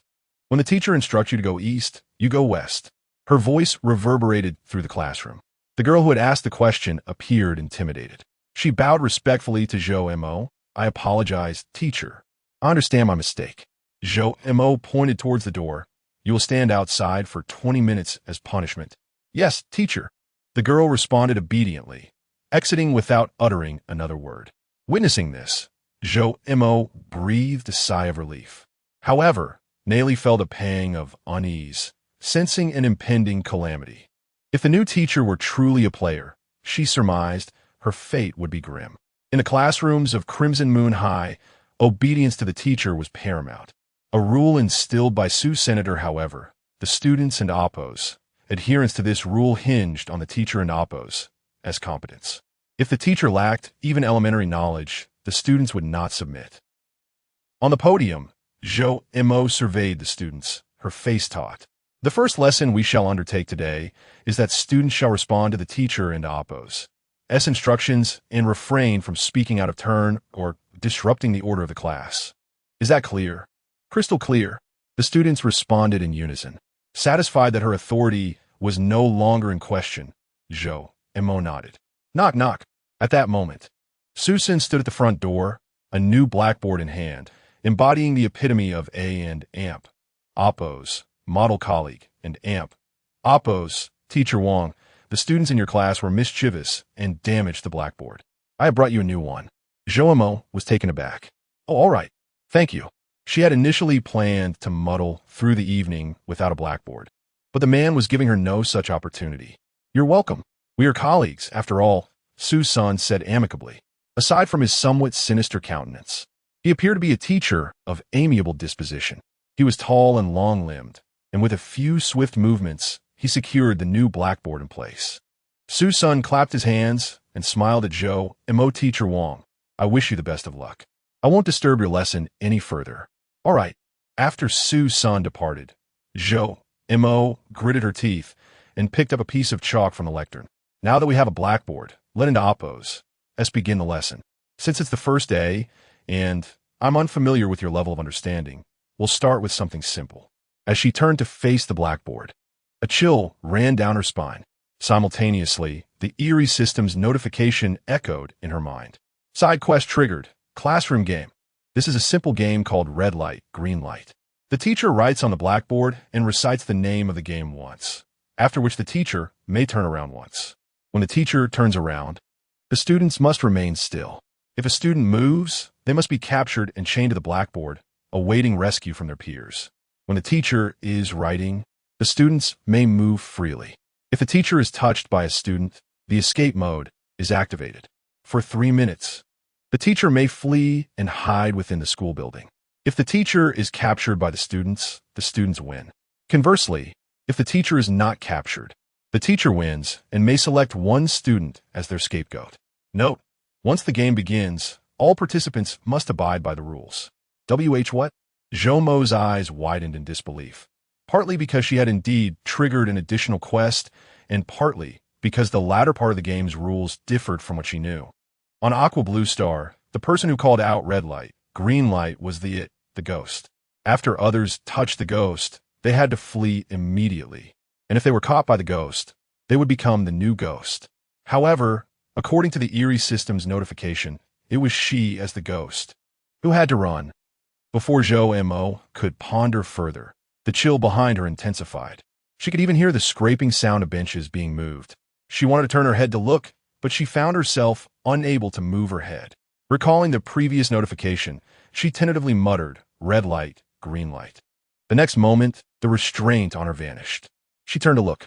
All the students had risen from their seats, their cold faces staring at her ominously. Chapter 65. Why am I always the one who gets hurt? 1, 2, 3, freeze. 1, 2, 3, freeze. Inside the classroom, Zhou Mo incessantly chanted this phrase. With each backward glance, her complexion grew increasingly pallid, her eyes betraying a growing sense of dread and despair. Dozens of students, akin to ravenous demons, advanced toward the podium, step by measured step. During one of her turns, the hand of the nearest student was a mere 2 or 3 millimeters from her eyeball. A simple blink would result in contact. Is it almost time for class to end? She stammered, her teeth chattering audibly. Yet, no one responded. The students, their faces fixed in sinister grins, observed her with a chilling indifference, as if toying with a helpless puppy. Zhou Mo attempted to speak further, but the force of the game and Oppo's rules compelled her head back forward. 1, 2, 3, freeze. She uttered the phrase rapidly and immediately turned around. Despite her wide-eyed gaze, she failed to detect any movement among the students. Although mentally prepared, she could not prevent the encroaching hand from gouging out her eyeball. Agony pierced her brain in an instant, wrenching at her temples and seizing her heart. She cried, clutching her right eye and doubling over in anguish, blood splattering onto the floor. Her vision seemed to be tinted with crimson. Teacher, a voice echoed from above. You've been touched. Aren't you going to run? A shiver ran down Zhou Mo and Oppo's spine as the threat of imminent death momentarily eclipsed her pain. She raised her head to behold the students encircling her, their expressions mocking. To facilitate her escape, they had widened their formation, deliberately creating a gap. These fiends were taunting her. Nonetheless, Zhou Mo had no alternative. She fled the classroom, clutching her eye and stumbling forward. The game had commenced. The girl who had been penalized for asking questions earlier sauntered into the classroom, a frigid smile playing on her lips. Let's split up, everyone. Don't capture her too quickly. A tormented soul emanates the most exquisite despair. Nayli and Qin Shu exchanged glances and, along with the other students, divided into 3 groups and departed. On several occasions, they caught glimpses of Teacher Wang's trail. The bloodstains on the ground were conspicuously evident. The students, fully aware of this, deliberately circled the classroom, feigning ignorance as they approached Teacher Wang and Oppo's as hiding place, only to veer away at the last moment. Oh dear, there's blood here, one student exclaimed theatrically. Zhou Mo, concealed beneath the podium, overheard this, and her pupils constricted. She finally recognized her predicament and used her sleeve to wipe away the blood droplets in front of her. However, there was far more blood outside her reach. In desperation, she activated a prop, vanishing traces. With the bloodstains eradicated, the students soon dispersed. Zhou Mo held her breath, awaiting the expiration of the 3-minute countdown. Suddenly, she felt something pressing against her back. What's under this podium? She remained as still as possible, wary of making any noise. Yet, the chill behind her intensified. Before Zhou Mo could decipher the situation, a cold gust of air brushed against the nape of her neck and her ear. Teacher, you're leaning on me. Zhou Mo shrieked as she scrambled out from under the podium. Upon standing, she froze in place. Dozens of students had converged around the podium, their faces contorted into eerie grins. Teacher, we and Oppos, VE caught you. Teacher, we and Oppos, VE caught you. They advanced, closing in on her. Despite exhausting her props, she could not escape their encirclement. A multitude of hands reached out, tearing at her clothes, rending her flesh, and eviscerating her organs. Zhou remained alive, acutely aware of the sensation of her skin being peeled away and the excruciating pain of her limbs being severed. She even witnessed a ghastly head burrowing into her abdomen. After rummaging around, it emerged, its face smeared with blood, clutching a pulsating object. Grinning, it displayed its prize to the other students. Look, Teacher Wang's heart is actually red. As consciousness faded, Zhou heard one final pronouncement. Cold, dispassionate, as if a demon god were gazing down upon an ant. System notification. Classroom minigame. Failed. Dormitory Building 6 for male students. Fang Yin had retired to bed as night fell, but his sleep was restless, plagued by a succession of nightmares. He awoke with a start in the middle of the night, catching his breath as he gazed at the crimson moon through the window. I wonder how Zhou plan is progressing. He calmed his nerves after the disturbing dream and was about to lie down again when he heard the sound of a door opening outside. Click, click. The sound was particularly distinct in the stillness of the night.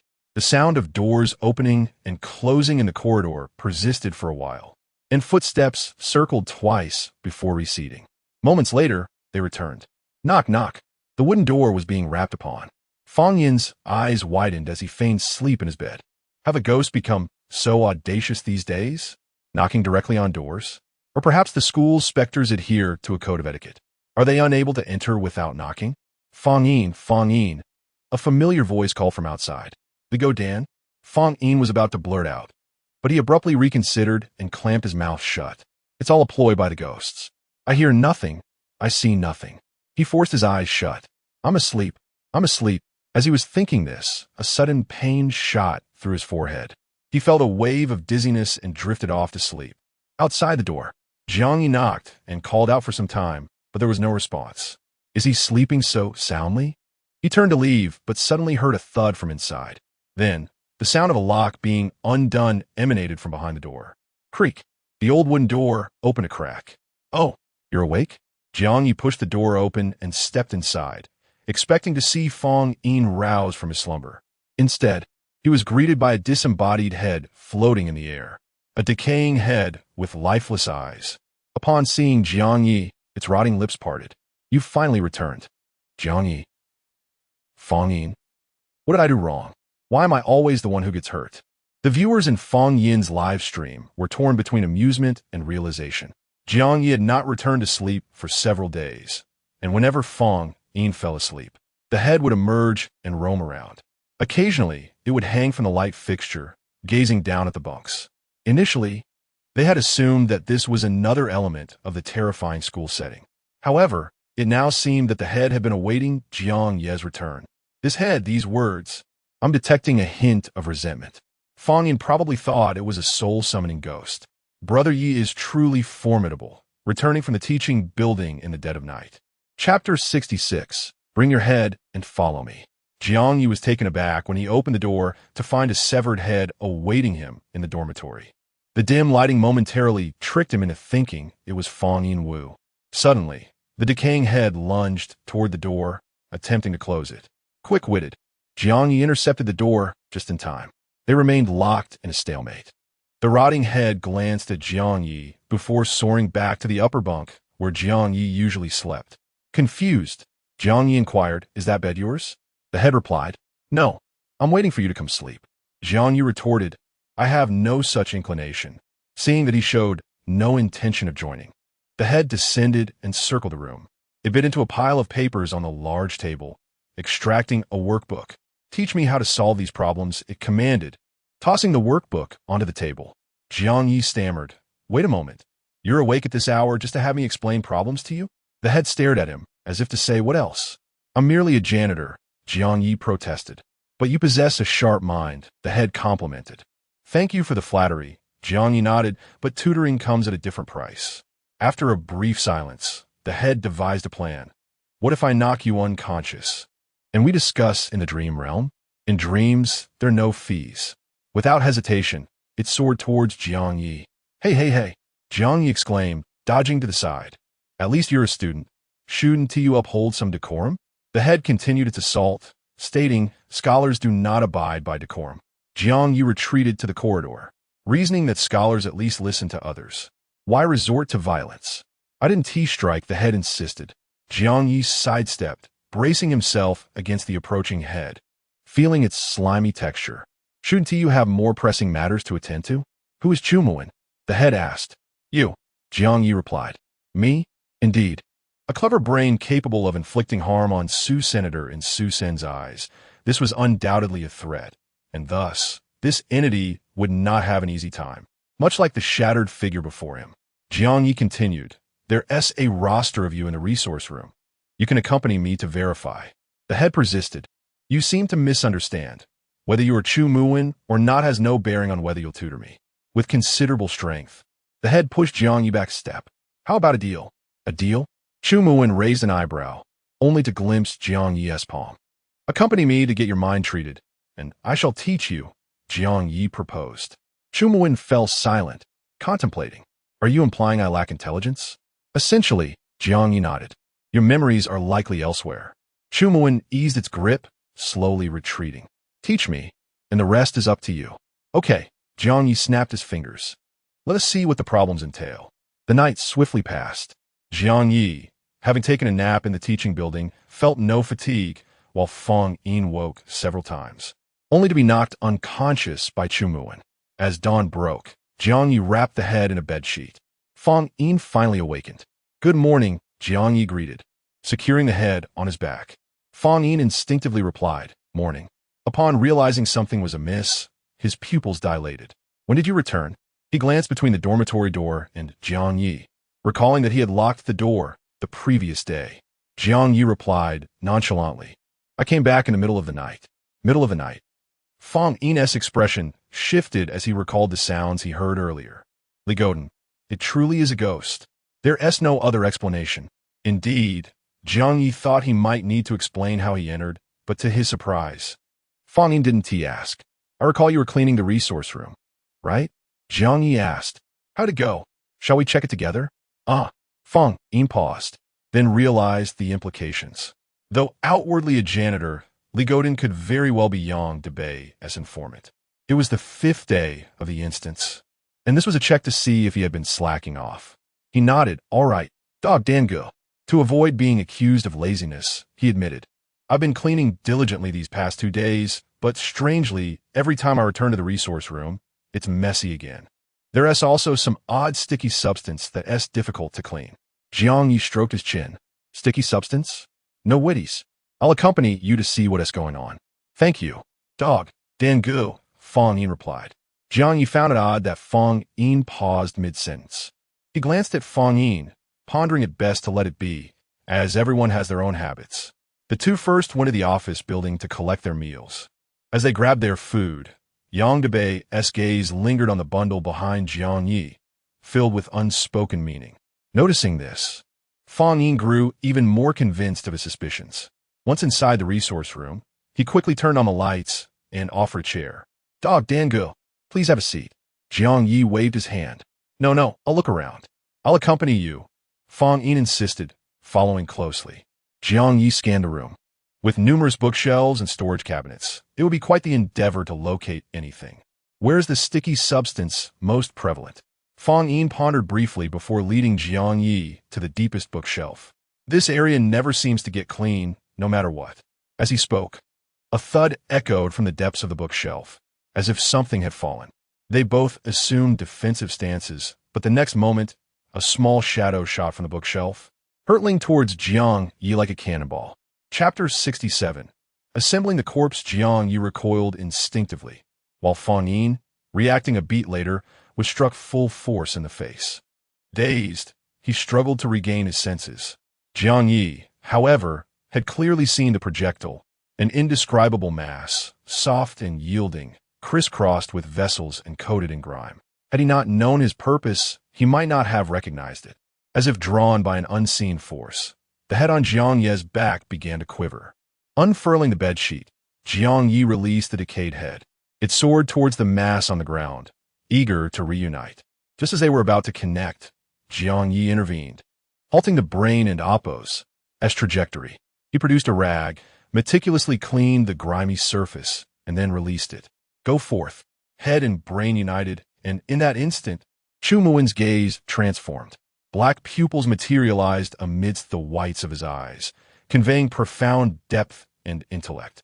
As if privy to some long-held secret, he declared, "To confront Su San, my body must be whole." Jiang Ye concurred. "I surmise the whereabouts of your remaining parts.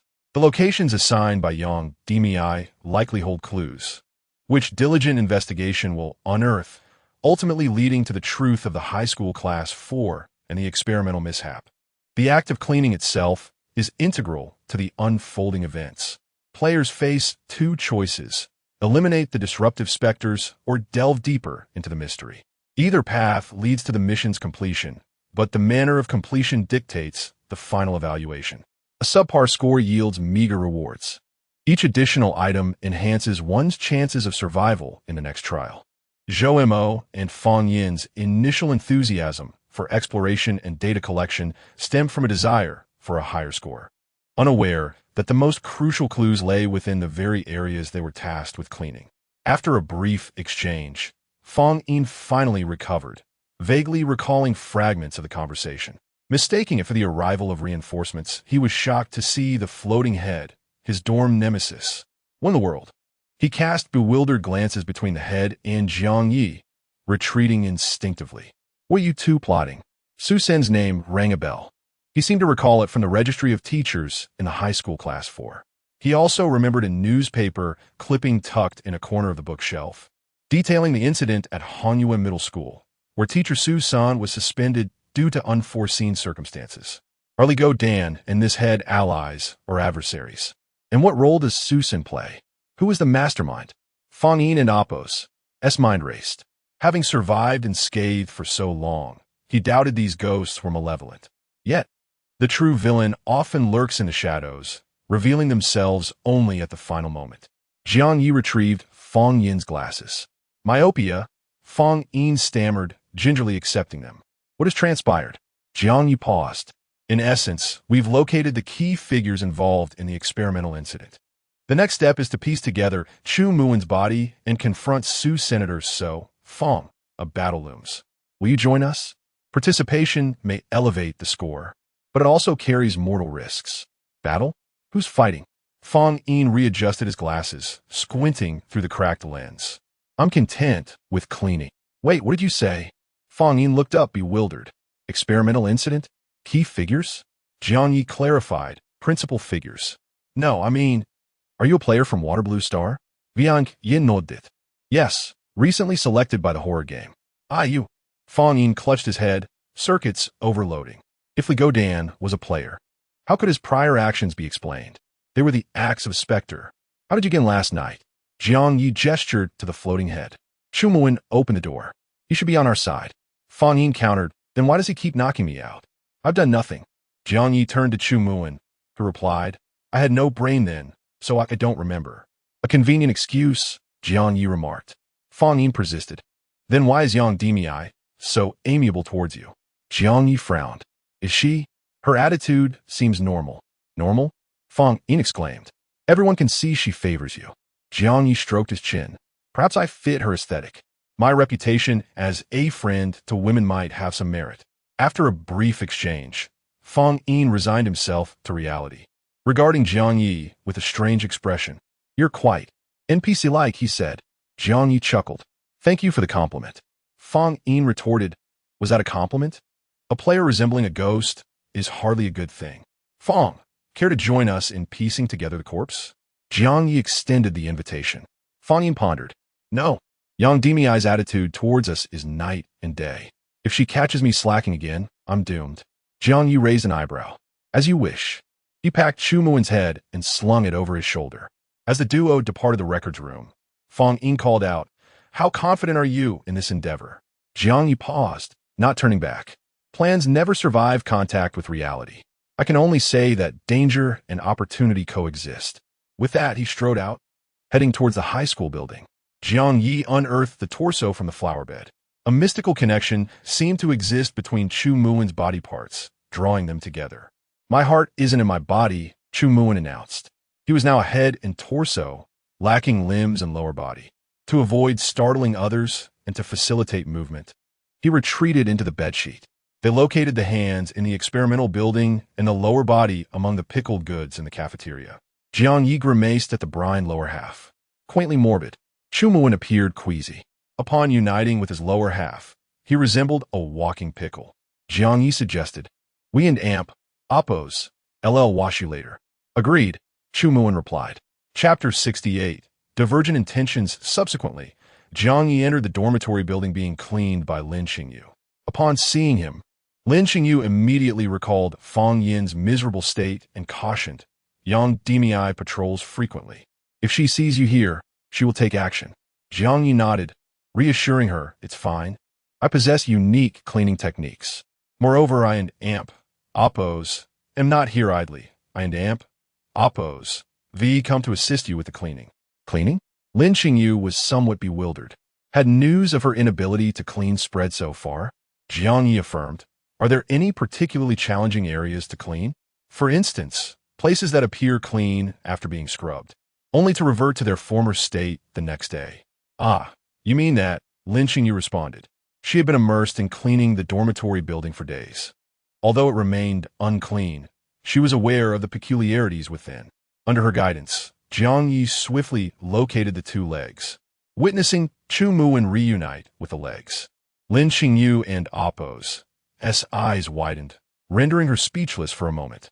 Now that Chu Muin had regained a semblance of humanity, there was no need to conceal himself beneath the sheets. As they exited the room together, Jiang Ye gazed at Lin Xingyu's bewildered, petite face and said, "We will commence our operation tonight. If you don't require a high score upon the dungeon's conclusion, you may rest early, prioritizing your safety." Lin Xingyu nodded vigorously. Okay. Please be careful." Emerging from the dormitory building, Chu Muin touched his chest. "I have no idea where my heart has been discarded. I'll take a stroll around the campus later to see if I can sense it." Before he could finish, Jiang Ye interjected, "What if Su's son consumed it?" Chu Muin turned back, pausing for a moment. Would he consume it? He was, after all, a rather innocent youth. Jiang Ye chuckled. "No, I was merely speculating."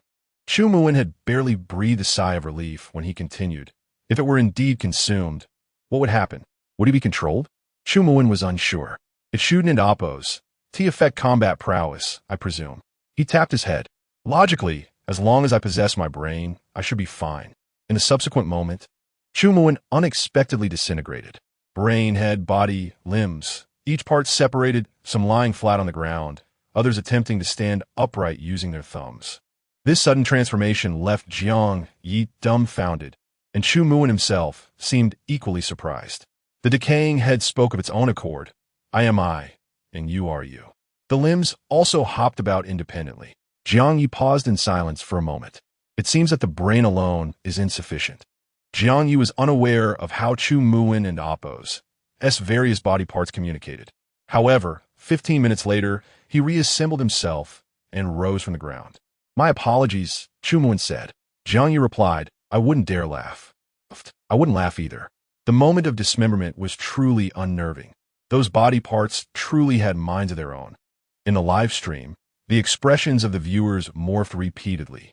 The current situation could only be described as seeing a ghost. Won't he disintegrate mid-battle tonight? Now that you mention it, I suppose it and Oppos is possible. Doesn't and Oppos the streamer know where the heart is? Why hasn't an Oppos he retrieved it yet? Brothers united with a heart. Things would probably be different. Where next? Should I search for my heart? Chu Muin, adjusting his arm, inquired. "Not urgently," Jiang Ye replied, glancing at the sky. "Let an Oppos go to a certain place first." "Where?" "The high school teaching building." The two proceeded towards the teaching building, encountering Yang Demii, who was patrolling. It was the 5th day, and she was likely concerned about the progress of the cleaning. Seeing that Jiang Ye was not in the teaching building, Yang Demii was about to speak when she noticed Chu Muin following closely behind. She narrowed her eyes, and Jiang Ye proactively explained, "Sister Yang, I've hired an assistant to help with the cleaning. You don't mind, do you? Mind? Young Demi glanced at him. This kid has something. Less chatter, more work. She left those words and departed, showing no intention of interfering. All right, Jiang Ye waved behind her. Take care, Sister Yang. Who was that person? Chu Muwen asked. A new staff member? Jiang Ye replied as they walked towards the teaching building. Strictly speaking, that's my superior. Tai Bai Cleaning Company. I see. Chu Muwen nodded, seemingly understanding. Seeing Jiang Ye repeatedly entering the restroom without using it, Chu Muwen asked, Are you searching for something? Jiang Ye responded, A person, someone you should know. Chu Muwen, unable to comprehend how someone he knew would be in the women's restroom, and doubting that Su Zhanpeng would be so perverted, heard Jiang Ye say, Found her. Yao Xiaoji, I and Oppos, VE come to fetch you. Yao Xiaoji? Chu Muwen was taken aback. He gazed at the petite figure shrouded in hair. It was evident that everyone had endured hardships since then. He had been dismembered. Yao Xiaoji could only hide in the restroom. And what about Su Zhanpeng? What had become of that dim-witted fellow? Yao Xiaoji rose from the squat toilet, her gaze falling upon Chu Muwen. Instinctively, she concealed herself behind Jiang Ye. Jiang Ye introduced. This is Chu Muwen. Do you remember him? Yao Xiaoji nodded and shook her head. Not very familiar. He is Su Zhanpeng and Oppos. As friend, so naturally, Yu Wuden and Oppos. TB very familiar. Jiang Ye said, not exposing her. Mentioning Su Zhanpeng, he added, he asked me to convey a message to you. Yao Xiaoji looked up, her eyes filled with apprehension. He said, Jiang Ye paused, changing his mind. He said he wishes to see you. He wants to see me? Yao Xiaoji opened her mouth in disbelief. The person who had always claimed to despise her was now expressing a desire to see her. She eyed Jiang Ye suspiciously, suspecting that he was deceiving her. However, she reasoned, she had nothing to offer that could be exploited. Jiang Ye nodded. If you doubt it, come and hear it for yourself tonight. Yesterday, Jiang Ye had listened to Yao Xiaoji and Oppos' story and also to Su Zhanpeng and Oppos' account. In Yao Xiaoji and Oppos' tale, her brother loathed her, but was the only one who had ever assisted her. Even her parents had shown no concern for her. If possible, she wished to avoid causing him further trouble. She claimed that once she died, everything would be over. In Su Zhanpeng and Oppos' account, a sense of guilt was palpable. Jiang Ye had initially intended to inform Yao Xiaoji of Su Zhanpeng's thoughts and actions after learning the truth. However, he reasoned that it would be more appropriate for Su Zhanpeng himself to offer apologies or express his desire to protect her. However, after careful consideration, Jiang Ye decided to inform her of the potential dangers they might encounter that night. A major battle was likely to occur, and Su Zhanpeng would also participate. The operation is tonight? Yao Xiaoji asked, after she had recounted her past to Jiang Ye yesterday. He had said that he would return for her once he had formulated a plan, as he was uncertain if he could ensure her safety that night.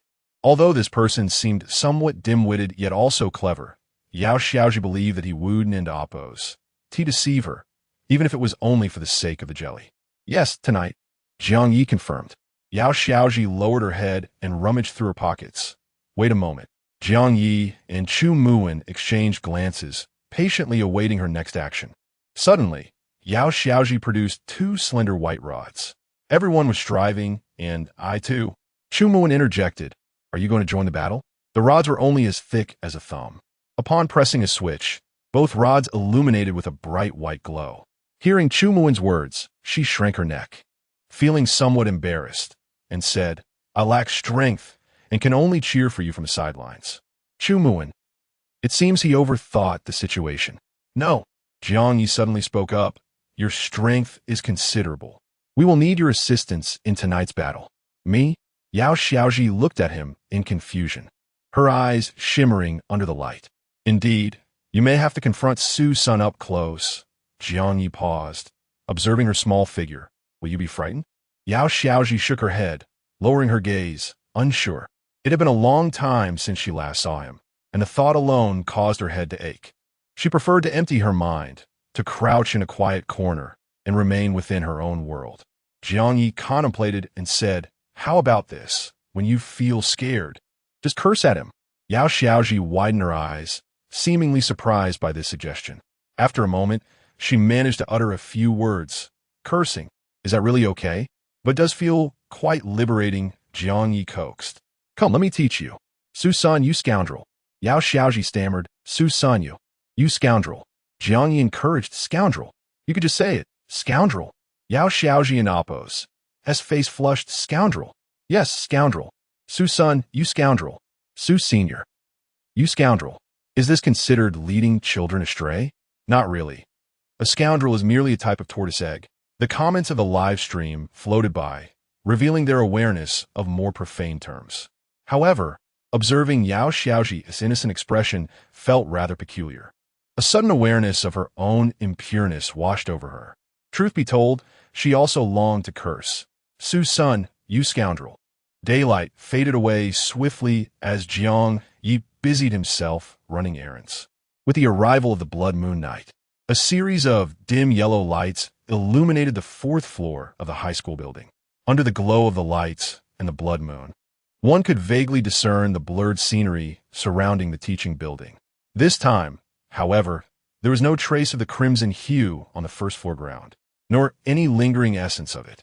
Su-san stood by the office window, gazing at the ground below, plagued by an unsettling premonition. It felt as if something was destined to occur.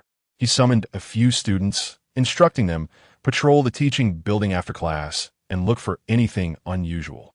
The students stood expressionless and replied, Understood, Teacher Su. To Su-san, these students were nothing more than his finest marionettes. Their undeveloped minds and lack of a fully formed worldview made them exceedingly easy to manipulate. Teacher, after the other students departed, a girl knocked on the door and entered. She possessed an oval face and an enchanting appearance. Xiao Fei. Su-san smiled, stepping forward to close the door with one hand while placing the other on her shoulder. Expressing concern, what is the matter? Xiao Fei was the first girl he had targeted at school, coming from a modest family background and lacking paternal affection. Gradually, she grew dependent on him after he displayed concern. Whenever he approached other girls, jealousy would stir within her. Yet, under Su-san's command, this jealousy morphed into his weapon. With a mere tug on the strings of her puppet-like existence, her jealousy would act on his behalf. Teacher, didn't you say that I am your only love? Xiao Fei threw herself into Su-san's embrace, gazing up at him with eyes filled with twisted affection and dependence. Su-san affectionately patted her head, replying, Indeed. Xiao Fei rested her head against him. That new transfer student is merely a fleeting interest for you. I assent she. Yes. Do you want me to help you? Xiao Fei's voice turned increasingly venomous, her face unable to suppress the jealousy. Should I torment her, spread rumors, or perhaps break her limbs? No need, Su-san replied. Just keep an eye on her. She is not someone you can handle. Is it truly just that? Xiao Fei inquired. Teacher, you haven't developed feelings for her, have you? Su-san's smile faded, his voice cold as he let his hand slide from her head to her neck. Are you no longer listening to me? Xiao Fei panicked instantly. No, I will heed Teacher's words. I was wrong to doubt you. Good girl. Su-san released her. Now, you may leave. All right, Teacher. Xiao Fei cast a lingering glance at him, straightened her clothes, and exited the office. Yet, just a few steps down the corridor, her expression turned cold. Oh, returning for comfort again? Nayli leaned against the wall of the corridor, arms crossed, her face mocking. What? Are you worried your charm isn't enough? She tossed her long hair aside, contrasting herself, a simple, unadorned girl, with a refined, alluring one. Who do you think you would prefer? After all, I'm a man. Qin Shu chimed in, adopting a contemplative expression. Men are visual creatures. Cuteness pales in comparison to allure. When Su-san was employed, many students suffered at his hands. And among them, this girl named Xiao Fei played a significant role. Even the incident involving Yao Xiaoji, who once attempted to leap from a building, was orchestrated by her. As fellow females, Nayli couldn't fathom why someone would willingly become a victim and even recruit others to join her suffering. Although Qin Shu didn't understand, he found the behavior quite terrifying. A femme fatale, the two of them exchanged barbs, rendering Xiao Fei's face rigid with tension, her nails digging into her palms until they drew blood. You are merely a transient plaything and will surely be discarded by Teacher Su. Nayli raised an eyebrow. Oh, is that so? What makes you think you want to be tossed aside? I 1T. Teacher Su 1T abandoned me. He promised. How strange. Nelly furrowed her brow. He said the same to me yesterday. However, I cannot bear to share him with others, so... She provocatively gazed at Xiao Fei. You might as well take your own life. You're asking for death. Xiao Fei's jealousy nearly spilled over, tears of rage welling in her eyes. She lunged forward, aiming to scratch Nelly's fox-like face. Chapter 69. The puppet on campus, alas, has the defense been breached so easily? Nelly swiftly sidestepped, exclaiming, Oh no, this is quite inappropriate. Disgraceful. Xiao Fei lunged at her once more. Nelly quickly covered her mouth and, seizing the opportunity, dragged her into the nearest classroom. It was at that moment that Qin Shu had already opened the classroom door in perfect synchronization. The sequence of events transpired in the blink of an eye. The students outside merely perceived them as embroiled in a quarrel, oblivious to the gravity of the situation. After all, Susan had only instructed them not to let anyone disappear alone. How ruthless! In the obscurity, Nelly grasped Xiao Fei's hand, where she discerned a series of silver needles concealed among her fingers. Surely, these needles had dealt with numerous adversaries before. Oh dear, if my sister dislikes me, must she resort to such measures? Ouch! I concede. Dear sister, I promise not to argue with you again. As she murmured to herself, she restrained Xiao Fei, signaling Qin Shu to act swiftly. Qin Shu cast her a glance, showcasing his prowess as an actor. He moved with remarkable speed, and soon, Xiao Fei lay motionless. All done, Qin Shu declared. Nelly then dragged Xiao Fei's lifeless body to the window, utilizing a rope to lower her down. Jiang Ye and his companions were waiting below, ready to receive her. Meanwhile, Qin Shu remained at his post, producing a palm-sized humanoid puppet and tossing it to the ground. Upon contact, the puppet rapidly expanded, shortly transforming into a human figure. It rose, expressionless, fixing its gaze upon Qin Shu. The visage was eerily enchanting, unmistakably resembling Xiao Fei. Half an hour earlier, Nelly and Qin Shu were about to enter the academic building when Jiang Ye and his companions intercepted them. Their eyes were involuntarily drawn to Chu-Mu 1, the very student who had harmed Su Senator indeed, Jiang Ye affirmed. Chu-Mu 1 inquired, How is Su Zhamping faring? Nelly replied, Oh, he has been a constant thorn in Su Sun's side, either courting disaster or wandering down the path of demise. Chu-Mu 1 donned an expression of understanding. It seemed that fellow was only capable of such folly. Subsequently, the group exchanged information and cheerfully resolved to collaborate. To Nelly and Qin Shu, Jiang Ye clearly embodied the role of a supportive NPC. His willingness to assist was met with their unequivocal acceptance. With merely 2 days left on the task countdown, any further delay would only embolden the lurking menace. Nelly had once encountered a formidable boss that began weak but grew increasingly stronger, rendering it impossible to defeat. Thus, resolving the matter expeditiously was paramount. Downstairs, after Jiang Ye and Chu-Mu 1 had received Xiao Fei's body, they wasted no time. Chu-Mu 1 acted decisively, dismembering her without hesitation. Nelly had previously expressed her suspicion that as long as these creatures remained within the academic building, they could be revived. Hence, the only viable option was to transport them outside the building to ascertain if they could be permanently eliminated. Jiang Ye had initially contemplated this until he recognized that Chu-Mu 1 was also a member of Class 34. If Chu-Mu 1 could survive, could not the other students as well? Let us bury her, Jiang Ye suggested. Indeed, let us do so, Chu-Mu 1 replied, producing a shovel to inter Xiao Fei's body in 5 separate locations near the academic building. Before long, he returned. Jiang Ye inquired, How did it go? Chu-Mu 1 nodded. There will be no issues in the short term. Jiang Ye gestured an OK signal toward the upper floor. Nelly reciprocated, initiating the next phase of their plan. She turned to the humanoid puppet that had taken the form of Xiao Fei and asked, Will this puppet suffice?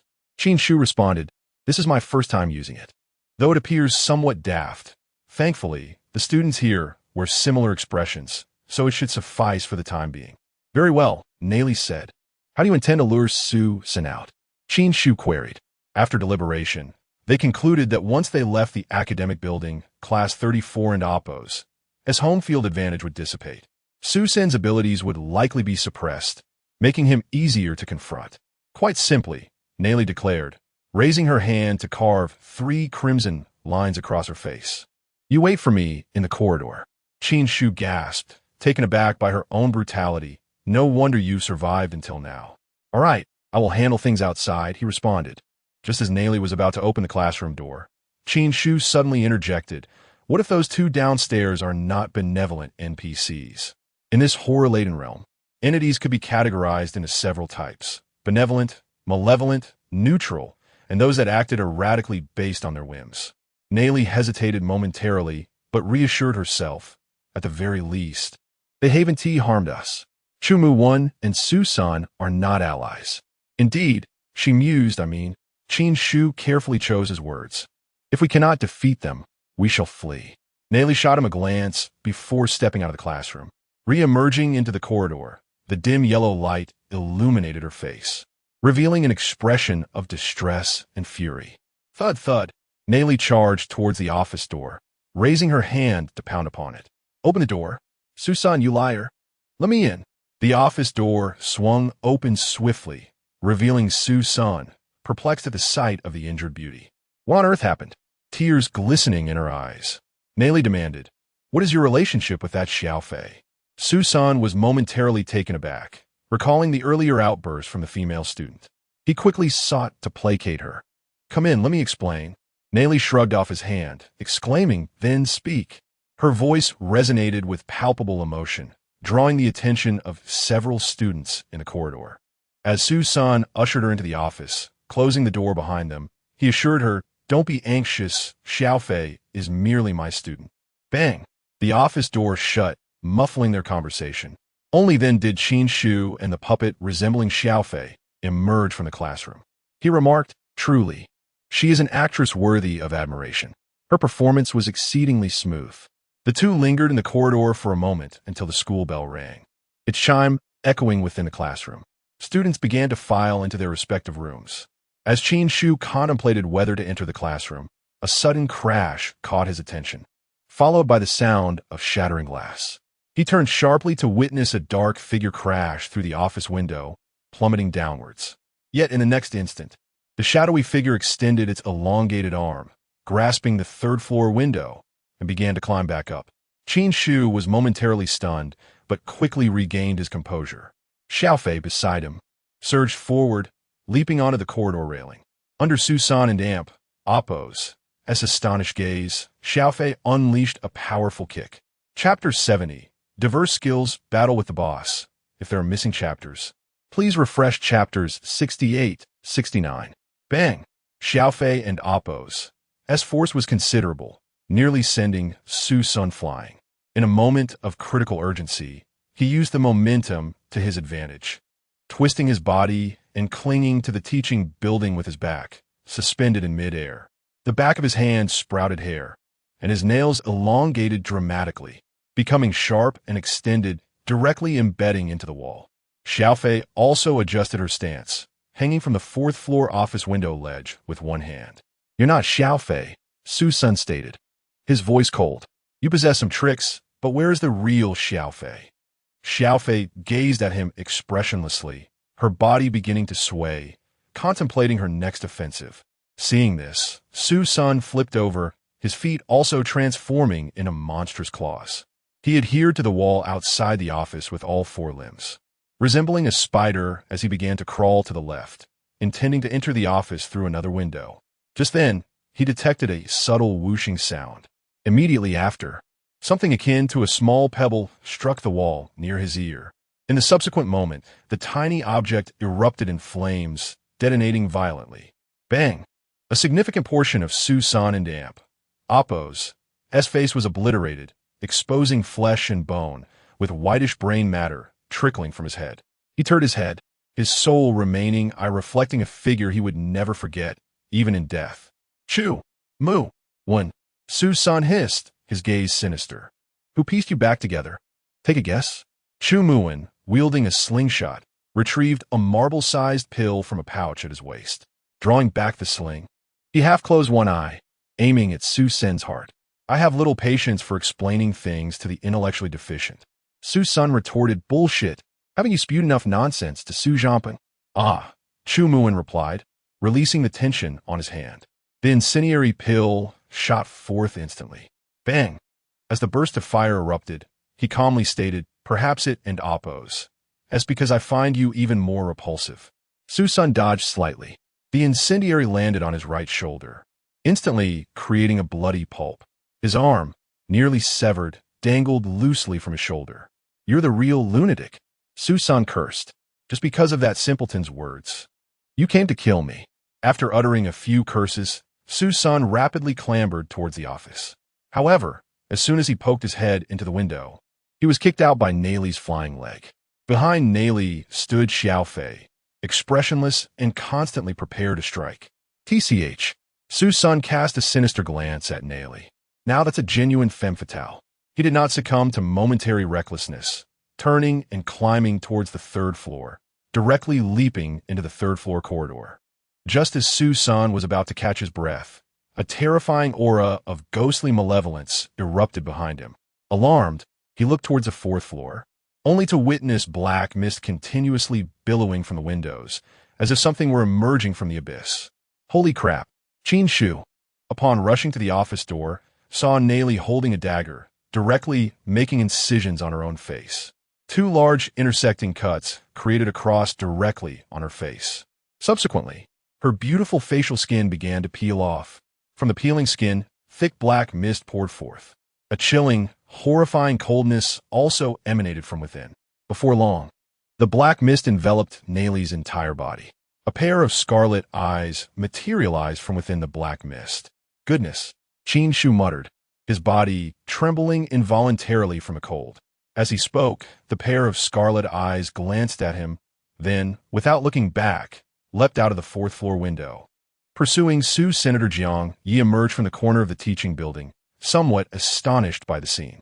That and Oppo's a skin-stealing demon? In the world of horror, there exists a type of skin-stealing demon that specializes in preying on beautiful women. Its common methods of attack typically involve two approaches. One is to devour the victim's skin, and the other is to attach itself to the victim, relying on the beauty to nourish the skin.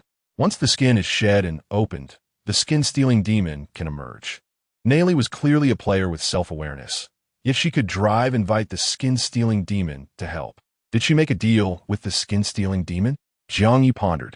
It seems that players and oppos, developmental paths in the world of horror, still have many possibilities to explore. He simply wondered what trading conditions Neily had used. He retracted his gaze, looking at Yao Xiaoji behind him. "Let's go. We need to start preparing as well." Yao Xiaoji held a stick in each hand, her petite body shrouded in long hair. She nodded nervously. "Okay." How thrilling. All the great figures are displaying their diverse skills. I'm starting to feel nervous. Hoping they succeed. In the live broadcast room, the viewers were invigorated by what they saw. The moment has finally arrived. Everyone is gathering to fight the big boss. Neily is too cool. Chumuin's damage value is surprisingly high. I underestimated him. No wonder he was dismembered into several pieces. Good heavens. The more miserable you are in the world of horror, the more powerful you become. This law truly exists. Su Sun and Neily were chasing and fighting each other inside the teaching building. The skin-stealing demon greatly detested Su Sen's skin, showing no mercy. Whenever it had the opportunity, it would tear off Su Sen's flesh. With the skin-stealing demon in front and Xiaofei pursuing from behind, and Chu Muin guarding outside, Su Sun was retreating step by step, but his injuries were constantly recovering. Escaping from the skin-stealing demon once again, he seized an opportunity, rushing towards Xiaofei's direction. Making a final desperate attempt, he performed a flip and jump, climbing out from the ceiling above, randomly running into a classroom, climbing up from the back of the teaching building, and entering the senior year 3 class 4. Amidst the students' stunned gazes, he spoke in a hoarse and urgent voice. "Students, there are foreign invaders disrupting our class. I need your help. This class will be changed to physical education. Let's all work together to stop them." His voice possessed a certain seductive power, and the puppet strings began to move. The students began to stand up, stating expressionlessly, "Yes, teacher." Among them, one voice was particularly abrupt. "Oh? Is the old fart getting beaten so badly?" Su Jiangping also jumped up from his seat, stating with great interest, "Then I must watch the show carefully." The students swarmed out of the classroom, quickly filling the corridor. Although they still couldn't stop the skin-stealing demon, they temporarily trapped Xiaofei. After all, she was transformed from a puppet. When her body was injured, she didn't oppose, bleed or feel pain, but she couldn't oppose, transcend like the skin-stealing demon. Her movements were restricted by the puppet's body. "Xiaofei, what are you doing here? Are you fighting with Teacher Su? Xiaofei, what happened?" The students crowded around Xiaofei, asking questions repeatedly, as if they were repeating machines, while controlling her actions. Su Zhanpeng, after watching the show for a while, noticed that there was still someone standing downstairs. That person was standing there alone, holding something in his hand, watching in all directions, listening intently, seemingly tracking something. "Chu Muwen?" he muttered uncertainly, then directly shouted, "Chu Muwen, is that you?" There were too many students around, so he simply jumped up, waving towards below. "Chu Muwen, it's me, look over here." Chapter 71. Loosening threads of marionettes glanced at him, retorting, "Prioritize your safety." "No worries, I am practically immortal," Su Zhanpeng proclaimed nonchalantly. "Where had you vanished to? I was unable to locate you." As he spoke, below deftly wielded his slingshot, launching an explosive projectile. Bang! Sparks erupted in all directions. "Are you pursuing that old degenerate?" Su Zhanpeng inquired. "Count me in on this." Continued to load explosive pellets onto his slingshot, maintaining constant readiness. Without raising his head, he responded, "Perhaps you should survey your surroundings first." Surroundings? Before Su Zhanpeng could react, he realized he was encircled by students. "Damn, are you daring to lay a hand on me? I welcome you to try." "Su, why must you defy Mr. Su?" a student pleaded. Another added, "Indeed, Mr. Su is exceptionally astute. The Gaokao is imminent. What shall we do without him?" The students refrained from physical confrontation but maintained their encirclement, each voicing their grievances in what resembled an accusatory assembly. "The Gaokao is of utmost importance. We must not jeopardize it for trivial matters. Su Zhanpeng, do not prioritize your selfish desires over the collective sentiment." "Precisely. This is not your personal playground. You cannot afford to be so self-centered." Su Zhanpeng was dumbfounded, as he had always considered himself to be well-liked within the school. Even after being trapped within its confines and being the only one to openly defy Su Sun, he remained unperturbed. He never anticipated that such sentiments were harbored by his peers. "Damn, are you all devoid of cognitive faculties? Selfish? How dare you accuse me of selfishness?" Su Zhanpeng retorted. He shoved aside a student in front of him, asking, "What do you intend to do?" He then pushed aside another student to his right. "Chi Fei, search your conscience. Your poverty subsidy was funded entirely from my own pocket, and now you dare to say this to me? What are you insinuating?" Chi Fei frowned. It was clearly Mr. Su who offered to sponsor me during his home visit. "Mr. Su? Bullshit, it was my own money." Su Zhanpeng grabbed his collar, unable to contain his indignation. "That repulsive old degenerate would never sponsor you. Among the multitude of students in the school, why would he choose to sponsor you alone? Because you are my brother, and I have been supporting you since junior high." Chi Fei was stunned, even forgetting to wipe away the spittle on his face. "It was you who provided the funds?" Su Zhanpeng released him, turning to another classmate. "Jiang Ye, you are barking so ferociously now like his pet dog. Where was your bite when you were bullied by students from another school in your first year? If I hadn't made threatening remarks on your behalf, would you be howling like a dog in my presence?" The name Jiang Ye opened his mouth, shrinking back and muttering. It was clearly Mr. Su who resolved the matter for me. Su Zhanpeng chuckled in exasperation. Are Seuss and your parents? If he truly cared so much for you, how could he engage in affairs with his own students? He turned to Chi Fei. "I possess annual transfer records on my phone, and the school archives contain commendations issued to me, which I declined." He gazed at Jiang Ye. "If you were to inquire externally, you would ascertain who assisted you." Su Zhanpeng's gaze swept across his former classmates. "Are you all devoid of intellect? Are you incapable of independent thought? Do you blindly accept everything Su-san says?" At that moment, someone muttered, "As if you possess any intelligence." "Huh." Su Zhanpeng ran his hand through his hair. "Indeed, I lack intelligence. It is my lack of intelligence that has led me to this juncture. But what about you? The Gaokao? Have you participated? Your families? Have you seen them? Have Su-san's promises been fulfilled?" Where are your minds? With each sentence, Su Jiangping pushed aside a student, gradually extricating himself from the encirclement. I no longer care about you. Do not impede me.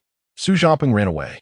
Some students instinctively attempted to grab him, but for some inexplicable reason, they hesitated. They exchanged glances, suspicion creeping into their expressions. In the past, when Su Jiangping openly defied Su San, they perceived him as a fool. But could such a fool fabricate these words to deceive them? The financial assistance, the threatening remarks. These are not things he could fabricate if he were deceived. He must know whether he has done these things himself. That fellow is peculiar, someone muttered. However, once the seeds of doubt are sown and marionettes develop independent thought, the strings that control them begin to loosen. My beauty, this one is not easily slain, the skin-changing demon remarked from the black mist. Are you incapable of subduing him? Nali inquired tentatively. If I were to exert more force, your body would be rendered useless. Can you propel him out of the teaching building? That is feasible. Concluding the conversation, the black mist accelerated abruptly, pursuing Su San ahead, its crimson eyes leaving afterimages in their wake. Su San felt a chilling gust behind him, sensing impending peril. But in the next instant, his vision was obscured. He was enveloped by something resembling a living skin. Su San extended his claws to tear through the skin, but it possessed remarkable resilience. The entity constricted tighter and tighter, as if attempting to devour him. A sense of impending doom crept into his heart. Even knowing that death was impossible within the teaching building, he could not help but feel anxious. But as his attention was entirely focused on the skin, the ground beneath his feet vanished abruptly. In an instant, the skin enveloping him disappeared as well. He had been hurled into the air. As Su San realized this, his remaining eye trembled, a hint of fear surfacing. From the upper floors, the skin-changing demon re-entered Na Li's body, leaving only a distinct cross-shaped scar on her face. Buffed, the skin-changing demon's final strike seemed to have been executed with excessive force, causing Na Li to vomit blood. Disregarding it, she casually wiped it away, supporting herself on the corridor railing as she stood up, eagerly gazing down at the ground. She witnessed Su San flailing his limbs in vain, plummeting uncontrollably towards the ground. Su San saw the faces of students peering out from the fourth-floor corridor, his mouth agape, pleading, "Save me." Bang! As Su San crashed onto the ground, an explosive pellet detonated upon his body, retreated while continuously retrieving explosive pellets, launching them one after another at Su Senator. Explosions reverberated incessantly. Sparks flew in all directions, and smoke billowed. Even the ground bricks were blasted apart, demonstrating the sheer force. As ceased his bombardment, an eerie silence enveloped the entire campus. Perhaps influenced by Su Jiangping's words, only a few students had reached the first floor. However, the conflagration was too intense, preventing them from approaching. Su Jiangping had also descended to the first floor, but retreated upon witnessing the scene. According to the law of no harm in smoke, that old degenerate was likely still capable of causing trouble. Chapter 72. A matter of life and death. Whom to save first?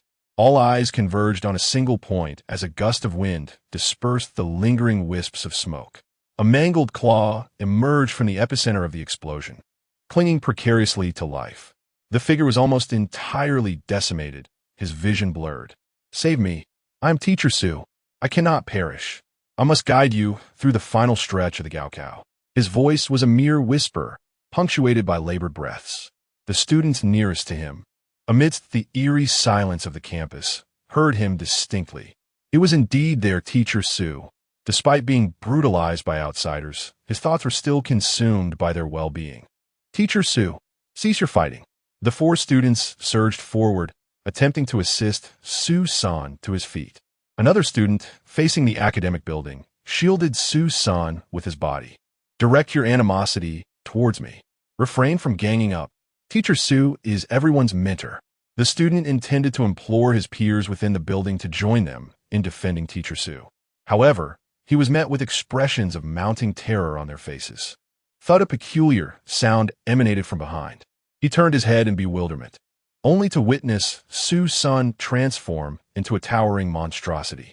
his jaws agape as he devoured the upper halves of the four students. Blood splattered, a few drops landing on his face. Icy, piercing. A chill ascended from his ankles to the crown of his head. His eyes widened, trembling uncontrollably. In the blink of an eye, Su Sen's injuries began to mend. He ravenously consumed the remaining torsos of the students and lunged towards the petrified boy. The student, who had moments before been pleading with the crowd, stood frozen, his mind a blank slate. In the nick of time, a gunpowder pellet struck Su Sun and Appo's back, detonating with a deafening blast. Bang! Su Sun staggered, his back a ravaged mess of flesh. He shuffled sideways, catching sight of Chu Muwen raising his arm once more through the gaps in the flower bed fronting the academic building. Su Sun knew his best course of action was to retreat into hiding and devise a strategy to consume more sustenance. He cast a baleful glance towards the building before attempting to slip inside. Nayli moved to intervene, but a sharp pain shot through her injured side. Xiao Fei seized the opportunity, darting out of the encirclement while the students remained paralyzed with fear. Just as Su San was about to re-enter the academic building, a clear, delicate voice pierced the air. Su San! The students recoiled, their heads snapping upwards towards the rooftop. Su San was no exception. That voice, how could it resurface?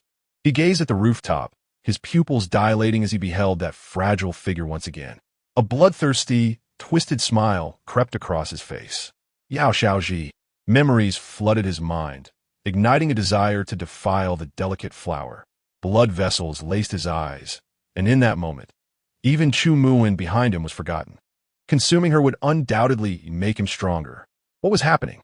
The painted skin demon within Nayli sensed the surging demonic energy emanating from below. What had transpired? The sinister gaze caused Yao Xiaoji on the rooftop to shudder. Instinctively, she recoiled, taking a step back. But then, as if struck by a sudden realization, she steeled her resolve, closed her eyes, and shouted, Su Sanyu, you are a bastard, a complete bastard. Her crystalline voice echoed across the academic building. At that precise moment, a figure silently leapt from the high building, using the walls of the academic building as leverage, exhibiting a semblance of parkour.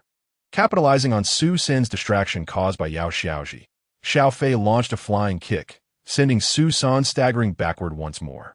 Landing on her feet, she soared into the air again. Su San sidestepped, sneering, you think the same trick will work. Before he could finish, Nayli descended from the heavens. Performing an aerial somersault, she hurled something towards Su Senator. 3 slivers of silver flashed, elongating midair and piercing Su Sen's thick hide, embedding themselves within his body. The entry was imperceptible, yet within a second, a spreading toxin engulfed the area, staining everything black. The thick flesh rapidly decayed and died. Su San stumbled, incredulously touching the decaying flesh falling from his chest. Aside from Chu Muwen, who else could inflict such grievous harm upon him? Even Nayli was astonished by the efficacy of the 3 silver needles she had obtained from Xiao Fei. Vicious intent. Description: beautiful things are often venomous, especially women. Possesses a special damage effect against beautiful women, and Su Senator, she knows too much, but she is indeed easily controlled. When wielding the poison needles, always be prepared to be poisoned yourself. Su Sun, you bastard! Yao Xiaoji yelled, summoning her courage and leaping from the rooftop. A companion joined her in the descent. Each held a rod of moderate length, aiming to impale Su Sen's back and head. The rods glowed with a white light upon impact. The light, though seemingly harmless, carried a warm aura. It pierced Su Sen's thick skull and back, causing his decaying body to emit shimmering sparks. Beneath the halo of light, the toxins, the rotting flesh, all vanished as if purified. No, impossible. I will not die. I refuse to die. Under the specter of death, Su Sen's terror erupted. His arm twisted in an unnatural direction, clamping down on the necks of Yao Xiaoji and Jiang Ye. I will not die. Upon touching Yao Xiaoji, his body surged with unprecedented power. Even the purification rate of the halos on his head and chest slowed. Old geezer, stop it! Su Zhanpeng roared as he emerged from the stairwell. Jiang Ye, while steadying the glow stick with one hand, attempted to pry open the hand constricting his neck. However, against the monster, His and Yao Xiaoji's strength seemed insignificant. The stench of death permeated the air. Jiang Ye's face flushed crimson from the lack of oxygen. He parted his lips, uttering with difficulty, "Are you not going to act? Will you cower in the corner and watch her die?" Jiang Ye's words spurred Nali and Xiao Fei into action. Chu Muwen, disregarding the danger, also rushed forward. In an instant, all combatants converged on the scene. But was it truly enough? With a mere squeeze, Su San could end their lives. Whom to save first? In a moment of critical importance, Nali hurled her dagger, targeting Su San's arm, gripping Yao Xiaoji. Chapter 73. The final strike, the truth hidden in shadows. In the next moment, Su San's head was suddenly severed from his neck. It was as if a blade had sliced through, or as if an entire layer of his neck had been devoured. Shortly thereafter, his arms detached cleanly from his shoulders. Fingers that had gripped Yao Xiaoji and Jiang Ye snapping off one by one, followed by his sturdy legs. It was as though an invisible blade had torn him asunder. Cough! Cough! Gasping for air, Jiang Ye was overtaken by an uncontrollable fit of coughing. As he coughed, he pulled Yao Xiaoji away from Su San's remains. Su Zhanping rushed over, expecting to intervene, only to find that Su San had already been utterly dismembered. What? He glanced at Jiang Ye and Yao Xiaoji, then at Su San, bewildered, alongside the recently arrived Chu Muwen, Nali, and Xiao Fei, who stood frozen in place. What on earth is happening? Qin Shu arrived shortly after, perplexed. The group shook their heads, unable to comprehend the situation. Finally, their eyes turned towards Jiang Ye. When Jiang Ye uttered that statement earlier, Su Zhanping had thought he was addressing him. Yet now, it was evident that was not the case. Jiang Ye rubbed his neck, which bore a crimson mark. After calming down, he spoke. "It is the truth." The truth? Na Li and the others were still grappling with comprehension. But Su Zhanping suddenly realized it was the person who had sent me the email about the truth. He looked around, asking, "Where is he? I feel as though I have never seen him." Jiang Ye replied slowly, "The truth has always been by Su San's side." As he spoke, the shadow beneath Su San began to stir, gradually coalescing into a figure. They could not discern its features, only that it was likely male. "Who are you?" Su Zhanping scrutinized the figure, unable to recognize it. "Why didn't you reveal yourself earlier? I've never encountered you before." The shadow glanced at Yao Xiaoji, bowed its head, apologizing. "I'm sorry, my power was too feeble. I cannot assist before, and I am of little help now. He is very weak." Yao Xiaoji, hiding behind Jiang Ye, looked at him curiously. She did not recognize this individual, yet felt an inexplicable sense of familiarity. "Are you deceiving us?" Su Zhanping asked in confusion, pointing at Su San's remains. "Is this what you call weakness?" Jiang Ye replied. He likely did not lie. Hanwha High School is a reflection of the experimental accident incident. Because Su Zhanping comes from a wealthy family, even if he was trapped in class 34, Su San would not truly harm him. But the shadow cannot afford such luxuries, whether in the past or present. The power of truth is formidable, yet at times it appears exceptionally powerless. Were it not for the collective force that topples the wall, some truths would remain eternally concealed. Goodness, the streamer even thought of this. I was initially under the impression he was calling Su Zhanping. After all, he is a key figure. In the live stream, the viewers were still reeling from the tense atmosphere of battle, and upon hearing this, they felt a chill run down their spines. Reflecting on it, up until now, Su Zhanping's role seemed to be causing trouble for Su San, providing a complete narrative and undermining the classmates' trust in Su Senator and within Su Zhanping's tale. That unknown individual who provided the truth had indeed never made an appearance. To be honest, the streamer had gathered Chu Muwen and Yao Xiaoji, which was sufficient. He had never anticipated the presence of this person. Even more astonishing was that the truth could wield such significant influence at a critical juncture. Good heavens! I had previously pondered how Su San was not a ghost, yet he had a shadow. The streamer's final remarks were absolutely spot on. Isn't that how reality operates? People often inquire, "Have you seen the truth? Who has seen it?" Yet in truth, the truth can only survive when concealed in shadows. The group initially believed they would need to dismember Su San's body to prevent him from causing further chaos. However, during their conversation, The remains of Su-san had already dissipated significantly. With the absence of resistance, the purifying aura emitted by the glow sticks expanded, radiating warmth, akin to the scent of summer sunlight nestled within a comforter. Before long, the surviving student from the fourth floor descended. They had witnessed their former teacher transform into a monster that devoured classmates, and now he had transformed into particles of light, gradually vanishing from sight. The strings of the marionette had, at this moment, been severed entirely. What would become of these severed strings? Would they drift aimlessly, or fall into the hands of the next monster? Nobody knew. Upon confirming Su-san's demise, all who had participated in the battle exhaled in relief. Su Jiangping and Chu Mu when reminisced, while Nali picked up 3 silver needles that had fallen from Su-san's body and sat on the stairs in front of the teaching building. Jiang Ye rubbed his knees, seeking a place to recuperate. Even though his physical condition was improved, and he had taken defensive measures, jumping from the rooftop and crashing onto Su-san was bound to cause some bruises. He and T felt it before, but now that he relaxed, he felt as if his legs were nearly rendered useless. Qin Shu approached, pointing at the ropes binding Jiang Ye and Yao Shaoji. Do you need help? The 2 ropes were tethered to their upper bodies, extending upwards towards the rooftop. Jiang Ye glanced down, responding, "No problem, it's a slip knot. I can untie it." Initially, he had considered that if they hadn't killed Su-san, they could still untie the ropes and escape. Yet in reality, they hadn't even had the chance to flee. Indeed, the horror world is a place where one's life is at stake. Having thought of something, Jiang Ye looked up at the rooftop, calling, "Fang Yin." The moment he spoke, a head popped out from the rooftop. After the blood moon had risen, Fang Yin had sneaked over. After all, enhancing the evaluation score is always beneficial. As for life-threatening matters, the big shots could handle those. Jiang Ye said, "You can come down now." "Is it over?" Fang Yin inquired. "Yes." Shortly thereafter, Fang Yin untied the ropes above and hurried down. The group gathered to rest for a moment, while Qin Shu and Na Li searched the teaching building, seemingly looking for something. When they returned, the 2 prepared to leave.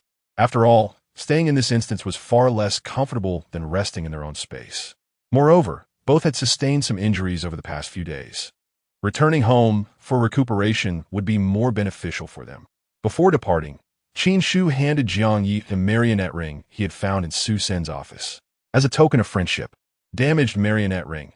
Description: by bestowing a favor, one can use the marionette strings to bind and manipulate another. Note: can control up to 3 targets simultaneously. In the horror world, items are equivalent to life. Most players operate under the principle that whoever discovers an item owns it. After reading the description of the item, Jiang Ye raised an eyebrow. "How did you figure that out?" Nali had always thought he was an NPC. "Instinct," Qin Shu replied with a smirk. "In the instance, playing a role is also a survival skill. Let us go. We'll tackle the instance together another time." He waved his hand, preparing to leave. "Wait," Jiang Ye asked, "how many instances have you completed?" Chapter 74. In a frightening world, is it too much to survive? The difficulty of the dungeon has always been this high? Jiang Ye inquired with curiosity. This time, had they not gathered all the key figures? Combined with the combat prowess of Qin Shu and Nali, Su-san would have been nearly invincible. He recalled the buzzcut man encountered in the 2nd dungeon, who claimed that the bloody barbershop was his 5th dungeon. The difficulty did not seem particularly daunting. Could it be that the disparity in difficulty was merely due to a single dungeon difference? Not entirely, Qin Shu replied. According to what I have learned, the overall evaluations of previous dungeons will influence the difficulty of your next one. With a smile, he added, "You put in quite an effort this time.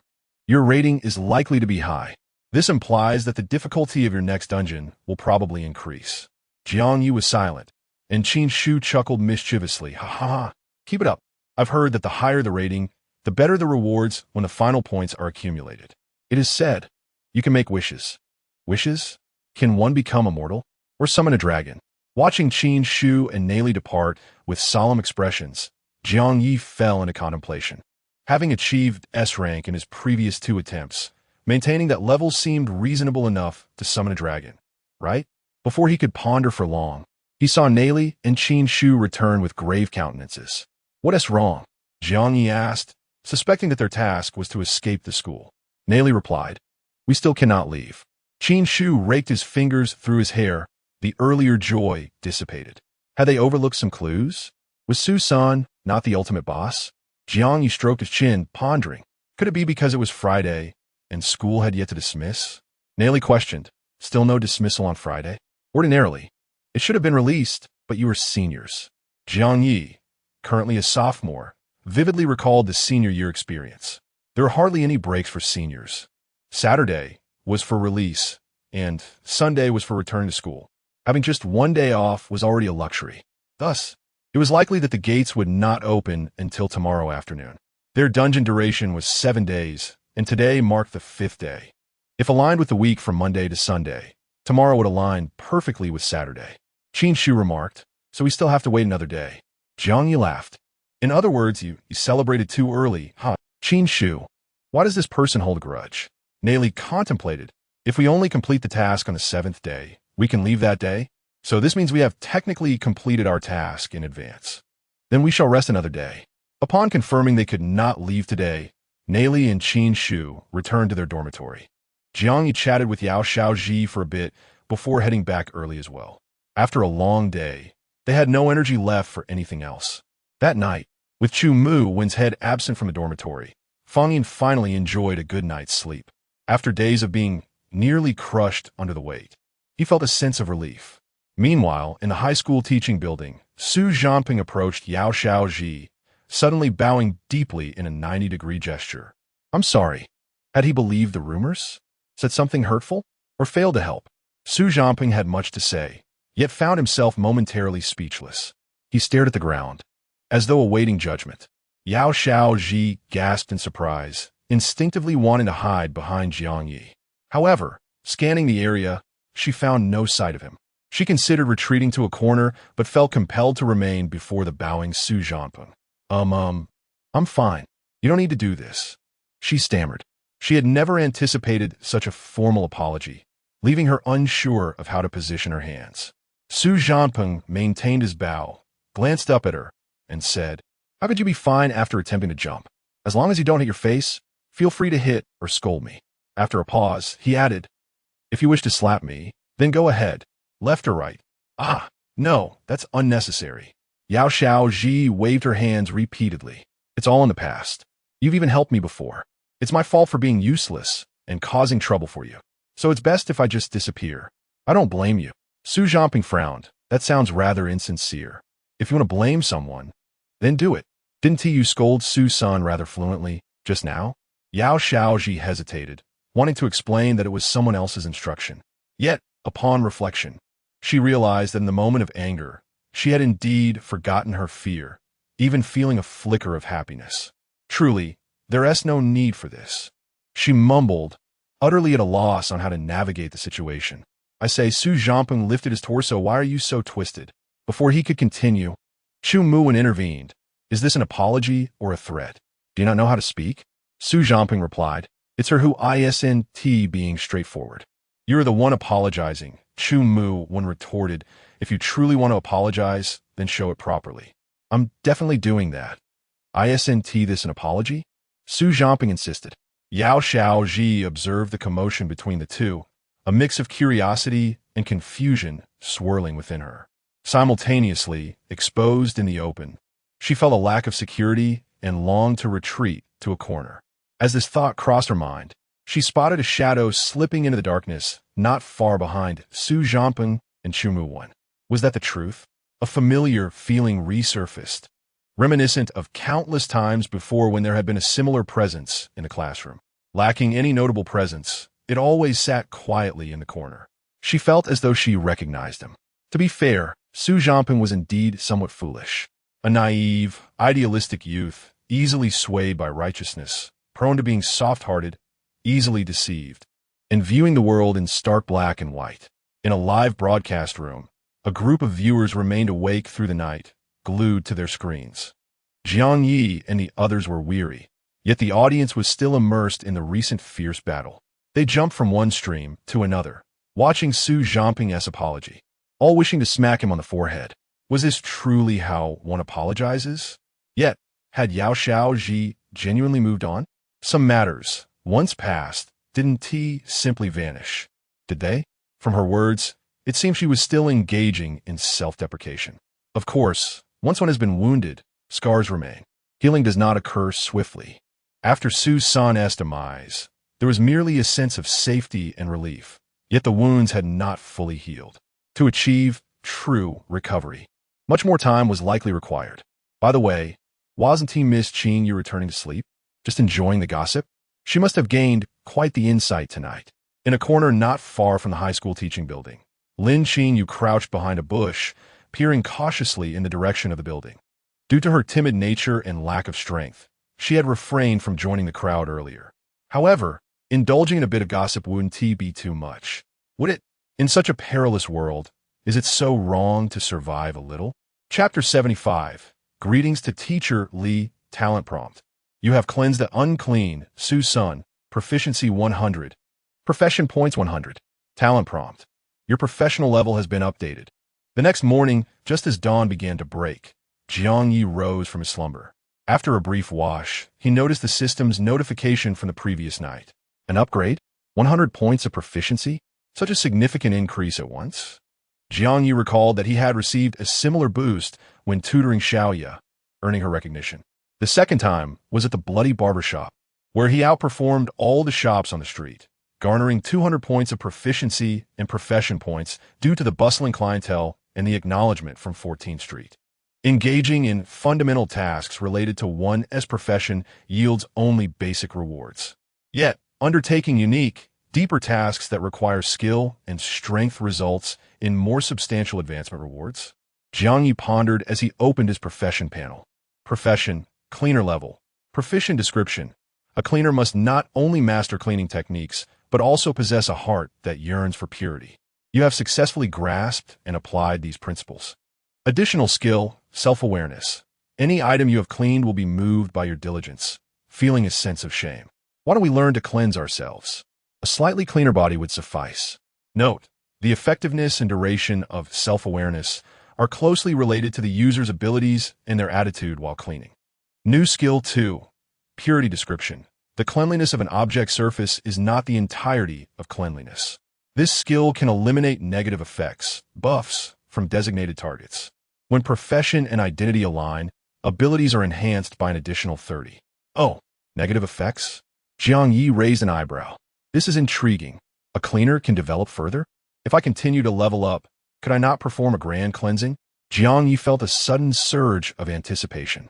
He did have a curse from a virgin girl, but that curse was also tied to ghostly powers. There was no rush to remove it. With thoughts of potential cleaning skills to come, Jiang Ye felt invigorated. Today is a day to strive. Li, dog egg brother. Just as Jiang Ye was about to step out of his dormitory, Fang Yin suddenly awoke. Sitting up in bed. Where you going? Didn't Su San's matter get resolved? Jiang Ye turned back, cleaning up. Aren't you coming? Seeing Fang Yin's sleepy expression, Jiang Ye explained, though Su San is resolved, our main task is to clean. With no more spirits causing chaos, we shouldn't encounter the same issue of incomplete cleaning. But we only have 2 days left. What if we finish the teaching building and still have to clean other areas? After hearing this, Fang Yin quickly realized, right?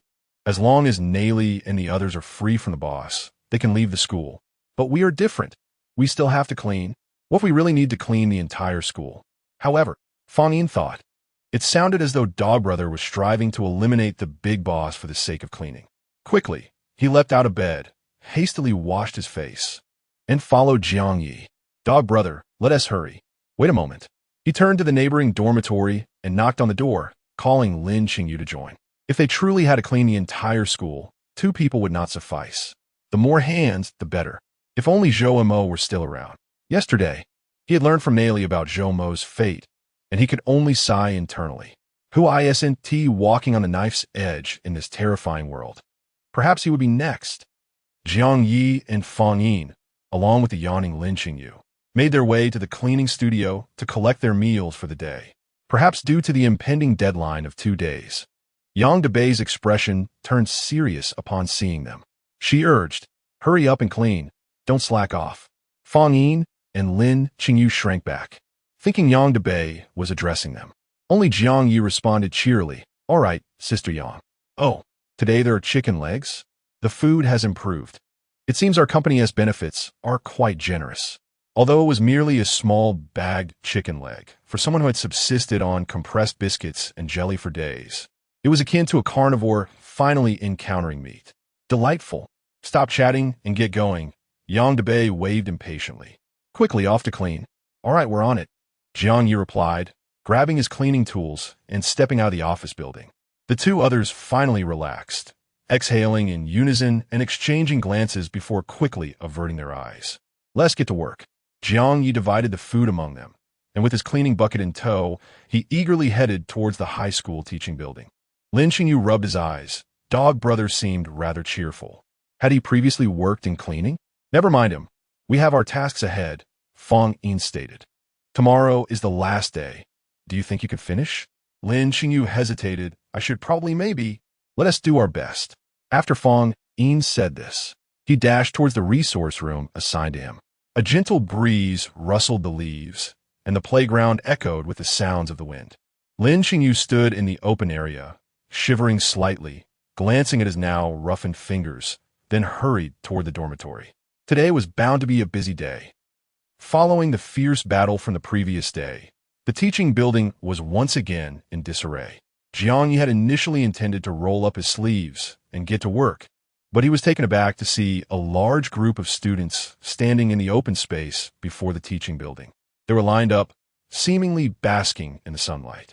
Yet, what sunlight was there in Hanwha Middle School? Only a dim, blood-red sky permeated the atmosphere. Some students held books, appearing to be engaged in early reading, while others chased each other in front of the flower beds. At a glance, it almost resembled a normal school. Bang! While chasing around the flower bed, a student threw an arm, striking a classmate squarely on the head. The scene instantly turned ominous. At that moment, someone noticed Jiang Ye approaching with his cleaning bucket. Chu Muin stepped forward, straightened his posture, and called out, "Hello, Teacher Li." As the words fell, the air turned still for a moment. Whether basking in the sunlight, engaged in reading, or chasing each other with jump ropes, all students set aside their activities. With expressionless faces, they walked over to stand beside Chu Muin, a multitude of eyes fixated on Jiang Ye. As Jiang Ye took a step back, the students chorused, "Hello, Teacher Li." Chapter 76. Who dares to snatch my job? I will fight to the death. Jiang Ye glanced around, pondering the identity of Teacher Li. Not seeing anyone, he departed from an empty space, preparing to commence his cleaning duties. After taking just a few steps, Chu Muin followed closely behind. "Teacher Li, please teach us." Jiang Ye turned. "Are you calling me?"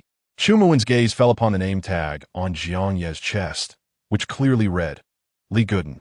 Jiang Ye looked at his name tag and replied, "I am merely a janitor. You have mistaken me for someone else."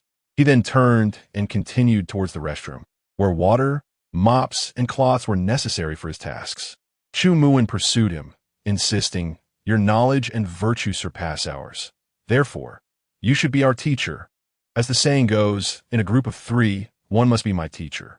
Jiang Ye waved his hand dismissively. "No, I must clean. If I fail, I shall be dismissed." After a moment's contemplation, Chu Muin attempted to snatch the cleaning bucket from Jiang Ye's hands. "Then I shall assist the teacher with the cleaning." Before he could finish, he noticed Jiang Ye's wary expression as he swiftly dodged, moving the bucket out of reach. Jiang Ye glared at him. "You intend to take my job? After we fought side by side last night, you wish to turn against me today?" Even Chu Muin was momentarily taken aback. I merely wanted to help the teacher with the cleaning." Jiang Ye extended a hand, palm outward, there in oppose. "It's no need. I can manage on my own. When it comes to cleaning, none here could rival his prowess." This time, Jiang Ye made a beeline for the restroom, granting Chu Muin no opportunity to speak. "Ha ha, Brother Yi. Who dares to take my job? I will fight to the death." "Teaching? No, that comes at a different price. Do you understand?" In the live stream, a group of viewers found amusement in the exchange.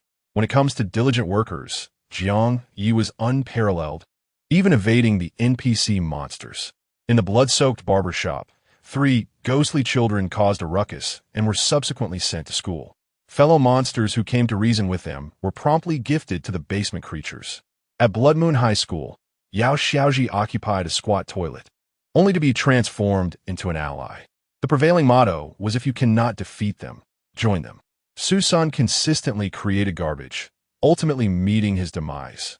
If one cannot win, they might as well lay down. He would likely never realize that he had become a target for the streamer, merely due to his lack of hygiene. This analysis is quite brilliant. Haha, I had to even notice until you pointed it out. So amusing. After being rebuffed by Jiang Ye, Chu Muin did not relent. Perhaps, for the sake of the future, he would not yield easily. The teaching building belonged to all of us. Since the teacher needed to clean, we ought to contribute.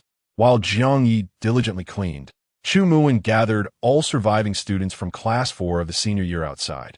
They scavenged for cleaning supplies and launched a thorough cleaning operation in the high school building.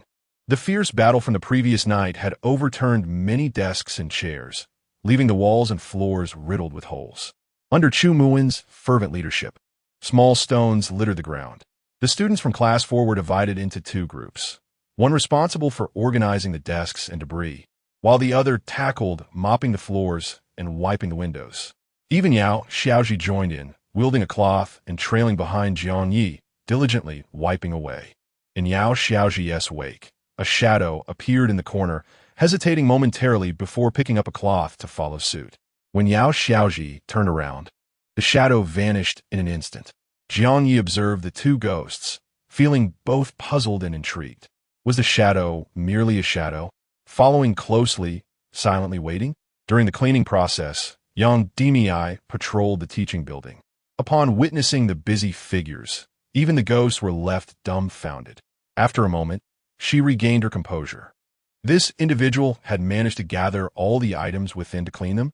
In her years working for the Tai-Bai cleaning company, this was the first time she had encountered such a sincere, diligent, skilled, and dedicated employee.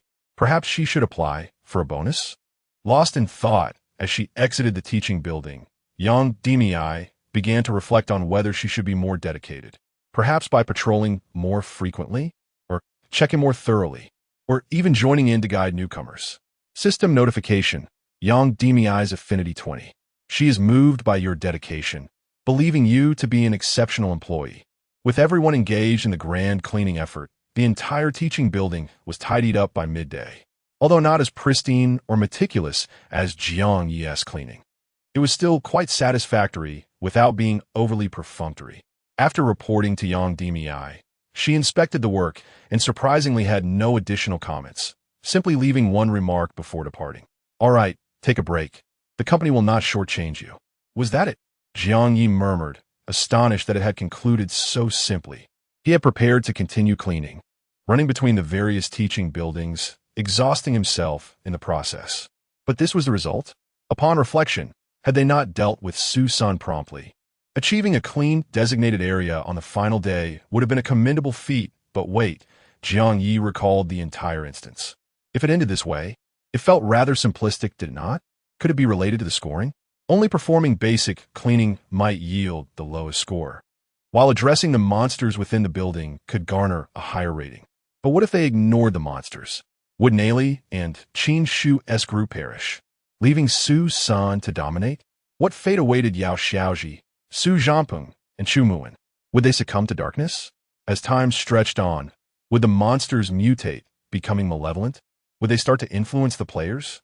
Observing Chu Muin dashing in and out of the restroom, Jiang Ye suddenly felt this scenario was quite plausible. Upon careful consideration, before he decided to reassemble Chu Muin's body, each part had already developed its own will.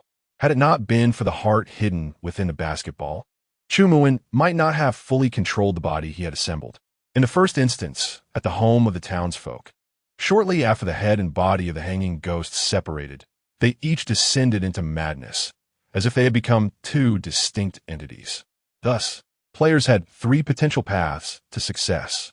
Jiang Ye contemplated.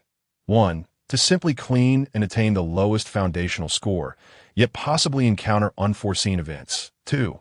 To resolve the troubles caused by the monsters within their respective buildings or directly confront them. 3. To delve into the entire incident, collaborating with a group of veteran players to confront the final boss. Chapter 77.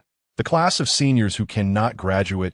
As Jiang Ye pondered over the scenario, Nayli and Qin Shu arrived. I heard from Lin Qingyu of your team that you need to finish cleaning within 2 days. Nayli noticed Jiang Ye sitting beside the flower bed and thought he was resting. Do you need help?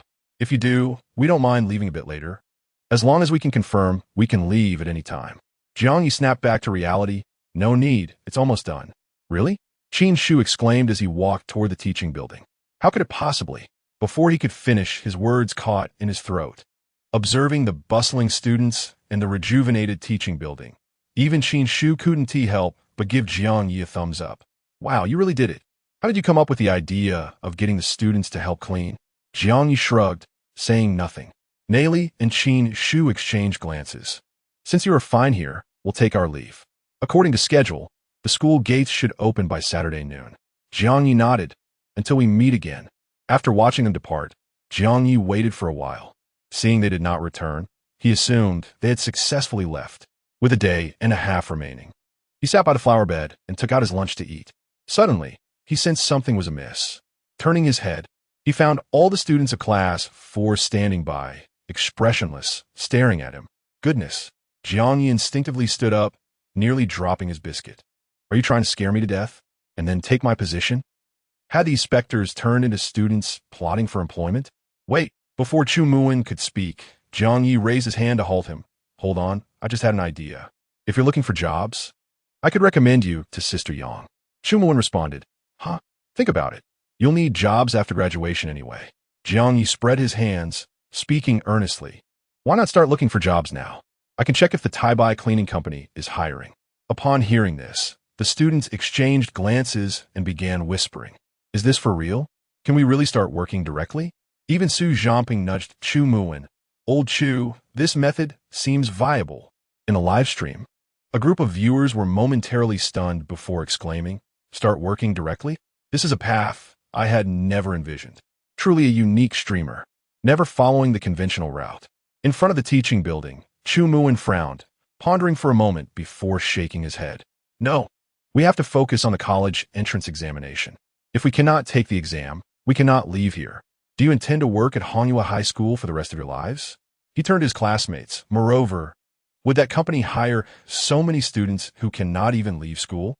After pausing to allow them to think, he looked back at Jiang Ye and bowed deeply. Teacher Li, please help us. We implore you.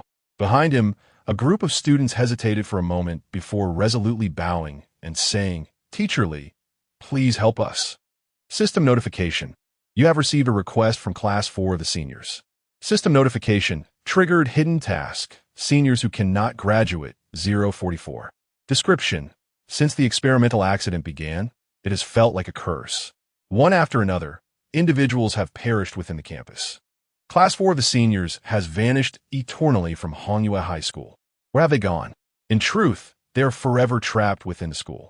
While their peers and younger students continue to graduate and leave, Class 4 of the seniors remains, day after day, suspended before the college entrance examination. Countdown to the exam. 15 days. Note, the students may be occasionally obedient, at times foolish, and sometimes mischievous. Perhaps they will regard you as a delectable treat, to be tormented repeatedly before being devoured. Upon hearing the system notification, Jiang Ye paused mid-step. Seniors who cannot graduate? Does that mean if a teacher guides you and you participate in the exam, you can graduate? Wait a second. Jiang Ye suddenly recalled something and asked, wasn't Su-san always with you? The students fell silent. They had been under Su-san's control for so long that they hadn't thought much of it. Now, upon Jiang Ye's inquiry, it dawned on them. Yes, Su-san had always been there, claiming he would accompany them to the exam. But why had they still not been able to participate in the exam? How long had it been since the experimental accident? They pondered, but found they could not recall. It seemed like ages had passed, yet no one knew the exact duration. With this thought, a sense of dread began to creep into many students' minds, as if they were finally realizing the gravity of their situation. How could that old Dungby possibly let us escape? As negative emotions began to coalesce in the air, Su Zhamping suddenly jumped forward. Having been stuck in the classroom, yet retaining his autonomy, he clearly understood the situation. Outside, no one knew what was happening. But within Honghua High School, he was the ruler. He would prefer to keep them trapped here forever, reigning over them. But how will you take the college entrance examination? Jiang Ye queried, perplexed. Does the countdown of 15 days end, and you automatically enter the exam hall? Chu Muin shook his head. We've already missed the exam. There is no place for us in the exam hall. What we need to do is gain the school's acknowledgement. Besides preparing earnestly for the exam, we require a unique, new examination paper that meets the standard of the college entrance exam. Only then can we obtain a pass to leave the school. After hearing Chu Muin's words, Jiang Ye contemplated. So you need a sense of ceremony for the college entrance examination? Like a rite of passage, declaring you are adults? With such a ceremony, it would signify that you have indeed participated in the college entrance examination, thus allowing you to graduate? Yes, Chu Muin nodded. And we must pass the exam. Everything must adhere to the rules of the college entrance examination. I see. Jiang Ye lowered his head, lost in thought. A new examination paper of college entrance examination standards. If relying solely on the knowledge provided by the small-town problem-solving guide, it might not suffice. The exam paper would likely include challenging questions and possibly one or two that exceed the syllabus.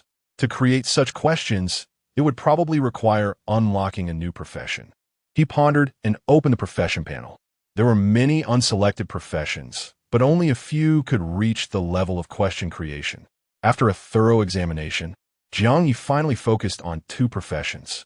High school teacher, college entrance examination question creator. He hesitated for a moment. The question creator would undoubtedly have a more extensive question bank. However, if he were to teach, the former seemed more suitable. Would you like to spend 100 profession points to unlock a new profession? Chapter 78. Who works without money? Is it just to breathe the northwest wind? Unlock successful. Equipped successfully. Occupation. High school teacher level. Novice description. You possess the essential knowledge and skills required for a high school teacher. Guiding students is no simple task, yet you consistently earn the respect and admiration of both students and parents. Additional skill. Listen to the teacher's assignments. In a group of 3, there must be a teacher among them. As long as the other party's knowledge is inferior to yours, you are the teacher. Assignments given by the teacher must be completed. Before Jiang Ye could acclimate to the influx of knowledge in his mind, the system's prompt sounded once more. Talent prompt. Related learning. You have acquired a wealth of high school teaching knowledge and experience, with a comprehensive understanding of the college entrance examination. Occupation points, 500. The status of small-town exam taker has been updated. Occupation. Small-town exam taker level. Proficient, proficiency full. Description. You have mastered all the knowledge and scoring technique for exams in primary, middle, and high school. Possessing a unique approach to problem solving. Additional skill 1. Multiple choice questions. You believe every question can be answered. When faced with a difficult problem, you will trigger a multiple choice question to assist the other party in making a decision. Choose A or B. Additional skill 2. Study room. When you study, you can swiftly enter a focus state. A barrier against distractions will automatically form around you. And even if the sky were to fall, your concentration would remain unshaken. Proficiency is full, yet the level remains unchanged. Jiang Ye encountered this situation for the first time. Could this be the legendary bottleneck? Only by breaking through this bottleneck could one ascend to the next level. The ultimate goal of a small-town exam taker is to achieve excellent results to secure a good job, is it not? I already have a job. Why can't I upgrade directly? As Jiang Ye pondered, his peripheral vision suddenly caught sight of a group of students quietly awaiting his command. In an instant, a spark of realization illuminated his mind. Could it be that a small-town exam taker also requires an examination? A test representing graduation, entry into university, or stepping into society? With this in mind, Jiang Ye's thoughts began to shift. In the open area, Chu Muin and the others observed Jiang Ye deep in contemplation, each waiting in silence. Jiang Ye's final decision would determine whether they could successfully leave Hanyu High School. After a moment, he raised his gaze to meet theirs, seemingly resolute. That single glance left several students momentarily stunned. This unknown janitor, who bore the same face and wore the same work uniform, now exuded an entirely transformed aura. The commanding presence and profound wisdom in his eyes no longer resembled that of an inexperienced college student, but rather that of a seasoned educator with years of experience. Before they could comprehend this strange transformation, Jiang Ye spoke. I can guide you, but Chumuan perked up. But, however, the cost of being a teacher is different, Jiang Ye replied. Chumuan was taken aback, glancing at Su Zhamping. Su Zhamping appeared equally bewildered, shrugging his empty hands. After being confined here, he had no money left, having lost it long ago. Money? Others were similarly unprepared for this unexpected twist. They exchanged glances and began rummaging through their pockets. A group of students emptied their wallets, but could barely muster 200 yuan, an expression of embarrassment creeping onto their faces. Only 120, the students awkwardly remarked as they pooled their funds together. I see. It appears students truly lack funds. Jiang Ye felt a twinge of concern. The essence of labor was to earn money. Who would work without remuneration? Just to endure the harsh winds? Could we possibly negotiate different terms? Or perhaps draft an IOU? Su Zhamping scratched his head, mumbling. He had never imagined he would one day plead with a teacher for a lesson, nor that he would find himself financially embarrassed. An IOU? Jiang Ye raised an eyebrow in surprise. Is that feasible? Chumuan interjected. It is indeed viable. We can draft a blood contract. If repayment fails, you can tear up the contract, and the defaulter will suffer repercussions. I can still afford to eat for now. Very well, let us proceed with the IOU. Jiang Ye pondered for a moment, remaining candid. After all, who would work without money? Even the spirit of labor must not be squandered. All right, Teacher Li, please hold on. Chumuan declared, leading the students to find paper and pen to collectively draft the blood contract. The so-called blood contract involved using their own blood to stain the paper, followed by inscribing the terms in a special manner before signing and sealing it with their fingerprints. As spirits, they were not hindered by the loss of a little blood. While they were composing the terms of the contract, Jiang Ye suddenly suggested, let us add a clause. If students are unable to repay, parents may act as guarantors. Is that acceptable? The students lack funds, but surely their parents would have some means? I believe that should be fine, Chumuan responded, glancing at the others.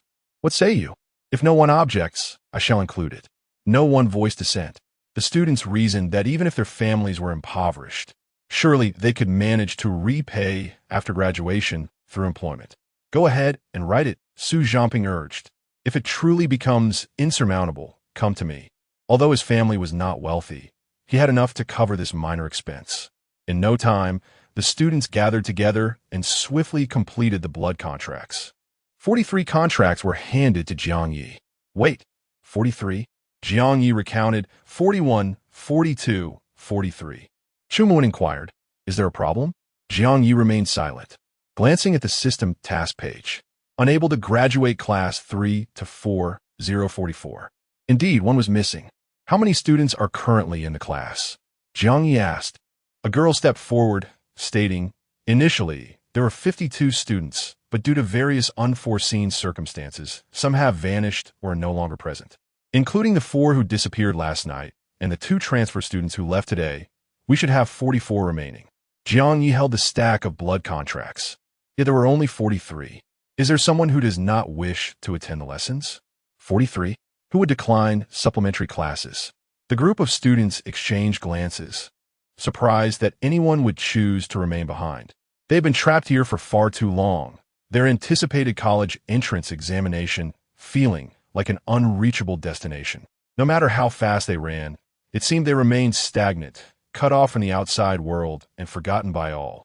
Even the examination venue no longer had a place for them. This feeling was indescribable, yet it festered within, leaving them restless. 18 years of effort, and all for this one exam. How could they be stalled here? What of all their past endeavors? Participating in the college entrance examination was not merely to avoid letting their hard work go to waste. It was also to prove to those around them that they had fought valiantly in this battle. They had not fled. Teacher, let me see. Amidst the students' discussions, the first girl spoke up and took the stack of blood contracts from Jiang Ye's hands. As she scanned each name, she raised her gaze to match it with a student in the crowd, identifying each one. She appeared quite familiar with class 3 to 4, rapidly flipping through the contracts until she reached the end. After a moment of silence, she found her answer. It is Zhao Xiaofei. She respectfully returned the blood contracts to Jiang Ye, stating, Teacher, Zhao Xiaofei is absent. Chapter 79. My students are all over the horror world. Zhao Xiaofei seemed to be absent last night. How peculiar. Where did she wander off to? The class scrutinized their surroundings, realizing someone was indeed missing. I recall she quarreled with the new students. She vanished afterward. What do you mean? I remember her kicking Sue's son several times last night. Was she really that formidable? Amidst the students' discussions and bewilderment, Jiang Ye and Chu Muwen exchanged a knowing glance. Could Zhao Xiaofei be the girl Nayli and the others hurled from the fourth-floor window last night? Does merely surviving qualify one as a member of Class 4, senior year? Ahem, Chu Muwen cleared his throat, feigning a cough. Teacher, I'll take responsibility for retrieving Zhao Xiaofei. He turned to Zhu Xiaoxiao, the girl who assisted with roll call. As the class's academic representative, you are tasked with organizing the learning supplies. Identify any deficiencies and strive to rectify them.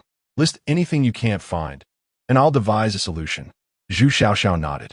Leave it to me, a teacher? This aligns perfectly with my expertise. But can a live streamer handle college entrance exam questions? Xiaofei? Who's Xiaofei? Zhu Muwen Zhuge. He buried her himself, so of course he knows. In the live stream, a barrage of comments flooded the screen. While envious of the host's collection of blood contracts, they couldn't help but wonder, can this money truly be recouped? The horror world is so vast. The probability of encountering them again is minuscule. Wait, there's another possibility. After graduation, to avoid breaching their contracts, will they pursue the host, scouring for the host's whereabouts? Like Su Zhanpeng, with his affluence, hiring someone seems plausible. In essence, the host has connections in the horror world.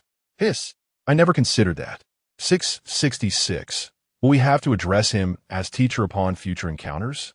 As students graduate, enter society, and develop individually, those attending universities, joining hospitals, inheriting family businesses, with students scattered throughout the horror world, it's a prospect brimming with potential.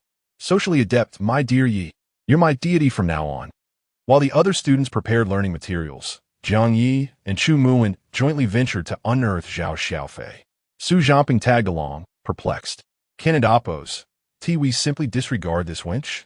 I find her exceedingly unpleasant. All she does is dally with Su's senator, even if she emerges. There's no guarantee she'll study diligently. Jiang Ye shook his head. Class 4. Senior year is a cohesive unit. The system won't overlook any living soul. Speaking of the living, Jiang Ye recalled a ghost concealed in their dormitory's restroom.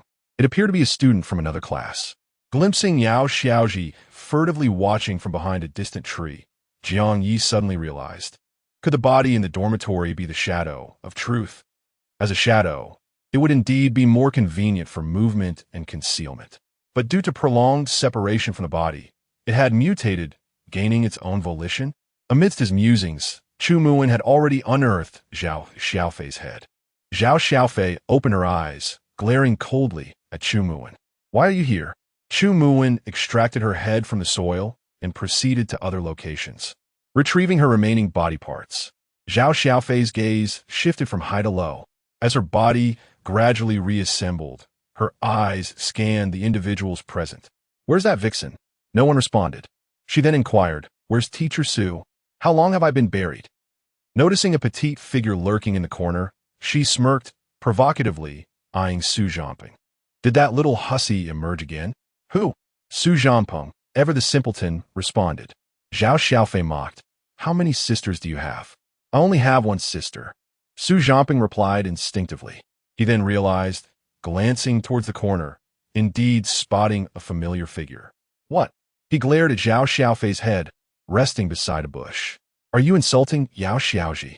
Zhao Xiaofei retorted, what? Didn't you despise that little hussy before? Seducing everyone. Before she could finish, Su Zhanping grabbed a handful of her hair, suspending her entire head in the air. Dare to utter another word? Zhao Xiaofei, why are you feigning concern now? Didn't you find her repulsive, seducing everyone? Before she could finish, Su Zhanping flung her head onto the concrete platform. With a thud, blood trickled from her forehead, momentarily disorienting Zhao Xiaofei. Simultaneously, she seethed with indignation. Su Zhanping, how dare you strike a woman? Su Zhanping, when did I strike? Which hand did I use? It's obvious you rammed yourself into the stone. Blame me? Zhao Xiaofei, both my eyes saw it. Oh, Su Zhanping smirked, suddenly revealing a sinister grin. Really? He approached her eyes, scrutinizing them. Indeed, a pair of large eyes. Zhao Xiaofei suddenly felt a sense of foreboding. What do you intend to do? Su Zhanping, don't you dare. Su Zhanping gouged out her eyes, toying with them in his hands. Fine eyeballs. How about crafting some ornamental eyeballs? Chu Muin turned around. Are you really that morbid? Su Zhanping, I even considered carving a floral design, but alas, I lack the skill. Ah, it hurts. It hurts. 2 streams of bloody tears trickled from Zhao Xiaofei's empty eye sockets. She finally grasped Su Zhanping's disposition. Though unwilling, she was utterly defenseless. As long as she saw Teacher Su, yes, as long as she saw Teacher Su, everything would be all right. This simpleton, Su Zhanping, only dared to treat a weak woman like her this way. In front of Teacher Su, he was nothing. I was wrong. Su Zhanping, please don an amp. Amp, oppose, T. I beg you. Her expression softened instantly, her voice becoming pitiable. Her already delicate face now appeared eerie and sorrowful. Su Zhanping clicked his tongue. Weren't you quite eloquent? Continue? No, I know I was wrong. I shouldn't have spoken recklessly, Zhao Xiaofei pleaded. Please, forgive me, won't you? Oh, Su Zhanping nodded. Very well. Your tongue is temporarily spared. He grabbed Zhao Xiaofei's ponytail, rotating her head to face Yao Xiaoji. Apologize to Yao Xiaoji. You. Zhao Xiaofei couldn't and amp, oppose, T fathom why she had to apologize to that little hussy. But remembering that her head was still in his grasp, she nearly gnashed her teeth. I and amp, oppose. I'm sorry. Apologize to whom? Su Zhanping pressed. Yao Xiaoji. Say it together. Is your tongue failing you? Not saying it. Su Zhanping raised his hand, poised to smash her head against the ground again.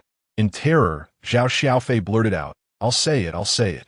Yao Xiaoji, I'm sorry. Louder. Yao Xiaoji. I and amp, oppose, am sorry. Was that your attitude when apologizing? Should I shatter your head and offer numerous apologies instead? Yao Xiaoji, I and amp, oppose, am sorry. I and amp, oppose, am sorry, I and amp, oppose, am sorry. I know I was wrong. I shouldn't have said those things about you. I was wrong. I truly regret my mistakes. I beseech you to grant me mercy.